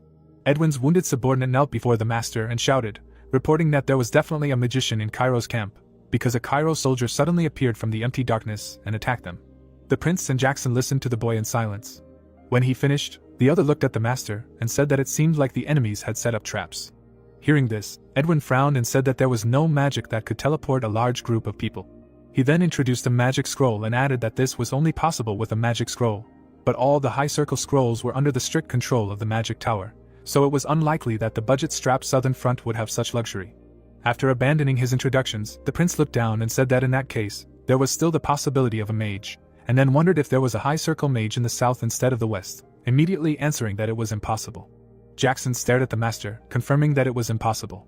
Introducing an old man who was a perfect magic user, Edwin said that mages were even more valuable than aura swordsmen, and most of them were part of the neutral organization, the Magic Tower. The Magic Tower operates throughout the continent, and everyone who is naturally endowed with mana dreams of joining its ranks, standing under the great crest of the magicians. The Magic Tower is a storehouse of knowledge, so there is no other way for a magician. Everything inside is saturated with powerful magical energy. Leaving his ideas, the prince narrowed his eyes and added that because of this, each side only has a small number of magicians, which means it is not magic, and if he goes in person, he will be able to figure out what kind of trick they are using, but the soldiers are now dying for their kingdom, so it is not time yet. You need to wait for the moment when the main character falls into his trap. He felt like he was standing under the light of a bright star. As soon as he said this, a sharp sword pierced his soldier through and through. The guy who missed the blow was shaking in pain, when he suddenly laughed. He raised his head to the enemy and said that he was finally caught. At that very moment, a bright light appeared, which surprised Jong Hyuk greatly. Edwin's soldier used a special magic item. All of his comrades immediately saw the light in the forest and realized that it was Dimitri. The protagonist ran forward and left behind a bright light, which made him visible. Fragments of light caught on his armor, and after the artifact exploded, they covered his entire body like fireflies, giving away his location. Soaring into the air, the guy became like a bright star in the sky for the enemy. One of the commanders brought the communication device to his mouth and shouted loudly that the protagonist was moving north and had just changed direction in the opposite direction. But as soon as he reported that the enemy was moving towards the second company, one of the guys was already killed by a quick blow. Seeing Jonghyuk, the rest of the soldiers became furious and shouted loudly that they needed to kill him and avenge the death of their comrades. Then the protagonist used the Heavenly Demon Sword technique second style, releasing an insanely powerful stream of energy from his sword. This power scorched the ground it passed through, and the guy's endurance was already at its limit. Suddenly, one of the soldiers, who was still alive on his last legs, asked if he really thought he could get out of here alive, because thousands of soldiers surrounded this place, and no matter how strong he would still die at their hands. Then Dmitri smiled widely and asked if he had thought to ask him why he personally jumped into this trap. Blood spurted from the soldier's mouth, and he asked what he meant. Rising to his feet, the guy replied that thousands of soldiers were flocking from everywhere to pursue him, pursuing the thought that they needed to hold him back for a minute or at least 30 seconds by any means necessary. They were recklessly rushing here, stupidly risking their lives.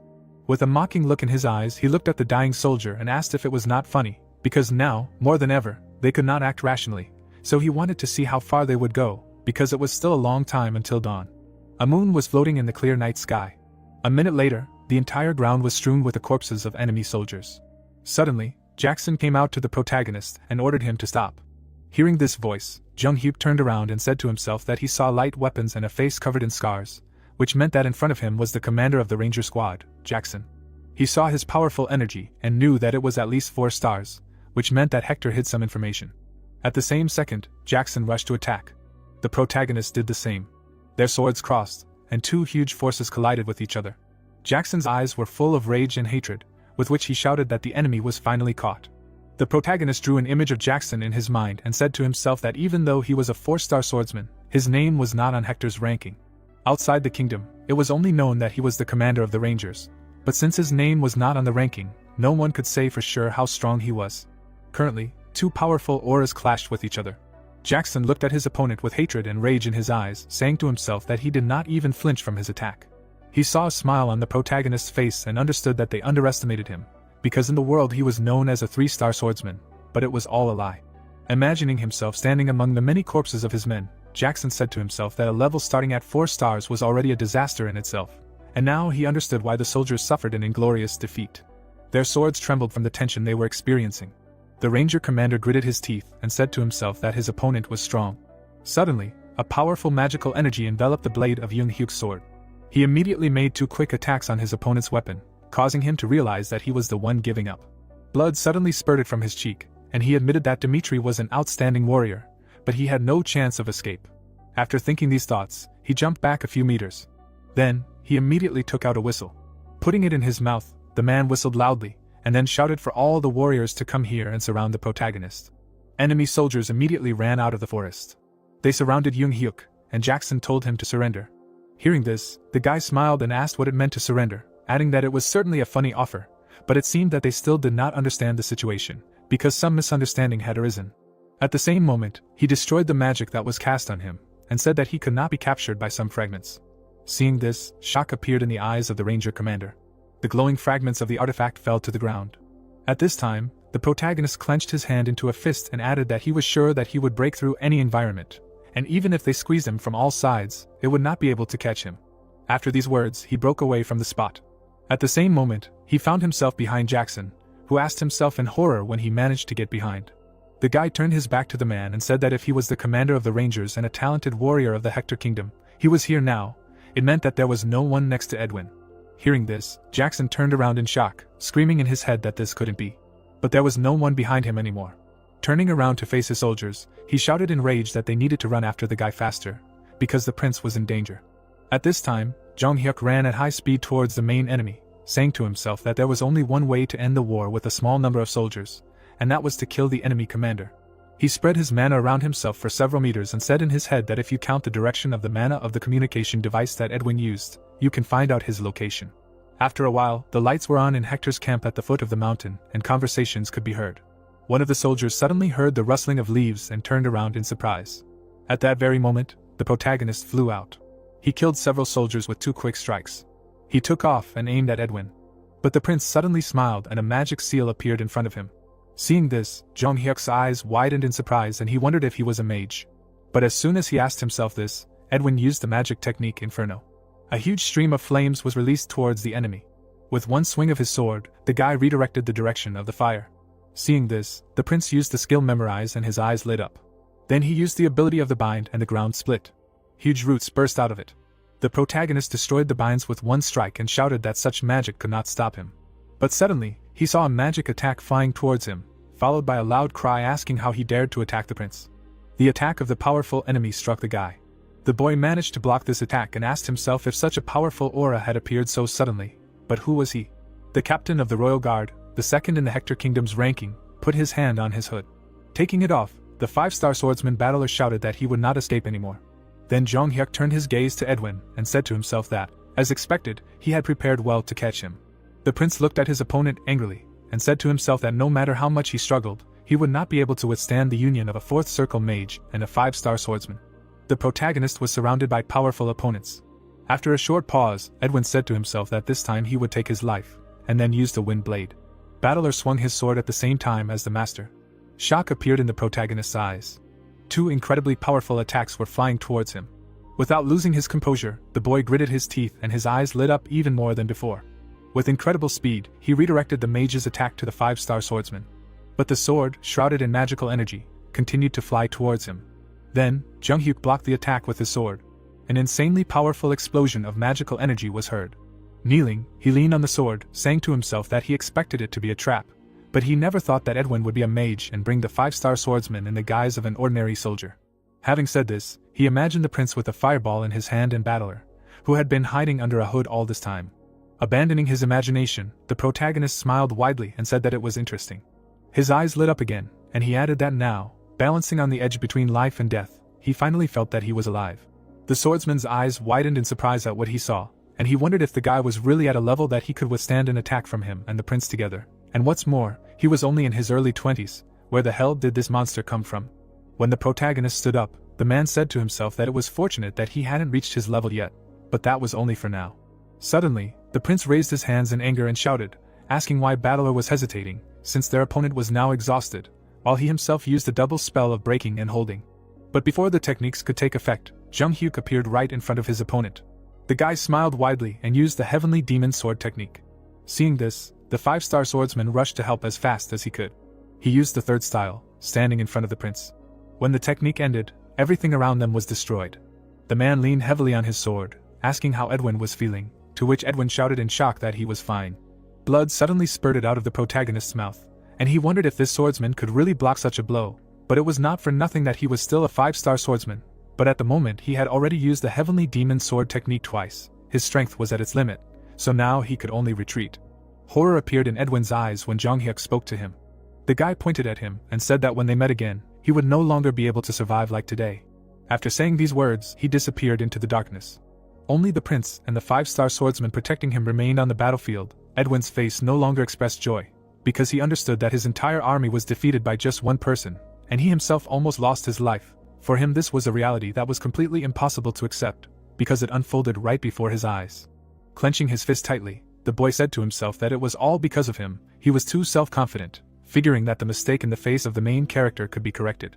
Imagining his dead soldiers, he added that this fleeting decision led the plan that seemed the least evil to its worst outcome, in this battle, defeat for Hector.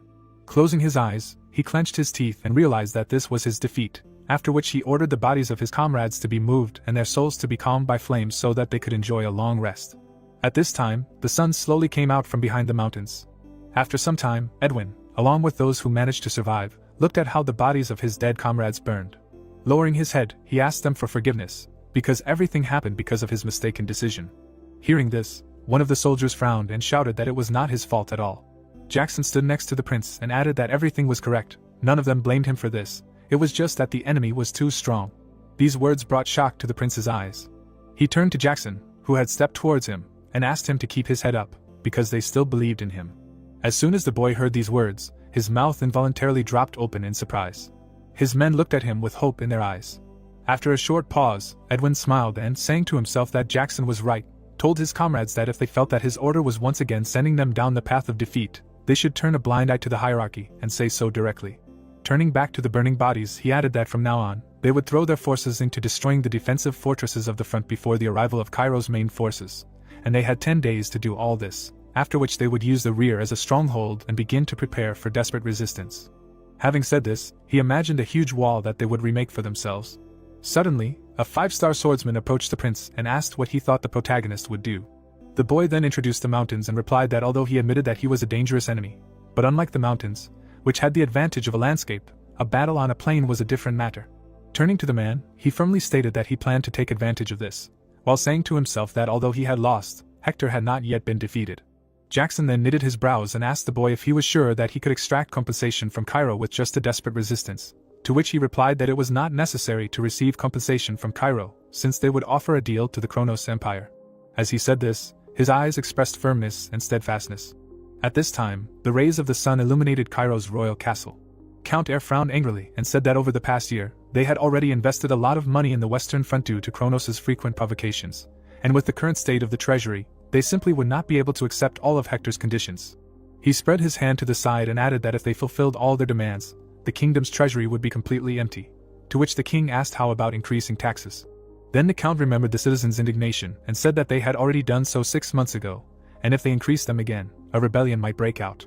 The king folded his arms and said to himself that the only way to solve the problem was to use the property of the Cairo aristocracy, but in this case, he would again give them a reason to weaken the king's power.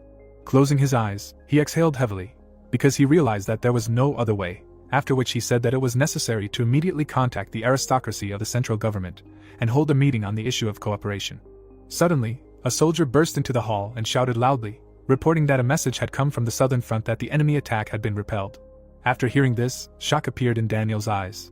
After some time, influential aristocrats came to the king and asked if this was true. Gregory frowned with displeasure and said that Hector's army numbered about 10,000 soldiers, after which he asked how he managed to repel the enemy attack with a small detachment, adding that if the information was reliable, it meant that they had a way out. Denver sat silently in his place with his eyes closed. Opening them, he wondered if the protagonist had really managed to resolve such a difficult situation. Reaching out to the magic crystal, the king said that he would immediately contact the southern front. A few seconds later, the connection was established. Suddenly, Daniel frowned with displeasure and asked who else he was, ordering him to state his status and affiliation. Hearing this, Henry tensely knit his eyebrows and introduced himself. The old man immediately recognized him and said that he remembered that in the past, the Elbert family line had raised many outstanding talents and even held a place in the central government, to which the guy replied that everything was correct. Suddenly, the Marquis of the Benedict family frowned and said that they should leave it aside, and then asked why he answered the call and not the protagonist. The guy turned his gaze to the old man and explained that he had joined the squad under Junghok's command. The Marquis, with his hands folded, listened to Henry, who said that the master was supposed to answer the call, but he said that he needed some time alone and left his only aristocrat as his representative. Proudly raising his head, he continued to say that he and the master were comrades in the southern barracks. They were assigned to the reserve squad of the 5th line of defense, and on the way there, they received a report about the attack of the Hector kingdom. And while he was telling his story, the old man raised his hand and ordered him to stop, then asked if he really wanted to tell them everything from the beginning, and then asked him to get to the point right away. A drop of cold sweat appeared on Henry's face, and he replied that he would explain everything now. Clenching his hand into a fist, he said to himself that he was sure that the protagonist would earn fame not only in Cairo but also on the entire continent, and now he needed to establish a relationship with him before he revealed his true value. Folding his hands on his legs, the boy said that the success of this plan lay entirely on the master. Placing his hand on his chest, he continued to say that as soon as he learned of the Hector kingdom's attack on the southern barracks, the master immediately guessed that their target was the teleportation gate, and he immediately went up to the mountains and set up a secret base there. After saying this, the boy imagined a camp set up in the forest. Abandoning his imagination, Henry knitted his eyebrows and continued to say that if the commanders of the southern defense lines had listened to him back then, the southern front would not have fallen so easily. There was shock in Daniel's eyes from these words. Everyone present could not take their eyes off Henry, who, having denigrated the fools, thereby elevated the feats of the master to the top. Actively gesturing, he deliberately raised his voice, because he knew that his master's subordinates were nearby, who were listening to his words. Raising his hand, he said that until dawn they fought under the command of the protagonist. In total until the end there were no more than 200 of them, but when Junghok took command into his own hands, they managed to resist the enemy, which outnumbered them by tens of times. When suddenly he sharply clenched his hand into a fist and shouted loudly, "And win the victory," adding that he and his comrades are ready to resist the kingdom of Hector to the last in this war. When the connection was broken, the king quietly said that they were weak. A joyful smile suddenly appeared on his face, with which he added that the protagonist fought to the victorious end, despite the hellish conditions, but the so-called upper classes of Cairo had already decided to surrender in advance. The Marquis of the Benedict family looked at the boy and said that he was right. Since Hector had captured the teleportation gate, they had already mentally admitted defeat. Raising his hand, he added, but this proved that the warriors of Cairo had an unbreakable will, and now that the hero of Cairo had appeared on the southern front, it was their turn to use the opportunity given to them to counterattack. Gregory suddenly slammed his fist on the table and shouted that additional forces should be sent to the southern front immediately, because Hector, who had crossed the state borders, needed to be taught a lesson. Immediately after that, Daniel knitted his eyebrows and declared that he would break the agreement with Hector. His eyes were full of confidence, with which he said that from now on they would direct their forces to regain the pride of the Cairo kingdom, after which he ordered the servants of the other families to be summoned and all available information about the southern front. After receiving the order, the powerful nobles left the king's hall. On the surface it seemed that the central government nobles were trying to protect the southern front, but after the meeting, their ultimate goal focused on one thing. Each of them had different expressions on their faces, but they all wanted to get the protagonist for themselves. At this time, there was a magic stone on the ground that helped contact others.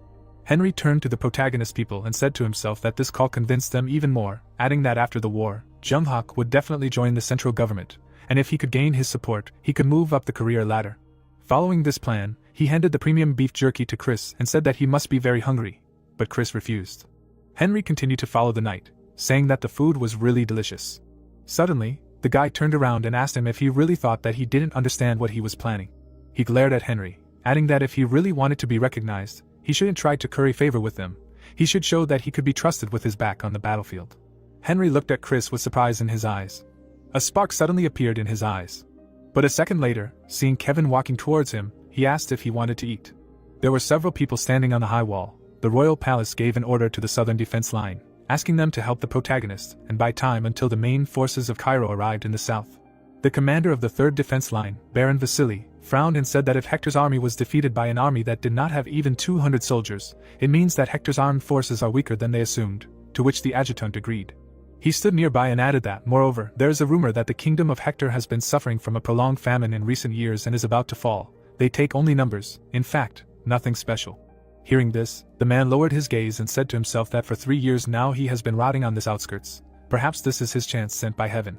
He was suddenly enveloped in an aura, and he asked himself if he really needed to help the main character and stall for time, adding that if the boy could take command, then he could too, after which he ordered the army to be called together, because he wanted to use guerrilla tactics to teach the kingdom of Hector a lesson. Thick clouds floated across the blue sky above the wall. In order to deal with the defensive fortresses as quickly as possible, Hector's army divided its military forces and attacked. Among them the troops aimed at the third line, a total of 3,000 people. Trying to rip off the honors, Baron Vasily hid and attacked them from behind. But contrary to his expectations, they were not met by a scattered rabble, ready to fall from one blow. Horror and fear appeared in Vasily's eyes, and he said in a trembling voice that this was simply impossible.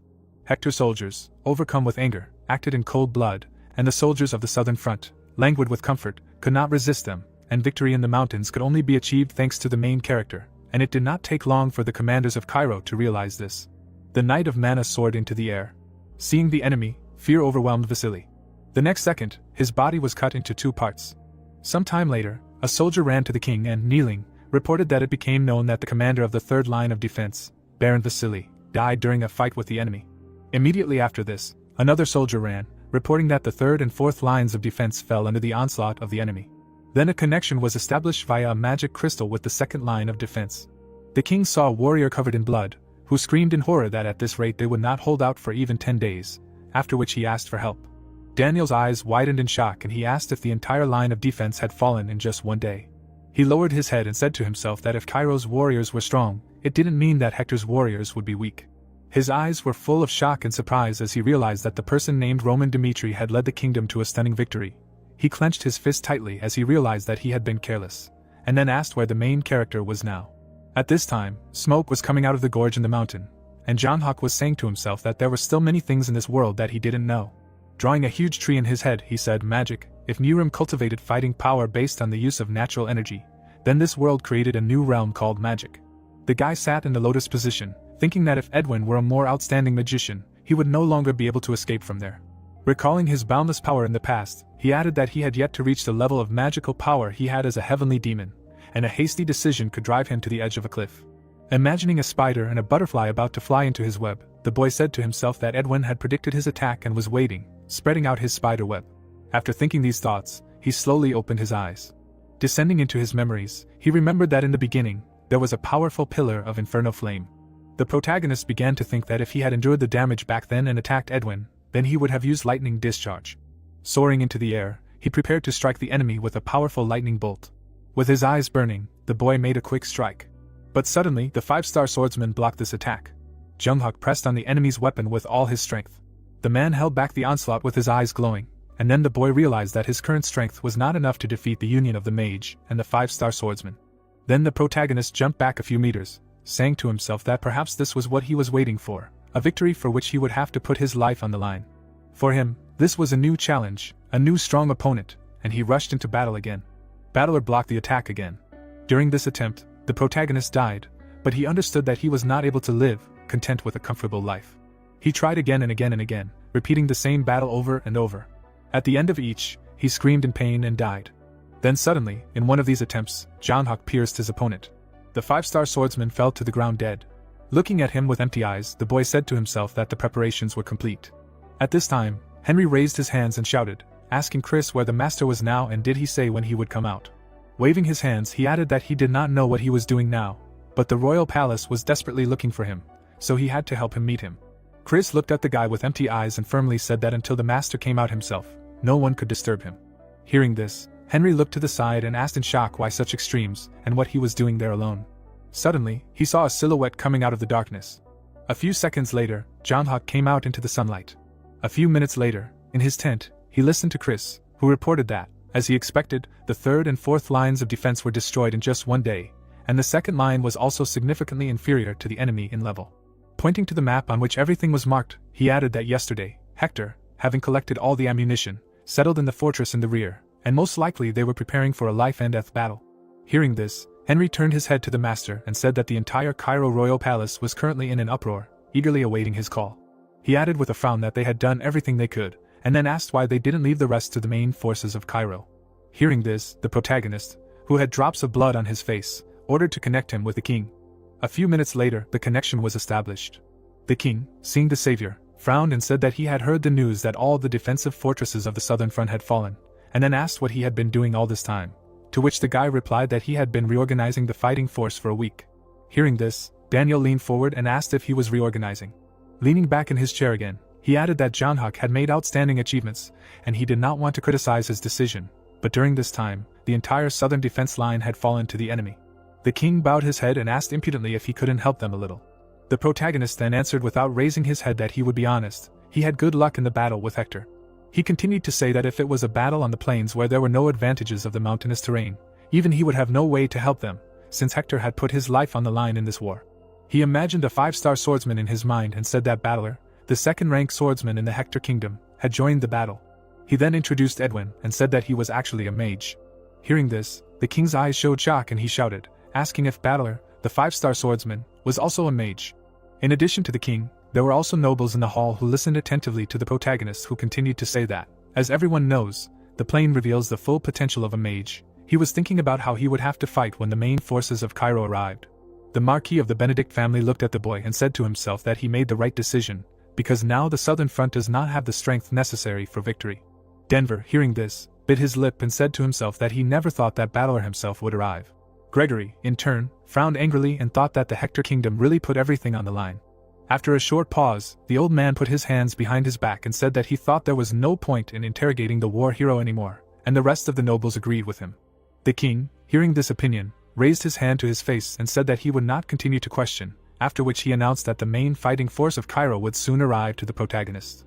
He suddenly leaned forward and lowered his hand, adding that Hector had already settled in the rear fortress, and once the main army had completed all the proper preparations and attacked, Junghak should join them and provide assistance.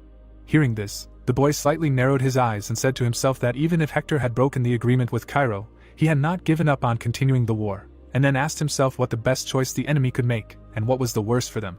After thinking this, the protagonist looked at the king, apologized, and said that time was not on their side. Hearing this, Daniel tensely knitted his eyebrows and asked what he wanted to say.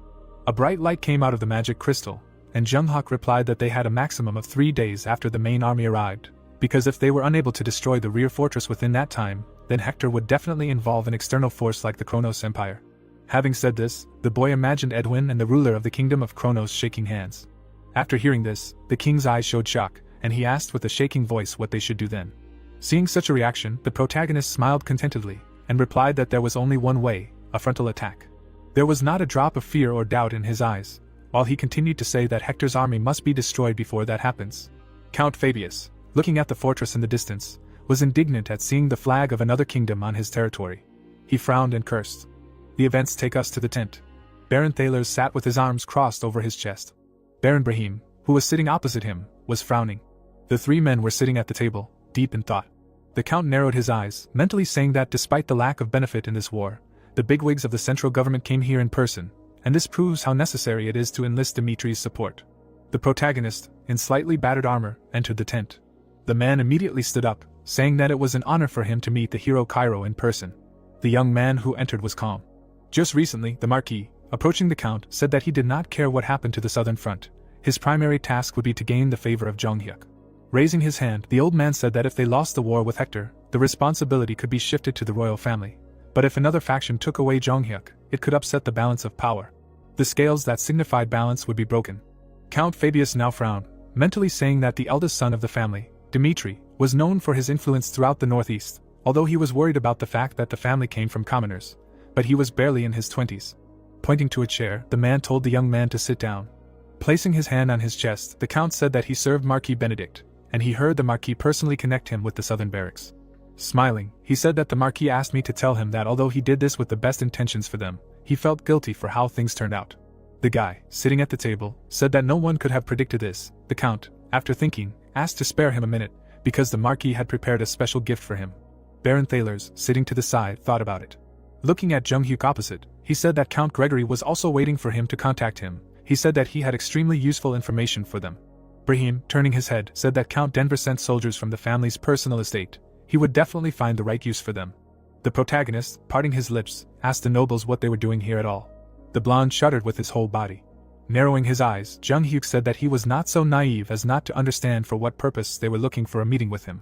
Then he explained, saying that right now the enemy was under their noses, marking their territories with his flag, holding his head proudly raised on the walls of the fortress, and in the current situation it would be correct to discuss his position.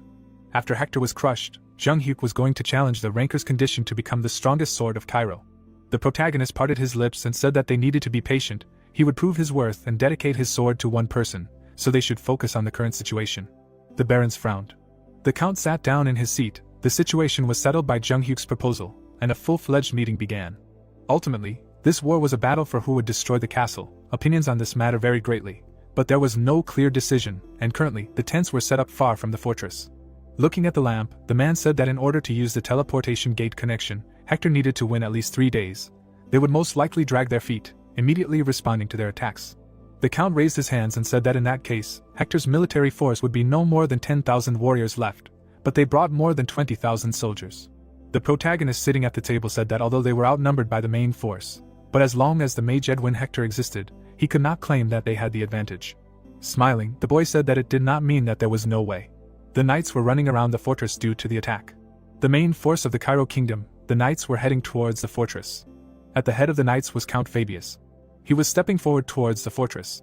Jonghyuk shouted sharply, ordering the soldiers of Hector to listen to him.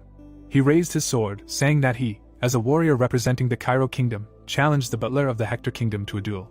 The prince standing on the walls of the fortress was taken aback, not understanding what the boy was planning. Jonghyuk frowned and continued shouting, saying that he did not want any more meaningless sacrifices, the same from their side. The young man's cloak fluttered as he said that if they were to win this battle, Cairo would humbly accept Hector's offer. But if, on the contrary, he were to win, they would leave the kingdom. Edwin frowned, silently telling himself that with his current strength, Jonghyuk would not be able to defeat Butler, yet he stubbornly insisted on a duel. This was some kind of trap. The crystal on his sword flashed as the young man said that if they did not accept his offer, he would crush the rear fortress, even if it meant parting with his life. Raising his sword high, the young man gave them 10 minutes, during which time they should make a wise decision. The prince froze and was horrified. Butler, frowning, said that he would fight. Edwin, who was sitting in front of him, said that it was impossible. The man raised his head, asking them to believe in him just once, and he would cut Dimitri's throat and find a way for Hector to escape. The boy suddenly shouted, saying that it did not mean that he did not trust him, but in just one night they had lost 700 men. Having fallen for his provocation, The smell of burnt flesh of soldiers still lingered in his nose. The warrior, who was on one knee, thought about it. The red-haired boy told him that he believed in him, but Dmitri was definitely up to something.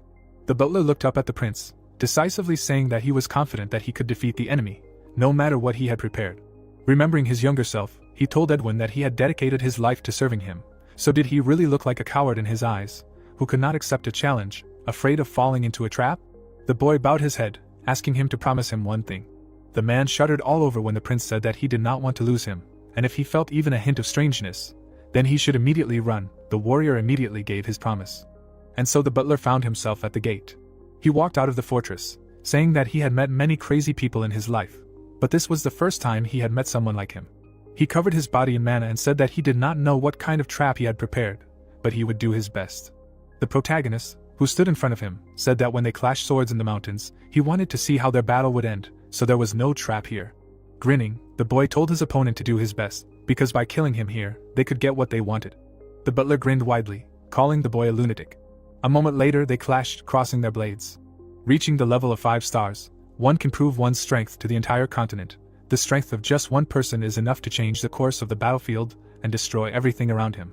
The butler drove an aura through his body at an insane speed. Since the honor of the Hector kingdom was at stake, he attacked from the very beginning, not planning on dragging out the fight for long. The man swung his sword, intending to kill his opponent with one blow. His blade collided with the boy's blade. The protagonist gritted his teeth, holding back the onslaught of his opponent. The ground beneath him shattered and cracked. Edwin's mouth dropped open in shock. The Earl and Baron frowned, seeing the beginning of the battle. The golden blade rushed towards its target. Jong Hyuk jumped up, dodging the sword. His foot caught on something. The boy immediately frowned. The butler appeared behind him with his sword raised. Jong Hyuk had to quickly block the enemy's attack. The sword pierced the ground. Mana burst out of the sword, cutting everything in its path. The Earl sweated with fear, wanting to curry favor with Jong Hyuk. He reluctantly agreed to this duel. But he could lose now, then all their efforts to recruit him would be meaningless. A shock wave spread from the point of collision of the two opponents. Baron Thalers, who stood behind the count, asked if Lord Dmitri would lose. The protagonist blocked the enemy's attack with difficulty. Blood gushed from the wound on his face. The knight clenched his fist, shaking. He and his comrades next to him shouted, encouraging their warrior. Closing his eyes, one of the knights asked the butler to avenge their comrades. 2 streams of mana collided. Hector's best warrior parried the enemy's attack, seeing how his counterattacks were becoming faster and faster. Looking at the smiling youth, the butler realized that he was no longer simply parrying. His sword was repeating the path of his own sword. The man clenched his teeth, realizing that he was being studied. The youth's pupil shrank. He was glad that he could finally understand what his position was in the new world. Imagining the two opponents side by side, he said that one blow was enough for him to defeat the 4-star Homer, but he could not defeat the 5-star swordsman. The current him must look up to Butler with respect, as if he were a rock. The blade in his hand began to glow. The youth rushed forward. He was going to break through this rock and climb to the next level. Butler, frowning deeply, shouted, calling the youth an impudent boy. Their swords clashed again when Butler used an aura explosion. It was obvious what disadvantages there were to uncontrolled release of chi. Those who are called aura swordsmen do not control mana with precision, but erupt like an explosion. In other words, the power covering all parts of the sword is not balanced among themselves. If the tip of the sword exposes 120% of the aura, then the blunt side carries only 80% of the power. By counting the flows of mana, Jong Hyuk could calculate the weak points and attack. The man had to urgently block the enemy's attack. He became wary, pouring mana into his sword. The youth's eyes flashed when he saw this. A sickle of mana, dark as darkness, rushed towards Butler. He was right in front of the enemy's face. Seeing how even a 5-star swordsman was pushed back, the people on both sides were in shock, their faces showing shock and disbelief. The soldier, shaking his whole body, asked how this was possible. How could Jong Hyuk Dmitri fight equally with a 5-star swordsman? The butler dropped to one knee. Edwin clenched his jaw until he could not believe that the boy actually wanted a fair fight without any traps. If his warrior lost now, there would be no worse outcome. Now the Hector kingdom could lose the strongest warrior of the kingdom, but they would also be forced to leave the rear fortress where the battle was currently taking place. The prince frowned, realizing that he could only believe in the butler. Besides, he still had not shown his full strength. The man tightened his grip on the hilt of his sword. Pouring mana into the sword, he mentally said that his opponent was a real psycho. Spitting out blood, he said that he thought that the duel would be an excuse to lure him into a trap, but he was seriously trying to crush him. Looking at the youth in front of him, he mentally said that their seemingly perfect plan was collapsing because such an incredible person suddenly appeared on the southern front. The warrior understood that if he let Jung Hyuk go alive, then one day the Hector kingdom might encounter the monster holding the sword in his hand, and they would not be able to withstand him. Sharply releasing the aura from his body, the warrior said that he must kill the enemy at all costs. He would not spare any effort. His eyes shone with excess energy. Butler raised his sword. Until now, only 2 people were able to withstand this attack from Butler. He gathered a sphere of mana above himself. The first one to reflect this sphere was the strongest sword of the Hector kingdom, and the second one entered the continental ranking. The man's pupils shone even brighter. A moment later, he threw his sun at the enemy. The sphere of flame rushed towards Jonghyuk. His eyes widened in shock. Facing this secret technique at his current level, he would definitely die. In that case, he should only focus on defense. The youth began to form a shield of darkness around himself. If he was facing the most powerful weapon of the butler, then he had the strongest shield in the arsenal of the heavenly demon. Soon, the darkness almost completely enveloped the boy. A powerful explosion thundered throughout the area. Rocks flew in all directions, the ground cracked. Edwin's mouth opened in shock. The sphere of darkness and flame collided with each other. The protagonist grinned, saying that he would see what would win, the enemy's spear or his shield. Butler gritted his teeth, continuing to press. The sphere of flame exploded, causing an explosion. Soon, all the flames dissipated. The protagonist bent his foot. Edwin was horrified and frowned, asking how this was possible. The sphere of darkness around the youth dissipated. He smiled while the others were confused, because Butler's attack was not something even a 5-star swordsman could block. Jonghyuk couldn't help but grin. His opponent covered one eye. He had spent too much mana on this attack, but he couldn't give up so easily. The man screamed, releasing his aura. Jonghyuk disappeared from his place. The opponents crossed their swords. Butler frowned, trying to understand how he, who had suffered so much on the battlefield, was pushed back by a boy who had barely turned 20. While fending off the enemy's attack, he said that he couldn't give up so easily even if he died right then. Suddenly, the protagonist grabbed his face. The youth threw him to the ground. Pressed to the ground, Butler said that he must take this monster with him at all costs, whose existence threatened the prince's life. Mana began to accumulate in the man's head. A moment later, a powerful explosion occurred. The protagonist, raising his sword, said that he would remember his will. The warrior's eyes widened in shock. The youth leaned forward. The prince, stretching out his hand, shouted, ordering him to stop. A flash rune appeared in the air. Streams of flame rushed down. Jonghyuk raised his head. He jumped back. The soldiers broke out of the fortress, wanting to save the commander. Some of them cried, for Hector gave up hope of winning the duel, renounced his reputation in the world community, choosing to save Butler. The youth slashed at the knight with his sword. He gritted his teeth, realizing that their actions had finally opened the gates of the fortress. Yesterday, the commanders of Cairo were sitting at the table. The count thoughtfully asked what their next steps would be. Jonghyuk parted his lips and said that after the battle with Hector in the mountains, he had been watching them from afar. Even after a sleepless night of battle, the knights had come down from the mountain to take care of the bodies of all their fallen comrades, despite the fact that they needed to hurry and crush the remaining defensive fortresses on the southern front. The protagonist, standing on a cliff, saw them mourning and burning the corpses of their comrades. Edwin was such a sensitive commander that he even gave the soldiers time to say goodbye when they burned the bodies of their comrades. The prince himself trembled. The count frowned. The young man sitting opposite him said that Butler would be the impetus that would break his judgment. He chuckled and said that if he could crush Butler, it would completely satisfy the conditions of the first plan. The young man planned not to kill the warrior with one blow, but to make 2 cuts and make him no longer able to fight. The young man smiled broadly, saying that if Edwin decided to save his warrior, then they would begin the second plan. The soldiers ran to meet Jonghyuk, wanting to buy time to save the commander. The young man frowned, saying that the prince was undoubtedly an excellent ruler. Cutting off the heads, Jonghyuk said that this prince had no place in the war. The knights ran to the commander. The archers pulled back their bowstrings. One of them said that the enemy had mixed with the allies, which is why they cannot attack. The count froze. Everything really was going as young Dmitri said. He saw the boy fight even when he was surrounded. The man swallowed. Now he understood why Marquis Benedict did not shy away from any means and methods to recruit him. It was enough to get Jonghyuk to deal with the incompetent king and the puppets of the 2 empires. The boy could draw his sword and scare everyone. With a wave of his hand, the count gave the order for the soldiers to attack. A huge amount of dust rose into the sky. Edwin, standing on the wall of the fortress, realized that his rash decision led to this situation. His eyes lit up with anger. As the commander-in-chief, he had to remain cool and clear-headed until the last. But seeing Butler's defeat, he lost his mind. The red-haired man closed his eyes and sighed. The rune on his chest lit up. For him it was not over yet. As long as they saved the best warrior and closed the fortress gates, there would still be a chance for victory. The mage formed a flash rune in front of him. A fiery arrow hit the knight. The mages immediately began to create magic circles, wanting to help their prince. Streams of fire rushed towards the troops, exploding them. The count, who was standing behind the army, shouted, ordering them to disperse along the perimeter and go to the assault. If they missed the chance now, they would lose even more lives. Kellen gritted his teeth. Looking at the commander below, he said that they needed to quickly close the gate. The knights who entered immediately shouted, saying to close the gate, because the commander was already inside. The protagonist, clenching his jaw, jerked his head. He rushed to the gate. Kellen frowned and shouted, saying that Dmitri was approaching them. Jung-hyuk smiled.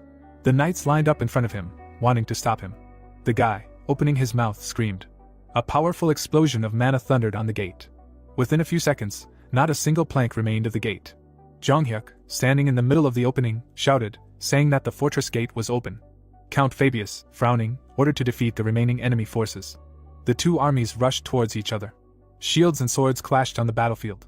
Hector's soldiers in battered armor fought fiercely. Blood spilled on the ground. The protagonist, standing in the opening of the gate, said that the plan to open the fortress gate had been successful, and now there was only one goal left. The young man narrowed his eyes, becoming serious. His cloak billowed up as he entered the fortress.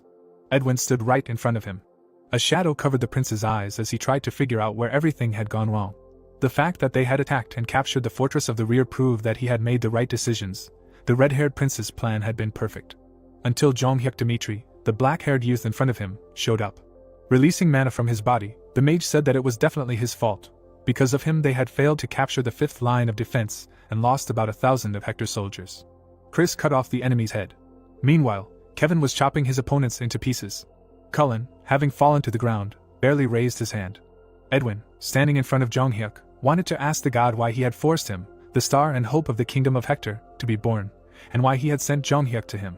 Edwin's eye lit up as he said that even if he were to die today, he would definitely drag him to the next world with him. The mage's chest lit up with magic circles. The mage gathered a wind blade in his palm. Streams of wind rushed towards Jung-hyuk. He swung his sword and cut them off. The boy was very gloomy. The knights ran towards him, saying that they needed to protect the prince. 3 mana swordsmen attacked the boy at the same time. The boy's pupil flashed. In an instant, he cut through the bodies of his opponents. The boy frowned when he saw the approaching route. Huge tree shackles bound him.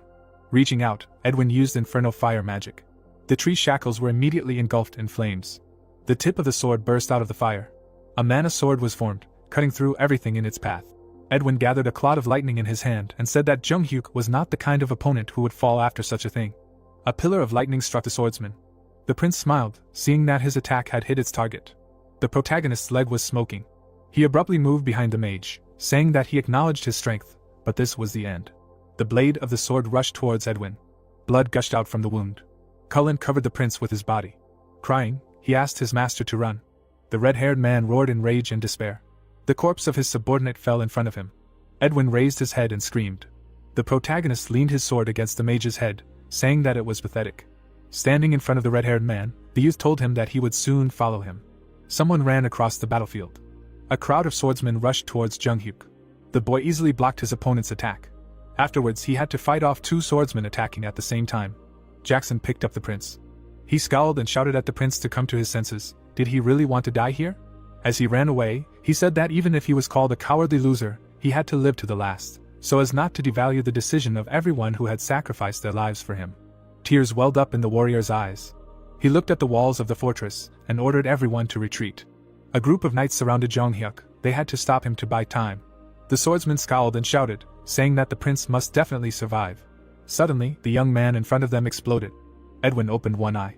He saw Dmitri cutting apart the bodies of his knights. Looking at the furious face of the young man, he said that he was clearly a devil. The swordsman bowed his head and asked Jung-hyuk to retreat, for he had already won this battle. The protagonist standing before him said that he had already warned them that he would kill them all the next time they met. Standing in the middle of a small crater, he said that they were the ones who started this war. Opening his lips, the youth said that they should stop whining like they were the victims. The martyrs had separated from his body. The Cairo knights rejoiced outside the fortress. Their enemies had shamefully fled. The count, entering the fortress, tried to understand where their hero had gone. He was horrified along with the baron and froze. The person who had turned the outcome of the once losing war was sitting on a mountain of corpses. The boy grinned, saying that he had been waiting for them for too long. The events take us to a city where rumors about what was happening at the front were already spreading. A man raised his hand and said that according to the merchants who came from the south, the situation on the battlefield was extremely tense. The guy sitting opposite him said that he felt like they could be forcibly conscripted. His interlocutor objected, saying that this was nonsense, because even when they were attacked by the empire, they were not called up, and here only the kingdom. Looking at each other, a couple of guys said that it would be good if taxes did not go up because of the war. Looking at the barrels, someone cursed, asking how it was possible to live peacefully in this country. The events take us to the Royal Academy of Cairo, Class D rank. William smiled, looking at his opponent. His sparring partner was Lawrence Dimitri, an insecure black-haired youth. The teacher, closing his eyes, shouted, announcing the beginning of the fight. William immediately moved. His opponent barely blocked his attack. The boy rained blows on Lawrence. The boy clenched his teeth. He closed his eyes sharply and screamed. William shifted, ending up at his side. Grinning widely, he called Lawrence a weakling. A moment later, he brought down a blow on his back. The boy, holding himself up, almost fell on his face. As William straightened up, the students standing behind him began to praise him. The teacher, crossing his arms over his chest, told Lawrence that he had previously told him that he would study fencing when he entered the Royal Academy, but he could not even keep track of his opponent's sword, squinting in fear. Closing his eyes, the man said that it was pathetic, and if he showed himself like this during the exam, he could start preparing to transfer to Class E. The sweaty boy froze in shock. He clenched his fist, knowing that if he transferred to a class of 15 at 18, no one would take him seriously. Lawrence was sitting on a bench. William and his friends, who were walking to the side, saw him. The boy approached Lawrence, saying that it was funny. The instructor Rodwell from Class S was so amazing that he aroused everyone's admiration. He chuckled, saying that because of this, when he was a child, he even thought that all the people of the Dimitri family were outstanding warriors. But he seemed to have briefly forgotten that there was such a thing as the lineage limit. After introducing Rodwell, he said that it was a miracle that a person like him was born into a family of no birth. William knitted his eyebrows together, saying that miracles do not happen to the same family twice. Lawrence frowned, mentally saying that he was constantly haunted by his brother's name. The boys chuckled, saying that it was so boring. Remembering something, one of them asked if it was true that Jung-hyuk had defeated Homer. William, chuckling, said that he could swear that these rumors were spread by the Dimitri family themselves, because they had to somehow resolve the issue with the firstborn, who was known as the fool of the family. Turning his gaze to Lawrence, he told his comrades to look at him, and then they would understand everything. The young man walked along the corridor, not knowing if the news about his brother was true. He clenched his fists, saying that although in his memories he was not a bad person, he would hardly be able to defeat Homer. The young man pursed his lips. He shuddered, seeing something ahead. People crowded in front of the entrance to the city. People looked at each other, asking each other if what they heard was true. The man parted his lips and said that a relative living in the south told him about it. Hector almost crushed the southern front, but miraculously they managed to retake it, and the most shocking thing about it is that the greatest contribution to this was made by Jung-hyuk Dimitri. He fought alone on the battlefield and climbed to the top. When one of the guys came closer, the man said that many say that the eldest of the Dimitri forced the kingdom of Hector to retreat, having only 200 soldiers under his command. Then he told about the young man who defeated the 5-star swordsman Butler in a duel. Lawrence's eyes widened. He could not believe what they were saying about his brother. Standing at the back of the crowd, he thought that what he heard was complete nonsense. The knight, entering the city, shouted, ordering the people to part, for the heroes of the southern lands were coming. The soldiers, led by Jung-hyuk, entered through the gate. Lawrence, who was standing to the side, was surprised to see his brother and suddenly cried out. The protagonist frowned upon hearing the cry. Sitting on the throne, the king said that they were finally able to meet him. The young man, kneeling on one knee, greeted the king. Daniel in front of him said that he wanted to sincerely thank him on behalf of the entire kingdom. Smiling, he asked the boy what he wanted, then he said that he would do everything in his power. Besides, he was just looking for a successor to the strongest sword Cairo and the captain of the Royal Knights, Count Nicholas. Jung-hyuk frowned. Daniel, still smiling, said that if he wanted, he would grant him the title of vice-captain and a week of free entry to the royal family treasury, as well as exempt him from the rest of his military service. The young man, sitting on one knee, understood that the king had finally proven himself. Daniel, due to the imminent death of the previous king, ascended to the throne at an early age, thus becoming the Scarecrow King. The young king clenched his fist, mentally saying that if Jung-hyuk became his man, the aristocratic faction would no longer dare to oppress him. The people around the king called him a softy, but this could not continue. The Marquis frowned and asked where it was ever seen before, to burden someone with a new debt under the pretext of a reward. Opening his lips, he said that he was only forcing a sacrifice on a young talent who was guaranteed a bright future, so he should withdraw the order. Suddenly, the people in the entire hall hummed in agreement with the Marquis. The old man turned his gaze to the king when the latter said that he had already decided. Extending his hand to the young man, he said that it was now up to Jung-hyuk to make his own choice. The aristocrats clenched their jaws and tensed up. The protagonist frowned, realizing that Daniel was of royal blood after all. He bowed his head and said that it was truly an honor for a swordsman to receive the title of a royal knight. But there was one thing he wanted to do before deciding on his future. Daniel narrowed his eyes and asked what it was. The protagonist thought about it, and said that this war had made him realize that he was just a frog stuck in a well, and after looking at the map, he realized that outside of the kingdom, the current him was nothing. Raising his eyelids, the youth said that he needed time to prepare to go out into the world. Releasing his aura, he said that once he was ready, he would challenge the official ranker battle. He would try to rise from 99th place to 1st place, to test his limits. The king in front of him thought about it. The official ranker battle meant an endless series of challenges. A participant would face opponents until they lost. When an opponent fell to his knees, his place in the ranking would be transferred to the winner. Daniel moved his lips, saying that it was too dangerous and that he could lose his life there, and that was not something that could be discussed so easily. The boy parted his lips, saying that he understood this. The king nodded. He was wary, for this boy could have gained great fame and fortune, but he gave it all up for the sake of a new challenge. The nobles looked at each other and smiled, saying that this was the unwavering determination they wanted to see from the hero Cairo. Marquis Benedict frowned, mentally saying that he saw no reason to stop the youth. Jong Hyuk was only 20 years old. Through the official ranker battle, many would be able to judge his true abilities. The two counts thought of this at the same time. The protagonist, imagining himself on the battlefield, told the king that very soon he would show who he really was, and only then would he decide which path to take next. The boy smiled, mentally saying that when the battle of the rankers ended, he would not be someone's sword, but the master of a new territory. The old man poured himself some wine. Raising his glass, he said that the fate of a man is quite funny.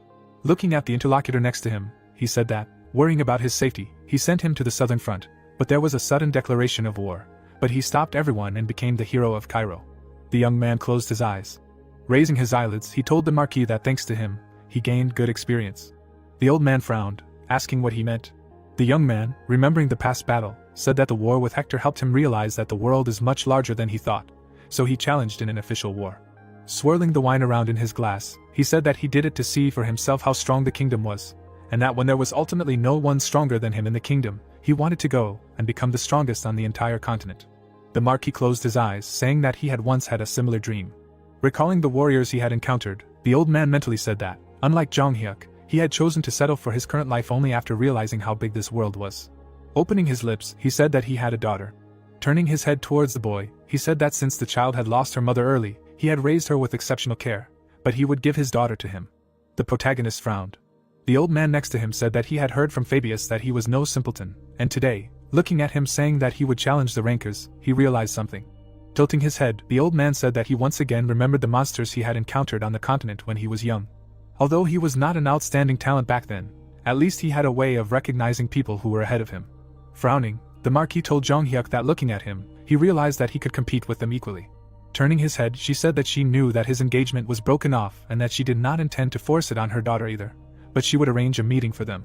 Introducing his daughter, the old man said that if there was any sympathy between them, he would only be for their relationship. Raising his hand, he said that he was not saying that he had to meet her right now, he just needed to remember one truth. Smiling, he said that in the past and now, he, Marquis Benedict, was always ready to watch his back.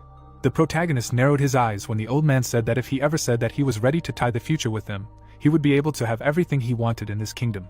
Jong Hyuk's existence upset the balance of power, and whoever took possession of him would swallow up the entire kingdom of Cairo. Count Denver smiled in greeting. Gregory, with his fingers clasped, offered a rather tempting deal. However, the heavenly demon was a man who was incapable of living under someone's rule, for he sat on a mountain of corpses. Soon, the entire sky darkened. A cry of "Hans!" was heard in the mansion. While shaking the boy, he asked him if he was okay, if he was injured. Unable to hold back his tears, the man said that he could not imagine how his humble servant's heart trembled when news about him reached him from the southern front. A few days later, the boy put a cup of tea on the table. Hans, standing next to the table, said that his words might sound rude. Smiling, he asked if he could meet with young Master Lawrence. Just after Jong Hyuk entered the capital, Hans arrived at the capital's mansion of the Dmitri family. Lawrence smiled widely when he saw the butler. Thus, the pair, standing opposite each other, began to chat for hours. The man's eyes widened. He had taken care of the young master since they were young and could tell at a glance what kind of problems young Lawrence was currently in. Scratching the back of his head, the young man turned to the servant. Lowering his hand, he asked if what had happened to his elder brother was true. Not long ago, he saw him enter the capital surrounded by guards. People were smiling broadly, happy to see him. Hans, closing his eyes, said that during his absence, many things had happened in their family, and he himself had to listen to rumors about the young master. Lawrence's mouth dropped when the servant said that all the rumors were true. Jong Hyuk had broken off his engagement to Lawrence. Then he went to war with the Barrow family and killed Homer. Hans moved his lips and said that this time the master had performed a brilliant feat on the southern front. A shadow of horror covered Lawrence's face. He could not imagine that everything would turn out to be true. After thinking about it, the butler said that lately even their father could not rejoice enough at the change in the young master. Hans raised his hand and said that they could not talk about Jung-hyuk, but rather meet him in person. The young man waved his hands, saying that he would meet him later. Watching the boy go, the servant thought, all three Dmitri brothers were born with different temperaments, and among them, Lawrence had the most vulnerable soul. Opening his lips, the man told the protagonist that he felt like the young master was being bullied at the academy. He clearly wanted to ask for help. The protagonist drank his tea. Putting down the mug, he thought, Lawrence was his younger brother, and the age difference between them was great. There was no need to take care of him just because he was his younger brother. The young man put the cup on the table. Looking at the butler, he said that he would meet him. Hans, being happy, smiled. The protagonist, looking closely at the old man, thought that since this was Hans's request, he could fulfill it. So Jung-hyuk remained in the room, looking at the smiling man. Phoebus walked down the corridor, saying that the recruitment of the son of the Dmitri family was temporarily postponed. He frowned and said that he still had a way to snatch points for the Marquis. The Count smiled, saying that the Marquis would definitely be happy. Although all the people's attention was focused on Jung-hyuk alone, in reality, his subordinates were not weak either, and the Count understood this. He narrowed his eyes, saying that if he could recruit them, it would make the Marquis happy. He was especially attracted to Chris with the lightning element. With such a talent, any noble in the capital would welcome him with open arms. On the other hand, the Count himself would never have known about this if he had not personally been to the southern front and seen the battlefield. The warriors led by Kevin were excellent fighters, and if he could only lure them over to the side of the nobles, he would gain the Marquis' trust in no time. Chris waved his sword, saying that when they first met, the distance to the master was no more than an outstretched arm. He believed that he would be able to surpass him someday. Now, he trained and understood that the master had risen to an incomprehensible level. The duel with Butler was a particular shock for him.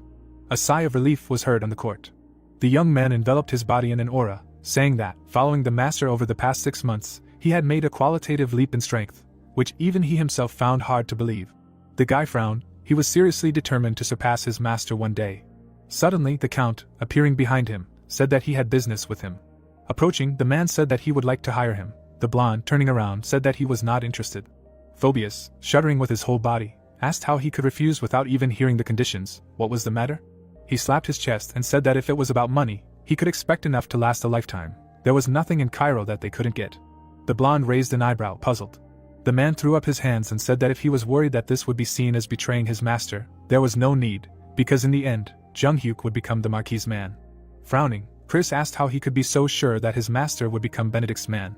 The Count, imagining his master, said that there was no one in Cairo who would refuse the current government. The knight narrowed his eyes, realizing that this man didn't know a damn thing about his master. The master he knew would never bend the knee to others, but would bend them. Parting his lips, he said that no matter what they proposed, he had no intention of leaving his master. For the knights selected by Jung-hyuk, no one could replace the guy himself, for he always led them. Bowing, the man said that if these were his words, then so be it. Chris, thinking, said that if they suddenly planned to lure the others, then they should surrender immediately. Moving his lips, the blonde said that none of them would make their choice in favor of the other. Phoebus turned around, mentally saying that this was ridiculous. It was unlikely that there would be anyone else who was ready to give up such a unique chance. Soon he arrived in another part of the fortress. Kevin, releasing the aura from his body, said that he would rather die than serve someone else. The Count frowned upon hearing his answer. The guy, scratching the back of his head, suggested pretending that this conversation never happened. Vulcan waved his hand, saying that if he had not met the master, he would have remained a nobody. The Count gritted his teeth, saying that he even emphasized that this was not betrayal at all. The boy bent his foot. Fabius turned around and saw Henderson. He abruptly covered his ears and ran away. The Count did not stop frowning, not understanding what was the reason for such unwavering loyalty. Lawrence desperately hit the dummy. He struck with incredible accuracy at one point. The boy remembered Hans's words about his father's joy and stopped to catch his breath. He gritted his teeth, not understanding what had happened to his brother at all. Striking the dummy again, he said that now his brother was praised as a hero who had defeated Butler. Clenching his jaws, the young man said that if the elder had changed so much, then he could too. The boy imagined William in place of the dummy. He swung his sword, asking why he was still so pitiful. The boy fell to the ground, exhausted. He closed his eyes. The protagonist approached him and asked what they were doing there. Raising an eyebrow, the boy said that Hans had told him that he had been looking for him, and if he had anything to say, he should say it now. Lawrence stood up. He smiled nervously, saying that it was nothing serious. The protagonist frowned and called his brother pathetic. Then he turned around. Lawrence winced as his brother began to walk away. Closing his eyes, the boy screamed, saying that he would tell everyone. Jung-hyuk stopped and raised his eyebrows. Looking at the edge of the bench, the boy said that when he heard the rumors about him, he didn't believe it at first. Sitting on the bench, he said that the brother he remembered didn't know how to hold a sword properly, and he even asked him to go to the military instead of him. Jong-hyuk narrowed his eyes. The boy said that in the time they had not seen each other, he had changed beyond recognition. The boy clenched his fist, saying that now he was called the hero of Cairo, but how did he manage to change so much? Unable to hold back his tears, Lawrence said that he were the ones that others had no hope for, so he wanted to be like Jong-hyuk. He also wanted to be the pride of his father, so that he could pat his head. Lawrence, wiping away his tears, shouted, saying that he didn't want to force a smile at every meeting, pretending that everything was fine, that he was coping.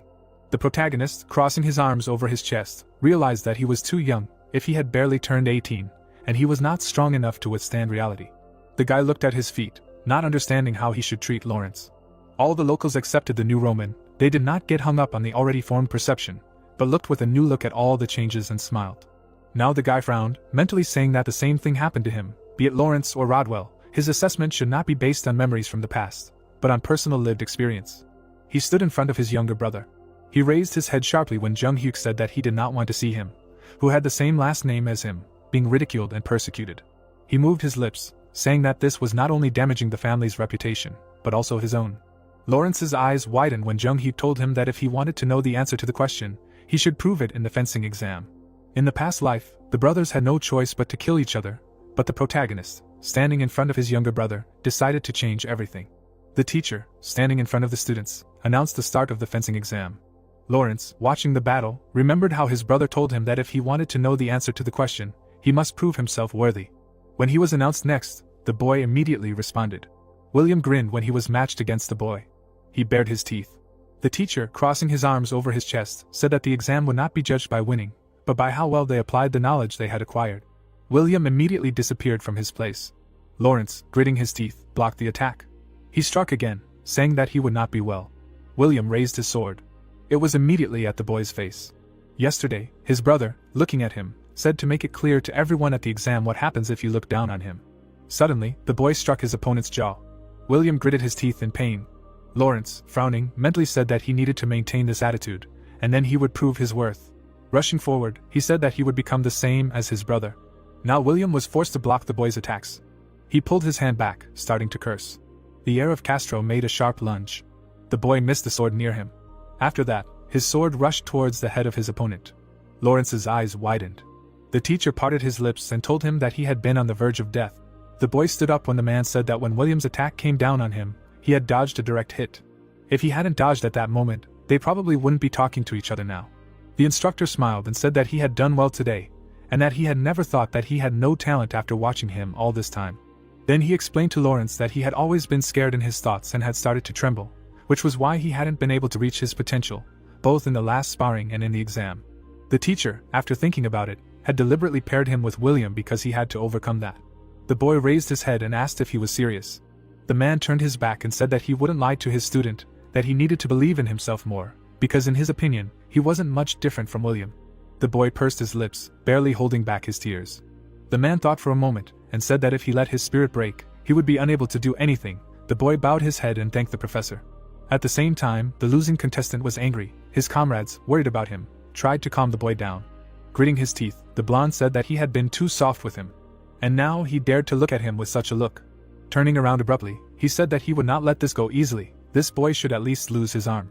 The blue-haired boy asked if he was really willing to go that far. His friend next to him asked if he had forgotten who his brother was. Jung-hyuk Dmitri was nicknamed the hero of Cairo. If something went wrong, it would escalate into a family conflict. William chuckled, saying that he was the son of the Castro family. They would not be able to do anything to him. His father was friends with Marquis Benedict, and William was confident that no matter what he did, no one would dare lay a finger on him in Cairo. Clenching his fist, the boy said that the hero or whatever he was, he would show that his bloodline was ultimately nothing in front of the true authority. Turning to his comrade, he said that they should bring Lawrence to him. If he resisted, they would knock him out. The protagonist, who was standing to the side, said that he should repeat it again. Narrowing his eyes, the boy said to repeat what he was going to do to his current brother. While the two boys trembled, William smiled, saying that he would gladly repeat it to him. Jung-hyuk suddenly grabbed the boy by the throat. Lifting him up with one hand, he asked him if he understood what a mistake he had just made. Opening his lips, he said that it was okay that he was mocking Lawrence, but the problem was that his words had reached him. Squeezing his opponent's throat tighter, the guy said that he had heard everything, how he was mocking his brother, and how Dmitri was mocking his family. Frowning, the guy said that they dared to humiliate his family. Letting go of the guy's throat, the young man ordered him to immediately take him to his forgiveness. William fell to his knees, barely breathing. Releasing his aura, the protagonist said that if a negligent son made a mistake, then the blame is shifted to the parents, responsible for the behavior of their child. Now he must check what true power really is. Events take us to the Castro mansion. The Count, frowning, said that he gave them a chance to make a career, but they could not give a sensible assessment, so he hates dealing with commoners. Count Castro laughed and said that it was always like that. Their pathetic backgrounds prevented them from seeing what was right under their noses. Putting down his cup, he asked if Jung Hyuk was really an outstanding warrior. Phoebus replied by saying that otherwise he would not have become a marquis, would not have risked his life to lure him to his side. Raising his hand, the man said that since it was him, he could tell him a secret. Benedict was considering Jung Hyuk as his son-in-law. Grinning, the blonde said that he should meet him in person sometime. If he arranged a meeting for them, he would be glad. Hearing a knock, the man turned his gaze back. William entered the office. The protagonist, standing to the side, was thoughtful. Putting his hand to his chest, William said that this pathetic commoner treated him too rudely. He dared to threaten him, the eldest son of Castro. The man frowned. He immediately stood up, telling his son to shut up. He grabbed him harshly, saying that he didn't understand who he had touched. Mr. Jung Hyuk was the hero who saved Cairo. The man hit his son, asking if he dared to slander a great man. Count Castro bowed to the protagonist, said that his negligent son had caused him inconvenience. He would be severely punished, and he would conduct educational work so that such a thing would not happen again, so he asked him to show mercy. Smiling, the man asked if he wanted to have a cup of tea if he had a minute. Narrowing his eyes, Chief Castro mentally said that the chance to establish relations with Jung Hyuk would come so soon. Most likely he would not reject such an apology. The protagonist, parting his lips, said that whether he accepted the apology or not, he decided for himself. The young man frowned and said that his son had created a problem that was affecting the family. Dmitri, William had been bullying Lawrence for a long time, and right in front of him, he said that he would break his arm. The boy's pupils lit up when he said that as soon as words came out of his mouth, they gained power. He could not close his eyes to the current situation. Raising his hand, the man asked what he was suggesting in that case. Narrowing his eyes, he said that they should think ahead and try to find a rational solution. William sweated and looked horrified when the protagonist said that he should kneel in front of everyone and ask him for forgiveness. The young man narrowed his eyes, saying that he would also have to leave the Royal Academy, for he did not want his brother to breathe the same air as the garbage. But if that did not suit them, he would not refuse to fight. The head of Castro was horrified and opened his mouth when Jung Hyuk asked him in front of him whether he would enter the war with his family or agree to his proposal. The young man, parting his lips, said that now the choice was his. The Count, frozen, said that this was precisely why homeless mongrels were nothing but a headache. Did he really think that he was of any value after the Marquis paid attention to him? Pointing his finger at the young man, he said that he was not worth the tip of Castro's fingernail, and since it came to that, he would show him the strength of an aristocrat belonging to the central government. Looking at Fabius from behind, the blonde asked him to bear witness to everything that had happened to the Marquis. Gritting his teeth, he told Benedict to tell him that Jung Hyuk had crossed the line and he had no choice but to take the appropriate punishment. The man raised his teacup and said that he should not rush, for it was clear that William himself was to blame. The boy's eyes widened in shock. Among the aristocrats of Carius, Fabius was known as the raccoon of Kairos. Although the world was full of people with extraordinary abilities, in reality, those like Fabius survived to the end, always being behind. The man's pupils sparkled, his eyes were able to read the situation from all sides, making deals with profitable people, making useful connections. Count Castro, as a descendant of a famous clan, had established friendly relations with Benedict from a young age. But the problem was that his opponent was Jung Hyuk Dmitri. Fabius, looking at the young man in front of him, said that it would be better to side with Castro, but for the sake of victory, the Marquis would abandon even a close friend, the only exception being blood kinship. The gears moved. The man mentally said that lately the Marquis was trying his best to make Jung Hyuk his son-in-law. Putting the cup on the table, Fabius told Castro that if his child made a mistake in something, it would be better not to hide this shame, but to assign him an appropriate punishment. The man's mouth dropped open in shock. Seeing his comrade's grin, he realized that he had made the conclusion. He would benefit from staying on Dimitri's side. And if he declared war on Dimitri's family now, their world would shatter like glass, and they would be sent to hell. Castro bowed sharply, saying that he realized his mistake. Without raising his head, he said that this was his son's business. He lost his sanity for a moment. William, opening his mouth, screamed. The protagonist did not move, mentally saying that aristocrats always mistakenly believe that they have superiority. Now that he has suddenly rushed to the top, there is a possibility that he and his family will suffer damage. Because of the jealousy and envy of these ridiculous creatures, he must at least once set a clear example, otherwise they will only bow their heads when necessary. Count Castro, sweating heavily, said that if he obeyed his words, William would definitely apologize to his brother and leave the academy. The youth's mouth was open in shock. The protagonist chuckled contentedly. Turning around, he said that he would consider the matter settled. William was horrified, shaking his head. Looking at the youth's back, he tried to understand what kind of person he touched. Lawrence turned his head when he was called. He immediately recognized the blue-haired youth who had always been with William. Approaching the boy, he shouted that his brother had gotten into a fight with William, who was angry that he had lost, and said that he would break his arm, but his brother heard this. The boy's mouth dropped open in shock. Raising his hand, the boy said that after that, the two had gotten into a fight, and Jong-hyuk had dragged William straight to Count Castro. Lawrence ran, realizing that Count Castro was more than capable of killing his brother, and that he might be in danger this time. The boy ran, desperate. As tears appeared in his eyes, he said that he could not forgive himself for this. The communication crystal lit up. The boy, wiping away his tears, told his father that he had been told that his brother was in danger, and he had intervened to help him, but he had been taken to the Castro estate. Romero frowned sharply at his son's words. He slammed the table. Shaking his whole body with anger, the man mentally said that Lawrence was trying to avoid unnecessary calls, afraid of causing inconvenience. But if even he called with tears in his eyes, something definitely happened. Looking at his wife next to him, he asked what they should do. Now the Castro family is in close relations with the Marquis and the central government. The woman, putting her fist to her chest, said that now their eldest son is in danger, and he, Romero, is worried about this. Lowering her hands, she said that they will think about relations with the central government later. The man hugged his wife and thanked her for her support. Raising his hand, he ordered that all the vassals of the family be summoned immediately. The events are transferred to the hall. Head Dmitri, sitting at the head of the table, said that the eldest son of their family faced danger due to disagreements with the Castro family. Relying on Lawrence's information, the last thing they saw was how he was taken to the count's estate. The knights involuntarily raised their eyebrows, being surprised. Romero, looking at the people at the table, said that he was not going to stand by silently, so he needed their consent. The man narrowed his eyes and mentally said that they would most likely face serious resistance.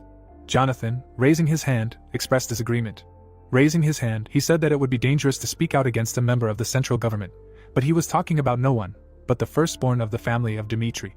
Imagining his soldiers, he said that they were ready to give their lives to protect the young master.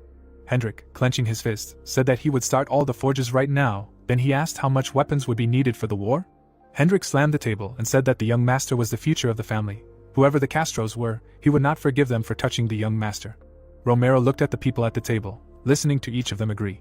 He frowned, mentally said that everyone was filled with such determination for Dmitri. Their family had always chosen peace, but from now on they would act as rulers of the northeastern lands. The events take us to the mountains. Jackham frowned and shouted, ordering to gather all the miners. Even if they could not fight, they would help others prepare everything necessary for the war. Morgan, clenching his fist, said that these aristocrats looked askance at the life of the master. Blacksmiths and miners began to make weapons faster. Hendrik hit the hammer, saying to forget about rest for the sake of the young master. Everyone who lived under the protection of Dmitri's family threw all their strength into saving one person. Less than an hour passed before the work boiled in complete chaos. The protagonist with a smile on his face left the estate. Lawrence bit his nails, very nervous. The guy, leaving the academy, thought that his father would definitely send people to help. Gritting his teeth, he decided that he needed to find his brother. Off to the side, he saw the students crowding together. The boy's eyes widened. The protagonist was walking into the academy with William in his arms. The boy hit him on the back. William. Kneeling the aristocrat, Jung-hyuk said that he now had to apologize. If he couldn't, his family would pay in full instead of him. The head of Castro approached and told his son to apologize quickly. The boy gritted his teeth and asked for forgiveness. He bowed his head, asking for forgiveness and asking him to accept his apology. Lawrence's eyes widened. The man, sweating profusely, asked him to accept the apology, and he promised that it would not happen again. Then he bowed and apologized himself.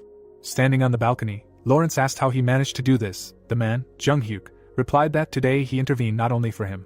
Frowning, he said that they had insulted the Dmitri family, and he, as the representative of the family, felt the need to put them in their place. The young man parted his lips, saying that if they continued to mock him, forcing him to bow his head, people would begin to belittle Dmitri's authority. The boy nodded and asked for forgiveness. The protagonist, turning to his brother, said that his name was Lawrence Dmitri. He wanted his younger brother to never experience something like this again. Pointing to the crest, he said that he should understand what his strength was and what he could do next. If Castro had known from the beginning how powerful the Dmitri family was, he would not have been able to treat him so frivolously. The young man froze with a surprised face. His eyes widened. Clenching his fist, the boy said that he would remember his words. He would not let himself be offended again. Looking at his brother's smile, he mentally said that he also no longer wanted to be cannon fodder in the fight between brothers. The boy suddenly realized, as if he had been struck by lightning. He raised his hand and shouted, saying that they needed to contact his family immediately, otherwise his dad would definitely do something. William was hit in the face. His father, standing in front of him, asked how such a brat could be his son. Did he even realize what a mistake he had made today? Jonghyuk is the deity of Cairo. The strongest kingdoms fell over themselves to lure him to their side. The protagonist in his armor inspired fear. Castro screamed, saying that he had harmed the hero's younger brother. At the very moment when he, the eldest son of Castro, knelt down, the prestige of their family fell to the lowest point. The boy trembled all over. The man pointed at his son, saying that from now on, in the eyes of the people, they will become idiots, unable to understand the true state of affairs. He hit himself on the head and clenched his teeth, not understanding how he could now show himself to Marquis Benedict. A servant burst into the office, saying that a magical signal had been received from the Dimitri family. The man turned his head sharply and was puzzled. When Romero's projection appeared, he said that the aristocrats of the central government may not take them seriously, but they dared to touch the blood of the Dimitri family, and they will not stand aside under any circumstances. Castro's whole body trembled, mentally saying that he was already all worked up. Why did Baron Romero bring up an already decided issue again? Clenching his fist, the man said that tomorrow at dawn they will submit a request to the central government for a feudal war. From now on, the Dimitri Merchant Guild freezes all supplies related to Castro. They have obtained all the Castro bonds remaining in the gold bank for the enemy preparing for war, and money is a significant threat. The head of the Castro sweated. The Dimitri family has contacted all the hostile forces of Castro, and they are ready to cooperate with them, and invest large sums of money in the war as well. Shaking their hands, they told them to use any means and purposes to crush the Castro family. The man's face twisted. The man frowned and said, no matter what price Dimitri paid for this, he would destroy Castro at all costs. The head of Castro was horrified, his mind clouded. He gritted his teeth, realizing that there was no mercy in Romero's words. Junghyuk Dimitri was his father's son. Opening his lips, Romero said that he was warning him for the last time, he should let his son go now. The head of Castro frowned and was puzzled. Raising his hands, he said that he was deeply mistaken now. They were not holding anyone from Dimitri's family. Then he said that the problem with Lauren had also been resolved, and his son William was begging for forgiveness on his knees. What war were they talking about? Sweating from awkwardness, Romero asked if this was true, to which the head of Castro immediately answered, saying that they had already talked with Junghyuk and decided everything. They would be careful so that something like this would not happen again. The crystal began to shine again. The man stepped onto the balcony. Looking at the people below, he saw everyone from the forge masters to the miners in the mines. It was these people's hearts that Junghyuk had captured, and they all raised their heads, waiting for the leader's order. Raising his hand, the man said that the war was cancelled, and they should prepare for the banquet right now. They should eat as much as they wanted today, drink as if it were their last day. The workers raised their hands and cheered. The events take us to the city, where they were already discussing how Junghyuk made the son of the leader of Castro kneel. Holding a mug of beer in his hand, the man said that the system of power in Cairo was changing, although it lasted no more than a couple of hours. All the merchants cooperating with the Dimitri Trading Guild said that they were ready to break off all deals with the Castro family. Lucas chuckled and asked if they knew what that meant, namely that the Dimitri family was planning to start a war with the Castro family. The people looked at each other, amazed that a provincial family would turn against the Castro family.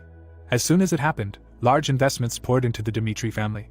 Raising his hand, Lucas said that they thought that in the confrontation between the capital and the provincial family, the Dimitri had a better chance of winning. Opening his lips, he said that this incident completely changed the situation of the Dimitri.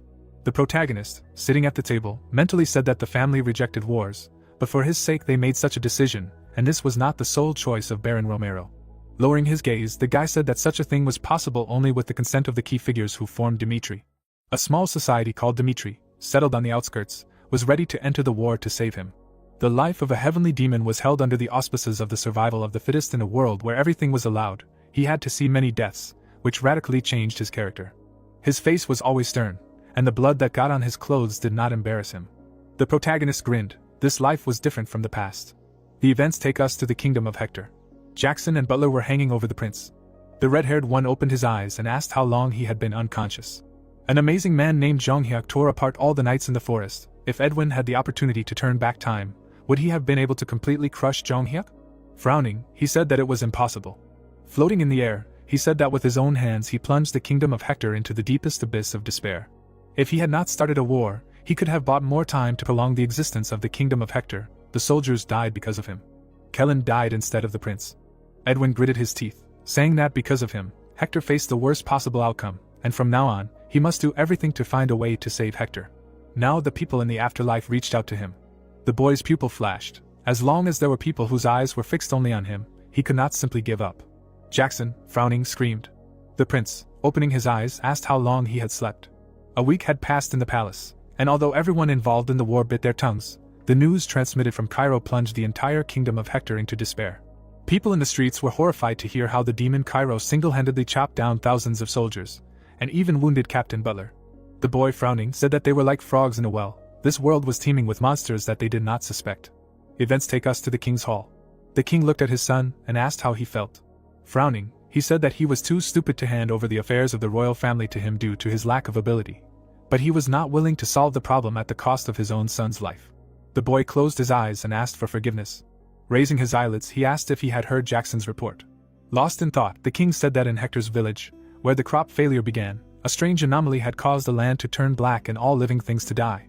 Frowning, the boy said that, apparently, a necromancer's curse was involved. The old man drew his eyebrows together. The prince, after thinking, said that perhaps the crop failure that had been plaguing Hector all this time had been sent intentionally, and the curse had spread throughout the forest. The entire territory of Hector had been affected by the curse, which meant that black magic had been spreading for several years. The king opened his mouth and asked if there was a force that was just waiting for them to attack Cairo. The boy parted his lips and said that it was a force that was hiding in the shadows and had deliberately started a war between the two kingdoms for its own gain. The old man's pupils shrank as he said that the curse that had spread throughout the kingdom could only be lifted by a high priest, but they had no more power left. After thinking about it, Edwin asked his father if he remembered how someone from the heavenly tower had come to him when he was a child. The boy opened his mouth and said that he had offered to give him anything he wanted if he would renounce his title as a prince and devote his life to the magic tower. The old man patted him on the head. Raising his hand, he said that he would sell his time to the heavenly magic tower. Frowning, he said that he only needed a year. That was the only way that could solve the problem. The swordsman placed his mug on the table. Frowning, he said that if he was going to die, he wanted to do it on the battlefield. Gritting his teeth, he asked if there was room for a one-armed swordsman. Someone approached him, saying that they had not seen each other for a long time. The protagonist smiled, saying that he would ask directly, had he ever thought about joining Dimitri under his wing? The man's mouth dropped open in shock, not understanding why Mr. Young Hyuk would do that. Touching his shoulder, he said that he was truly grateful for their offer, but as he saw, he only had one arm. Sweating, McBurney asked what use such a man could be to them, then said that he was completely useless as a swordsman, and was afraid that he would only drag them down. Smiling, Young Hyuk said that to him. That did not sound like a refusal. The swordsman raised an eyebrow when the boy asked him if he had ever heard of the left-handed sword. The left-handed swordsman Songbik served as the imperial family's jinui, but devoted himself entirely to the country, losing his right arm in the war. The palace recognized his many years of service by rewarding him with a chest of wealth and glory, but Songbik, who had spent his entire life on the battlefield, could not reconcile himself to a peaceful life. He stood on the edge of the cliff and decided to leave the path of a soldier, even if it meant a miserable end. The swordsman devoted many years to sword training until his left hand adapted to the new conditions of life, after which he began to challenge other warriors to duels using the left-handed sword he had created. The disturbed balance of his body, which had always been perceived as his weakness, he, on the contrary, skillfully turned to his advantage and used it in attacks, causing many warriors to fall under his blade. His last opponent was Jung Hyuk, and he plunged his sword into his chest. Smiling, the youth told McBurney that if he followed him, he would tell him about the left-handed sword technique. Parting his lips, he said that he promised that he would make it so that he would benefit him more than anyone else.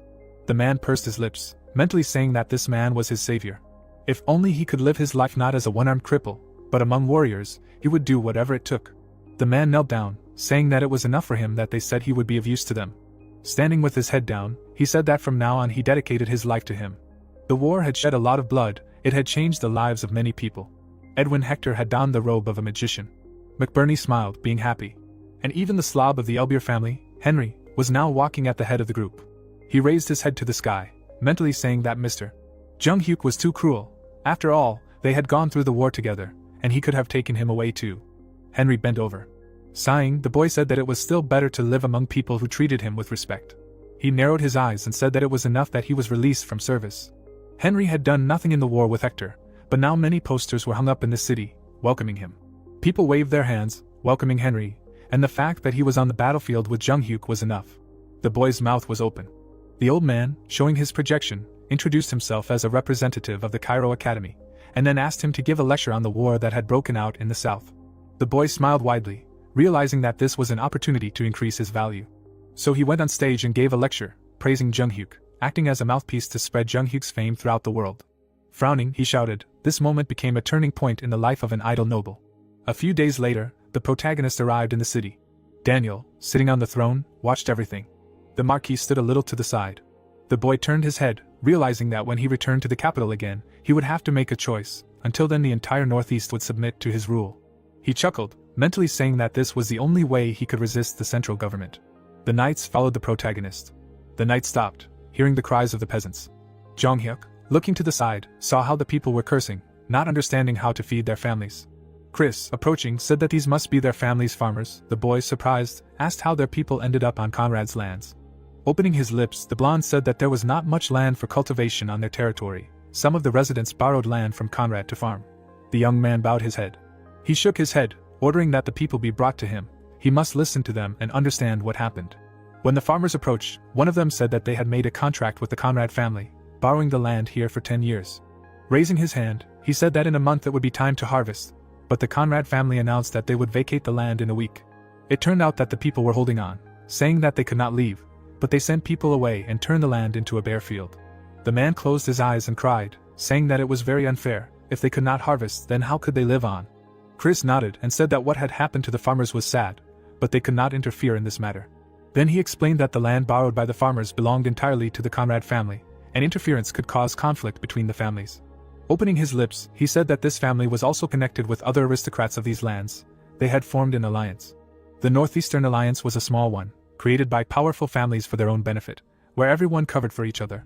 The blonde's eyes widened when the protagonist said that inaction would only make the situation worse. His eyes lit up when he said that they had to get to the root of the problem before they felt they could do anything. Chris bowed, obeying the order. He knew that if the master made a decision, it was the duty of the subordinate to follow his will. The protagonist entered the city. He waved his hand, happily greeting the townspeople. Romero, spreading his arms out to the sides, told them to come to him. The man hugged his son, telling him that he had done a great job. Smiling widely, he said that something special was happening in their lands. Grabbing his son by the shoulders, he said that he had prepared a grand banquet in his honor. He would eat his fill today and drink as much as he could. Jung-hyuk, frowning, said that he should give him a minute of his time before that. When they moved into the room, Romero, after listening to his son, said that they could do nothing. They had no way to stop the Conrad family from taking back their lands. Opening his lips, he said that if they interfered again, it would be difficult for Dimitri's peasants to cultivate the lands in their territory in the future. The protagonist, moving his lips, asked what he thought. If they were the Benedict family's people, would they take away the lands of their peasants? The man frowned. He understood that Marquis Benedict was the living embodiment of power. No one would even dare to think about touching the Marquis and his people. Pointing to the crest, Jong-hyuk asked his father what place their family occupied among them in his opinion then. Now that the Barcos were destroyed and burning in the fire, there was no family stronger than them in the Northeast. Romero, putting his hands behind his back, said that he did not deny his words, but he did not see the need to inflate a non-existent issue. So they are setting the local union against Dimitri. They will stand against the Marquis. The young man moved his lips and said that there is a need. The boy frowned, saying that now the real power is in Dimitri's hands, but the aristocracy, including the Conrad family, are flaunting their idleness. Imagine the mansion of the aristocrats. Jong-hyuk said that ultimately, for them, their family is just another family, and since they are protected by the central government, like Barco, they do not see them as a threat. The Conrad family made a rash decision, daring to touch the residents of Dimitri, making them cry. Putting his hand on his chest, the young man said that for them, Dimitri is the strongest family only in words. It is time to organize the hierarchy. Romero frowned deeply. His son, smiling, said that they must make it clear who is on top and who is on the bottom. Romero took a glass of wine in his hand. His son, gently clenching his fist, said that they had the strength and the reason to help their people. They should not silently watch as the Conrad family bullied their people. A shadow fell over his forehead as the young man asked for the authority of the leader to be transferred to him. All that would be required of him was the decision. He himself would wash his hands in blood. Closing his eyes, the leader Dimitri said that his son had grown too much. As a child, the boy had to endure every hardship of the commoner's life with him. He had carried heavy things even as a child. People called Jong-hyuk a half-noble, but perhaps it was this pain that made him what he was now. Looking at his reflection, he said that what the Dimitri family lacked now was not strength, but the determination of its master. Frowning, he said that it was now his turn to take matters into his own hands. A few days later, a grand banquet was held at the Dimitri estate, celebrating the return of Jong-hyuk. All the nobles of the northeastern lands had gathered there. A huge number of people gathered in the hall. The people in the hall were having fun, although they did not recognize the Dimitri family as the dominant one, but nevertheless, they did not deny its influence. Adjusting her hair, Sophia asked the young man if he remembered her. He answered by saying that he could not forget such a beautiful lady. The guy, smiling widely, said that they had spoken at the last banquet. The girl stared at the guy, mentally saying that indeed, he was no longer the same as before. It would be wonderful to marry such a man. One of the guests approached Jung Hyuk, saying that it was a great honor for him to greet the hero Cairo, who repelled Hector's attack. The young man grinned and introduced himself. Viscount Conrad, closing his eyes, said that he heard that he defeated a 5-star swordsman in this battle. Continuing to smile, he said that it was really hard to believe that at such a young age he had achieved such heights. Coming even closer, the man said that during all this time, no one from the northeastern lands had ever entered the rankings of rankers, but he could aim for the very top. The youth narrowed his eyes, saying that he had a personal question. Conrad nodded, saying that he could ask anything. The old man's face twisted when Jung Hyuk said that he heard that he unilaterally broke the contract with Dimitri's tenants, taking away their arable land. So what was the reason? Some took a step back, surprised and afraid. Conrad raised his hands, saying that a merchant guild offered a higher price for the land, that's all. Jung Hyuk chuckled. Sweating, the old man said that they were here to enjoy the feast in their honor, but for some reason he decided to bring up such a sensitive topic. Turning his head, he said that he came with good intentions to congratulate the master on his return, but he was now trying to blacken his name. Turning around, he said that with such an attitude, he could no longer keep a smile on his face. As the old man approached the door, the protagonist ordered him to stop. Slightly lowering his head, he said that if he were to cut off the conversation and leave right now, he would consider it hostility towards his family. Pointing to the space in front of him, he ordered him to return. The man looked to the side. He waved his hand, saying that this land belonged entirely to his family. Shouting, he said that he was only taking back what was his. Did he really need to report every little thing to Dimitri? Frowning, he asked the same question again. The protagonist clenched his fist, listening to the other aristocrats support Conrad. He narrowed his eyes, realizing that if it were Barco, they would not have reacted like that. Looking at the map, one could see that the local aristocracy, located in the northeastern lands, were ready to point a sword at the Dimitri family at any moment. There were only two options: either put them all under the knife, or force them to obey their words, like dogs, put on leashes. The boy moved his lips and asked since when was it allowed to neglect the people of other aristocrats in the kingdom? He suddenly moved close to the old man, saying that he had touched his peasants. Recalling the happy faces of the people, he said that his people who lived on his lands paid taxes to the family, people who swore allegiance to them. Frowning, he asked if even in this case he dared to mention ignorance? The man was horrified and began to sweat when the boy asked him if he really expected him to smile and talk to him even though he knew that his people had suffered because of them. After that, Jung Hyuk said that this issue had already been discussed at the family meeting, and his father had handed over absolute power to him, and he was not going to turn a blind eye to this issue. The old man's eyes widened in shock. The aristocrats began to exchange glances. The protagonist raised his hand and said that if people from other domains were to spend time on his land in the future, he would hold them to 100 times more. He bared his teeth and said that they should check who among those who criticized him today could then say that it was an insignificant problem. The people were horrified and sweaty at the same time, realizing that if his words came true, they would be the ones who would suffer losses. Conrad frowned, realizing that Jung Hyuk's skills were not limited to swordsmanship. He was a real fox. The guy set traps and would ride on them by force to prevent them from getting out. The dark fox bared his teeth. Looking at the group of nobles, the man decided that now was the best time to unite the alliance. Suddenly, the leader Lawrence approached them, saying that this time, Viscount Conrad was to blame. Lawrence frowned and said that when it came to a matter, it was important to be consistent.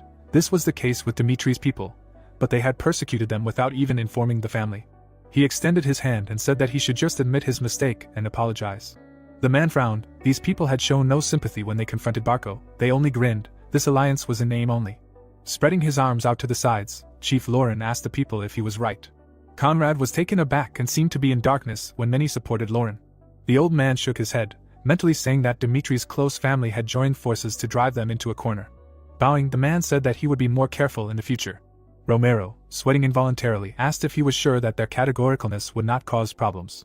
Crossing his arms over his chest, he said that the Northeastern Alliance would not back down under any circumstances. The boy frowned, saying that in order to once and for all put the hierarchy in order, they had to make the opponent exhaust all of their strength. Jung Hyuk explained to his father that only by uniting and opposing Dimitri, trying to destroy them in every way, gritting his teeth.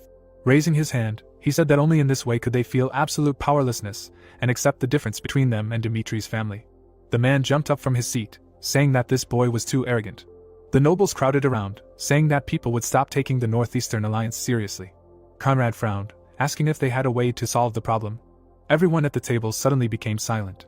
The man clasped his fingers and said that he was already questioning the purpose of the alliance.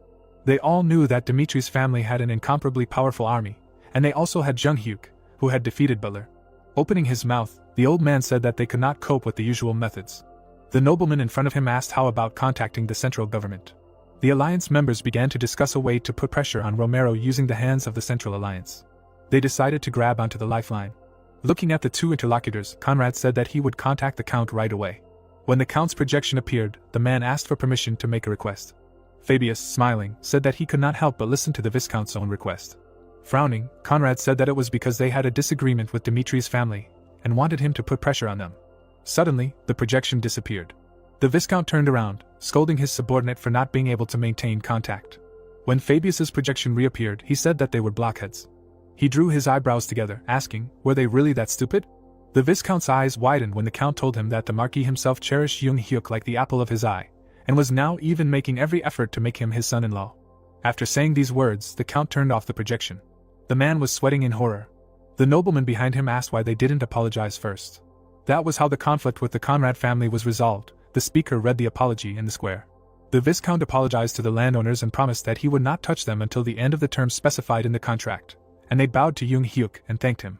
The peasants, looking at the boy with admiration, said that from now on they were ready to do anything if it concerned him. The young man, raising his hand, said that he had only fulfilled his duty. The protagonist understood that the members of the alliance were not called bats for nothing. If this matter was closed now, then, despite their humility, someday they would stab him in the back. The boy turned and started to leave.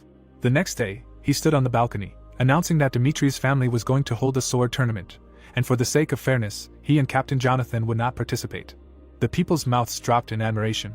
The participants would be divided into groups of 6, and the jury would choose 6 winners in total. The young man, looking down, said that he had fought in the war against the kingdom of Hector. He and his soldiers had already experienced how big the world was, and that experience had made them stronger. Opening his mouth, he said that they would use the tournament to prove it to them. One of his soldiers would join each of the 6 groups, and if someone could defeat him and win, he would receive more than just a prize. In addition to a pile of gold coins, the winner would also be able to have a wish granted. Raising his hand, one of the boys asked if people from other families could participate. Jung Hyuk smiled, saying that as long as they confirmed that they were the swordsmen of the northeastern lands, they would not look at any other conditions. The people below perked up and raised their hands, being happy. Conrad, sitting at the table, said that this tournament was a great chance for them. He clasped his fingers and said that if the victory went to the swordsmen of the alliance, then they, as the winners, would have the right to make a wish. Then they would not fish out an apology, but would act like mature, sensible people, offering to bury the hatchet and join forces, extending a hand. Then they would be able to strengthen the damaged relationship with the clan. Looking at the candle, one of them said that it was unclear whether they could win. Nodding, he said that without them, there would be many who would be interested in the tournament, whether they would be able to win by eliminating all competitors. After thinking, one of them said that Kevin and Chris would participate in the tournament. If these two were to participate, it would be hard to win. They would laugh at the participants. Conrad threw up his hands and said that the tournament would be divided into 6 teams. Regardless of Chris and Kevin, they just needed to select a winner for each group. Imagining 6 battle points, he said that if they mobilized all the forces of each family, put up an equal number of participants, then at least one of them would take the victory for his team.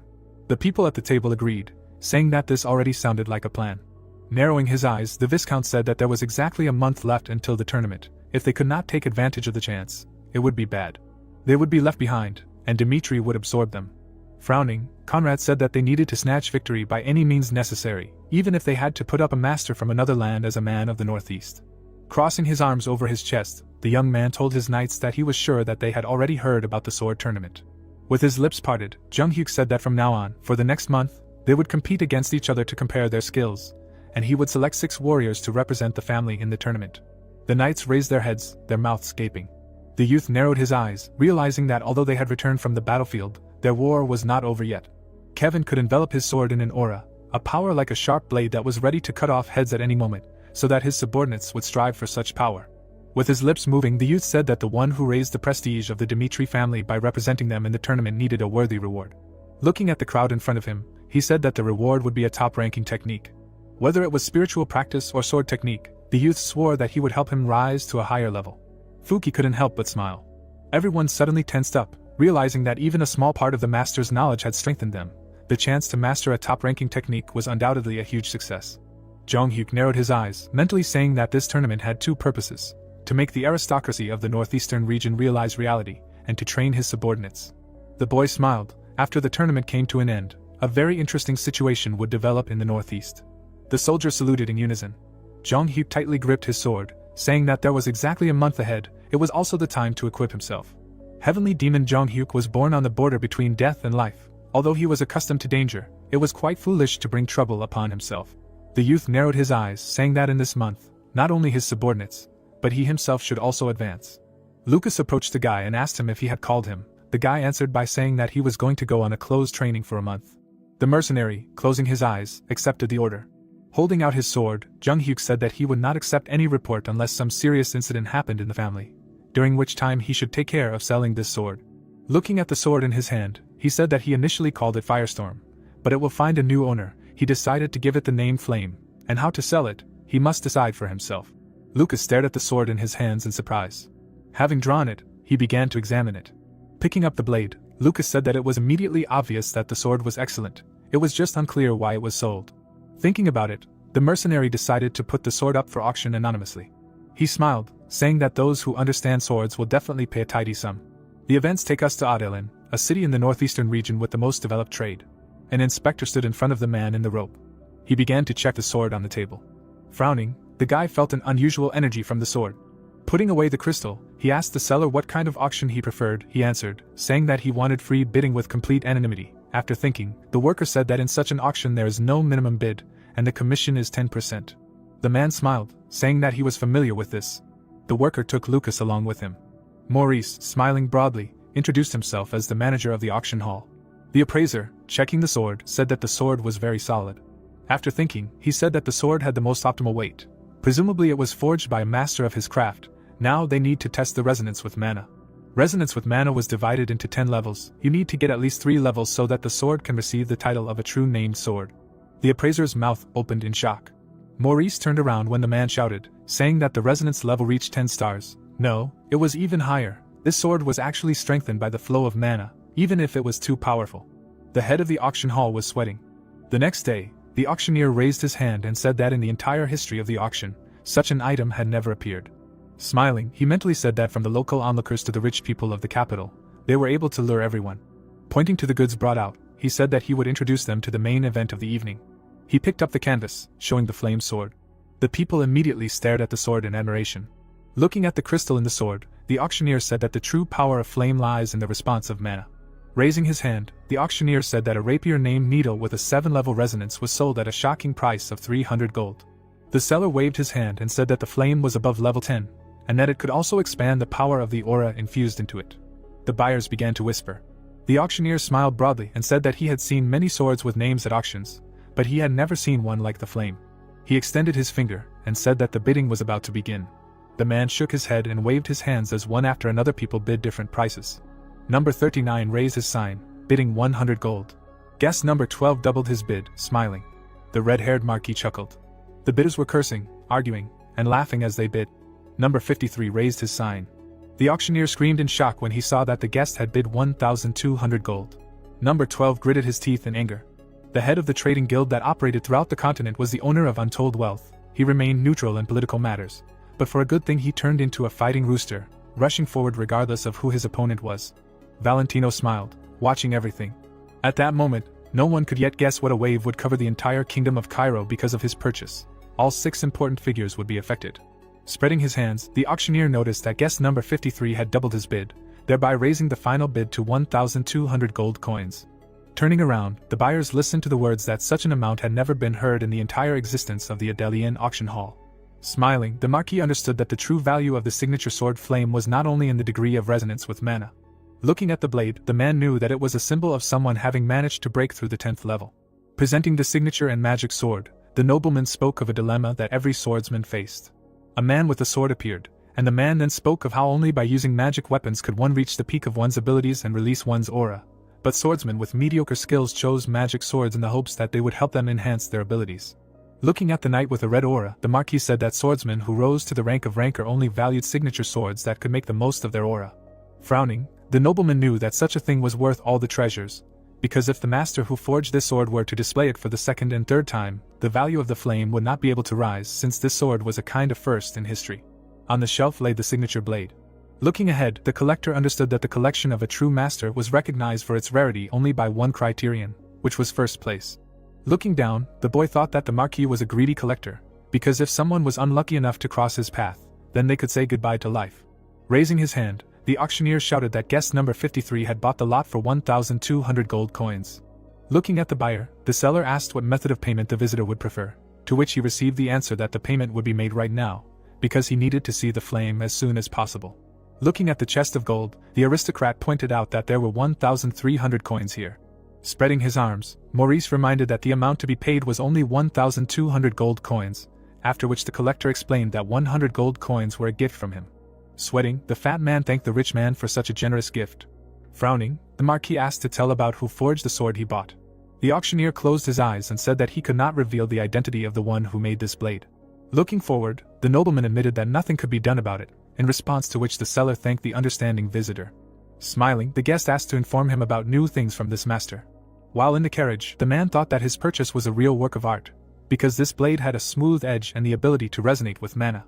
Looking down, the Marquis knew that he had acquired many named swords, but he had never met one like this, so now all efforts would be thrown into finding the creator of this wonderful weapon. Frowning, the assistant listened to the order that the master's first work was put up for auction. Adelian. First of all, the head of the blacksmith's Dimitri should be checked. Seeing how the nobleman holds the acquired sword, one can understand that he was driven not by something sublime, but by a simple desire. The rich man brought the blade to his face. Looking at Chris wielding the blade, it was clear that a lot had happened during the month-long training outside. The boy tripped his opponent. Opening his mouth, the swordsman declared that it was a reckless attack. The young man bared his teeth. The wooden sword was rushing towards the student's face. Holding the sword in one hand, the teacher declared that his opponent's efforts were commendable, but his attacks lacked insight, because the opponent was waiting for his enemy to make a decisive entry. Looking to the side, Chris realized that those worthy of taking one of the 6 places in the competition were himself, Kevin, Vulcan and Fuki. Looking at the newcomers fighting, the knight thought about who should be given the 2 remaining places. With his eyes wide open, the swordsman heard a sound. The boy raised his head. Looking at the sky, the boy thought that the air was humming. 2 weeks ago, while forging a new weapon, Young Hyuk recalled that when he first met Butler, he would hardly survive if he fought to the end.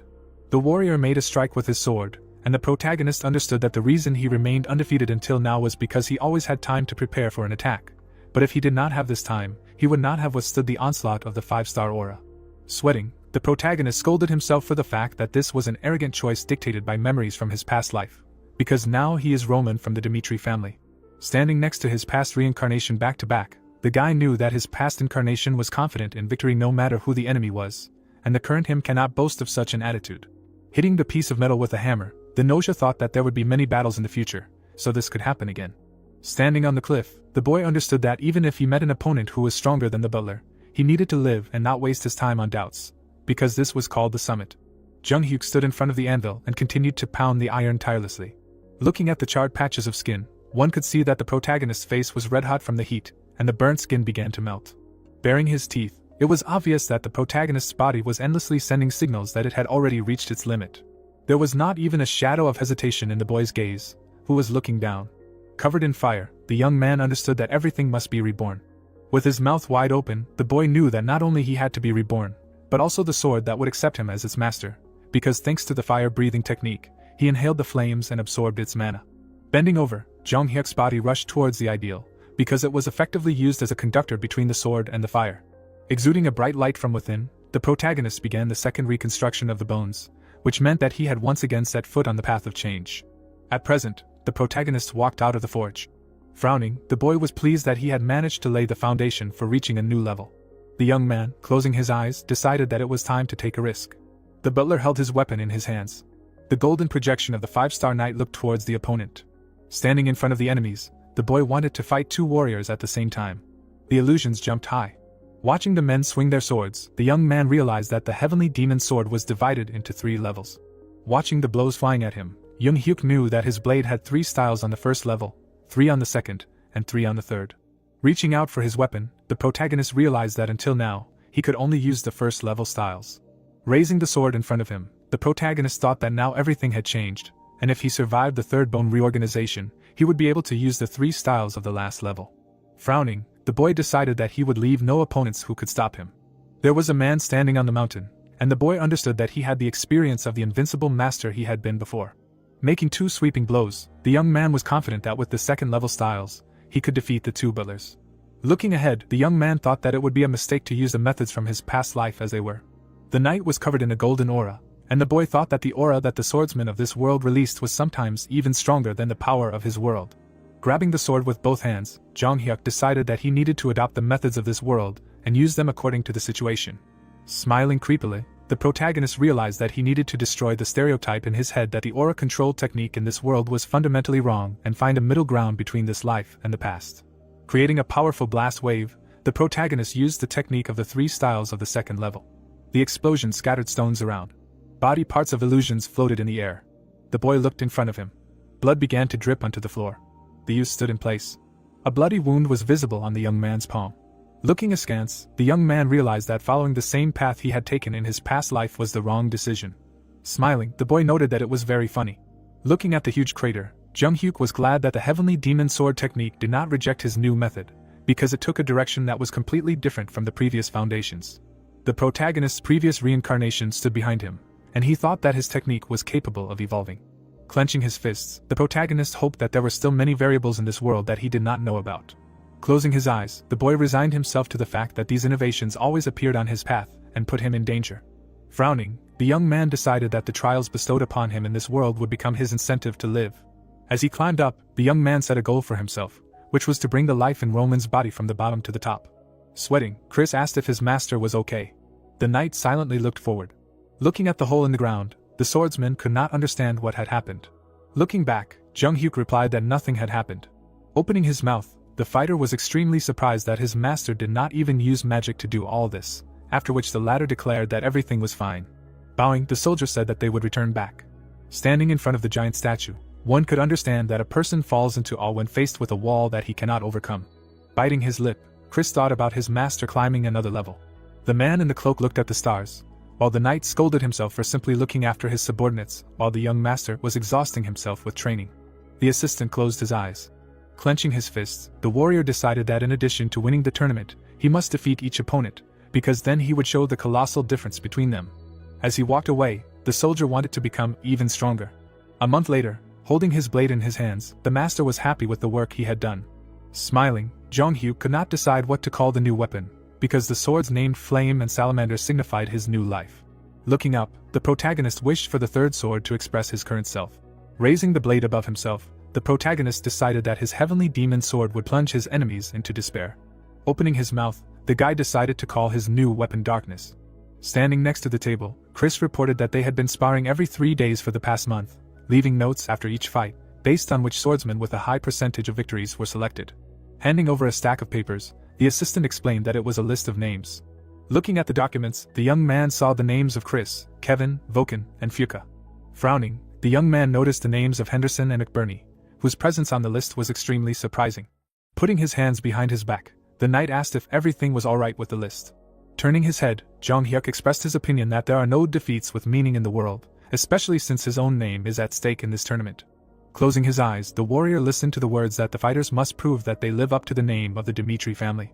Smiling, the protagonist said that he will look forward to it. The day before the tournament, opening his mouth wide, the warrior was surprised that his interlocutor would also participate in the competition, to which he replied that his motivator was a monetary reward equal to 100 gold coins. Smiling, the mercenary said that he would demonstrate his experience gained on the battlefield, in response to which the knight wished his comrade to get into Chris's group and fly out at the very beginning. Kevin grabbed his dagger, and the guys discussed how this guy was a real demon. The warriors looked away, and the participants said that these guys were just huge. The comrades stood under a beam of light, and the fighters hoped that they would be able to avoid this company at the tournament. Raising his hands up, the mercenary dreamed of getting into the dream group. Looking at the man pointing at the board, it was clear that 6 groups of the sword tournament were announced, the composition of which caused joy in some, and sadness in others. Raulo clutched his head, could not understand why they had to go against Chris. Looking at their master, the servants wished him not to despair, because there were excellent swordsmen in their family. Smiling, the Viscount said that it was too early to give up and throw in the towel, since the other side would have a one-armed cripple fighting on their side. Opening his eyes, the old man was sure that the winner would be someone from their family. Folding his arms, the man reminded those present that the continued existence of the Northeastern Alliance depended on this tournament, so their family was obliged to win. Clenching their fists, the officials shouted that the Dmitri family was no good for anything. On the day of the sword tournament, the spectators in the stands cheered. Exhaling the air from his lungs, the old man was disappointed that because of the alliance, he could not even refuse to participate. With a sad expression on his face, Raulo advised his assistant not to try to jump above his head, since he did not need vain sacrifices. To which the assistant replied that ever since his participation in the tournament was confirmed, he had to train for victory through sweat and blood. Max glared and said that Chris was an outstanding warrior, but he was also a 2-star swordsman, so there was no reason to bow his head in fear. The Baron beamed with happiness. Clenching his fist, the nobleman ordered the knight to surrender if he felt danger. As he walked away, the warrior thought that this was his chance to leave a deep impression on the minds of his master and the crowd. Clenching his fist, the fighter decided that he would definitely make a statement. Max began to sweat. Looking at Chris covered in a blue aura, the knight could not understand where his opponent got such a killing intent. The swordsman bit his lip. Holding the flag in his hands, the boy shouted that the first group match had begun. The warrior rushed to attack. 1 second later, a blow was flying towards the boy. 2 seconds later, the soldier knocked the weapon out of his opponent's hands with one blow. Max raised his head. The young man dealt his opponent a powerful blow to the face. 3 seconds later, the fighter was lying on the ground. Standing in front of his fallen foe, the winner listened to the announcement that the first round was over, allowing him to move on. Sweating, Rollo was horrified by the huge difference between their teams. Frowning, Kevin heard the announcement that he would be allowed to move on. Looking at the wolf, the referee called his name. Smiling, Fuki heard the announcer address him. With wide eyes, the fighters realized that the rumors that these four were unbeatable were true. Introducing McBurney and Henderson, the boys realized that they had a chance to defeat both of them. After the announcement of the groups, standing next to the information booth, the fighters could not believe that Henderson from the Lawrence family would be representing the Dmitri family. Crossing his arms, the swordsman told the others that this candidate could not hold a sword in his hands until recently, because he came from a family of landowners. Looking at the fighters, each of the 6 representatives of the Dmitri had his own reputation. Standing back to back, Kevin and Chris were nicknamed Flash and Demon Cairo. Watching the boys swing their swords, people avoided fighting these two. Looking at Vulcan and Fuki, one could tell that these mercenaries made everyone who looked at them tremble in fear. Looking away, McBurney and Henderson acted as a counterweight to the mercenary brothers, because the one-armed swordsman and the former landowner looked too pitiful. Making a sad expression, the peasant was considered the weakest of the 6. Raising their hands, the spectators shouted that they thought Henderson was a coward. Romero frowned and turned to his son. The man turned his head and asked if there was any other reason why the boy was so diligent in holding the tournament, other than establishing a hierarchy in the northeastern region. Sitting on the throne, the Baron reasoned that even if this festival showed their friendly intentions, the aristocrats of the alliance would not seriously submit to them, to which Jong Hyuk replied that this stage was mandatory anyway. The Viscount raised his hand over the Dmitri family's estate, and the protagonist spoke about the Northeastern Alliance being confident that they could resist the Dmitri family on their own. Opening his mouth, the protagonist declared that when the Alliance faced the reality that he could not even cross the walls of their estate, they would be able to subjugate their consciousness at once. Looking away, the youth said that from then on, they would begin a full-fledged takeover of the northeastern region. Raising his hand, the judge shouted that the first round of the 5th group had begun, so Henderson and Taylor should step forward. Pointing his finger, the audience was completely confident that a peasant from the Lawrence family would not be able to defeat such a strong opponent. Smiling, the knight greeted his old acquaintance. Looking at his opponent, the wandering swordsman remembered that the last time they met, when he was helping with the harvest. Henderson raised his hoe behind his back, and the warrior could not believe that his opponent was now holding a sword in his hands. Raising his blade, the fighter addressed the enemy. Opening his mouth, the man asked him to surrender, since the peasant would not be able to defeat the 2-star swordsman. With a confused expression on his face, the soldier listened to the words that he should surrender. Lowering his head, the young man asked to erase the former Henderson from his memories. Getting into a fighting stance, the boy said that if his opponent showed mercy, he would be crushed in an instant. Putting a finger to his forehead, Taylor hoped that the peasant would not regret it. The warrior jumped up. The boy struck from above. Sweating, the knight was surprised by how impressive the strike was, because this was not some second-rate imitation. With the next swing of his sword, Henderson used the Azura sword technique. Baring his teeth, the fighter decided that he would become a man worthy of his master at any cost. Sitting on the floor, the boy realized that he had spent a lot of effort in order to begin to feel mana and learn how to release it. The turtle lay on the sand, and the soldier remembered that he was like this animal, because he was always at the end. With wide eyes, the young man was proud of himself for never stopping and moving forward. Taylor frowned. Releasing a golden aura, the warrior did not want to lose this fight like this. The young man slid backwards. Opening his mouth, the knight screamed that he would have to finish this. The fighter flew into the air. Henderson's eyes reflected his opponent. With his hand on his hip, Critch said that when he first saw the boy, he was nothing more than a weakling, but now he had undergone great changes. The student was beating up a dummy, and the teacher said that for the past month, he had strived for victory while others accepted defeat. Henderson listened with his mouth open, saying that if he had not challenged and surrendered then, he would not have been able to change his life. Looking away, Chris declared that his protege was worthy of standing by his master. A spark passed through the youth's eyes. The fighter's sword was filled with a blue aura. In an instant, the enemy's blows met. Taylor flew back. The man bared his teeth. In front of the warrior's face was a blade. Kneeling, the swordsman realized that he had lost. With their mouths wide open, the onlookers could not believe what they saw. Sweating, the boy shouted that it takes everyone more than a year to begin to feel mana. Henderson raised his fist and listened to the rapturous applause. The aristocrats looked at the winner. The official frowned and noticed that the situation was going in the wrong direction. Looking ahead, the Viscount ordered everyone to keep their composure. Grabbing the chair, the man asked them to trust him, and then the final victory would be for the Northeast Alliance. Walking up the stairs, Kevin thought about how he was 5 seconds slower than Chris. Jung Hyuk stood behind his assistant, and the boy knew that when people asked who the master's sword was, everyone would answer that it was Chris. Frowning, the boy decided to prove his worth to the master in his own way. Opening his mouth, the spectator shouted at Miles to kill his enemy. Covered in a green aura, the member of the Northeast Alliance realized that his opponent was Demon Dimitri. After making a series of attacks, the martyr decided that he must fight with all his strength from the very beginning. A moment later, Kevin hit his opponent in the stomach. Baring his teeth, the fighter said that his enemy was a cowardly rat. Frowning, the warrior hoped that the boy would at least once fall for his blow. A second later, Miles' nose was bleeding. Watching his opponent raise his dagger to attack, the man realized that he had to dodge. Numerous blows fell on the knight's back. Covering his head with his hands, the fighter was not sure whether he could defeat such a monster. The spectators watched the fight in horror. Grabbing his opponent's leg, the swordsman declared that he was giving up. At this time, looking down, Kevin was glad that he had managed to prove his strength by breaking his opponent. Before the start of the first round, Soya opposite the students, the captain said that this tournament was organized by a young master, in which the former vice-captain of the knightly order would participate. Opening his mouth, Jonathan ordered the newcomers to watch his fight carefully, since in this case they could gain knowledge on the path of the knights of the Dimitri family. Sweating, the students shouted that they understood the commander's order. Looking forward, Chris listened to the words that he was entitled to advance to the second round. With a surprised expression, the spectator assumed that this participant was too strong.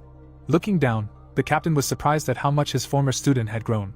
Looking down, the swordsman understood that he was the sword that represented his master. Stepping forward, the boy knew that no matter who the opponent was, he had to surpass them, because only then would people dare not look askance at his leader. Making an arcing strike, the soldier listened to the announcement that he had won this round. Frowning, the warrior thought that this was still not enough. Continuing to beat his opponent, the young man wanted more. In the fourth round, his opponent opened his mouth in pain. Clenching his fist, Chris remembered that he finished the second round in 5 seconds, the second in 8 seconds, and the fourth in 10. Raising his eyebrows, Jonathan couldn't understand when Chris had become so strong. Looking at Jung Hyuk, the knight couldn't understand what he had done to his student. Looking at the main character, the soldier thought that it was young Master Roman. Peeking out from behind the wall, the spectators were glad that they had refused to participate, because no one knew that the opponents would be so strong. Looking at the warrior's back, the guys couldn't understand if he would be able to defeat Chris. Opening his mouth, the knight said that the next candidate would definitely not lose faster than the others, in response to which another warrior offered to bet money that the next fight would last less than 30 seconds. Raising the flag, the judge asked the participants to come up on stage. Sweating, the swordsman was not sure that he would be able to defeat the enemy, but he hoped that he would be able to hold out for at least some time. Frowning, the man thought that if he could hold out for at least a minute, he would be able to make a name for himself. The soldier jumped up. A moment later, the blow struck the warrior's body. The captain looked at what was happening in surprise. The spectators watched the fight in horror. The warriors exchanged glances and discussed the fact that their comrade did not even have time to swing his sword. Looking at the lying body, the participants heard the words that Chris became the winner of the first group. Descending the steps, the young man spent 27 seconds in the arena for all 5 rounds, resulting in the Northeastern Alliance. Looking decisively ahead, the warrior quickly won the victory for the first group. Holding his opponent by the hair, Quinn achieved a clear victory thanks to superior strength. Holding blades in their hands, Vulcan and Fuki smashed the enemy to smithereens thanks to their enormous physical strength. Covered in sweat, Henderson broke the prejudice that he would fail. The swordsman stood his ground, and at this time the last hope of the alliance was the 6th group with the one-armed McBurney in the composition. The Viscount put his hands behind his back and asked Gabriel how he was feeling. The knight opened his mouth and said that he was doing fine. Looking at his servant, the old man understood that he was the secret weapon of the Conrad family, who had been trained with all their might since childhood, and that was why he became a 3-star swordsman. The opponents crossed blades, and the Baron thought that the rule about limiting the aura in the tournament seemed fair, but even thanks to it, it was impossible to overcome the difference between the superior strength of a 3-star knight. Looking away, the nobleman was sure that McBurney had just been lucky with his opponents until now, but now his end had come. Pointing his finger, the Viscount reminded that all the swordsmen except Gabriel had already dropped out. Frowning, the man listened to the words about not showing excessive pity to the opponent. Smiling, the warrior could not believe that the one-armed cripple had a chance to defeat him. Looking down on him, the brute thought about how losing one arm had completely destroyed his body's balance. Holding his sword in both hands, the swordsman knew that even when his enemy's right arm was healthy, this commoner did not have the courage to cross the threshold of the knightly order, and now he was participating in a fencing tournament, which was the greatest pride of the knights. Raising his hand, the referee announced the start of the duel. Leaping forward, Gabriel decided that he would not need an aura in this fight, because he would show how high the wall of reality was. McBurney parried blow after blow. Smiling, the knight noticed that in order to avoid the attack, his opponent had to dodge to the right. The one-armed swordsman jumped to the side, and the brute reasoned that he was completely open on one side, because he only used one hand. The warrior raised his sword above his head. McBurney listened to the cries of it being the end, his brow furrowed. A moment later, the boy parried the blow from above. Sweating, Gabriel was surprised by such an unusual movement. The boy made a circular attack. Spinning around himself, the youth approached his opponent. The boy crouched.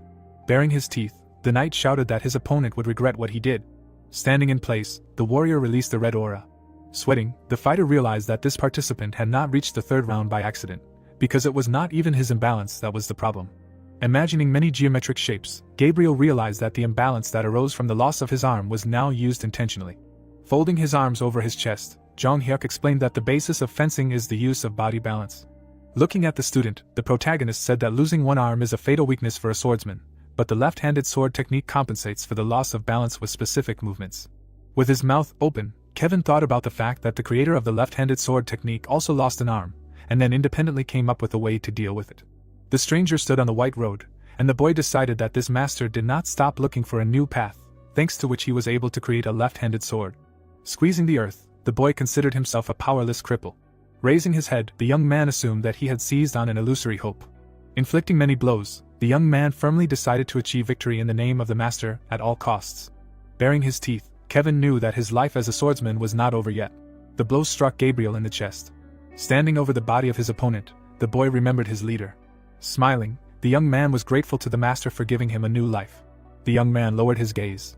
Looking at the victors, someone thought that in the end, all the victory went to the warriors of the Dmitri family, which meant that the Northeastern Alliance could only throw dust in the eyes, so the entire Northeastern region belonged to the Dmitri family.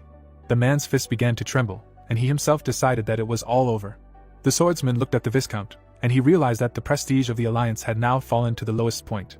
The old man turned pale, unable to understand what kind of monster they had disturbed, because even with the power of the central government, there was no guarantee that they would defeat these monsters.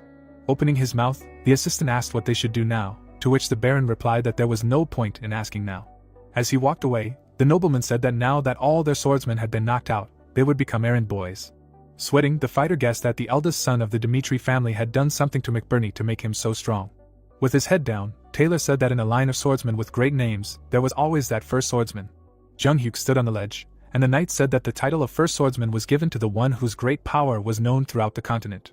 Looking forward, the man said that the protagonist had risen to the title of ranker on his own. The protagonist held his sword near his face, and the participant explained that the first swordsman of the Dmitri family was their eldest son. With his hands in his pockets, Taylor advised his comrades to swear allegiance to the Dmitri family if they wanted to succeed in fencing. Jung Hyuk opened his mouth and said that everyone had worked hard. Looking at the fighters, the protagonist said that some of them needed strength, while others were driven by respect for him. Looking at McBurney, the protagonist added that some did not have another chance. Lowering his head, the guy added that these are all the reasons why the guys swore allegiance to him. Looking forward, the young man said that in his understanding, an ideal relationship is formed when both have something to give to each other. Imagining a thick rope, the young man was sure that even after a long time, the connection between the teacher and his students will be unshakable, because they know what they want from him. Smiling, the boy reminded the guys that he placed high stakes on their aspirations. With a confused expression on his face, Henderson listened to the words that all of them were chosen by the eldest son of the Dmitri family, so they should not doubt themselves. Looking forward, the fighters heard their leader say that he never doubted their victory for a second. Opening his mouth, Jung Hyuk said that he would give everyone a reward of 10 gold and 3 days of rest. Folding his arms over his chest, the protagonist hoped that the warriors would enjoy such a reward to the fullest, in response to which they thanked their lord. Furrowing his brows, Lucas said that he had studied the changes in the Northeastern Alliance, which, as expected, had abandoned attempts to oppose the Dmitri family. Opening his mouth, the mercenary assumed that they would not act until the right opportunity arose.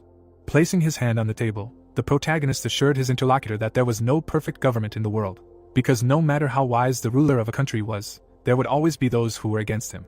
The men looked at the map, and Jung Hyuk was discussing how they could have a conflict with the central government at any time, so it was necessary to minimize the casualties of the northeastern region. Looking ahead, the assistant listened to the words about how the alliance was a necessary evil for their family in this sense. Looking askance, the protagonist thought about how he had provoked the alliance into a conflict in order to open their eyes. Smiling, the protagonist remembered how he had used dominance over the barbarians, thanks to the forces of his enemies, and then asked Lucas to start implementing some plan. Douglas slammed his fist on the table, furious that these rats had not yet been found. Bowing, the servant told about how they had destroyed the local bandits, but were still unable to find the location of the savings. After shaking hands, the Viscount of the Barco family had collected an unacceptably large amount of money thanks to his connections at the bank before the war. With the coins in his hands, the man borrowed a large amount from Douglas and other close aristocrats, and even resorted to hiring Homer. Looking at how Jong Hyuk cut the enemy in half, it was clear that the Barco family had been defeated because of him. The Viscount was lying on the ground, so there was no one left to repay the debts. There was a huge amount of gold bars in the vault, and the Count only remembered that they were illegal savings that no one had been able to find. The dead soldiers were lying next to the carriages, and Douglas managed to catch a clue about the location of the treasure, so he hired an information guild called the Black Moon and was able to find the bars, but they were stolen along the way. With his mouth wide open, the noble ordered the entire northeastern region to be turned upside down in order to find the treasure. The man frowned and said that the Barco family should pay a heavy price for their sins. Opening the door, the assistant said that the Black Moon member reported that he had managed to find the location of the ingots. Turning his head, Douglas ordered that the guests be invited to him immediately. Raising his hand, Donovan reported that they had managed to find the missing gold and determine the identity of the thief. Leaning on the table, the Count was eager to know who this person was. Sweating, the noble listened to the words that the kidnappers were not a gang of bandits, but the Northeastern Alliance. The knights fought with the bandits, and the Black Moon member said that the Count's people were originally attacked by bandits, but they accidentally met the Alliance soldiers on the way. The men stood in front of the gold cart, and Donovan explained that they had attacked bandits and stolen the gold bars. Looking ahead, the scout stated his confidence that the knights knew who the cart belonged to. Holding a gold bar in his hands, the man explained that the item was put up for sale on the black market, and its serial number matched the missing bars. The spy peered around the wall, and Donovan shared information that the man who put the gold on the market was a subordinate of Viscount Conrad.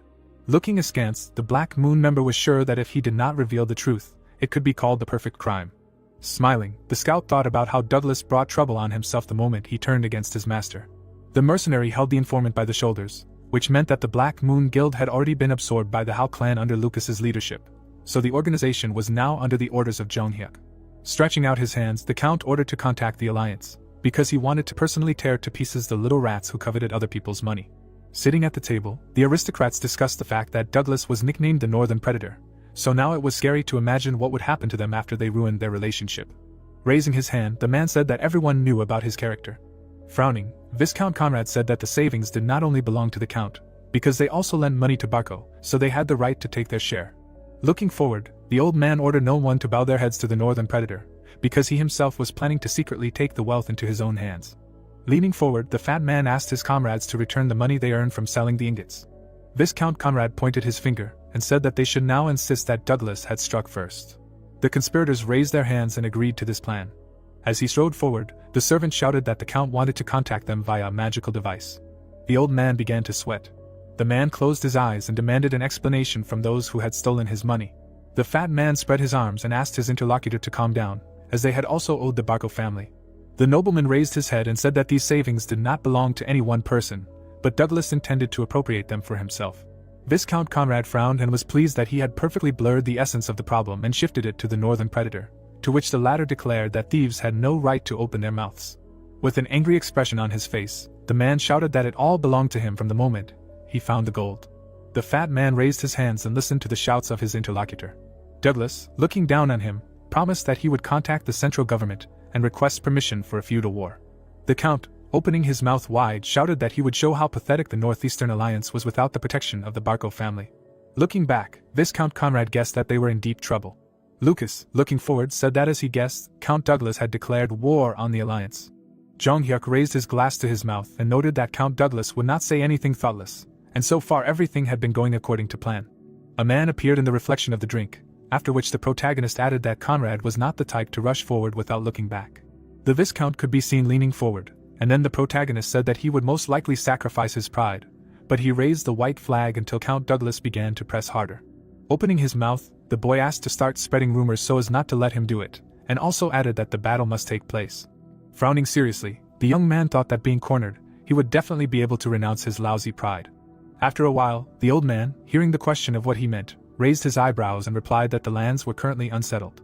The woman covered her mouth with her hand, and the merchant said that the Northeastern Alliance was preparing to attack the lands of Count Douglas. Standing opposite the lady, the seller explained that for this reason they would have to curtail their trade for a while. The stranger, holding out his palm, asked his grandfather if this was true, to which he exclaimed that he himself had heard it from the servant of the Conrad family, and after talking with the count, the Viscount began to smash furniture, raising such a fuss that it was scary to imagine. Putting his finger to his lips, the old man said that if what he had heard was to be believed, he was going to trample Count Douglas, and at this rate they too would be dragged into a war for nothing. A busy street appeared from afar, and the protagonist reported that rumors had spread that the Northeastern Alliance harbored a grudge against Count Douglas, and the original source of the rumors was the merchant and servants, and all of them, the lower classes, served the Howe clan. The guy in the hood grinned slyly. Suddenly, the man slammed his hand on the table and shouted that he was going to show mercy if they obeyed, but these rats dared to turn against him. The count, extending his index finger, said that they should immediately issue an order to recruit into the army, and swears on the name of the Douglas family that he will never forgive them. The Viscount, opening his jaw, objected that this was all impudent slander, and at the same time asked what war, because they even thought about compensation in gold to ask them for forgiveness for what happened. The gentleman waved his hand and asked to calm his anger, explaining that the rumors that had spread had nothing to do with them. The influential man, lowering his eyebrows, asked if he thought he was completely blind. Frowning menacingly, the count noted that he had not contacted them in order to resolve everything peacefully, but was declaring war on them and promising to trample the bats who acted only for their own benefit, and would see how they got out of it. The young man, looking at the leader, said that things were bad, and Douglas would drag the inhabitants of the north into this. One of the guys, opening his mouth wide, said that they could not defeat him with their forces, after which the second suggested trying to contact the central government. Waving his hands, Conrad turned to Fabius, to which he replied that he understood that he was in a difficult situation, but the central government had no right to interfere. The man lowered his gaze and asked if the blame did not lie on the shoulders of the Northeastern Alliance, and then added that they should sort it out themselves. The teenager, sweating on his face, said that it was all over and that they could not avoid war.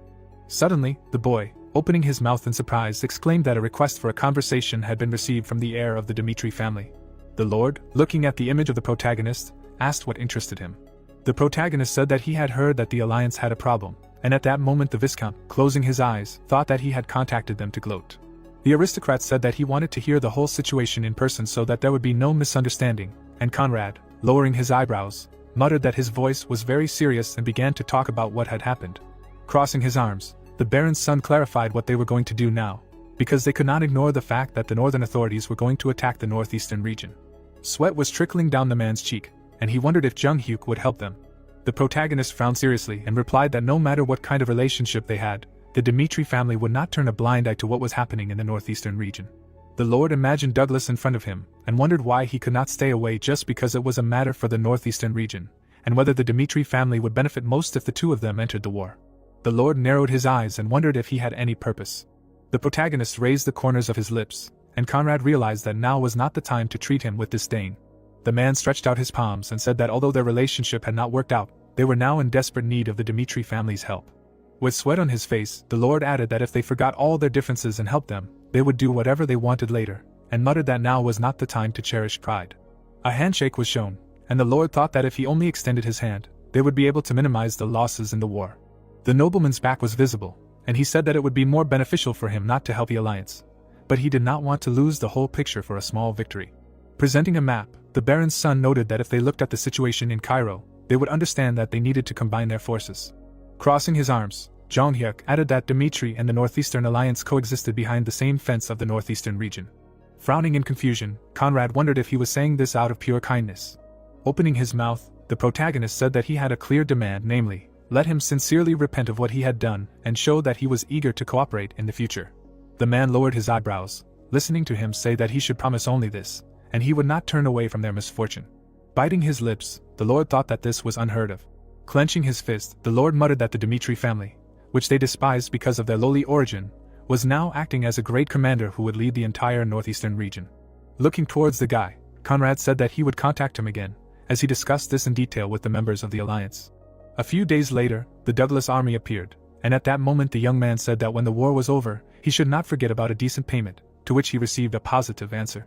The Count, turning his gaze to the side, asked if he would bring the rulers of the north to deceive them. The man frowned menacingly and pointed out that ever since the Barco family fell, the northwestern region had lost its cohesion and was like a crumbling sand castle. The influential man asked on horseback whether someone should take over the management of this fertile land, and it was heard that it was true, and the mood was lifted by just the mention. The Count's expression was serious, and Jong Hyuk said that although people perceived Douglas as a beast that rushed forward, he did not attack the enemy thoughtlessly. Imagining a fearsome lion, the protagonist added that if a battle was inevitable, he would maximize his chances of winning, and in this way, he survived until now. The man lowered his eyebrows angrily, after which the protagonist muttered that in the past, under the protection of the central government, he could not afford to rush, but now he was able to drag other lords of the north into the war. Suddenly the soldiers of the two armies stopped opposite each other, and at the same time the nobleman added that without the Barco family the alliance lost its meaning, and this was a good pie to share with the rest. The Count, opening his mouth wide, shouted that the commander-in-chief should come forward and answer him. In the distance, many warriors were visible, and it was heard that there was still time before the appointed hour, and therefore he should wait a little. Douglas, being on a hill, exclaimed that he saw that everyone was already assembled, and also noted that they would lose anyway, and asked why they were wasting extra energy, after which he was told that they would find out after they checked. Suddenly the guy, opening his jaw, said that someone was approaching, and the influential person thought that they apparently managed to call for help. A red flag with a yellow emblem appeared. The man's pupils sharply narrowed. The main character's army was visible. Sitting on his horse, the gentleman asked what the Dmitri were doing here. The protagonist turned his head sharply. The aristocrat lowered his eyebrows menacingly and asked that there was no need for a special reason to participate in the war. The baron's son said that just as the count had called the lords, he had brought his army for the sake of the alliance, and the influential man, holding on to the harness, realized that bringing the lords of the north had untied the Dmitri's hands to participate in the war. Clenching his fist, one of the warriors objected that he had not warned them about such a thing, and the second exclaimed that if they had known that the Dmitri were participating in the war, they would never have come here. The man, opening his mouth, said that they had finished their preparations. The count looked ahead in confusion. Opening his jaw, Jong Hyuk shouted that he was now giving the lords from the north the right to choose. Grinning fiercely, the protagonist asked which method they would prefer to fight them, hand-to-hand combat or a representative duel. Douglas, sweat on his face, wondered if Dmitri was also participating in the battle, and muttered that he could not back down after he had already declared war. The protagonist's eyes glowed red, and at the same time the gentleman thought that a representative duel with Dmitri would undoubtedly end in failure, but that did not mean that hand-to-hand combat could be chosen. From afar, many warriors were visible, after which the influential man added that although his troops outnumbered the alliance army, Dmitri's army was so strong that it had put an end to the southern war, and therefore he was a terrible opponent. The count, with his lips pressed together, could not decide what to do now. Opening his mouth, the boy asked that if they chose a representative fight, how about him fighting 3 swordsmen at the same time? Smiling slightly, the young man noted that if they still doubted, they could increase the number of opponents to 5. Douglas frowned in bewilderment. Clenching his jaw, the man muttered that he recognized his strength, but never thought that he would make such a stupid proposal. Stretching out his palm, the nobleman said that he would like this war to end without unnecessary casualties, and then clarified what they thought. The man sharply turned his gaze to the side, and it was heard that they needed to discuss this. The lord, standing next to the warriors, said that they should accept the offer. The influential man opened his mouth wide and said that no matter how strong he was, there were 5 of them, and then asked if the strongest from each family could not deal with one opponent. One of the knights raised his eyebrows in surprise and remarked that it was still too dangerous, and the second added that he had defeated Battler, and therefore there was a high probability that the heir of the Dmitri family had reached 5 stars.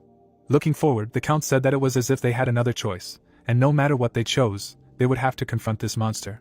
A bright aura surrounded the fighters, and Douglas explained that the twin swordsmen under his command had once defeated a 4-star swordsman together. Frowning menacingly, the lord said that he was sure that the rumors were not lying and that he was indeed strong, but the desire to show off his strength made him retreat, and now this was their only chance. Imagining the baron's son being attacked fiercely, the influential man added that they would kill him while he was still hot-blooded and inexperienced, and then they would be able to swallow up the entire northeastern region. The count lowered his eyebrows angrily and muttered that he would make him regret his own arrogance. Suddenly, the observer clenched his fingers and exclaimed that this representative fight would be held with a special rule, namely, 5 against 1. The twins, crossing their arms, said that they would attack from both sides to draw his attention, and while they distracted him, they would attack. The swordsman, narrowing his eyes, said that no matter how outstanding the enemy was, there would always be a gap in his counterattack. Vental, opening his mouth, said that he and his brother would take the decisive blow, and if they were ensured, they could gain both glory and wealth. A red flag appeared and it was heard that everyone should take their positions, and a second later it was said that they could begin. Venton, clenching his jaw in anger, thought that he and his brother should advance. A powerful aura was circling around the warriors. The boys rushed towards Jonghyuk. Swinging their swords, the twins muttered that the heir of the family, Dmitri, should receive. The protagonist held his weapon tightly. Unexpectedly, the protagonist delivered a slashing blow to the enemies. The warriors quickly flew down. The count, through sweat on his face, was puzzled by the fact that he had knocked down both twins with one blow. Clenching his fist, the aristocrat noted that when Douglas declared war, he was thinking. Introducing the joyful man, the Baron's son asked how, when the Barco family was still alive, all those who were used to solving matters by talking never said a word to them. The protagonist's gaze was serious. The boys began to shake in fear, and at that moment, Jonghyuk said that there was only one conclusion, namely, the lords of the northern lands, including the count, did not care at all about the existence of his family. Opening his mouth, the protagonist added that he was extremely irritated by this fact. The young man's leg appeared, and he said that it was not too late. The aristocrat, biting his lips, said that he was giving them a chance to refuse the duel, after which he asked how about trying to snatch victory again in hand-to-hand combat. The pupils of the gentleman sharply narrowed. Defeated warriors were visible, and the influential man thought that if it came to this, hundreds of soldiers would fall. Standing behind the swordsman, the man decided that it was better to sacrifice these 5 soldiers. Through sweat on his face, the count said that a rule is a rule. Lowering his eyebrows, Douglas explained that they had decided to conduct the battle through a representative duel, and then suggested ending it with that. A moment later, the Baron's son smiled. Standing in front of his opponents, Jonghyuk noted that if they so desired, they would continue the duel as planned. Suddenly, the boy, opening his jaw, shouted that the outcome had already been decided, and then clarified why not end the duel here. The protagonist's back appeared, and he asked if the northern warriors had cowardly raised the white flag. Having stuck his weapon into the ground, the protagonist said that from now on he would stop using the sword as a handicap. Throwing off his cloak, the aristocrat asked if this had kindled their desire to fight. The young man, opening his mouth wide, exclaimed that he should not regret his choice, and at the same time thought that it would be a shame for the swordsman who retreated even under such conditions. The warrior, tightly gripping the blade, said that he himself did not know what to do, and then clarified why they should not take a risk, since he did not have a sword. Sharply opening his jaw, the fighter offered to try. Unexpectedly, the sharp weapon quickly approached Jonghyuk's face. It was visible how the protagonist raised the corners of his lips. Suddenly, the protagonist broke the sword with one blow. A second later, the aristocrat furiously attacked his opponent. The Baron's son pushed away the remaining enemies. One of the warriors was lying on the ground. Suddenly, the guy rushed from his place. The young man stood on his opponent.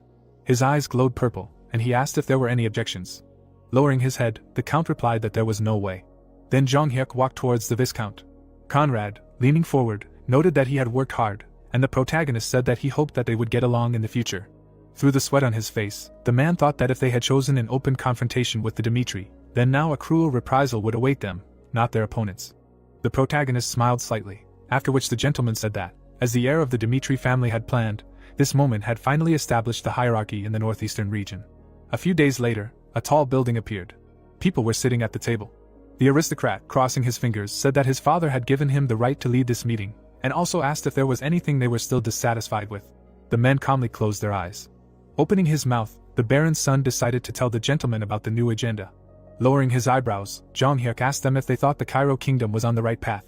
Introducing the knights, the protagonist explained that during Hector's invasion of the southern front, the hardest thing for him was not the war with another kingdom. The men's faces were serious, and the protagonist added that it was harder to confront enemies among your own people, and the commanders-in-chief of the southern front did not want to believe his words. A map of the lands was shown, after which the boy said that while the leadership of the central government was engaged in a feudal struggle for power, the southern front fell. The master, through the sweat on his face, heard that if it were not for him and the soldiers, the war with Hector would still be going on today. Waving his hand, the young man said that if Cairo, controlled by the government, was again drawn into a military conflict, then in response, the central government would select soldiers from each region to use as human shields. A powerful flame surrounded the castle, and then the noble said that then, unlike the provincial aristocracy, who would suffer huge losses from losing their army, the aristocracy of the central government would only continue to strengthen their power, and this incident should force them to face reality. The Baron's son added with a stern frown that Cairo's reality was unfair. The men listened with sideways glances as he said that's why he decided that the kingdom needed changes. Sitting at the table, Jonghyuk asked why the northeastern region shouldn't follow the example of the aristocrats in the capital who revel in power under the name of the central government, and join forces to protect each other. The protagonist bit his lips and thought that when the Dmitri started to take large-scale action, the central government would hardly give him much time. The boy waved his hand, and the protagonist realized that they needed to unite the northeastern region as soon as possible. The young man lowered his gaze and muttered that this was the only way the central government wouldn't be able to act rashly. Jonathan, looking sideways, noted that if the aristocracy of the northeastern region joined forces, they would definitely be able to reach the central government. After introducing the eerie forest, the captain of the knightly order of the family Dmitri added that the situation was such that, with the exception of the Lawrence domain, the lands of the northeastern region were not fertile. A carriage was seen passing over a bridge, and then the guy said that most families bought food from outside, and if they went against the government, there was a high probability that it would freeze trade. A view of a huge castle opened up, and at that moment, the aristocrats said that the trading system was established by the government. A piece of a map was shown, after which the baron's son explained that if they cut off this connection, the provincial aristocrats would forever become dependent on others. Raising his palm, Jong Hyuk said that if the gentleman made a decision, then he at least had a way to solve the problem with food. The protagonist pulled out a large document, and said that this was their future development plan. The protagonist crossed his arms and noted that compared to other areas, the northeast had many mountains, and in particular, on the outskirts of the lands of Dmitri there was an unbroken mountain range.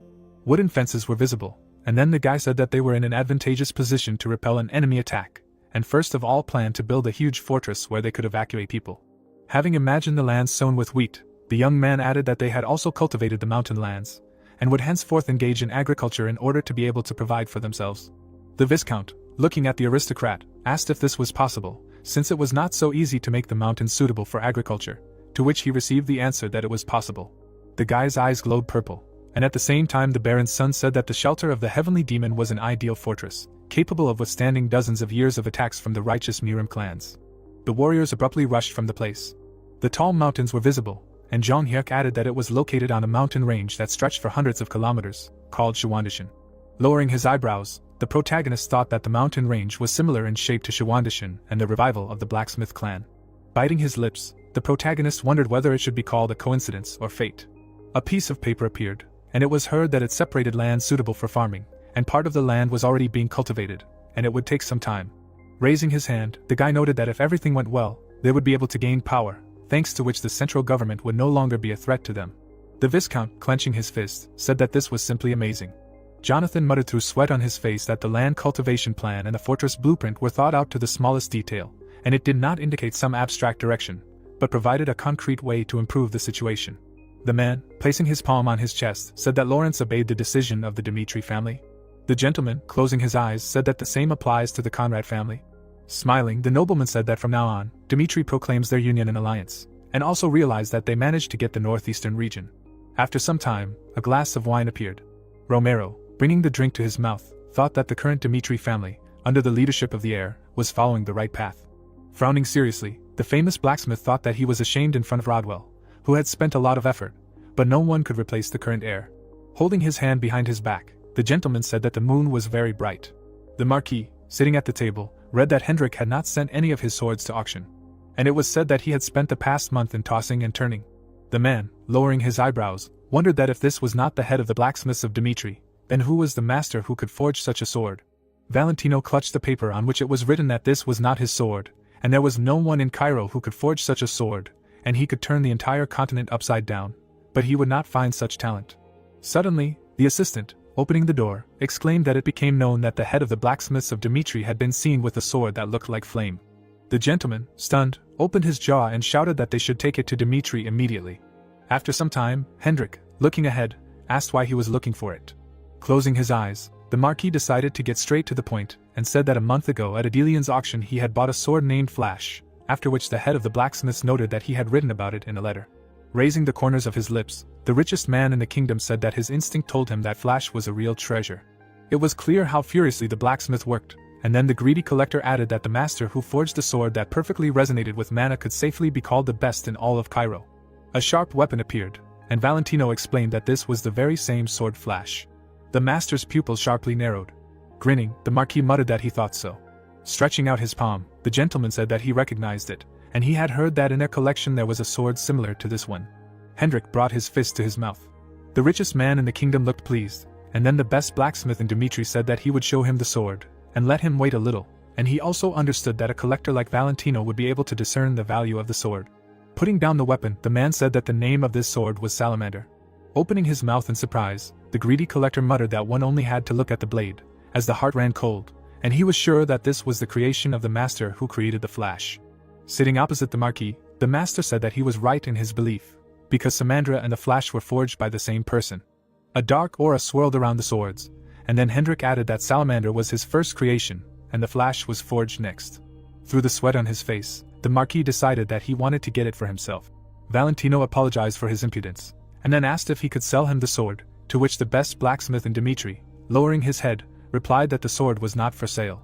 Closing his eyes, the man said that he had received it as a gift, and besides, the gentleman, a collector like himself, should understand his reluctance to sell.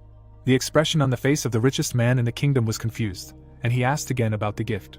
Looking forward, the greedy collector realized that Hendrik had not forged this sword, but had received it as a gift, which meant that he knew the identity of the master.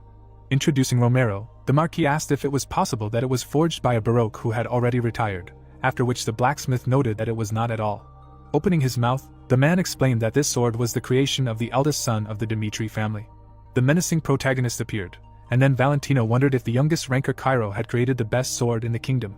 The master's pupils narrowed sharply, and he thought that each piece of art had its own story, and it played an important role, and if the person who created them was a master, then in the end he would only be appreciated by the fruits of his labor. And he also wondered to himself what if the master was the youngest genius swordsman in the kingdom. The weapon emitted a bright light, and the richest man in the kingdom muttered that people would begin to attach special meaning to the sword, and its value would skyrocket, and its true value would not be determined by its rarity alone. The greedy collector placed his hand on his knee. Smiling, the Marquis decided that he wanted to meet the heir of the Dimitri family right now. Suddenly, it seemed like Jung-hyuk was fighting Chris. One of the warriors kicked. The protagonist defended himself from the boy's quick attacks. A second later, the protagonist turned his gaze to the side. The blonde, lowering his eyebrows, realized that he had to attack now. The aristocrat opened his mouth in bewilderment. Suddenly, a powerful explosion was heard. The boys, through the sweat on their faces, were stunned. Tightly gripping the hilt of the sword, the Baron's son noted that this was a good trick. Extending the weapon towards Chris, Jung-hyuk explained that when he splashes out power in the desire to kill, a gap inevitably forms in the attack, and therefore he must have a secret advantage that will knock the opponent off balance, to which the latter replied that he will remember this. The Marquis looked ahead in surprise and wondered if this was the level of the heir of the Dimitri family. Imagining the two warriors fighting each other, Valentino muttered that lately the whole kingdom has only been talking about him. Fearsome swordsmen were visible, and the richest man in the kingdom asked what place in the ranking of Cairo would be awarded to him after he defeated the second-ranked Hector. Biting his lips, the gentleman thought that looking at this with his own eyes, he understood that his abilities surpassed the rumors circulating around the world. The protagonist's gaze was serious, after which the greedy collector added that if he also mentioned that he was a blacksmith, then perhaps the kingdom of Cairo possessed the greatest talent on the entire continent. Suddenly the butler, looking towards the protagonist, said that a guest had come to see him. At that moment the Marquis smiled contentedly. The guy extended his palm to him and introduced himself. Looking at his hands, Valentino wondered if they had really forged the Flash. Opening his mouth wide, the gentleman asked to be called by name. Putting the sword on the table, the richest man in the kingdom explained that he had come to him because of the Flash. Squinting, the young man realized that it was the Flash that Lucas had entrusted to him, and then the greedy collector said that during this time he had mobilized all his forces and resources to find the master who had forged the Flash.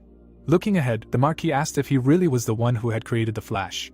Introducing Valentino's face, the nobleman explained that he was the richest man in the Cairo kingdom, nicknamed the Greedy Collector, and had the most influence among the nobles who remained neutral. Various treasures were shown, and then the Baron's son added that by owning the trading rights of Cairo, he had amassed such wealth that the power could shake the balance of power. The gentleman's back was visible, and Jung-hyuk noted that despite the proposals of the four factions, he made it clear that he would remain neutral. Smiling, the protagonist thought that he was an interesting person, and also answered positively. Raising the corners of his lips, the protagonist said that he forged the Flash. With a satisfied jaw, the man exclaimed that it was indeed him, and this was a great honor for him, and he did not know how much he wanted to meet him. In the past, the Marquis looked at the rare weapon, and said that when he first saw the Flash with his own eyes at the auction, he was very surprised. Valentino extended his palms and added that after all, Dimitri was the shrine of blacksmiths, and he must have inherited the Baron's talent. The boy could be seen frowning seriously, and the richest man in the kingdom asked if he would allow him to take a look at the sword he had just held in his hands, to which he received a positive answer. Opening his mouth, the greedy collector asked what the name of this sword was, after which the young man said that he called it Darkness. The gentleman, presenting the two blades, muttered that both Flash and Salamander were shockingly outstanding named swords. Through the sweat on his face, the man thought that this darkness, which had absorbed the prevailing darkness, was on a completely different level, and in each new sword there was an amazing growth trend. It seemed like the blacksmith was working furiously, and then the Marquis wondered what kind of incredible sword this monster would forge in the future. Sitting on the sofa, Valentino asked if the heir of the Dmitri family would mind listening to his unusual proposal, and at the same time said that if he was going to sell the sword, then let him give him a chance to buy it back. A rare weapon was lying on the table, and then the richest man on the continent added that if he created a new sword, he would like to see it first. Opposite the aristocrat, the greedy collector said that he did not care about the place or time, be it a distant country or some wilderness, because he would do anything to get to him. Smiling, the gentleman said that if he promised to fulfill these 2 points, then the Valentino family would henceforth support the Dmitrievs. Lowering his eyebrows, the Baron's son asked if he would give up neutrality. The man raised the corners of his lips to ask if he understood what that meant, and then explained that he would abandon the neutrality that the Valentino family had maintained until now. Looking ahead, Jung Hyuk replied that he wanted to hear a specific reason. Introducing the 4 faction leaders, the Marquis said that they had been putting a lot of pressure on him lately, and they would not be able to remain neutral forever. Scratching his forehead, the richest man in the kingdom said that he had been thinking for a long time about which of the authorities to support. The protagonist could be seen clenching his fists, and then the greedy collector noted that it was then that the news reached him that he had approved the alliance with Dmitri. The gentleman, raising his palms, exclaimed that he had now confirmed that it was he who had forged the flash, and therefore he saw no reason not to feel sympathy for him. Romero's face showed a serious expression, and at the same time the man said that he also understood that the Dmitri family was not short of money. Crossing his fingers, the Marquis asked if it was true that the more money the better, and also realized that the heir of the Dmitri family had really hooked him. Standing up abruptly, the protagonist said that the aristocrats of the Dmitri alliance had sworn allegiance. Looking at the richest man in the kingdom, the guy asked if the Valentino family was ready to follow the Dmitri family. It was clear how the greedy collector bit his lips. Leaning forward, the gentleman replied that the Valentinos were ready to sleep on straw or jump into a fiery pit, and if this was his order, they would carry it out with a smile. Smiling, the young man thought that he could not even think about such connections, after which he said that he then relied on him. Looking down, the man asked if he could reveal the truth about him forging the flash. Placing his hand on his chest in joy, the Marquis explained that he had gotten his hands on such a magnificent sword that he would not be able to stand it if he could not show it off to someone he knew. Crossing his arms, the nobleman muttered that he was a peculiar person. After a while, a huge estate appeared, and a question was heard whether this was the famous signature sword.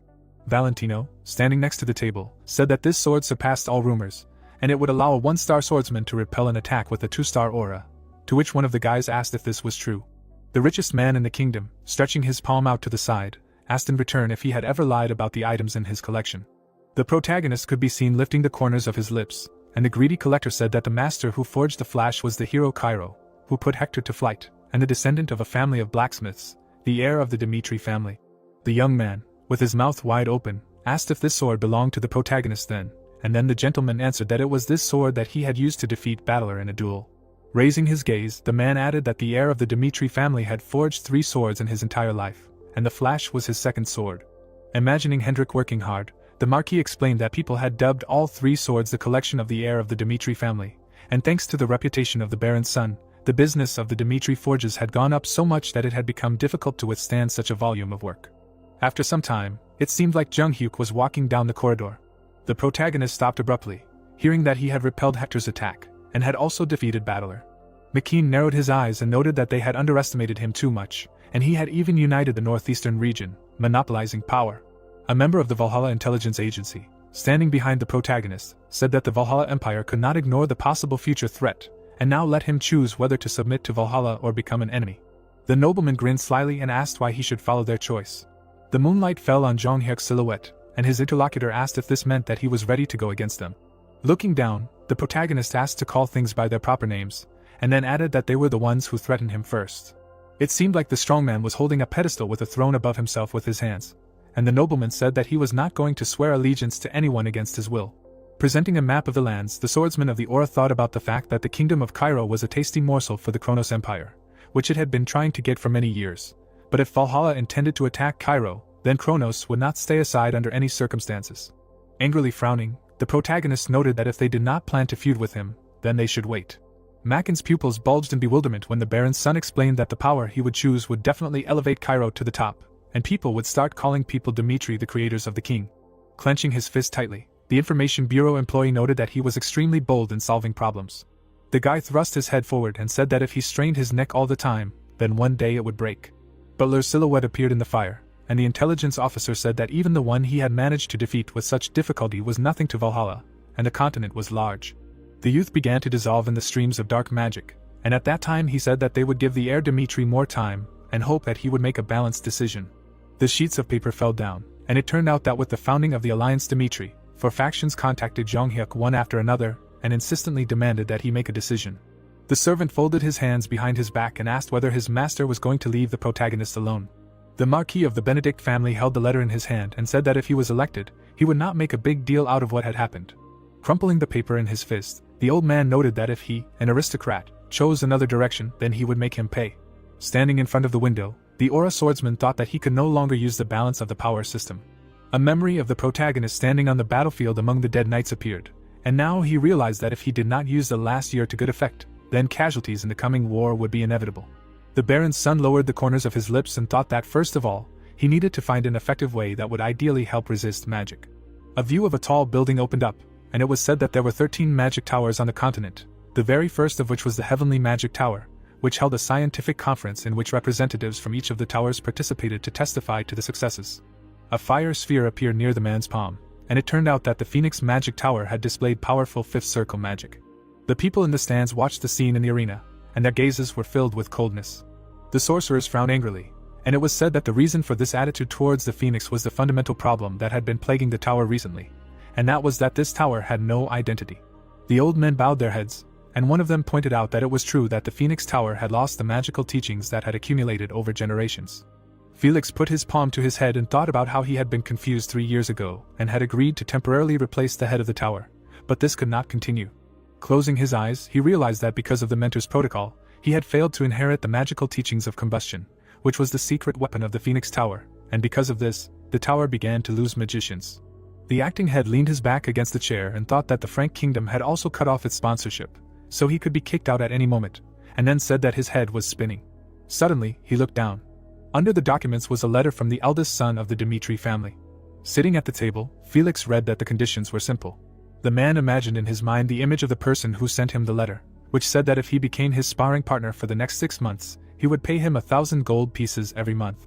Frowning angrily, the acting head of the Magic Tower was surprised by the amount and thought that it was a bit far, but now he was not in a position to sort it out, so he needed to go. It seemed like a cart with huge wheels was moving along the road.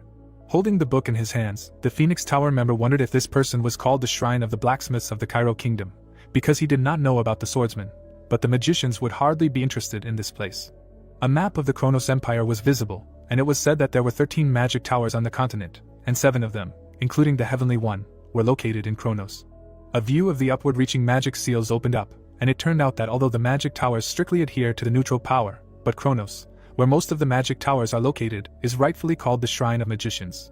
The guy in the cloak stood on the edge of the cliff, and it became clear that in contrast to him, there are lands of Cairo unsuitable for magic, and at the very edge of the northwest of these lands, the Dmitri family is located.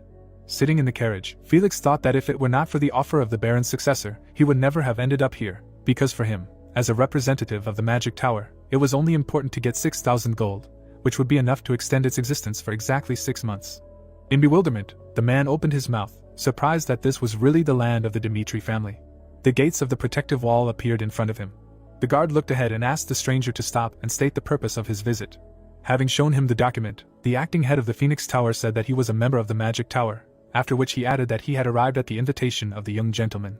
The defenders examined the guest in the carriage, while he thought about the fact that the system was established, and the guard movements were honed. A magic crystal hung on the wall, and Felix thought about the fact that they had magical devices that were installed in case of war, and even fortress walls of ideal strength. Frowning angrily, the mage realized that for a provincial town, this one had a grandeur that could be compared to the estates of famous families. Extending his hand forward, Jonghyuk introduced himself, and then said that he was glad to meet him.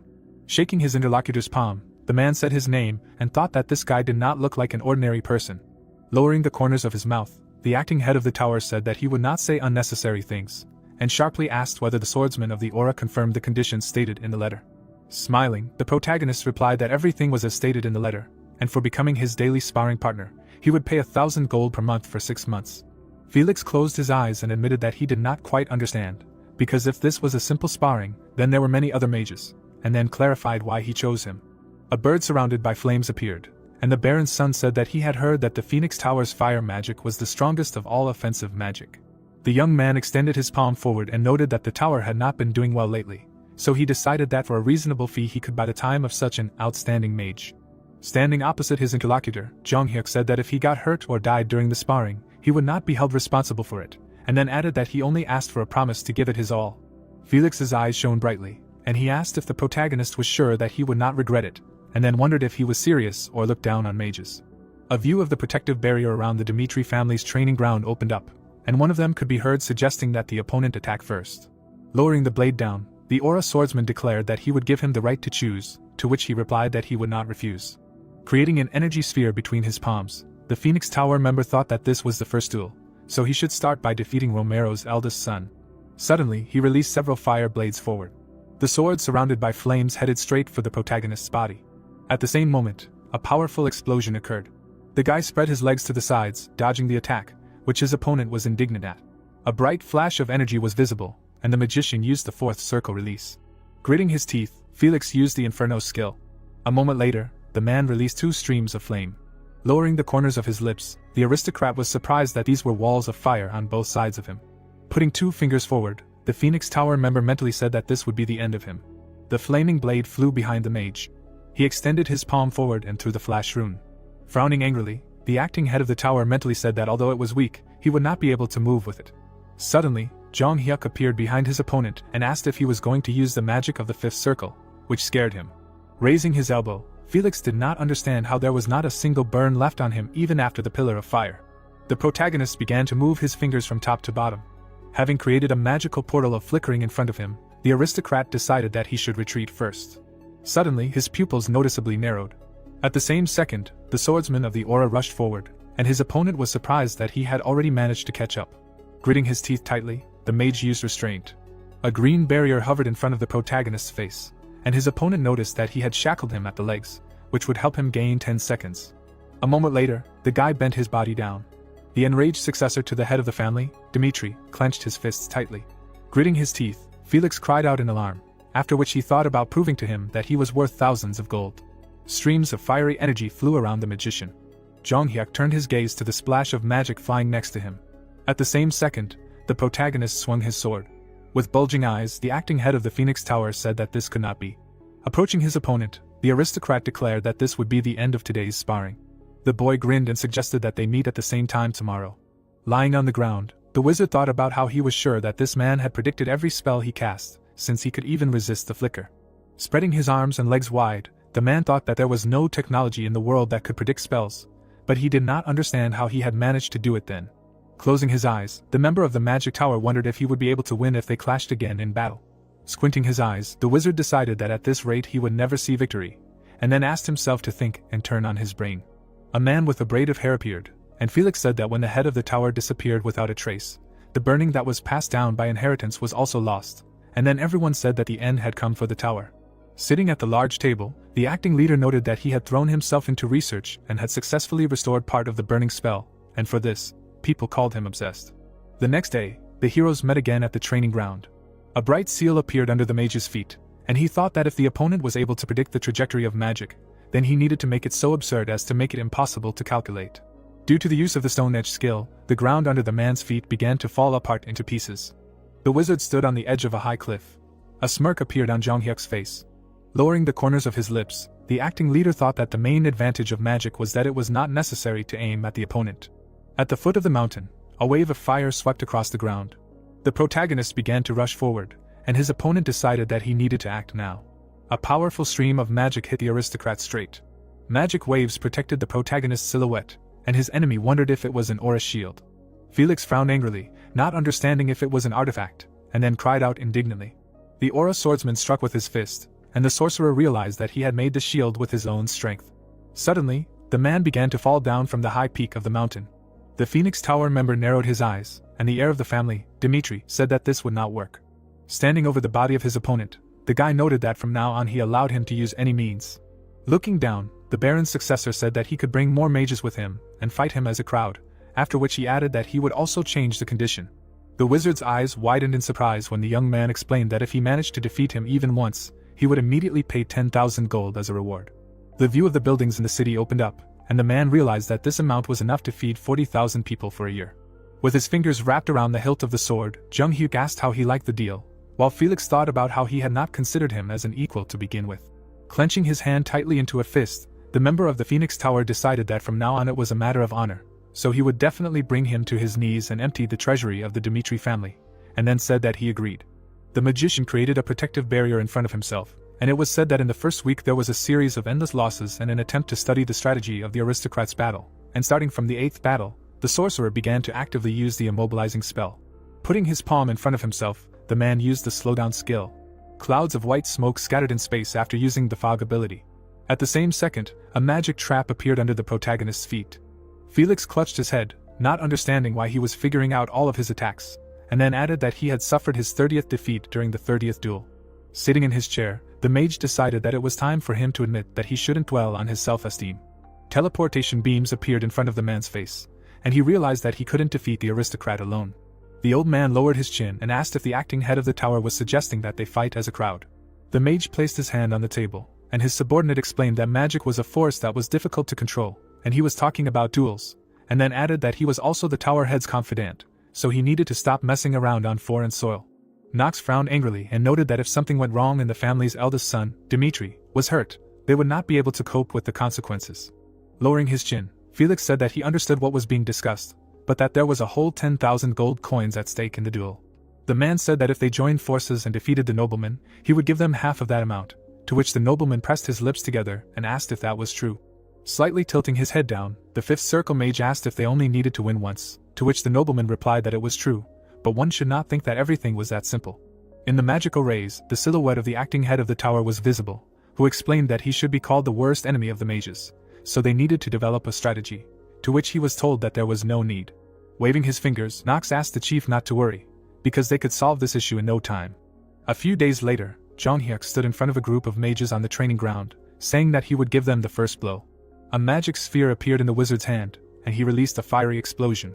Felix closed his lips, thinking that he had erased the traces of failure in just a month. The bodies of exhausted mages lay around the protagonist. Looking at his palm, the nobleman realized that thanks to the second bone reorganization, he had reached a level of dominance over cold and heat, and almost no fire could harm him. Nox lay face down on the stone floor, exhaling heavily. Closing his eyes, the young wizard muttered that Mr. Felix had said that there was another sky above the sky, and did not understand who he was, and the other asked about what battles he had participated in. With his hands behind his back, the acting head of the tower ordered his subordinates to wait here. The man began to walk away, saying that he would go and talk to him. The protagonist's lips dropped in confusion when the Phoenix Tower member said he would be frank and noted that he was not at all sure that he could defeat him, but at the same time he simply could not contain his curiosity. Standing directly in front of his interlocutor, the sorcerer asked how he managed to predict the spell every time and neutralize it, to which he agreed to explain. Extending his palm forward, the successor of the family line, Dmitri, said that he would tell him how he prepared for the duel. Suddenly, the mage's pupils noticeably narrowed. Looking to the side, the man noticed this place, and then wondered if he had really read all the books on magic here. A book surrounded by magical flows appeared, and it was said that mana, which comes from the magic cycle, is able to resonate with nature. A bright flash of fire was visible, and it became clear that fire combines with fire. A large wave rose above the surface, and it turned out that the water resonated with water. A powerful stream of wind began to swirl, and it was said that the wind combined with the wind. Felix's eyes lit up brightly, and he thought that at the moment of creating such magic, a kind of signal and an approximate attack pattern arises. The magician lowered his hands, and Jong Hyuk explained that it is possible to calculate in advance what kind of magic the opponent will use, based on the amount of mana, its form and attribute, which will allow you to react quickly enough. The sorcerer opened his mouth in bewilderment, and thought that he could not believe that he embodied all three conditions at the same time, while the main character explained that firstly, you need to have the ability to read resonance, secondly, have knowledge that will allow you to recognize the type of spell by the form of resonance alone, and thirdly, lightning-fast decision-making is necessary, which is based on the information received. Turning his head to the side, the member of the Phoenix Magic Tower realized that the heir of the Dmitri family is a monster that cannot be called a genius. The view of the elegant building opened up, and Felix noticed that even such a monster tirelessly worked on himself to become stronger, and he himself was only using the disappearance of his mentor as an excuse to escape from reality, but was unable to achieve anything in the field of the acting head of the Magic Tower. Standing in the middle of the corridor, the man decided that he would throw all his energy and time into preparing for a sparring match with the Baron's eldest son. Knights in iron armor were visible, and it turned out that 2 months had passed, and during this time the magician began to feel alienated, and despite the fact that the lands of the Dmitri family were located on the outskirts, then in comparison with the average families, their soldiers were an order of magnitude stronger and retained unconditional durability, and a man named Zonghyuk aroused more and more curiosity. There was a wooden sign with a hammer hanging on the building, and someone called out to the young gentleman. Carrying a large box in his hands, the guy said that he sometimes dropped by, but if he wanted to forge a sword, he used his personal forge. Putting his hand to his mouth, the worker said that he heard this from the head blacksmith, and then added that when the Baron's eldest son is at work, the flames of the brazier envelop his entire body, and he looks so majestic, as if the god of fire himself descended to earth. The protagonist could be seen swinging his hammer, and Felix was surprised that the flames were enveloping his entire body. The head of the Phoenix Tower had his face covered by a hood, and he advised his successor to come into contact with fire every day and find his own way to embrace it completely. Putting his hand forward, the man explained that in order to use combustion, one must establish a deep friendship with fire, and then added that it was not something that could be learned simply because one wanted to. The young mage's pupils bulged in surprise, and his leader explained that when a huge column of flame enveloped his body and he managed to feel no pain, only then would he be able to be reborn as the embodiment of fire. Walking down the city street, the sorcerer thought about how the Baron's son was not afraid of fire, and did not react in any way even to the melting heat. The silhouettes of the father and son appeared, and the acting head of the tower wondered if it was possible that he knew how to let fire into the body, since this family line had been friends with the brazier flame for generations. Jong-hyuk turned around when he heard someone calling him. Coming closer, Felix said that he heard that he absorbed the brazier fire while forging. The protagonist lowered the corners of his lips when asked if he had a special way to merge with the flame. The nobleman replied that it was true, that he used his own unique style to master the fire, to which the interlocutor anxiously opened his mouth and thought about how he knew he had the necessary knowledge. Clenching his hand tightly into a fist, the magician said that in that case, he would get straight to the point. Bowing low, the man shouted that the Phoenix Tower needed this technique, and then added that he wanted to be taught it. The wizards furrowed their brows angrily, and their leader explained that the past 3 years had been like a protracted nightmare. A bright light was visible behind the protagonist's head, and it seemed that after so much torment, they had finally found a clue. Looking down, the Baron's son asked why they should be so generous to them. Felix's pupils visibly narrowed in fear, and he thought that this was a curse. Frowning angrily, the Aura swordsman admitted that he thought he was paying them a decent reward, but did not understand what the Phoenix Tower could give him. With his hands clasped behind his back, the acting leader of the tower announced that he had gathered all the wizards to hear their opinions. Nox lowered his eyebrows and said that he would tell the truth, then added that their boss needed to be sure that the young master was a natural enemy of magicians. A memory of Jung-hyuk standing in front of a crowd of magicians appeared, and the old man noted that it was not for nothing that there was an expression that if you can't defeat an enemy, it's better to go over to his side. A man's hand was seen holding a huge tower, and the fifth circle magician explained that they were despised in the Frank kingdom, so he didn't see anything wrong with giving him the Phoenix Tower. Felix, his eyes wide in confusion, asked if his subordinate really thought so. The magicians simultaneously grinned and explained that they also had eyes. The man frowned angrily as he thought that there was no such thing as one of the 13 magic towers seeking to personally establish ties with a foreign country, but they had to change that prejudice. Standing before the wizards, Felix declared that from now on he would entrust the future of their tower to the Dmitri family. It seemed as if a large number of carts were driving through the fortress wall, and it turned out that after that, the Phoenix Tower had seriously begun moving. Running into the room, the subordinate loudly called out to the head, when suddenly the latter asked what was going on, to which he received the answer that he needed to look at this draft budget that would be allocated to them. Holding the paper in his hands, the acting head of the tower mentally said that he thought that the move would hit their budget, but he did not understand how it happened that they had to pay 24,000 gold every year. A man in a black robe appeared, reaching out for the coins, and it was said that people called mages monsters that devoured money. Precious crystals lay next to the book, and it became clear that in order to ascend to the highest circle, mages needed expensive goods, such as magical teachings or stones. The boy closed his eyes and cried out that he himself did not believe his eyes, and then added that he was told that if this was not enough to cover the expenses of the tower, they could even submit an adjusted budget plan for consideration. Felix's eyes widened in bewilderment, while the young mage noted that he thought it would be better for him to go out for a while. A view of the large rooms in front of the castle opened up. The man's mouth dropped open in surprise, not understanding what kind of giant it was. Chris smiled and said that they had decided that the Phoenix Tower would like to expand its influence, so now it can take on 1,000 workers, and then asked how they liked the idea. Standing behind the head of the night squad, the wizard admitted that he was still a little confused, and then added that he did not think that the master would do so much for them. Looking away, the deputy captain said that the heir of the family, Dmitri, valued his people more than anyone else.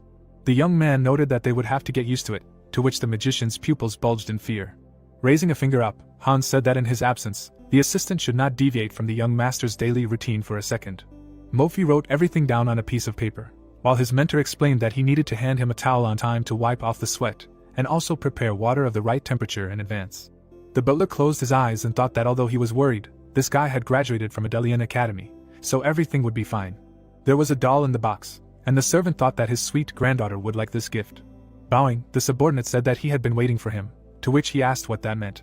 Standing in front of the carriage, the guy asked him to get in, to which he asked if they were really waiting to take him. Hans held the gift box in his hand, and the young master's servant said that it was his order. Garrison looked down in confusion and asked how that could be understood. The servants were bustling around the room while the table was being prepared. The woman opened her mouth wide and called out to her husband. The butlers were smiling and chatting among themselves, when suddenly someone said that they did not understand what was going on, but these people were sent by Junghyuk, and the only son Hans did not understand why he would do this.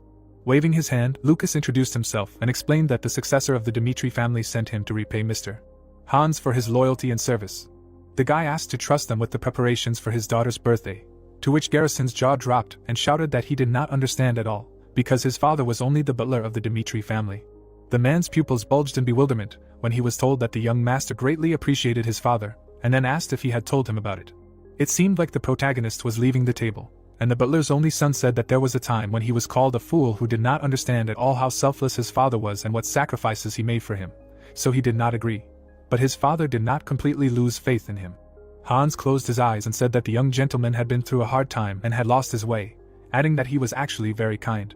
Biting his lips in sadness, Garrison muttered that he thought his father was wasting his time. Putting his hand to his face, the man thought about his parent. The view opened up to a decorated room and large tables, when suddenly someone was heard wondering about this. The girl put her fingers to her mouth and asked if they had come to the right address, and the other guests did not understand where all this was coming from.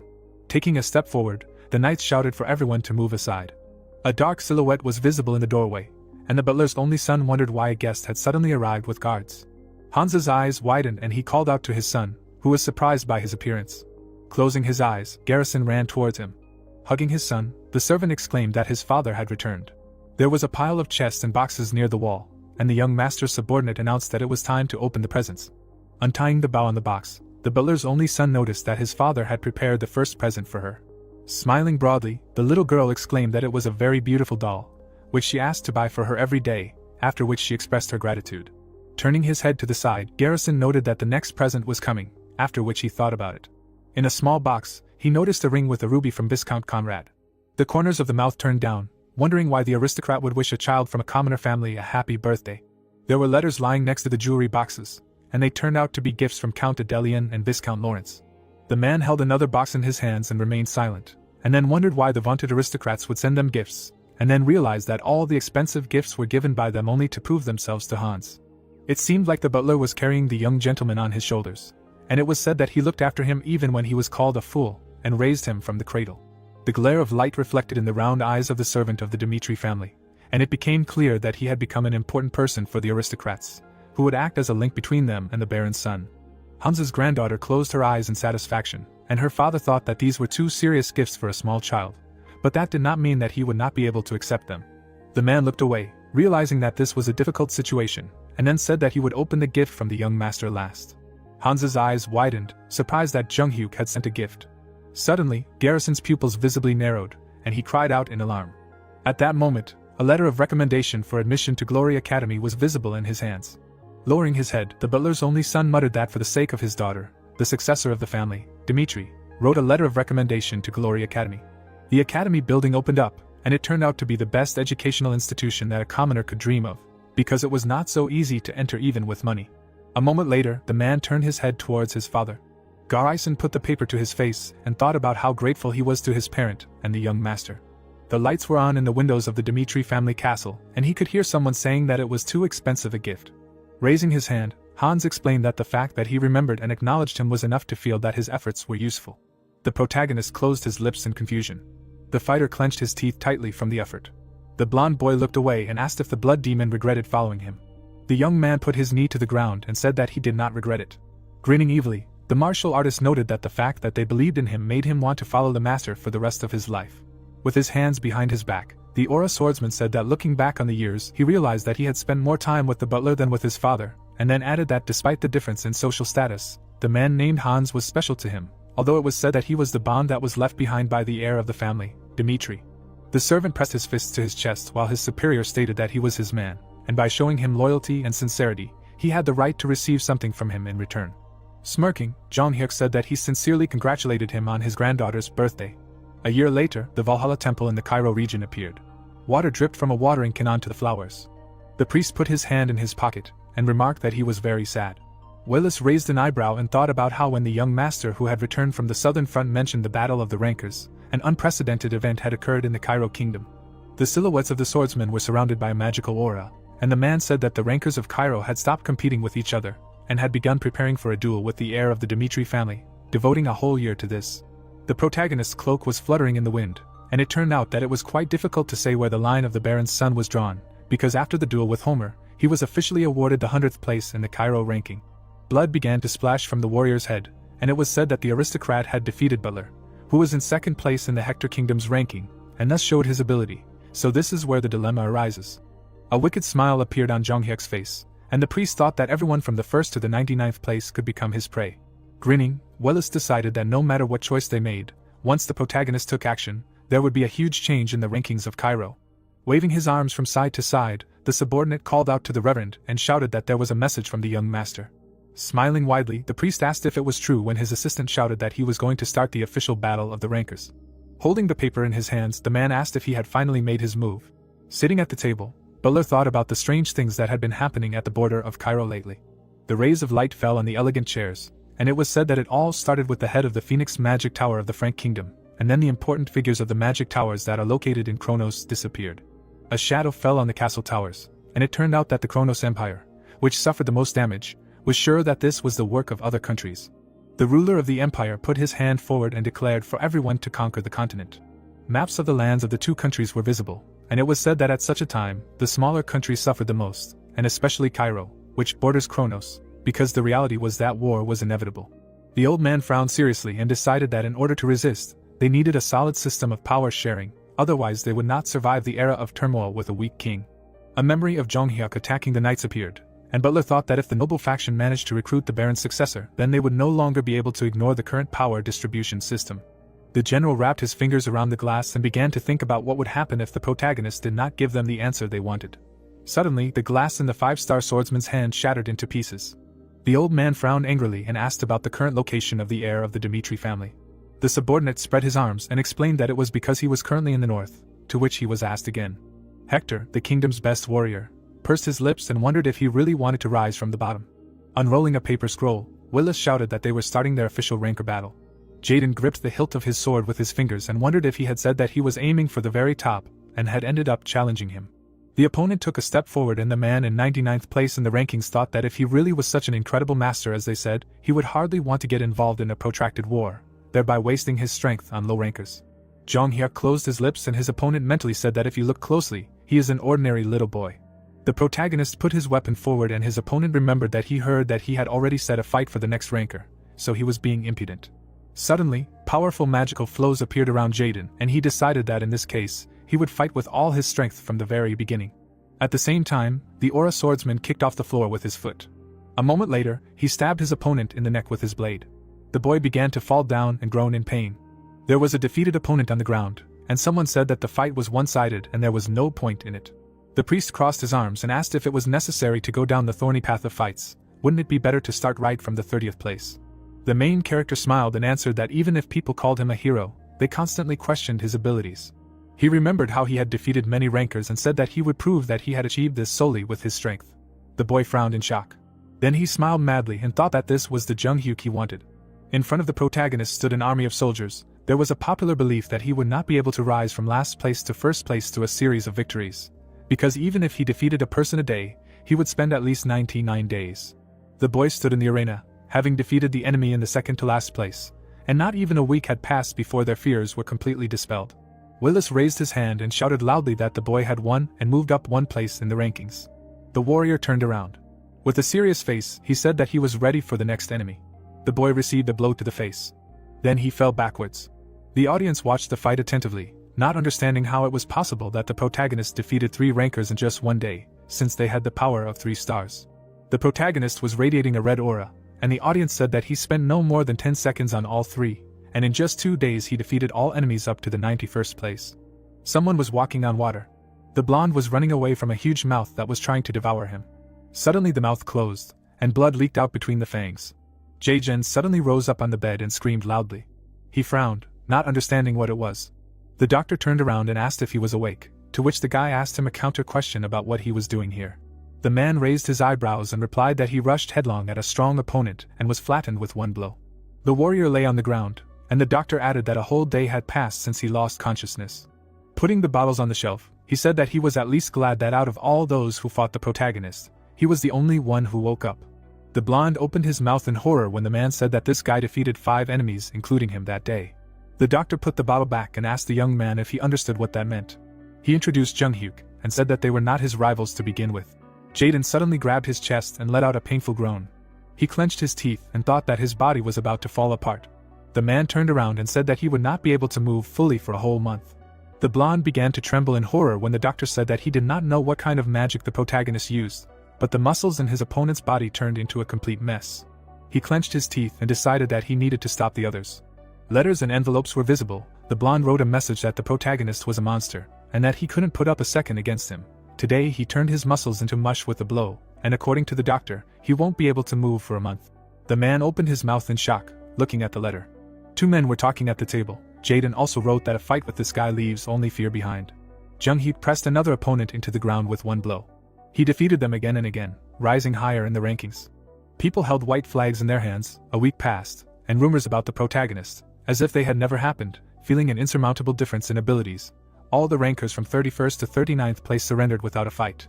The blade was stuck into the table through the envelope. It seemed like everyone rallied, accepting defeat, and only someone in 30th place accepted the protagonist's challenge.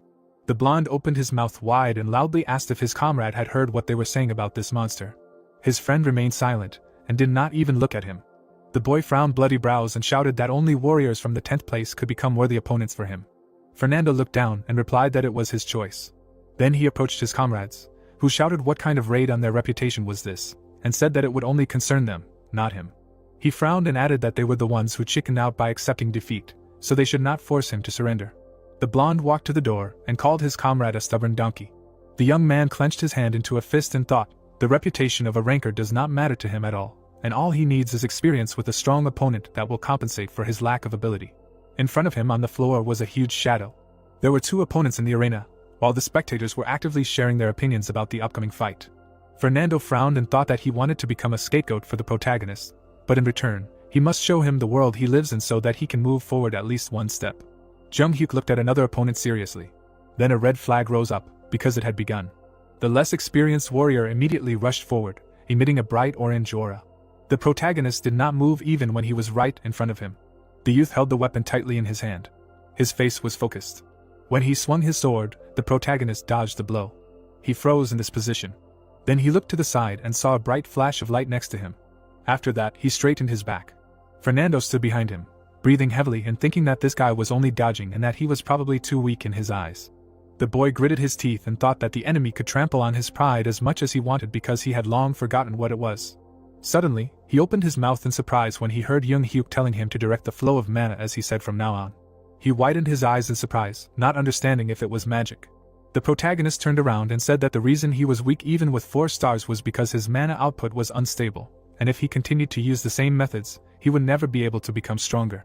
He imagined the flows inside the body and added that when mana was released normally, it was taken in and released through the outlet channel. The boy imagined a human body and said that all the boys on the Salamander continent used the same internal mana channel.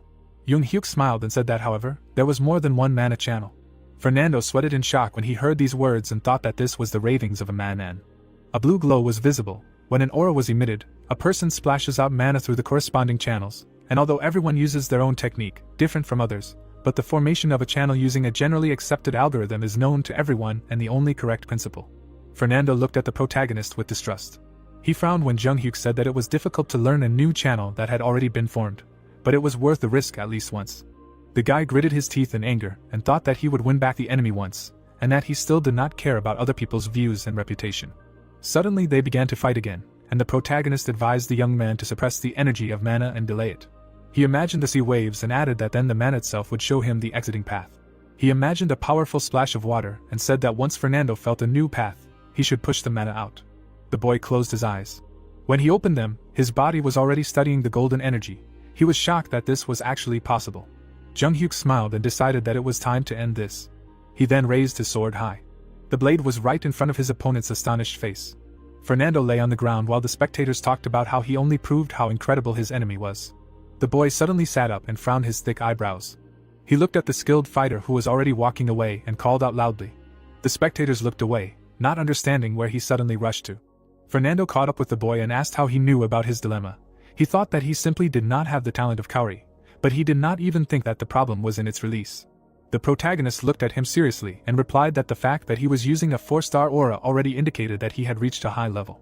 The youth opened his mouth in surprise when his opponent added that compared to the level of mana, the emission power was catastrophically weak, and in this case, there was a high probability that the problem was in the aura channels. The guy clenched his hand into a fist, about to say something honest.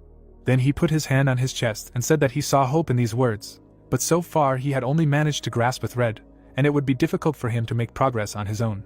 Fernando looked closely at the protagonist and asked if he would teach him how to break through the aura channel. Jung Hyuk scratched his lessons and replied that teaching was not a problem, but he did not like deals without payment.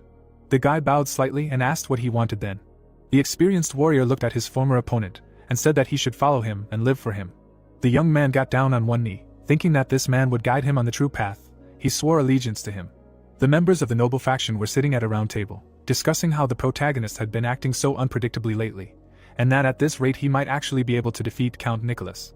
The old man frowned and said that there was no need to rush to conclusions, because even though Jung Hyuk had defeated Battler among his achievements, Nicholas was a high-flying bird.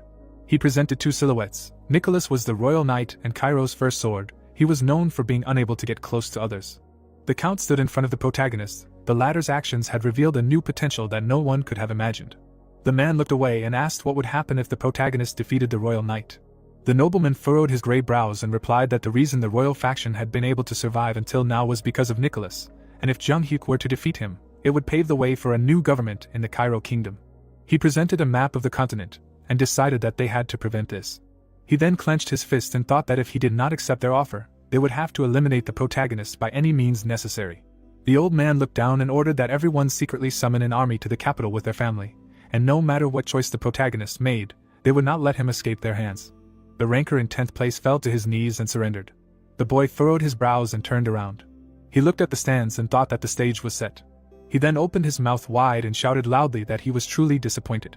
The audience looked at him in shock as he said that he had officially declared the beginning of the ranker battle a year ago, and he hoped that they would prepare for this battle with him. The young man raised his hand and shouted that after defeating Jaren, he realized that there was no opponent in Cairo who could take his sword except for Count Nicholas. He imagined the image of a royal knight, and added that he would now shorten this meaningless process. The protagonist frowned and said that in 3 days, at this very place, he would fight the 9th through 2nd ranked rankers one by one. He would infect them all and challenge the first sword. Someone clenched their fists. The boy's statement raised the whole kingdom of Cairo on its ears. Bruno looked to the side and said that he and Jaren were almost on the same level in ability, but the protagonist defeated him with a stunning margin. Oscar looked down and said that there was no backing down.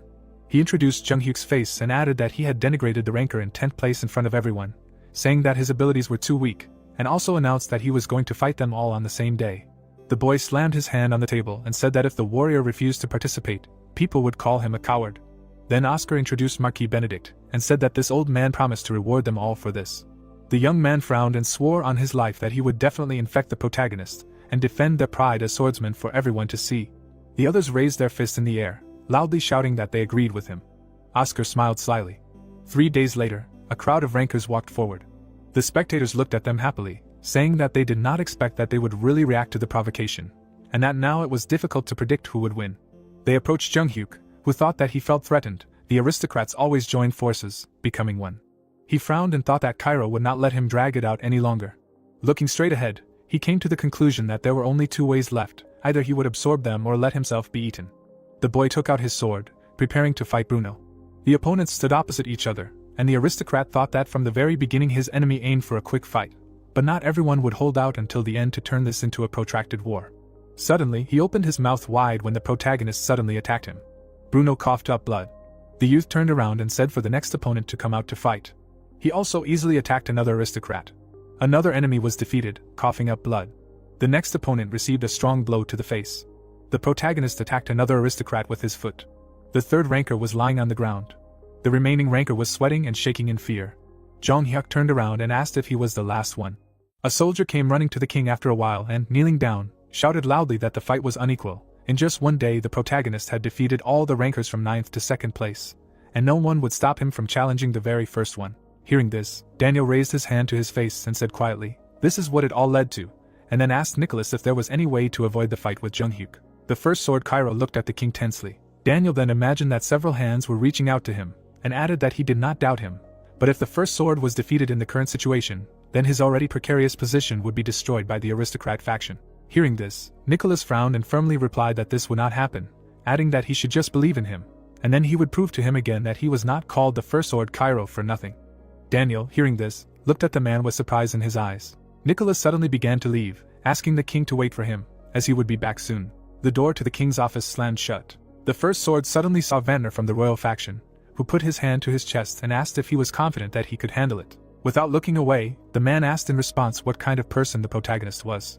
Then Vanner imagined a black tiger in his head and answered that at birth, nature had awarded him the nature of a predator, and although he had not yet achieved world recognition, he had unshakable confidence in the path he had chosen. He remembered sitting opposite Jong Hyuk during one of their meetings, after which he asked Nicholas to be careful. A drop of cold sweat ran down his face as he added that if he was defeated, then the royal family of Cairo would come to an end. Hearing this, the first sword turned away and firmly said that there was no need to worry, because he would protect the royal family no matter what. The next day, thick clouds floated across the blue sky above the capital of Cairo, Kairos. The protagonist slowly walked to the arena, where they were already waiting for him. As soon as he entered the battlefield, the first sword of Cairo addressed him. Tightly gripping the hilt of the sword, he ordered it to attack. Taking a fighting stance, the man suddenly shouted that he would show him the harsh reality. Hearing this, the guy took out his sword and said, "Okay." The referee waved a red flag and shouted that the fight had begun. At the same second, Nicholas was enveloped in an insanely powerful magical energy. Two incredibly strong auras collided with each other. The spectators in the stands felt it. The opponents' swords crossed, reacting to this with a bright flash. They fought each other at high speed, and the air shook with each clash of swords. The guy who was watching this smiled widely, saying to himself that this was exactly the kind of fight he was waiting for. Cairo's first sword suddenly smiled and said that his opponent was quite a funny guy. The protagonist did not take his satisfied gaze off the man, answering that the title of Cairo's first sword was not just a fiction. Suddenly, Nicholas delivered a powerful blow from above, but the guy blocked it. The spectators felt a shockwave on themselves and shouted that it was amazing. Anger suddenly appeared in the eyes of the protagonist. He carried out an incredibly fast attack that left a mark. The first sword destroyed the floor of the arena with its legs. Jung Hyuk forcibly pushed his opponent back a few meters, which greatly surprised the man. Nicholas slowly lowered the sword. The protagonist smiled madly, saying to himself that his blood was boiling in his veins. In that same second, he jumped up. He attacked his opponent at an incredible speed. Suddenly, when Cairo's first sword blocked another blow, blood spurted out of his mouth, and he said to himself that this could not go on any longer. He immediately counterattacked, but the protagonist dodged. Jong Hyuk soared into the air, and Nicholas said to himself that he was a practical guy, and if he won, he would hardly go over to the royal family's side, which is why he could not lose. Immediately after these thoughts, his aura became several times more powerful. From what he saw, surprise appeared in the eyes of the protagonist. His opponent, using a secret weapon, was preparing to strike. A few seconds later, Cairo's first sword made a powerful blow. Jong Hyuk followed the trace left by his opponent's sword in the air with his eyes. Nicholas used the destruction technique, which struck the arena with a huge column of light. Raising his sword, the protagonist used the Sky Demon technique. Using the second level and first style, he used all his strength to counter his opponent's strength. In less than a minute, rocks began to rain down from the sky. When the smoke cleared, everyone saw Nicholas kneeling, wondering if he had lost. Suddenly, what the boy saw made him surprised. Cairo's first sword, leaning on his sword, struggled to his feet and said that he could still continue, to which Jung Hyuk asked him why he was making such a sacrifice. Hearing this, the man smiled and asked in response what he meant by why. Pointing his sword at his opponent, he replied that of course it was because he was Cairo's first sword, adding that he could destroy him, but he could not break his will. After saying this, he rushed forward with a loud cry. Running up to the protagonist, Nicholas swung his sword. But before he could strike, the boy made a quick strike. Blood spurted from the man's mouth, and his eyes filled with pain. After that, he fell dead on the floor, and the main character said to himself that this was the last moment of the life of a great man who had taken over an entire era. All the spectators were shocked by such a sight. The judge rose from behind the rubble and said that Roman Dmitri thus became the first ranker of the Kingdom of Cairo. Hearing this, the guy put his sword back in its sheath with a satisfied smile on his face. But there was not a drop of joy in the eyes of the Valhalla member. Turning away, he said to himself that they had underestimated him, but no matter how they thought about him, this monster would still exceed all their expectations, because he was not going to bow his head before Valhalla, so he needed to be gotten rid of. With these thoughts, he began to leave. His body slowly dissolved, going into the darkness. After some time, the main character walked along the center of Kairos with his soldiers. Each of them had a serious expression on their face, and the people looking at Young Hyuk were surprised to hear that he had already defeated Nicholas at such a young age. Suddenly, the boy stopped when he was addressed. The leader of the aristocratic faction, Marquis Benedict, frowned and said that he had heard that he had even defeated Count Nicholas, earning his admiration. But as soon as he said this, soldiers came running out from all corners. They surrounded the protagonist and his army, and the old man said that after seeing Count Nicholas defeated, he wondered why it took him a year. But now he seemed to understand. Young Hyuk looked at the aristocrat in silence without a trace of fear in his eyes. Imagining a huge wall, Marquis Benedict suddenly asked if it was true that this time was needed for the Dmitri family to reorganize and expand their power. His face showed displeasure, with which he said that now was the time to make a choice. Extending his hand towards the boy, he asked him whether he would follow the aristocratic faction or choose someone else, adding that it would be fine if he chose the former, but if he chose the latter, he would pay a heavy price, and then asked again what his decision was. Hearing this, the protagonist lowered his head. His eyes were fixed on the ground. He recalled how the eldest master of the heavenly demon sect, Ho, smiled and said that now their future relationship would depend on his choice, so he must choose whether to follow his brother's example and join his ranks, enjoying fame and fortune, or to appear before him as the heir to the sect. The protagonist's three brothers stood to the side. In front of the high steps stood Jong Hyuk himself. He tensely knitted his eyebrows, saying to himself that he did not know which choice would be in his favor, submission or conflict. Ascending the first step, the boy asked himself what he wanted. The protagonist approached his brother and apologized. Hearing this, Ho raised an eyebrow in surprise. But unexpectedly for him, Jung Hyuk raised his sword above his head. Looking at his brother with disdain in his eyes, he firmly said that he was not the type to live for someone else. Leaving his memories, Jung Hyuk smiled and said the same thing. Hearing this, Marquis Benedict clenched his fist and shouted in anger that he had made a stupid choice. Stretching out his hand, he said to himself that one way or another, power or reputation was in his hands, and then asked himself what he could do in this situation, because it did not matter how strong he was. The protagonist and his entire army silently listened to the old man, who was shouting in rage that in the name of Benedict, the head of the central government, from now on the Dmitri family, who were making unjustified attacks on neighboring lands, was suspected of inciting a rebellion, and a thorough investigation would be conducted regarding this, so the guy should surrender himself under arrest right now. As soon as Marquis Benedict finished, his soldier jumped up. At that very moment, blood splashed on the old man's face. With one blow, the protagonist killed the subordinate aristocrat, who screamed in shock, asking if he really thought of disobeying, adding that this should be regarded as a rebellion. Then the guy spread his hand to the side and replied that he should call things by their proper names, because this was not submission to his majesty, but to him, Marquis Benedict. He smiled mockingly, adding that of the two of them, he was more likely to plan a rebellion. Hearing this, the old man furrowed his brows in anger and shouted in rage that he had completely lost his mind, because the central government represents the kingdom of Cairo and acts in accordance with the will of his majesty the king. Looking at the dead soldier, he added that with his frivolous choice, the protagonist doomed the Dmitri family to death. After hearing this, the smile disappeared from the guy's face, and he firmly said that the king would decide which of them was right, after which he ordered Chris and Kevin to clear the way. Having received the order, the guys rushed to the attack, answering that they would do everything. Chris left an electric trail behind him with quick blows. Kevin, showing his wild aura, brutally killed the soldiers. Looking at this, the old man gritted his teeth and said in a trembling voice that they were just crazy bastards, while saying to himself that he could not even imagine that they would arrange a massacre right in the middle of Kairos without a shadow of fear. The protagonist stepped into a pool of blood with his foot. He killed the soldier who attacked him with one blow.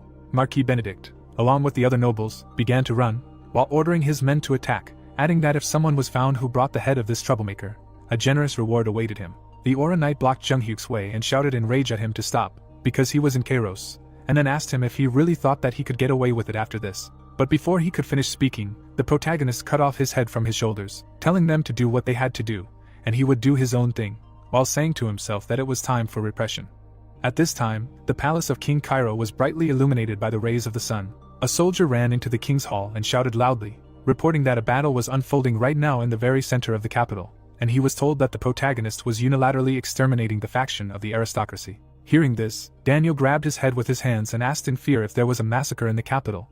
But what should he understand by this? A rebellion. The vice-captain of the Royal Knights, hearing this, furiously knitted his eyebrows and shouted loudly, ordering that the royal knights and all the court guards be called immediately, because the rebels could break into the palace at any moment, and their primary task was to protect His Majesty. At this time, the king squeezed the armrest with his hand and said to himself that in the end, you can't escape fate.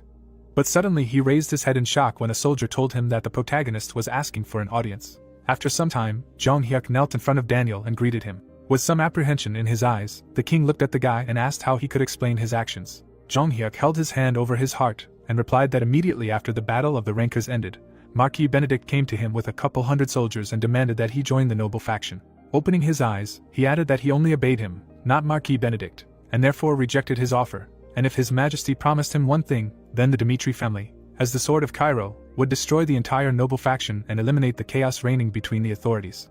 Daniel silently listened to the strongest swordsman in the kingdom, but after the words spoken by the protagonist, shock appeared in the king's eyes, and he wondered if he would really rid him of the noble faction.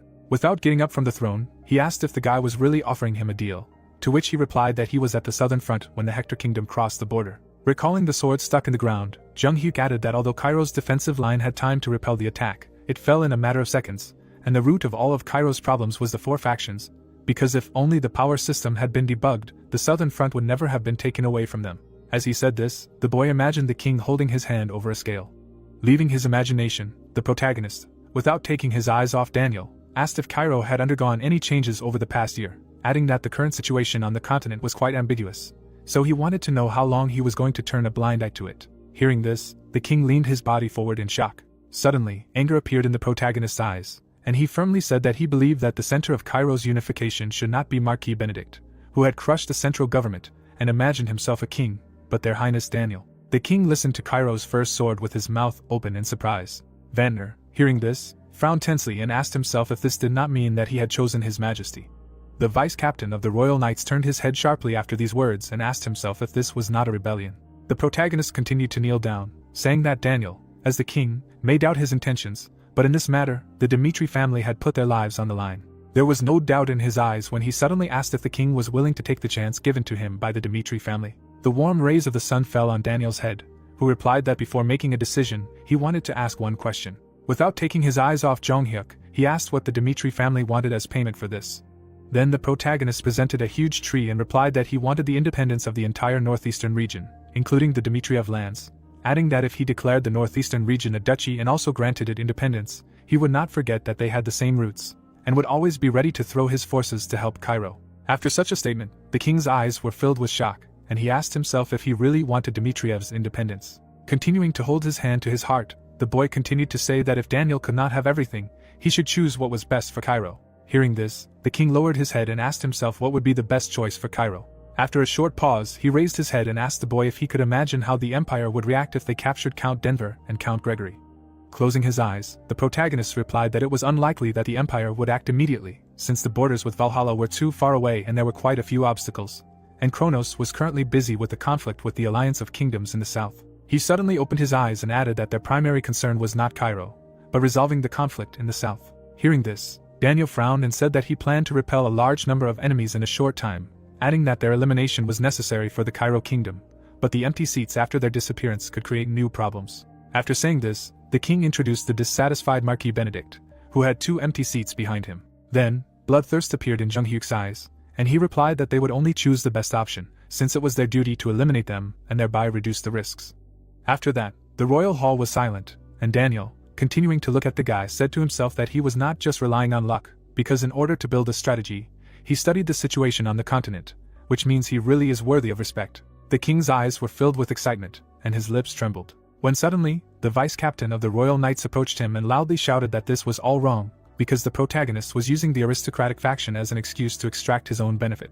So he should not be allowed to do this, to which Jung Hyuk asked if he had any other choice. Hearing this, the man turned around with rage in his eyes and shouted loudly, asking in response what he just said.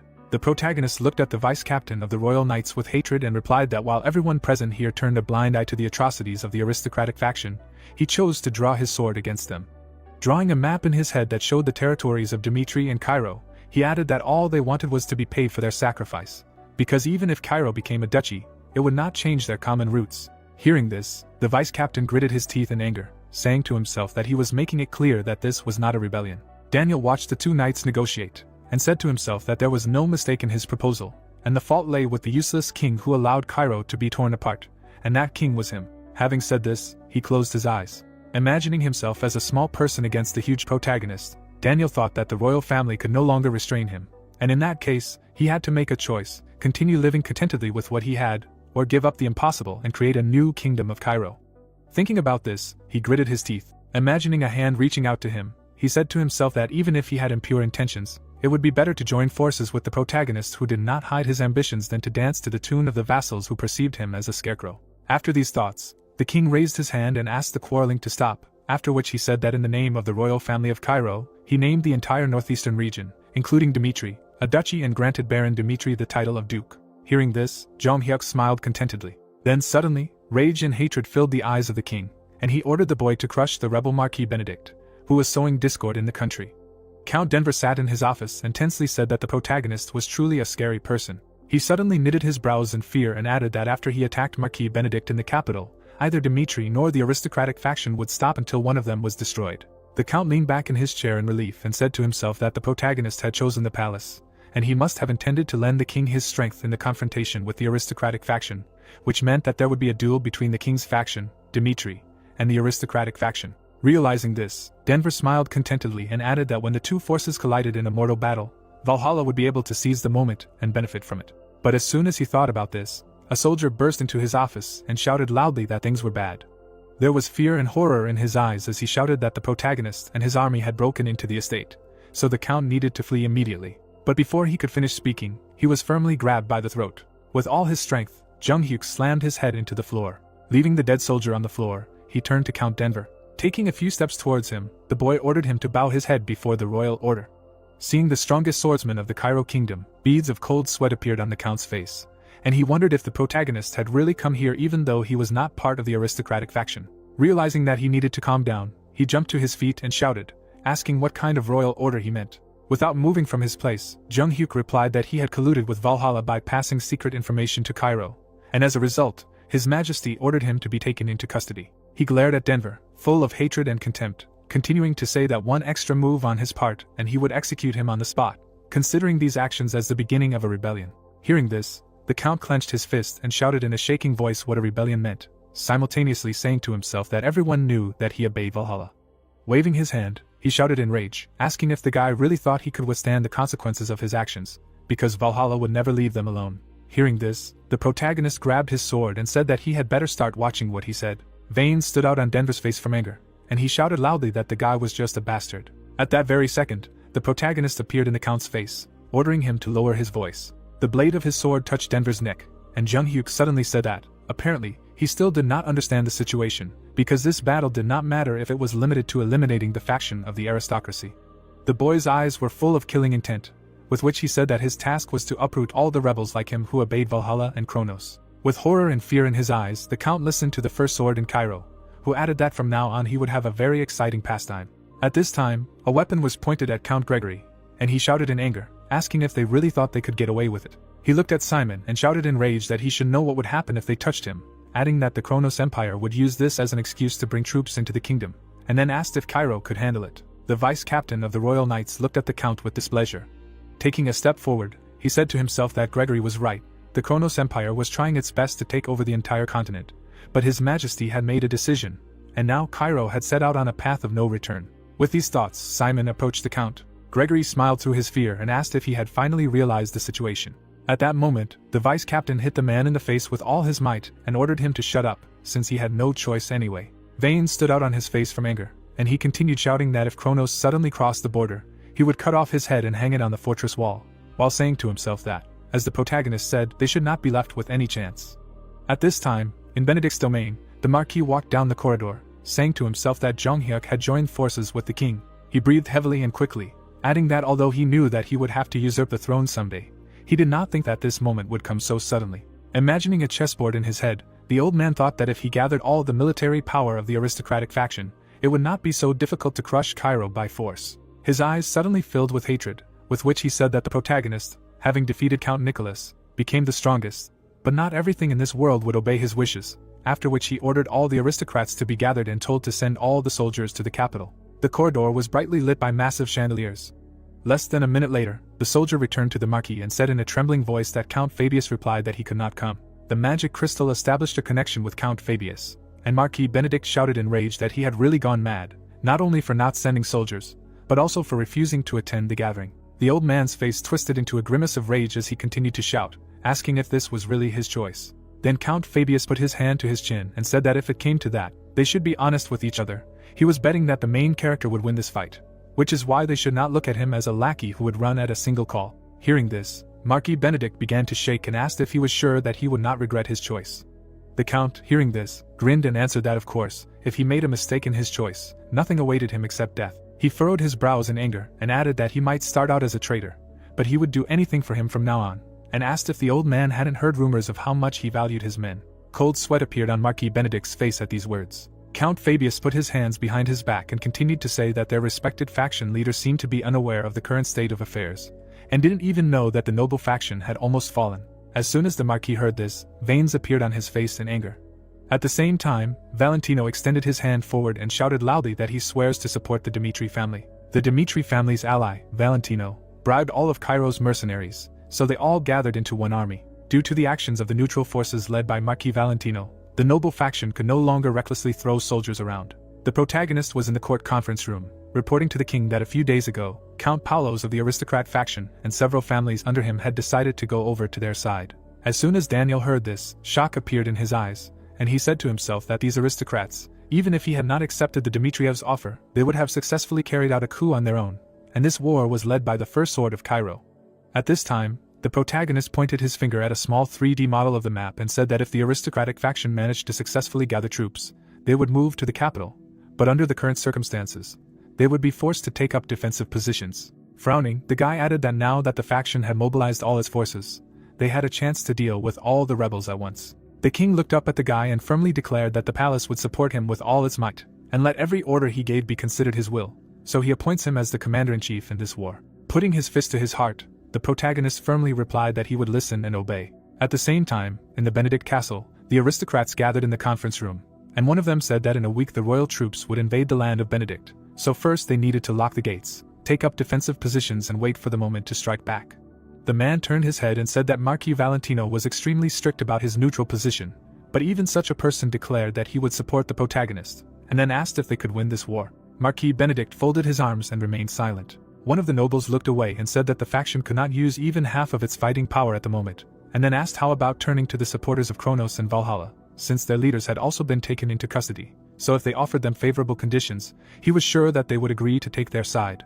The old man nervously fiddled with his hands and said that it sounded good, and then asked how long it would take to win them over. The man looked at him and said that it would take at least half a month to convince them and gather the troops together, after which the Marquis handed him the rights to settle this issue, because even though the war came suddenly, they had long been preparing for war with the royal faction.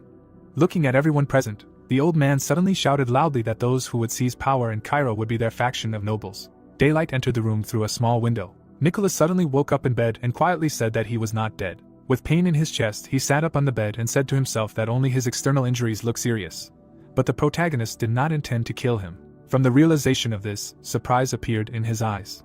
The man suddenly remembered how the guy dealt him the final blow, and said that he should not worry about the consequences. The protagonist, knitting his eyebrows, added that he had no intention of betraying Cairo. Leaving his memories, Nicholas turned his head and said to himself that he needed to scout out the situation first. A few minutes later, a knight was running quickly down the corridor. Simon ran into the captain's room and said that he thought he would die, but what luck that he woke up. Looking at the vice-captain, Nicholas asked him to tell him everything that happened while he was unconscious. Frowning, Simon said that they would soon send troops to the front, and entrusted the command of the army to the protagonist, adding that they were planning to strike at the faction of Marquis Benedict. After listening to his comrade, Nicholas, breathing heavily, asked to take him to the gathering place of the troops, because he definitely had to be there. There was not a drop of fear or doubt in his actions in his eyes. The protagonist walked forward in the bright light of the sun. He walked along the red road, and soldiers stood on all sides. Nicholas handed the sword to Jonghyuk. Looking at the man, the boy wondered if the stronghold of the military elite was personally handing him the sword. Looking down at the weapon, he added that neither King Cairo nor Count Nicholas, despite the chaos in the power system, had lost their sincerity. After that, he turned around abruptly. Proudly raising his head, the protagonist said that Cairo had lived through terrible times, so now they were heading to punish the rebels. His expression expressed firmness and invincibility, with which he said that although the pain of killing his compatriots could not be erased from his memory, But when this war was over, Cairo would regain his peace and tranquility. The former strongest swordsman of the kingdom did not take his eyes off the one who defeated him. Suddenly, Jong Hyuk raised his sword and shouted with all his might that in this war, he would always be at the forefront, so the soldiers should trust him and go forward to victory. After these words, the soldiers began to chant his name, causing the air to shake, and so began the battle on which the fate of one kingdom depended. After some time, the protagonist stood by two installed flares and said that speed was important in this war, and the more time they gave the aristocratic faction, the more choice they were given. Browsing, he added that they needed to forget about building a fortification and prepare for the first attack. Garrison Captain Cameron saw the flares and said that, as expected, they were going to use them. Smiling contentedly, the guy said to himself that a powerful magic shield was installed along the perimeter of Benedict's castle. It was able to withstand dozens of flare volleys, and if it was fed with mana stones in time, it would instantly restore its strength. But he did not understand what they were going to do. At this time, a crowd of people in red cloaks joined the attacking structures.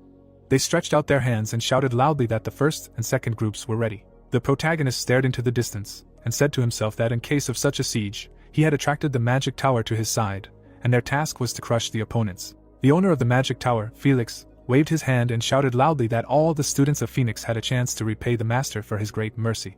Angrily knitting his brows, he added that they needed to show the enemy why their tower ranks 13th among all the magic towers on the continent. The magicians used amplification magic so that the power of the charge exceeded the usual flash.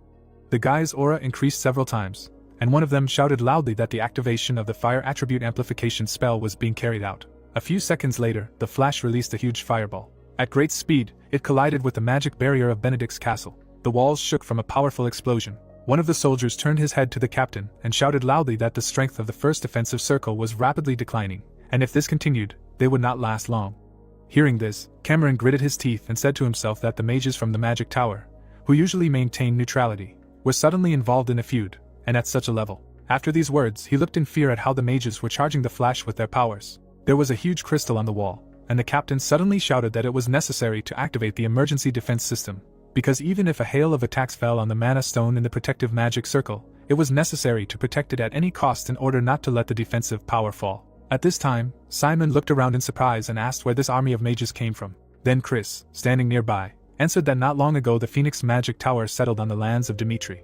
The guy smiled and looked at the vice captain, adding that they had sworn allegiance to the Dimitri family, and since the Dimitri had decided to become Cairo's sword, it goes without saying that the Phoenix tower should also express its allegiance. Less than a minute later, the mages prepared for the second volley, intensifying the flashes. Simon looked at the commander-in-chief with his mouth open in surprise and said to himself that the organization that would be welcomed throughout the continent had sworn allegiance to the aristocratic family, which meant that the Dimitri lands had already acquired a level of combat power comparable to the kingdom. Horror and fear appeared in his eyes from the realization of this. At this time, the protagonist, with his arms folded across his chest, watched the assault. Simon suddenly remembered how Jong Hyuk had recently come to them after the rebellion, and said to himself that His Majesty had made the right choice, because this war would end in victory for their king. There was not a drop of pity in the protagonist's eyes when he ordered to burn everything here to the ground. The vice captain raised his head to the sky in surprise. The flares were ready for another volley. The sky did not stop Cairo. After sunset, the sounds of battle died down, and the soldiers of both camps had a short respite.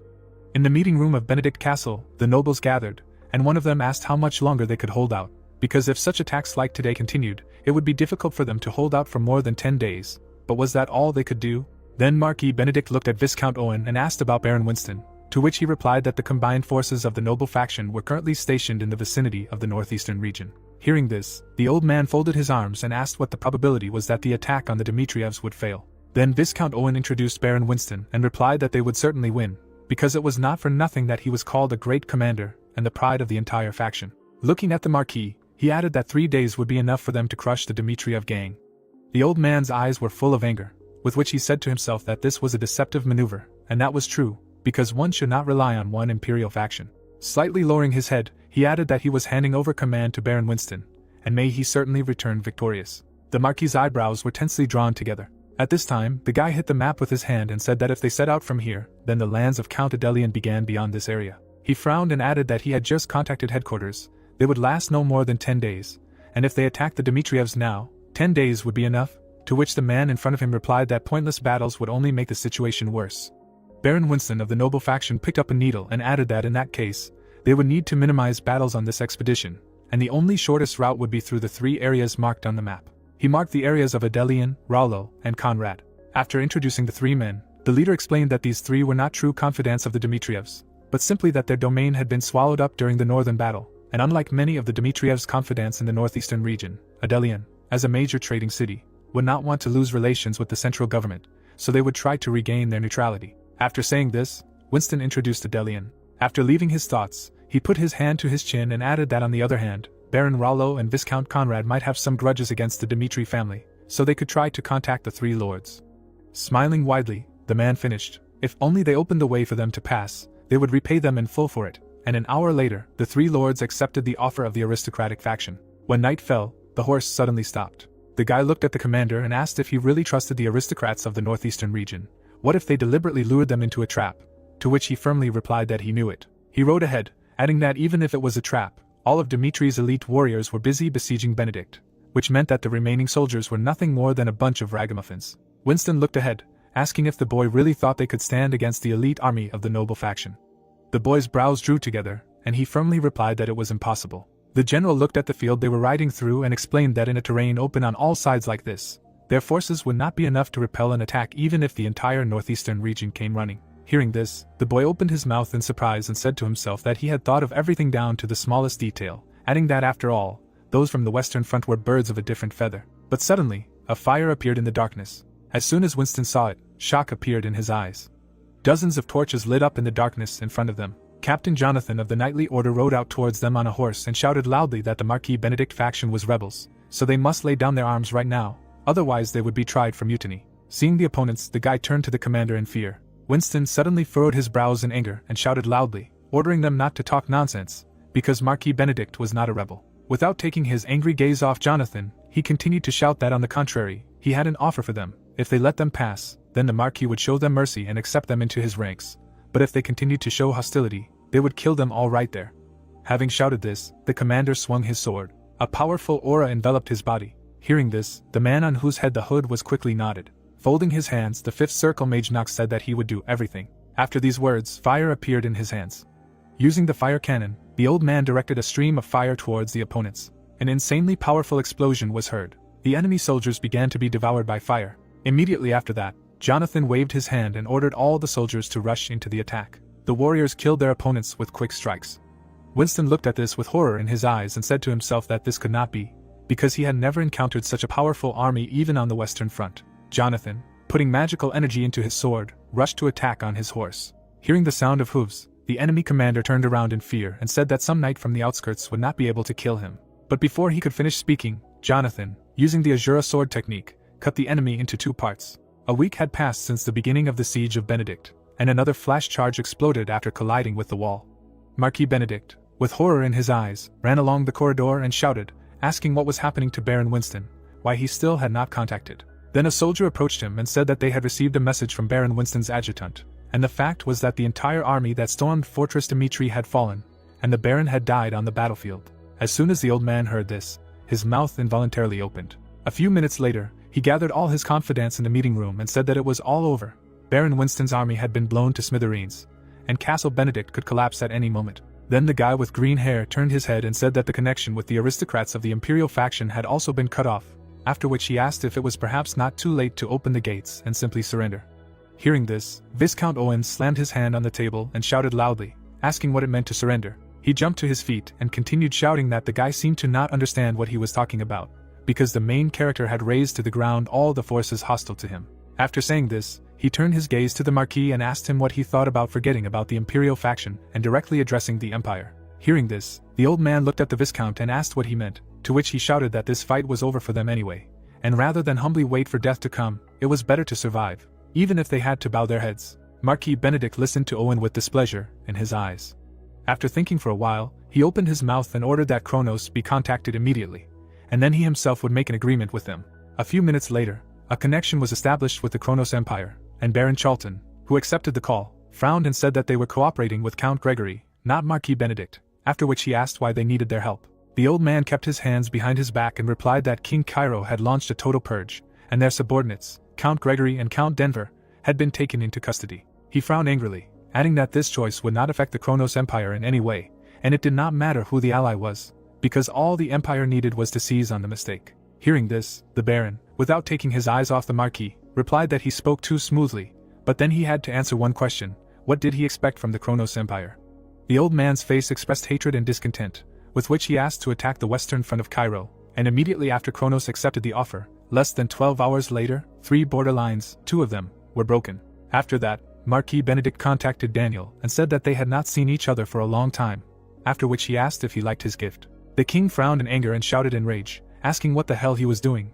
Why did he have to involve the empire in the squabbles within the kingdom? Closing his eyes, the old man replied that he also had no choice, because he had to survive somehow. So right now he had to make a choice like King Cairo, abandon Cairo and crush him, or close the western front and protect the kingdom. Given such a choice, horror and fear appeared in Daniel's eyes.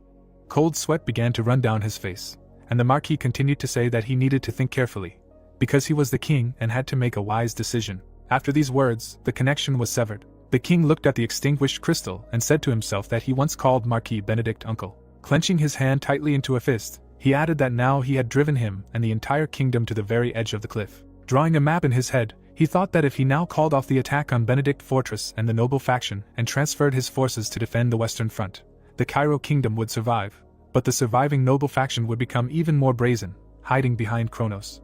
Thinking about this, Daniel imagined the emperor of the Kronos Empire and Marquis Benedict. After a short pause, he turned his head and addressed Simon.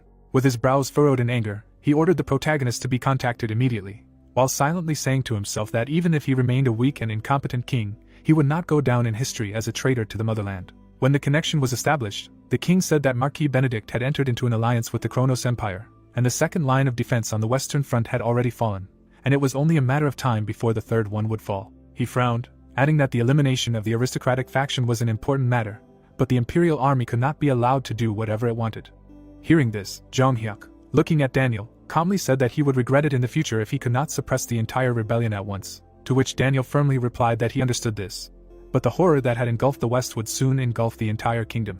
Having said this, the king imagined a huge skull hanging over the entire kingdom. Suddenly, the protagonist bowed his head and said that they had been prepared for this since they decided to carry out the purge, so it didn't matter whether it was Count Gregory or Marquis Benedict, and then asked what he thought would happen if they left the enemies who had sold out their homeland in the rear. Hearing this, the king imagined himself standing ankle-deep in a quagmire that was dragging him to the bottom. It stuck to his feet, not lagging behind, and the first swordsman Cairo said that now it was only one step back, but in the future, in order to return one step forward, he would have to sacrifice many people.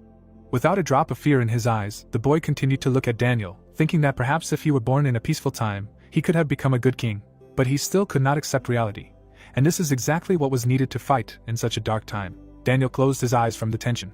Then the protagonist introduced the lines of defense and said that, unlike the 2 previous lines of defense on the western front, there was a capable army in front of the third one, and that Kronos had prepared for this attack in a hurry and had not been able to mobilize their full combat power. Simon and Vantner listened to the guy with worried faces. Jonghyuk introduced the capable commanders-in-chief and said that the king should trust them, because if they dragged out the time, then in 3 days he would deal with the entire faction of Marquis Benedict.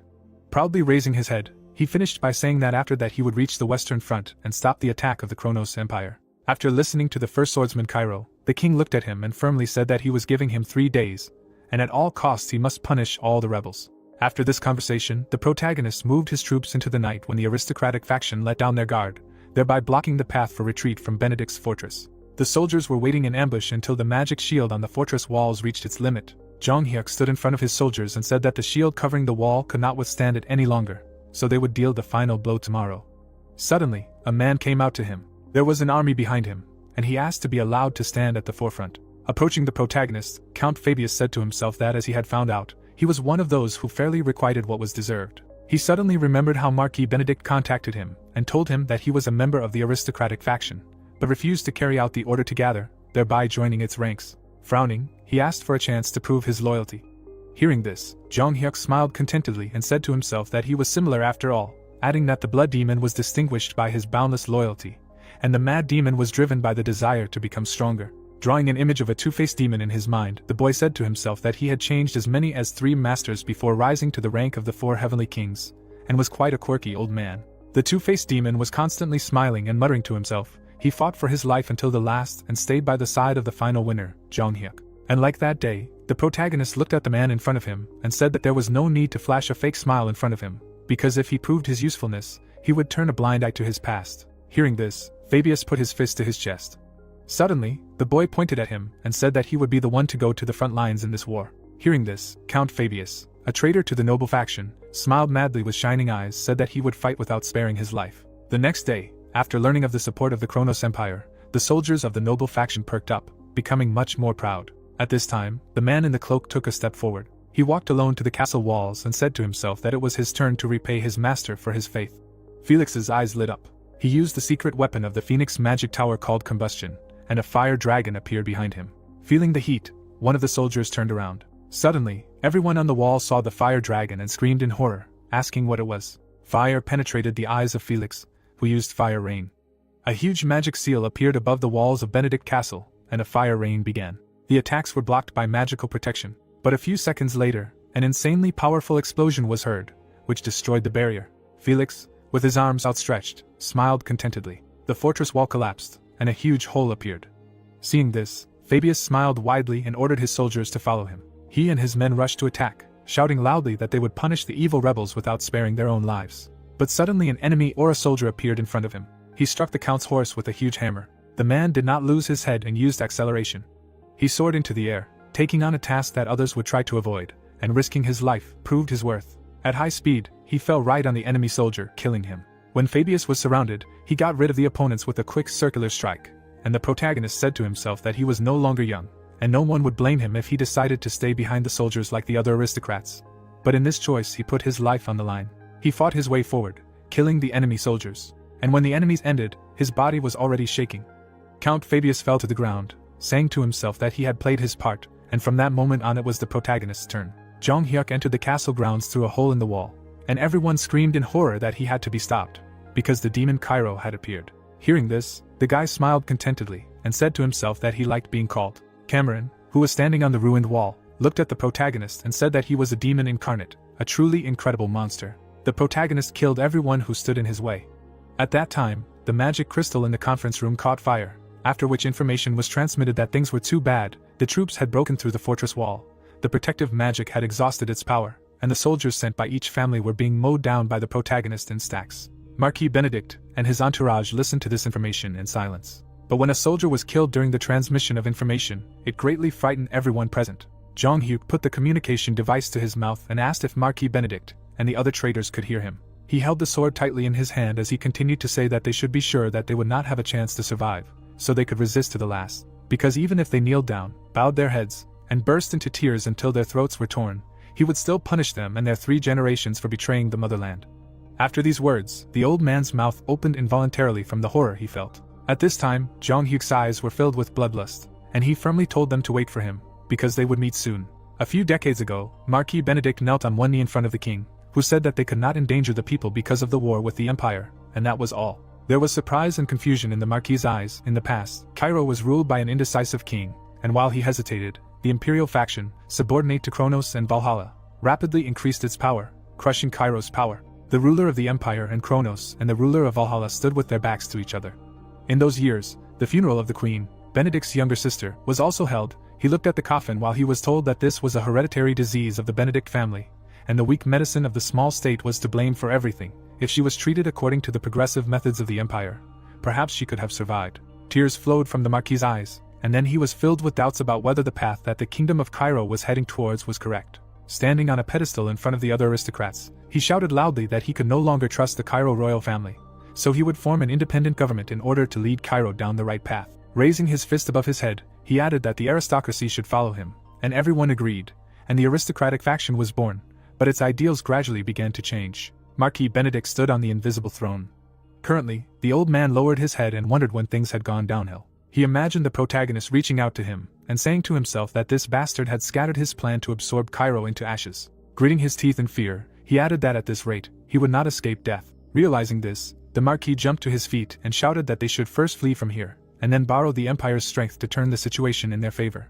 Because if they were captured, the aristocratic faction would be finished. He and his subordinates began to run.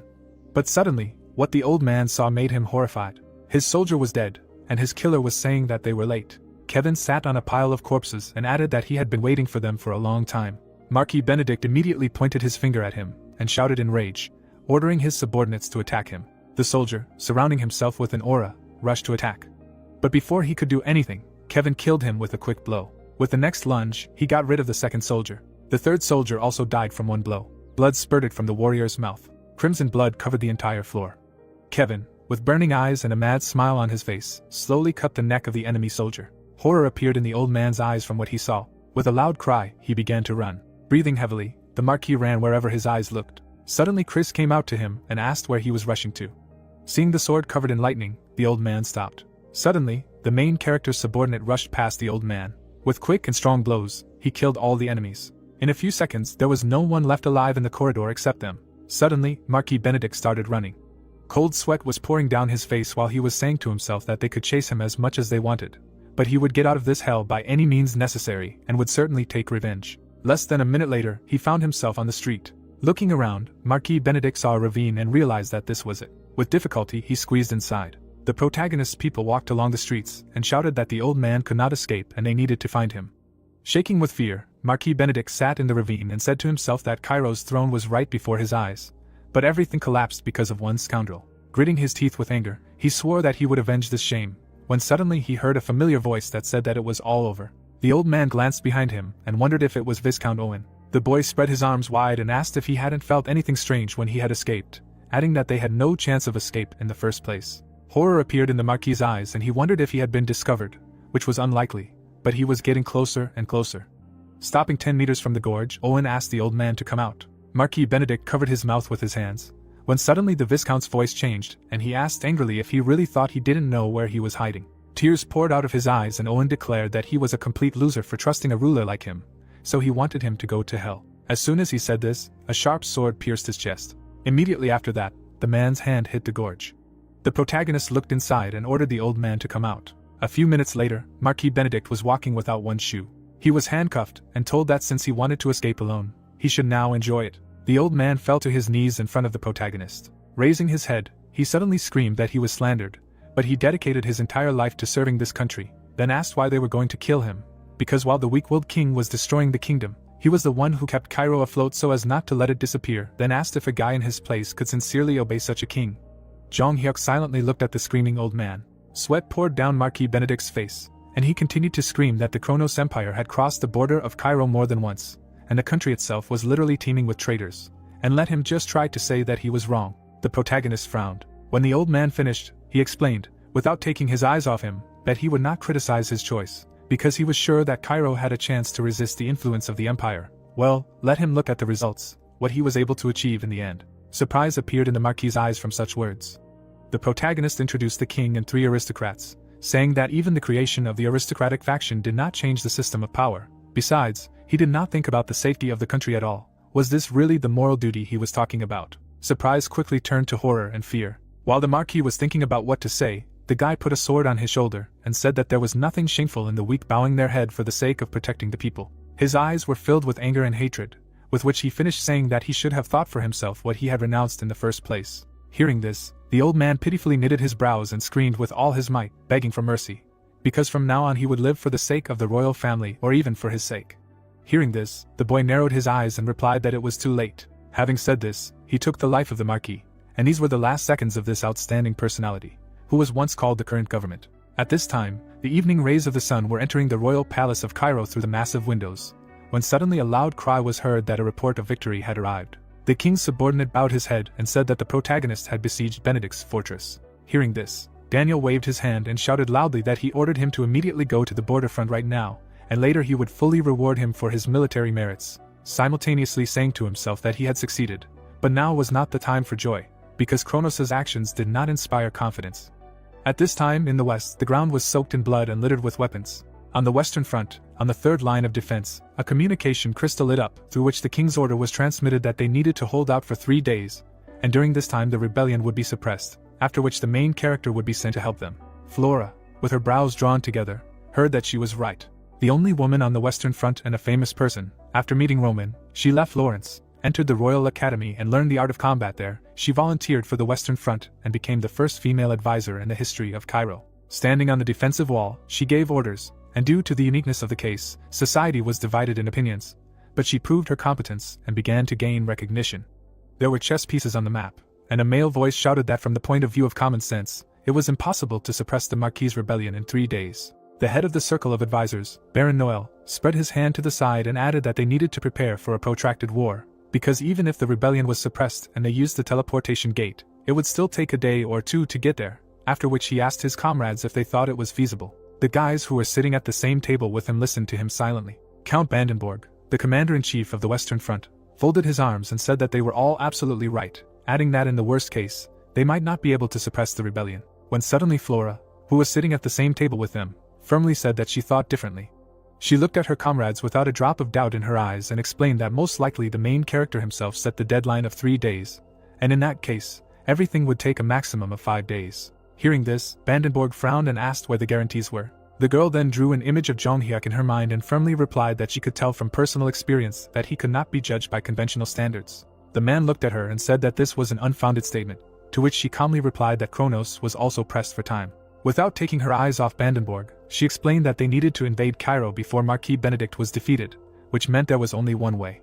Slamming her hand on the table, Flora finished by saying that this was an analysis of Kronos' past attack strategies, since when they invaded simply to intimidate, they relied on close combat. But in a case like this, when an indisputable victory was needed, they would use battle mages. After saying this, the girl imagined people in cloaks who were enveloped in powerful magical energy. Drawing a map of the Kronos Empire in her head, the girl responded to her comrade's response that they knew everything by saying that since it was the Kronos Empire, which included 7 magic towers, there was a high probability that a new tactic was being used to increase magic power. Narrowing her eyes, she said that they had to get rid of the variable in the form of the mages. After saying this, Flora imagined a magic impulse radiating out in all directions from the mage, and added that since their defense was critically reduced while casting a spell, they were forced to use magic from a safe distance, so they had to determine the future location of the mages and set up magic traps on the ground. After saying this, the girl imagined a special bomb that would be hidden under the feet of the enemy mages.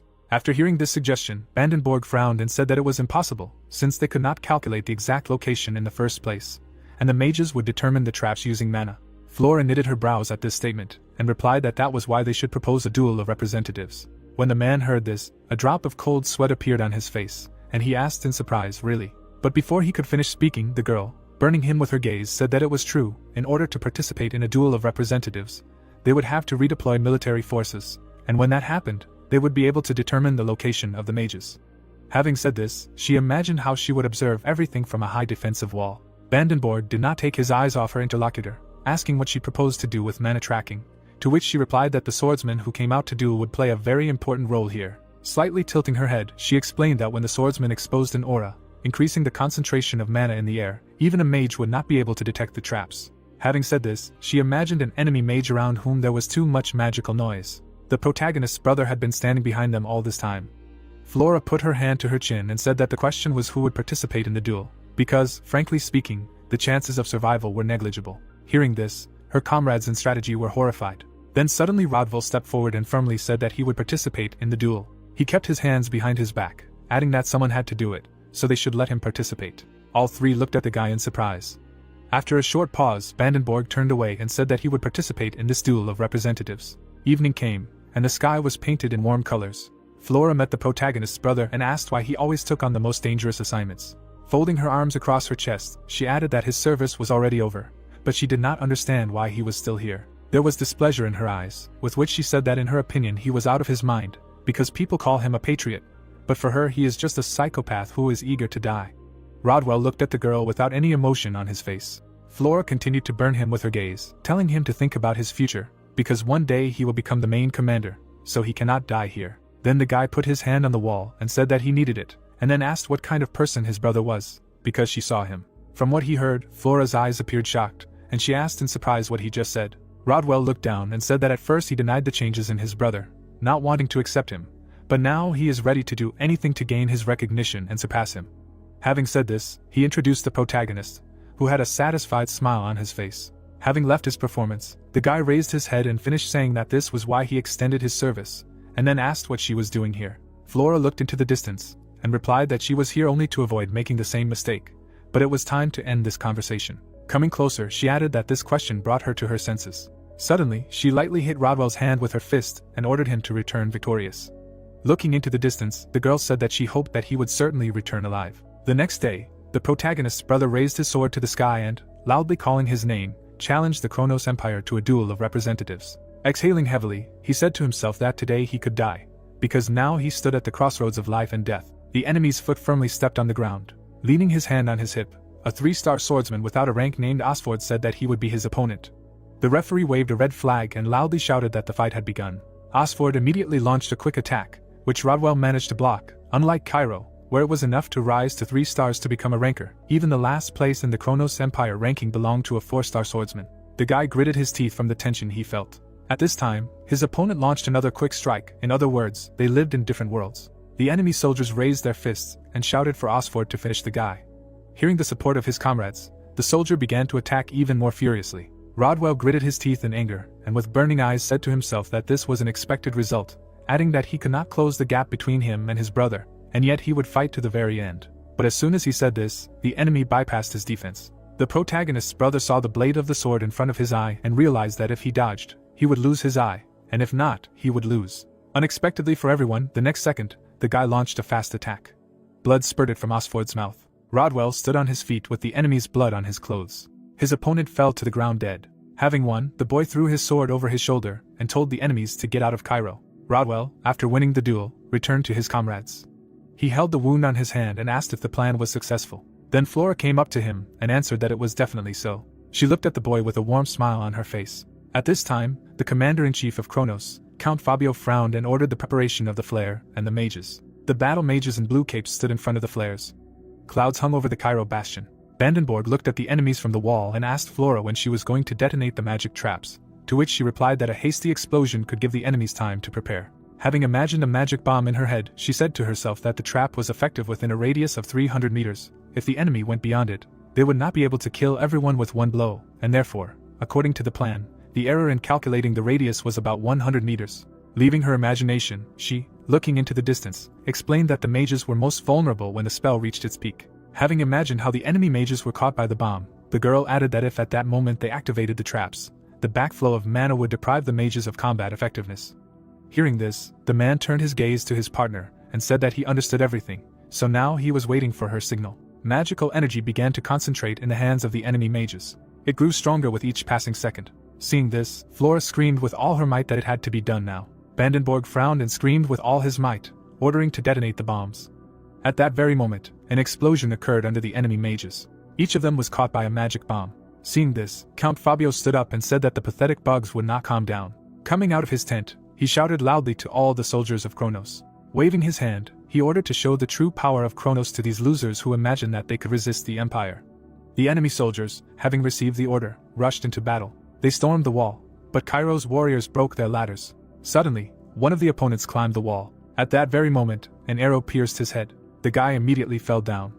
Flora, holding a bow in her hands, shouted loudly, ordering the soldiers not to lose vigilance, because the enemy had lost its mages, which meant that the situation had turned in their favor. Turning her head slightly, she added that they must not give up at any cost, because once the Western Front fell, their families in Cairo would be in danger. The battle continued until the next day and was unusually fierce, because the enemy soldiers tried to climb the wall one after another. The Kronos Empire, which had expected to immediately capture the fortress, gradually began to give up its positions, and the foot of the walls were littered with corpses.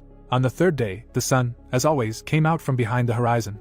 But this time, the protagonist's royal guard reached the Western Front. Seeing the army led by the strongest swordsman Cairo, the Kronos Empire deployed its troops. After some time, Jung-hyuk was sitting in his comrade's tent, and Vandenborg was saying that he was simply incredible, because he was able to deal with the rebellion in a day. Putting his hand to his chest, he sighed in relief and added that thanks to him, they could catch their breath.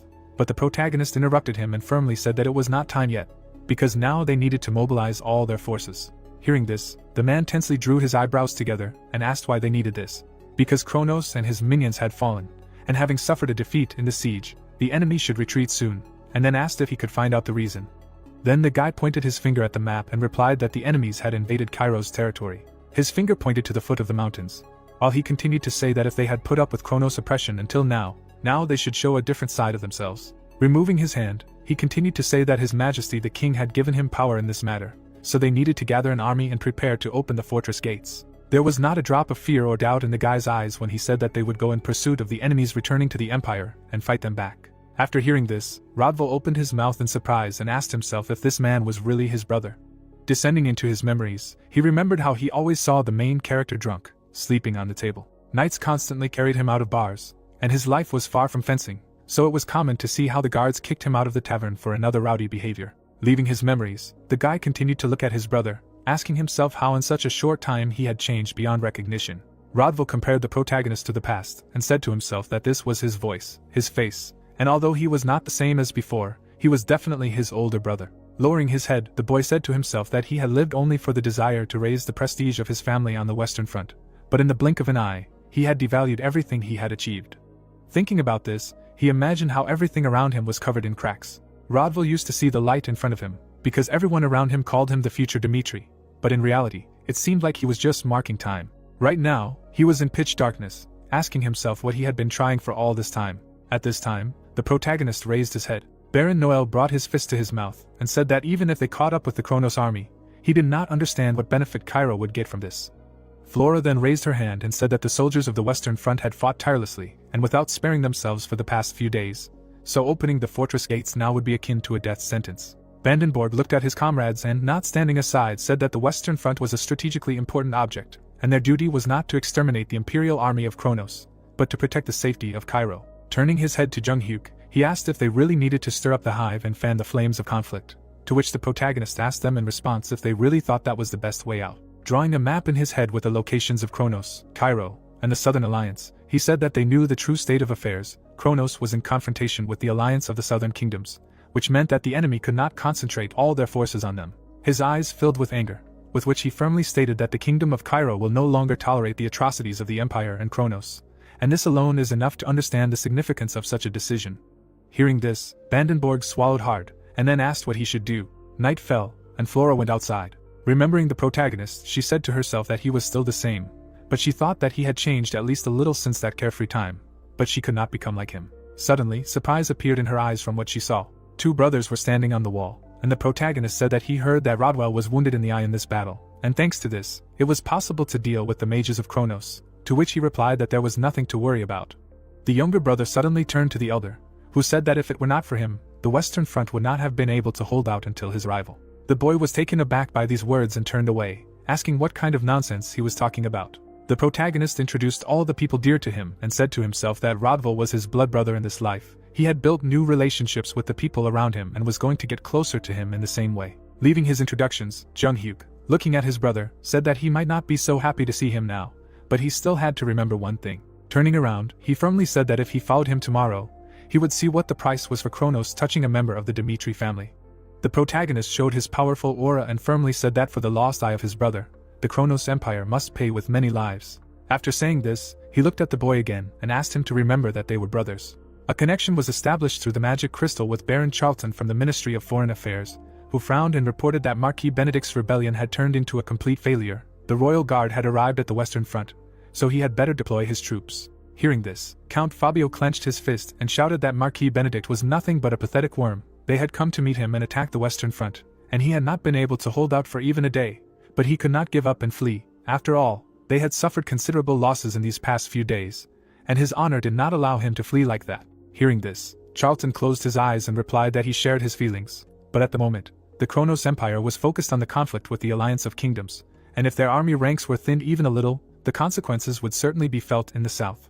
Having said this, the Minister of Foreign Affairs introduced his soldiers, who were being killed one by one, and then asked them to think rationally. Fabio angrily gritted his teeth after these words and after a short pause agreed, saying that he would give the order to retreat at dawn the next day. The stars were shining in the night sky. The next day, the Count's entire army was returning to the Empire. A subordinate galloped up to Fabio and said that he would leave reconnaissance soldiers just in case, to which Fabio coldly replied that there was no need for that.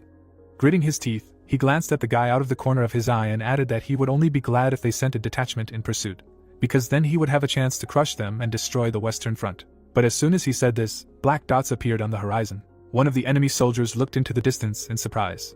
Vandenborg and Flora were galloping towards them at high speed. Seeing them, the enemy soldier approached the commander-in-chief and reported that the enemy was approaching them and attacking from the rear.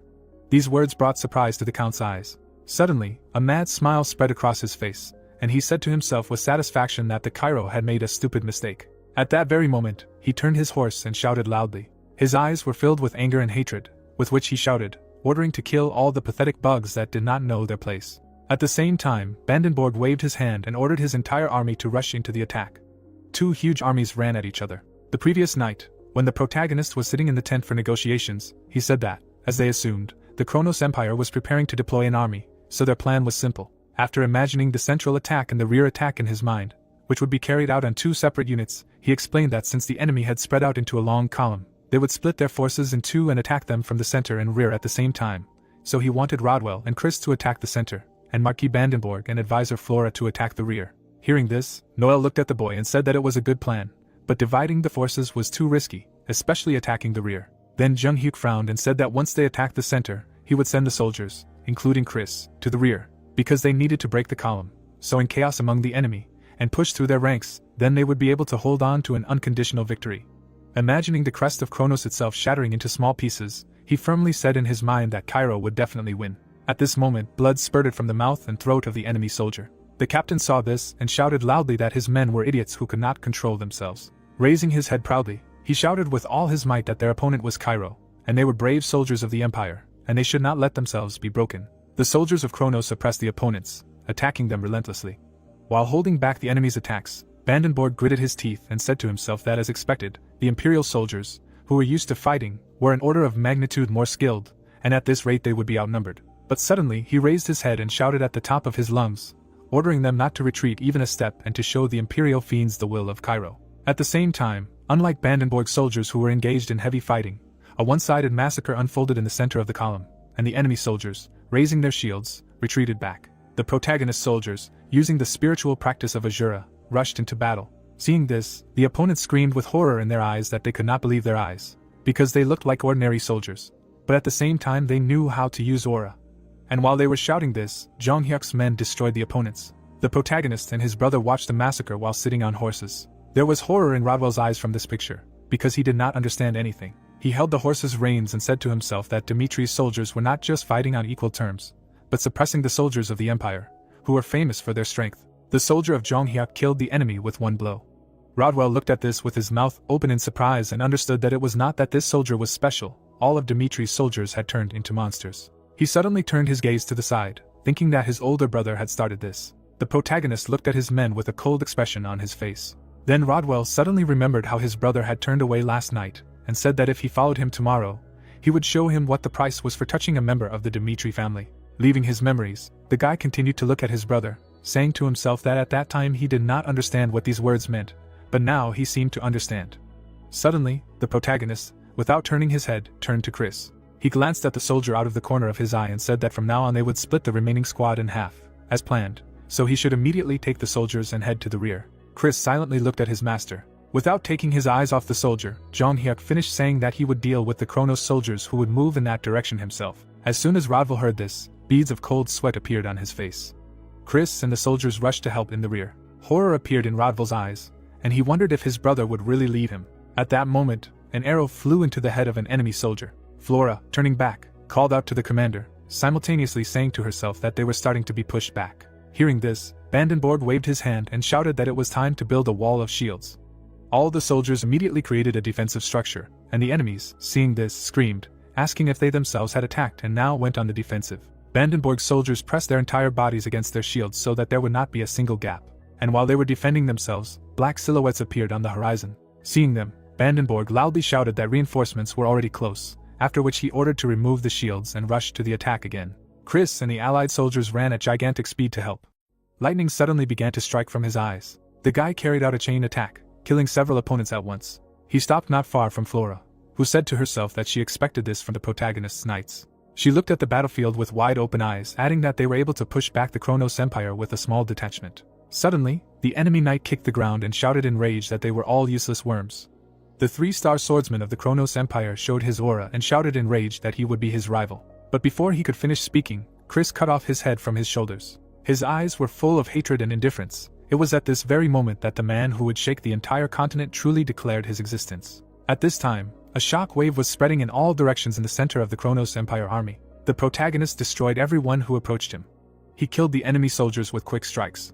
There was not a drop of regret or pity for his opponents in his eyes. Count Fabio, seeing this, clenched his teeth in fear and said that this could not be. Suddenly, a subordinate ran up to him and shouted that things were no better in the rear, and at this rate they could be routed. The commander's jaw dropped at these words, and he shouted that they had to get rid of the protagonist first, because if they killed him, they could go straight to the back of the squad. But as soon as he said this, Jung Hyuk smiled madly. With a sharp jerk, he broke through the crowd of enemy soldiers. The Count's eyes were filled with horror at what he saw, and he said to himself that their opponent was crazy, and then asked himself if he really thought of going straight through the army and killing him. At the same time, the Aura swordsman kicked the ground and ordered the protagonist to stop. The captain of the 10th Knightly Order of Kronos, Gustavo, furrowed his brows in anger and shouted in rage that he would be his opponent.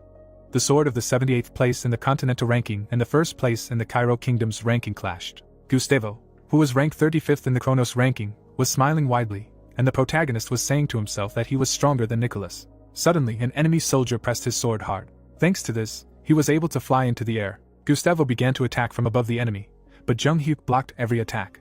Suddenly, 2 Aura swordsmen appeared behind the protagonist. The guy with eyes full of bloodlust looked at them. Without thinking, he performed a circular strike, killing the opponents. Gustavo, seeing this, opened his mouth in shock and said to himself that he did not move even when he and the Aura Knights attacked at the same time. He saw the enemy's burning eyes and realized that he was much more dangerous than he thought, and if he left him alive, there was no telling what this war would turn into, so even if he had to risk his life, he had to eliminate the threat.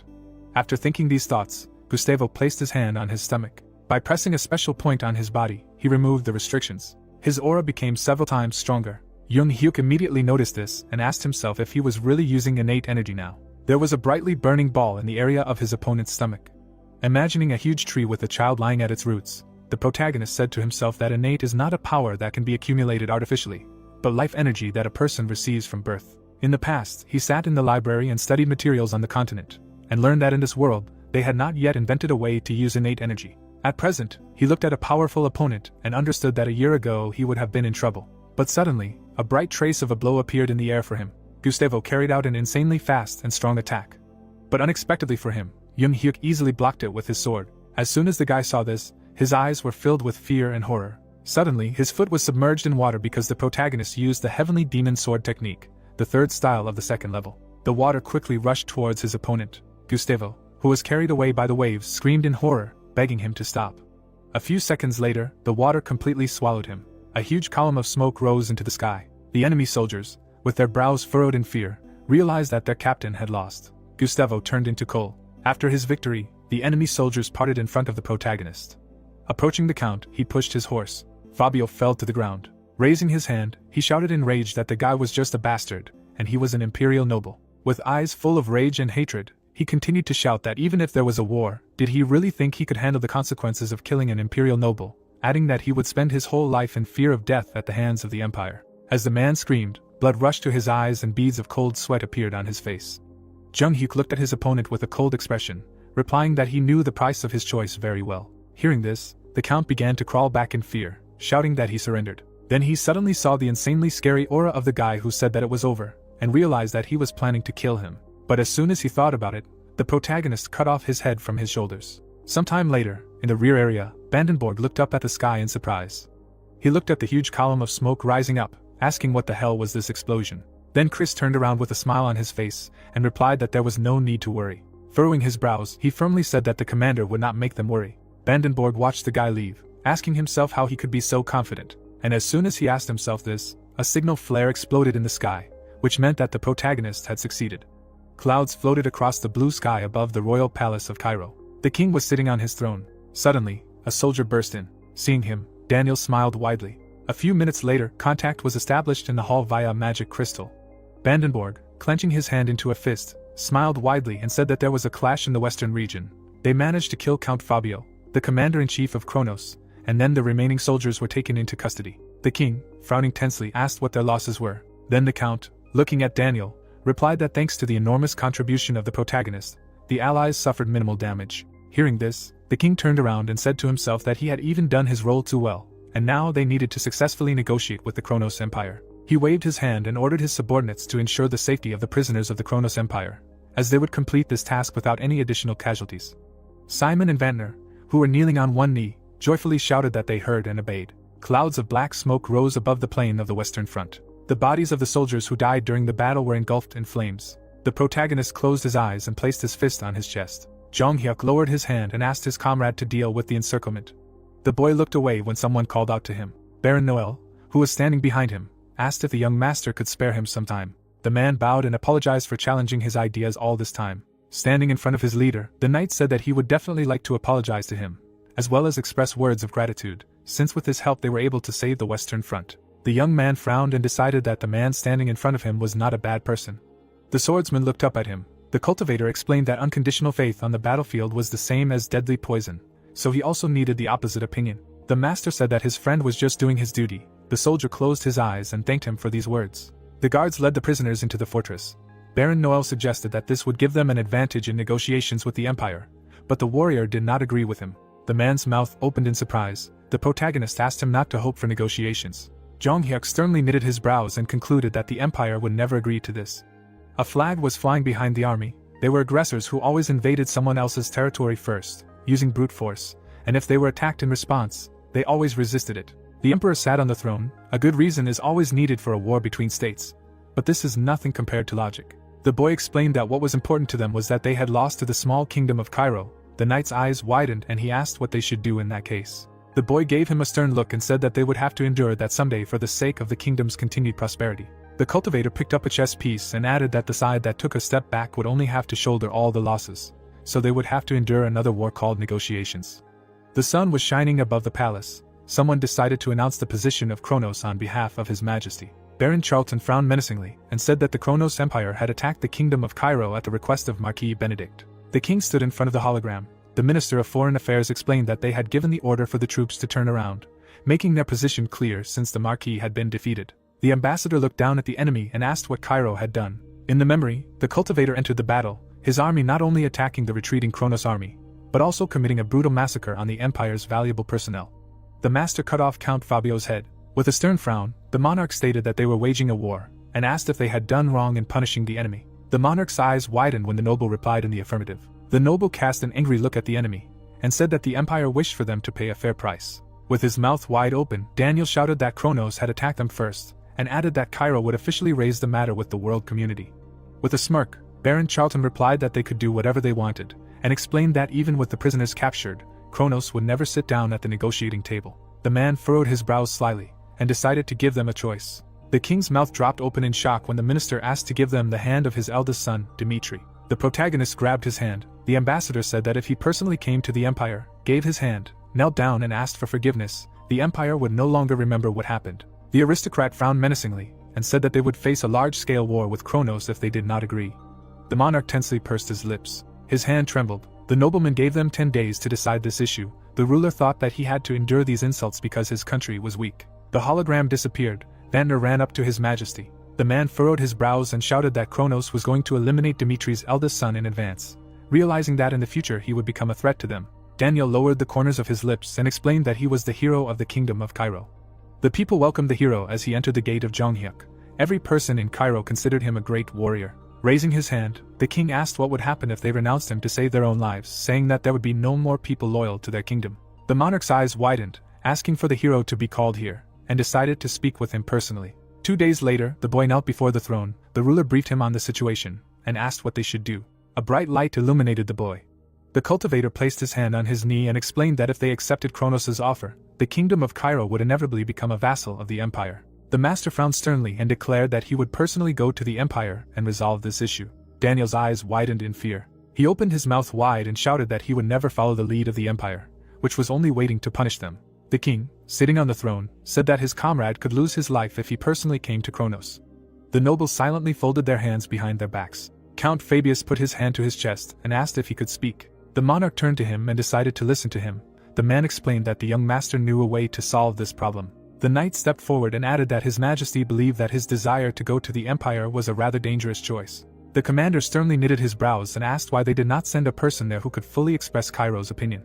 The ruler opened his mouth in displeasure and asked if his subordinate himself wanted to visit Kronos as an ambassador. The noble smirked and confirmed it. The nobleman closed his eyes and wanted to convey Cairo's position to those barbarians on behalf of the kingdom. The protagonist looked away tensely and concluded that this man proposed a new way out. Daniel's eyes widened in shock. The palace guests turned away. Jung Hyuk assumed that his comrade would be the best fit for this role. The raccoon was enveloped in an ominous aura. Such skillful politicians as Count Fabius could be counted on one hand in Cairo, because he knows how to read the situation, quickly and confidently make decisions that will benefit him. The man stood next to the boy. Although in the past this man was the core of another faction, his abilities were not empty chatter. His eyes lit up. The emperor was enveloped in a blue haze. The king said that his subordinate could lose his life as soon as he set foot on the territory of the empire, and asked if he was ready to take such a risk. The knight put his hand to his chest and promised to do everything possible to successfully cope with this mission. The monarch extended his hand and asked what his eldest son Dmitri thought about this. Moonlight illuminated the corridor of the palace through the windows. The commander stood behind the young man. Extending his hand, the cultivator assumed that his comrade had some purpose in volunteering to be an ambassador, and asked him to tell him everything. The nobleman placed his hand on his heart, and declared that he did not dare ask for unconditional trust, but was willing to swear an oath right then and there. Closing his eyes, the nobleman said that he did not expect the young master to treat him the same way as his men, and expressed his desire to devote his entire life to serving him. Count Fabius introduced the confident soldiers and asked his friend to consider that his ulterior motive was to prove his loyalty to him. The protagonist frowned sternly in thought. The man smirked and added that he was willing to do anything to become stronger and gain wealth and fame. Jonghyuk narrowed his eyes and thought that his offer sounded surprisingly sincere. The knight knelt down and asked the young master to accept it. Standing before him, the boy concluded that he had already learned the true nature of his relationship with his subordinates, since he dared to say such a thing. The youth smiled widely and decided that he liked it. The cultivator clenched his fist and addressed his comrade. The master confidently knitted his brows and said that his man would be able to enjoy whatever he wanted. A few days later, clouds floated above the castle. The diplomatic delegation of Cairo rode out of the fortress gate.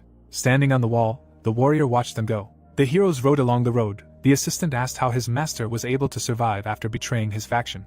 The servant raised his eyebrows and was surprised that he had managed to stay alive under the tutelage of an influential man. The commander frowned and said that people were mistaken about some things. His subordinate opened his mouth in surprise when the nobleman said that even betrayal had its romance. The nobleman introduced himself to the scoundrel and explained that he always served the strongest faithfully and truly, so that in the future he would be in their place. There was a heart on the saucer. Count Fabius added that if there was someone who would bravely make sacrifices that even loyal vassals were not ready to make, then the master would keep it for himself to use.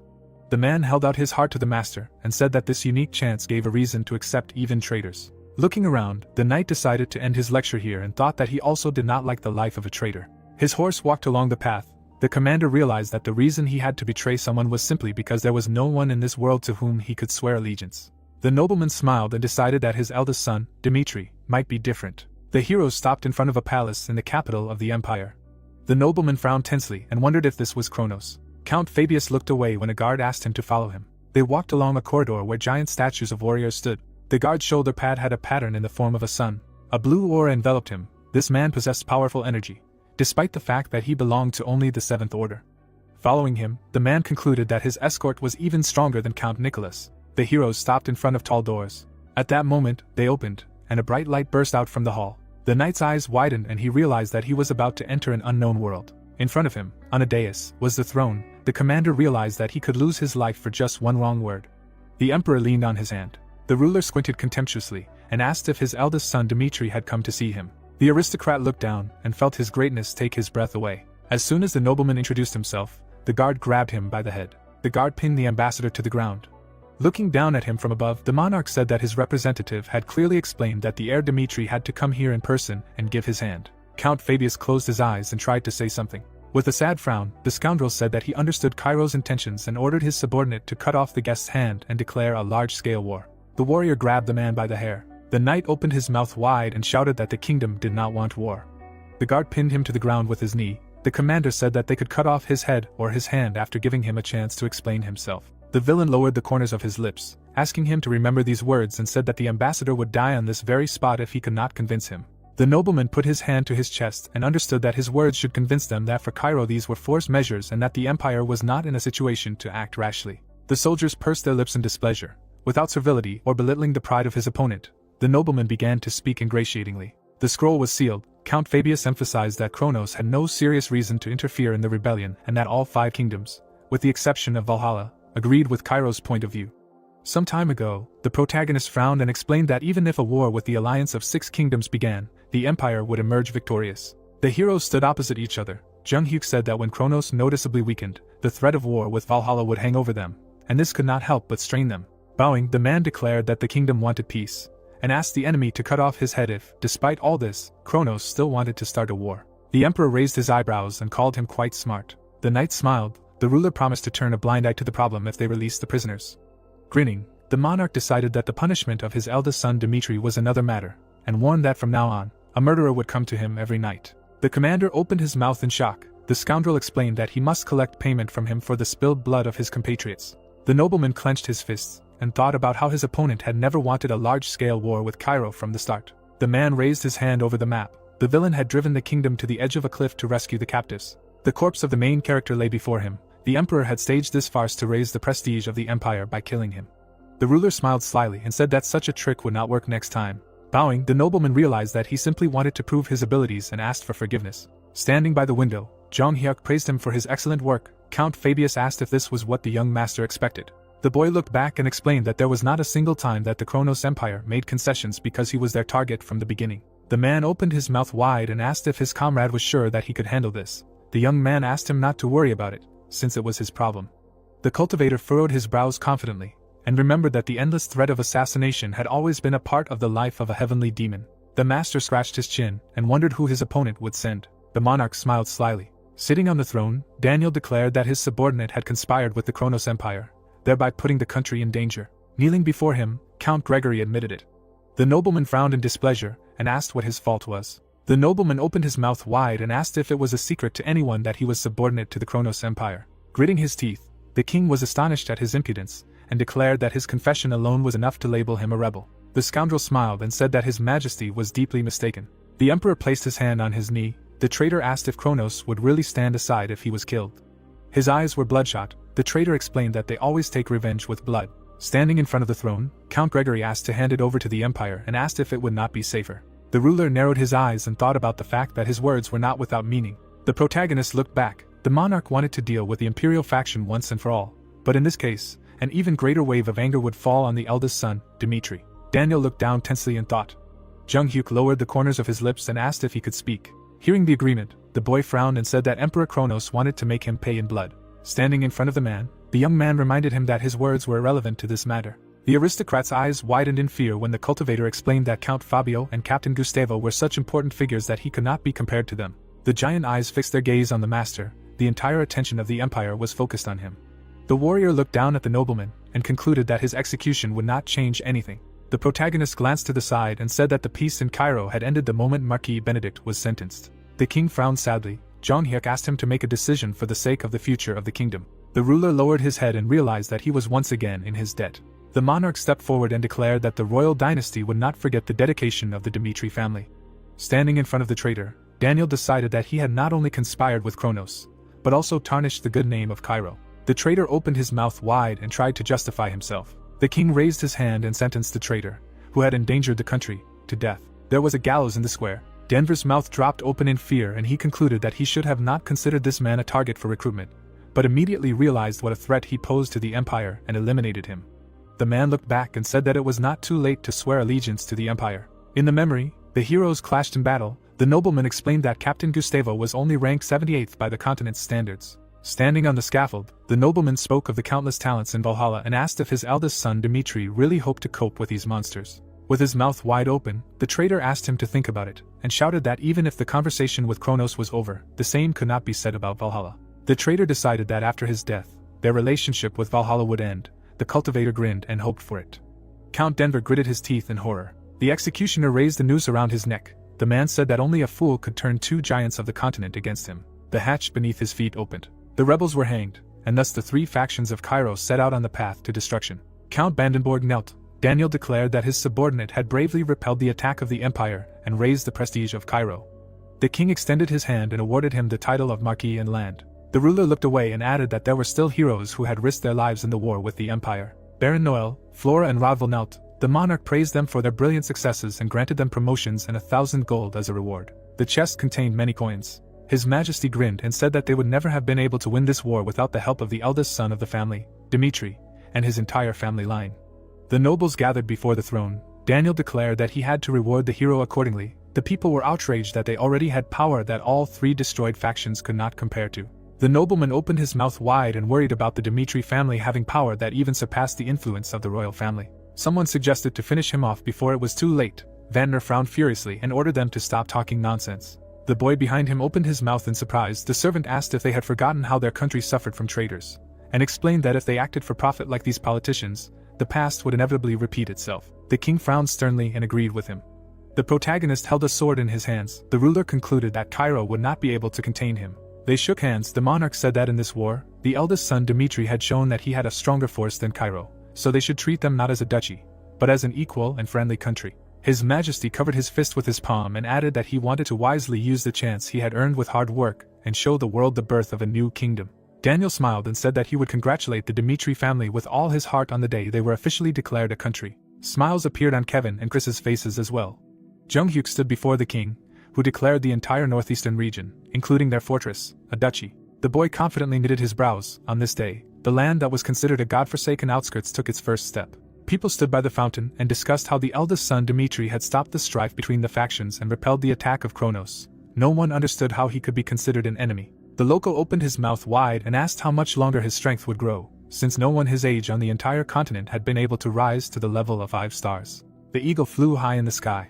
The young man walked up the stairs, having a chance to become the first swordsman in the history of the kingdom to rise above the 50th place in the ranking. The bard played the lute. Perhaps it was because of the exceptional nature of his deeds, but people across the continent, regardless of the country, discussed the hero, and street musicians composed songs about his exploits. A coat of arms appeared against the backdrop of the city. The prestige of the Dmitri family itself soared to the skies. In the evening, the estate was illuminated by lanterns. This whole chain of rumors did not appear on its own. It was started by one house in Cairo. The man standing behind his master reported that the news had spread across the continent. So now everyone knows about the eldest son of the Dmitri family.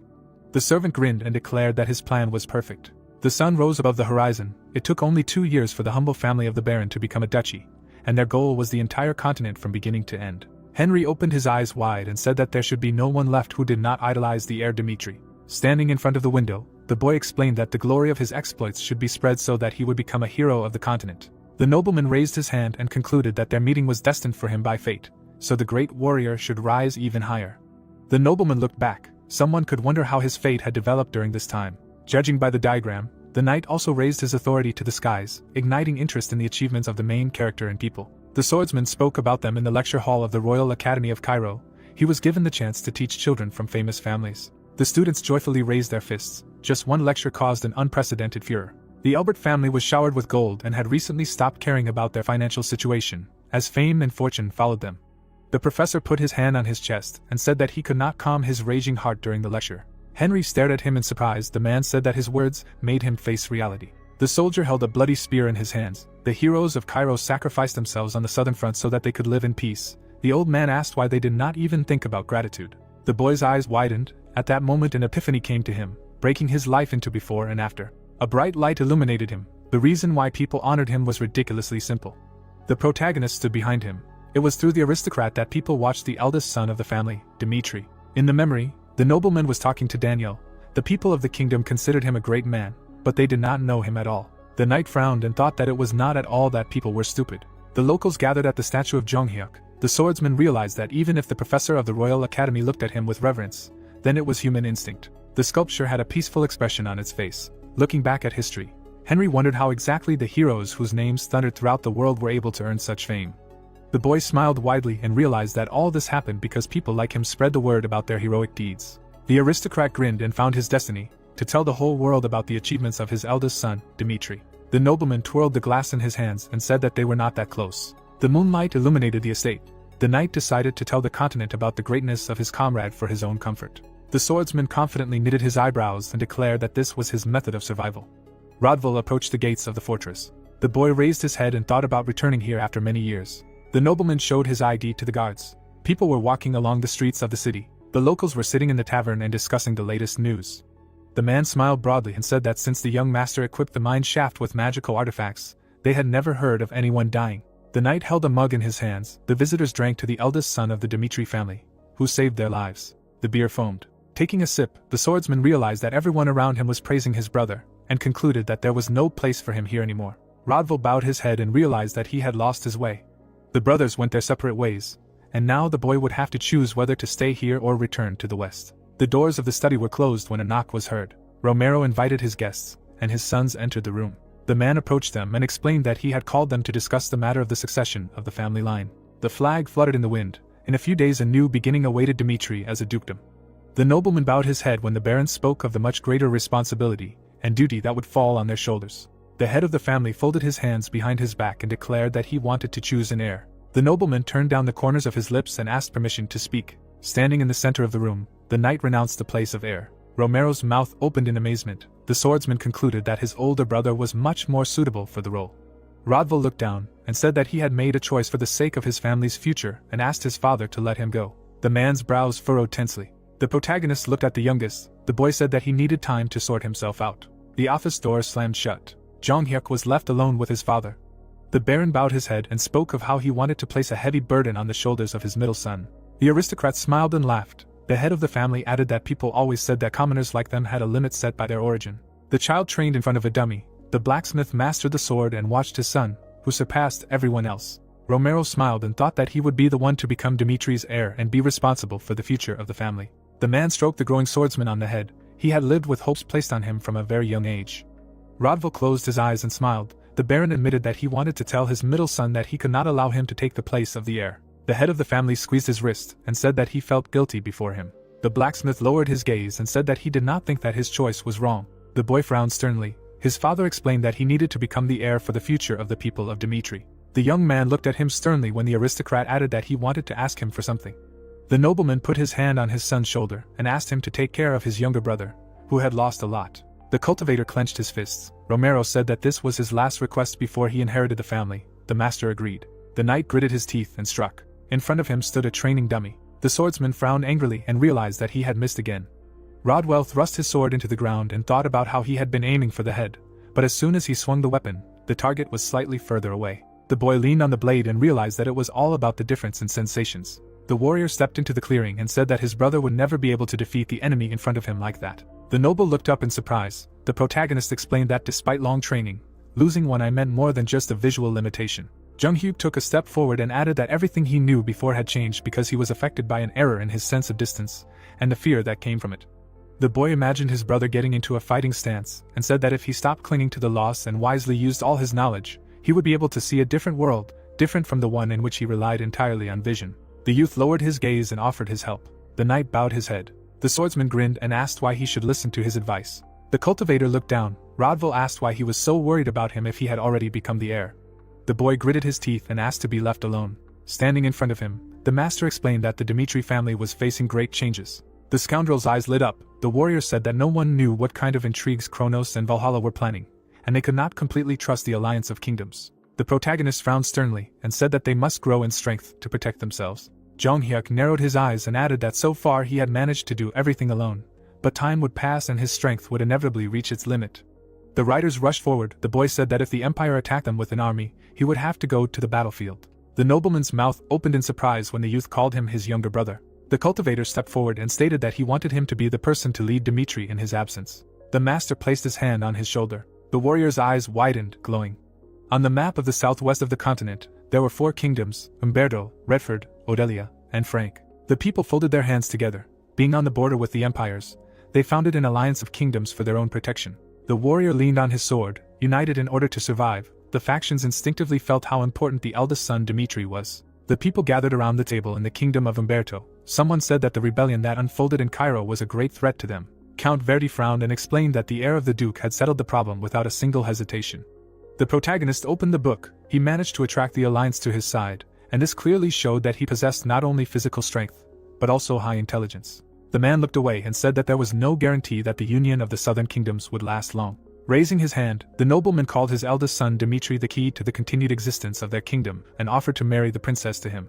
The king closed his eyes and asked if she had a lover. The nobleman slammed his hand on the table and explained that they had no time to worry about some insignificant feelings because this was their only chance. Sitting at the head of the table, the ruler decided to delegate responsibility for this matter to a subordinate and asked him to marry Dimitri at all costs. People walked the streets. Time passed. Dimitri was proclaimed a duchy, and it was plunged into a festive atmosphere. Jong Hyuk's parents smiled. Someone suggested that they think about marrying their son. Smiling, Count Verdi apologized for sounding like bragging and said that Princess Umberto was called the treasure of their kingdom. The girl was holding a book in her hands. The man said that she graduated with honors from a famous academy. The aristocrat closed his eyes and asked if the wedding of Umberto's first woman and Dimitri's eldest son didn't sound wonderful. The nobleman decided that this would guarantee a bright future for the 2 kingdoms. Someone approached him and reminded him that the princess already had a lover. Viscount Ringo raised his hand and explained that according to rumors, they often met with the son of some baron. Count Verdi, opening his mouth wide, asked what they were talking about and declared that this was impudent gossip. Bowing, the man asked him not to deny the obvious, and said that the kingdom of Redford had many girls from famous families. Marquis Martin frowned furiously and declared that for Umberto and Redford, marriage to the Duchy of Dimitri was an unaffordable luxury. Romero opened his mouth in surprise when the aristocrats began to quarrel among themselves. The Duke lowered the corners of his lips and asked them to stop, saying that they were not interested in a marriage of convenience. The head of the family smiled and explained that if his son met a girl who could win his heart, they would welcome her with open arms. The nobles shuddered tensely and stared at him. Sly smiles appeared on their faces. Baron Larson came out onto the terrace and called out to his friend. Felix looked back and asked if he had come as a representative of the kingdom of Frank. Approaching him, the man explained that the sudden disappearance of the Phoenix Tower had confused his majesty, and asked if his comrade would like to return to Frank. The nobleman frowned and swore that they would no longer spare funds for its financing. The boy looked ahead and reminded them that the kingdom had broken the agreement with the Phoenix. The nobleman promised to take responsibility for ensuring that this time everything was different. The young man smiled and asked his friend not to try to convince him otherwise. The magician put his hand to his chest and said that they had found a man who recognized their value and swore allegiance to Dimitri. Clouds floated above the castle. The magician asked his comrade to return to Frank and say that from now on, Phoenix had nothing to do with the kingdom. People gathered in the guest hall. The protagonist noticed that both empires did not send their representatives to them.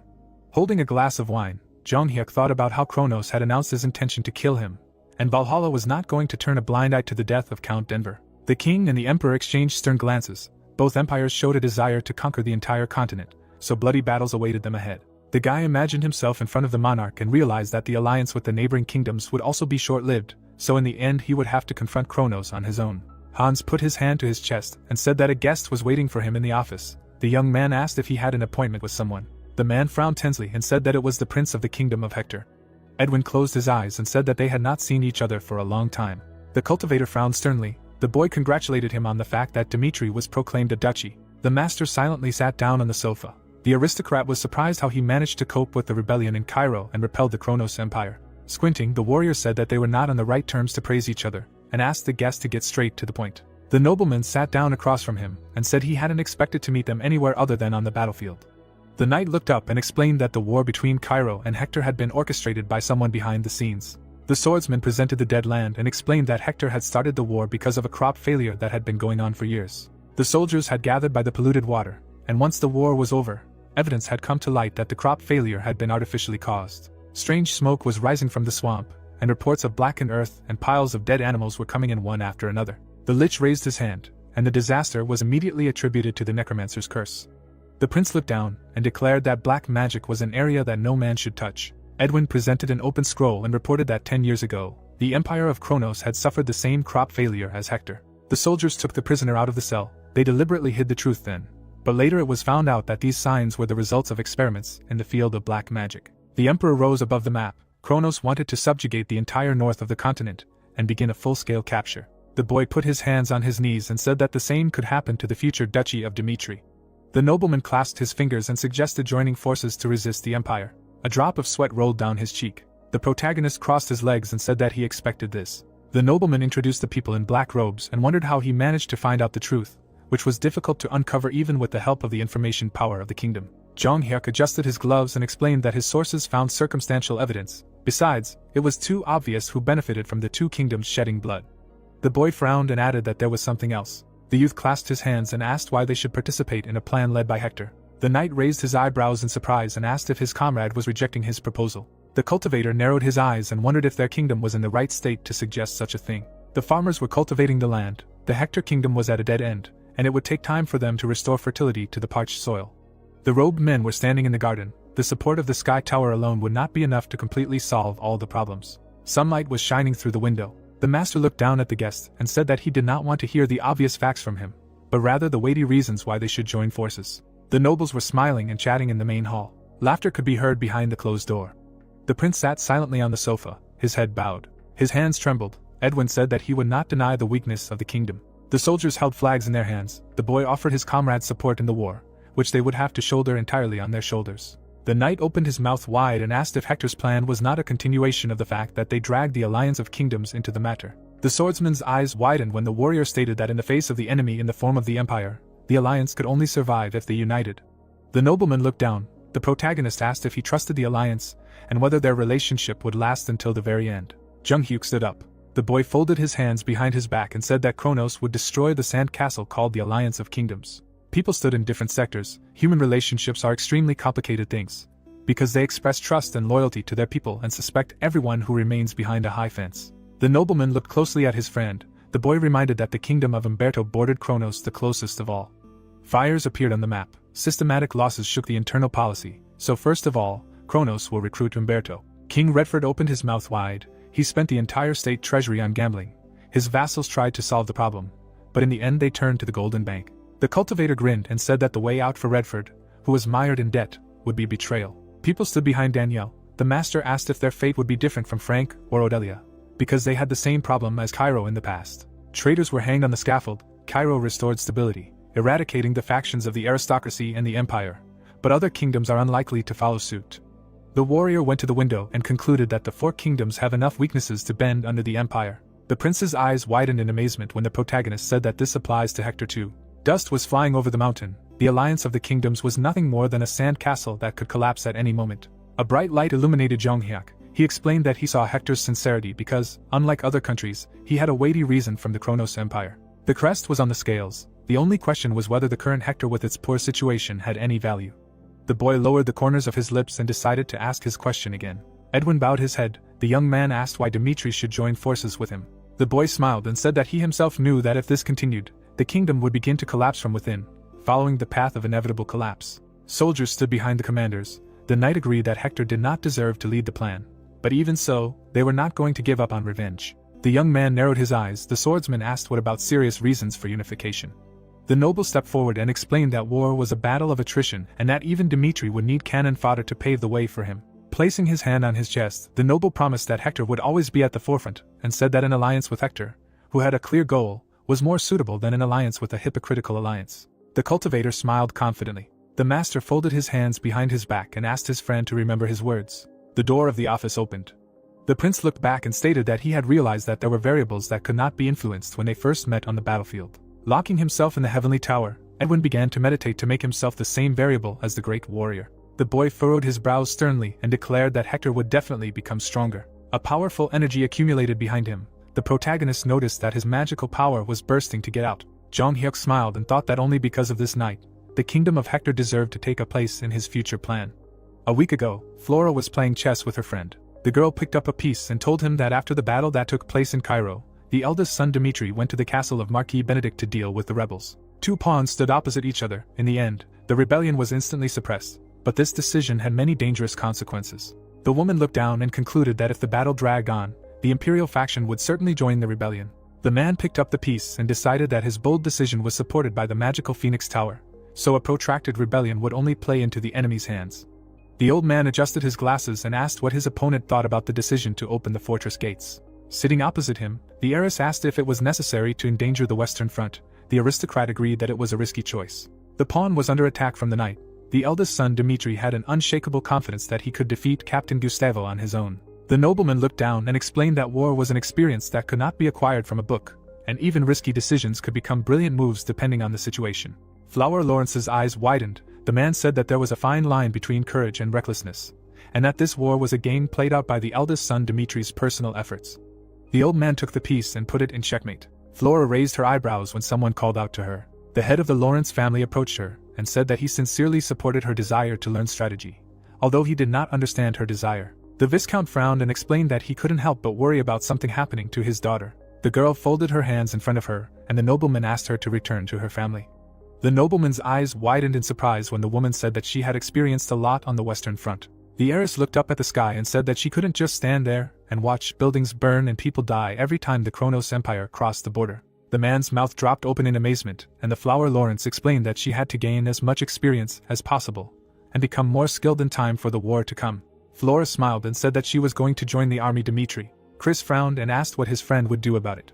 Sitting at the table, the protagonist called his friend a valuable asset and wondered if she should be accepted into the army. There were books on the table. Jung-hyuk asked his comrade to tell the girl that she had a week. The guy turned his head and said that he would accept her into service if she proved that she was fit for military service during this time. Closing his eyes, the knight agreed and thought that this meant a refusal. Early in the morning, the sun rose over the forest. The cadets opened their mouths wide and began to breathe heavily. They ran along the forest path, Waving her arms, the woman realized that this was quite a serious strain. The heiress fell far behind her comrades and hoped that this would end soon. Chris ran ahead of everyone. Flower Lawrence's eyes widened in shock. The young man looked back and shouted that they had to run 10 times to the top and back. The knight frowned sternly and rushed forward. Flora stopped and looked after the soldiers. The girl closed her eyes and realized that she had no other choice. The deputy folded his hands behind his back and asked the others not to expect that they would always fight in the best shape, so they had to exhaust themselves every day to the limit. The guys opened their mouths in surprise. The knight said that physical training was necessary for everyone, regardless of the position they held. The woman ran to the top of the hill. The swordsman added that they must stand on their feet until the last, so that no landscape would prevent them from fulfilling their duty. The heiress fell to her knees and thought about how honestly she had worked through the entire physical training. The soldiers gathered in front of the platform. They spent an hour on warm-up jogging, an hour on climbing the mountain. In total, the basic training took 2 hours. Chris opened his mouth wide and ordered them to spar with swords. The boy frowned and swung his sword. The cadet parried his blows. The young man stepped forward and explained that on the battlefield, the most important thing was to be effective in combat when one's physical limits were reached. The swords clashed, and the deputy said that the real war began when one was so tired that one's entire body was chained. Flower Lawrence lay on the ground. Flora put her hand to her forehead and wondered if this was their usual training. The soldiers carried boulders on their shoulders, showing no signs of displeasure. The fighter clenched his teeth in anger, but there was enthusiasm burning in them. The girl rose from the ground and thought that she should not panic, because training could be gradually accustomed. The woman frowned and realized that she was not going to give up so easily. A few days later, the protagonist held a sword in his hands. The knight explained that the Flower Lawrence was serious about continuing her training despite her lack of stamina. Jung-hyuk put his hand on his belt. The swordsman explained that Flora was very good at wielding a bow, but weak in hand-to-hand combat, so she could only train. The girl pointed at her comrades. In the tactical training that began on the 3rd day, her team won 9 times out of 10. Chris took out a scroll and said that she had changed the course of the battle in an unthinkable way. The guy opened the letter and asked his friend if they needed the heiress of the Lawrence family. The young man frowned and said that their army needed such a valuable member. The cultivator smiled confidently. Clouds floated above the mansion. Half a month had passed since the founding of the Duchy of Dmitry. Someone ran down the alley, shouting that there should have been more food left. Suddenly, a local resident crashed into a stranger. Sierra looked back and asked him to look at the road. Thomas's eyes widened in fear and asked her for forgiveness. The girl disappeared around the corner of the house. Holding a cigar in her teeth, the woman said that they would put the plan into action tonight. Dozens of eyes were watching from the shadows. The commander asked her subordinates to gather information about the Duke's guards without making unnecessary noise. Soldiers were walking across the square. Sitting on a bench, the captain decided that this was a pretty impressive level. A blue aura enveloped the knights. The assassin concluded that she could lose her life if something went wrong. Someone standing behind a tree reported that, judging by the results of the mine's research, in the event of an emergency, the guards would arrive at the scene within 5 minutes. Sierra looked away. The stranger said that the same thing happens at night. The assassin narrowed his eyes and said that there were many strong soldiers in the duchy, so they needed to be more careful than usual. The girl raised her head and assumed that they had increased security, expecting an attack from Kronos. The woman smiled slyly and wished to quickly break through all the guards and plunge a dagger into the enemy's heart. Her comrade stood behind a tree. The commander asked to tell everyone else to act according to the plan. In the evening, the guild members gathered in the clearing. The captain said that they must get inside in 15 minutes. The masked men nodded when the assassin said that she would go there first. Sierra put her hand to her chest and thought that the eldest son of the Dmitry family had no chance. The stone on her mantle sparkled. The cape seemed to dissolve into thin air. Soldiers patrolled the streets. The girl disappeared into invisibility and jumped into the air. The dagger ended up at the back of the fighter's head. The warrior immediately raised his sword to repel the attack. The knight turned and threw the enemy back. The guard picked up the device and reported that they had found an intruder on the ramparts. The guards took up fighting stances. The commander clenched her teeth tensely. Her subordinates looked around when they were ordered not to move. The captain opened her mouth wide and shouted that they should deal with the guards and leave. The stranger took a step forward and was surprised that the right hand of the head of the Akorch guild had appeared here in person. The tavern owner stopped in front of the soldiers. The assassin asked who he was. The head of the Hao clan took off his mask. Lucas smiled confidently and introduced himself. Sierra narrowed her eyes and wondered if this was the same information guild that operated in Cairo. The guy looked at her from under his brows and said that they knew about their intrusion into Dimitri's territory 2 weeks ago. The innkeeper smiled when the girl entered the house. The merchant stood in front of the boxes of apples. All of them were members of the guild. The young man imagined a blacksmith forging a sword, a miner with a pickaxe, and even a homeless beggar. Their eyes were bloodshot. All of them served the Dmitry family. The woman frowned and realized that she could die if she lingered here. The commander raised her hand and ordered her subordinates to clear the way. The guild members rushed into battle to break through and get inside the castle. The soldier struck a powerful blow with his sword. Blood sprayed into the air in front of the captain. The assassin's eyes widened in shock and realized that her opponent was too strong. The assassin's corpse fell to the ground. The knight swung his sword and gave the enemy 10 seconds to explain why he should leave her alive. Sierra raised her dagger and asked if the villain really thought he could win, and shouted that there was another, true sword in Ikorch, which had just now entered the estate and had already killed Dimitri's eldest son. The fighter grabbed her by the face. Lucas knocked the villain down and slammed her to the ground. The boy smirked and said that they already knew that, and asked if there was any more news. The girl's eyes widened in fear and wondered if they really knew everything already. Scarlet blood spurted, and the young man explained that she had no choice but to die if she had nothing more to say. The knight wiped his sword and asked his subordinates to clear the streets and surround the courtyard. The soldier asked if they needed to go inside the estate. The swordsman smiled broadly and said that his friend should be given the opportunity to have some fun. Darkness fell on the house at night.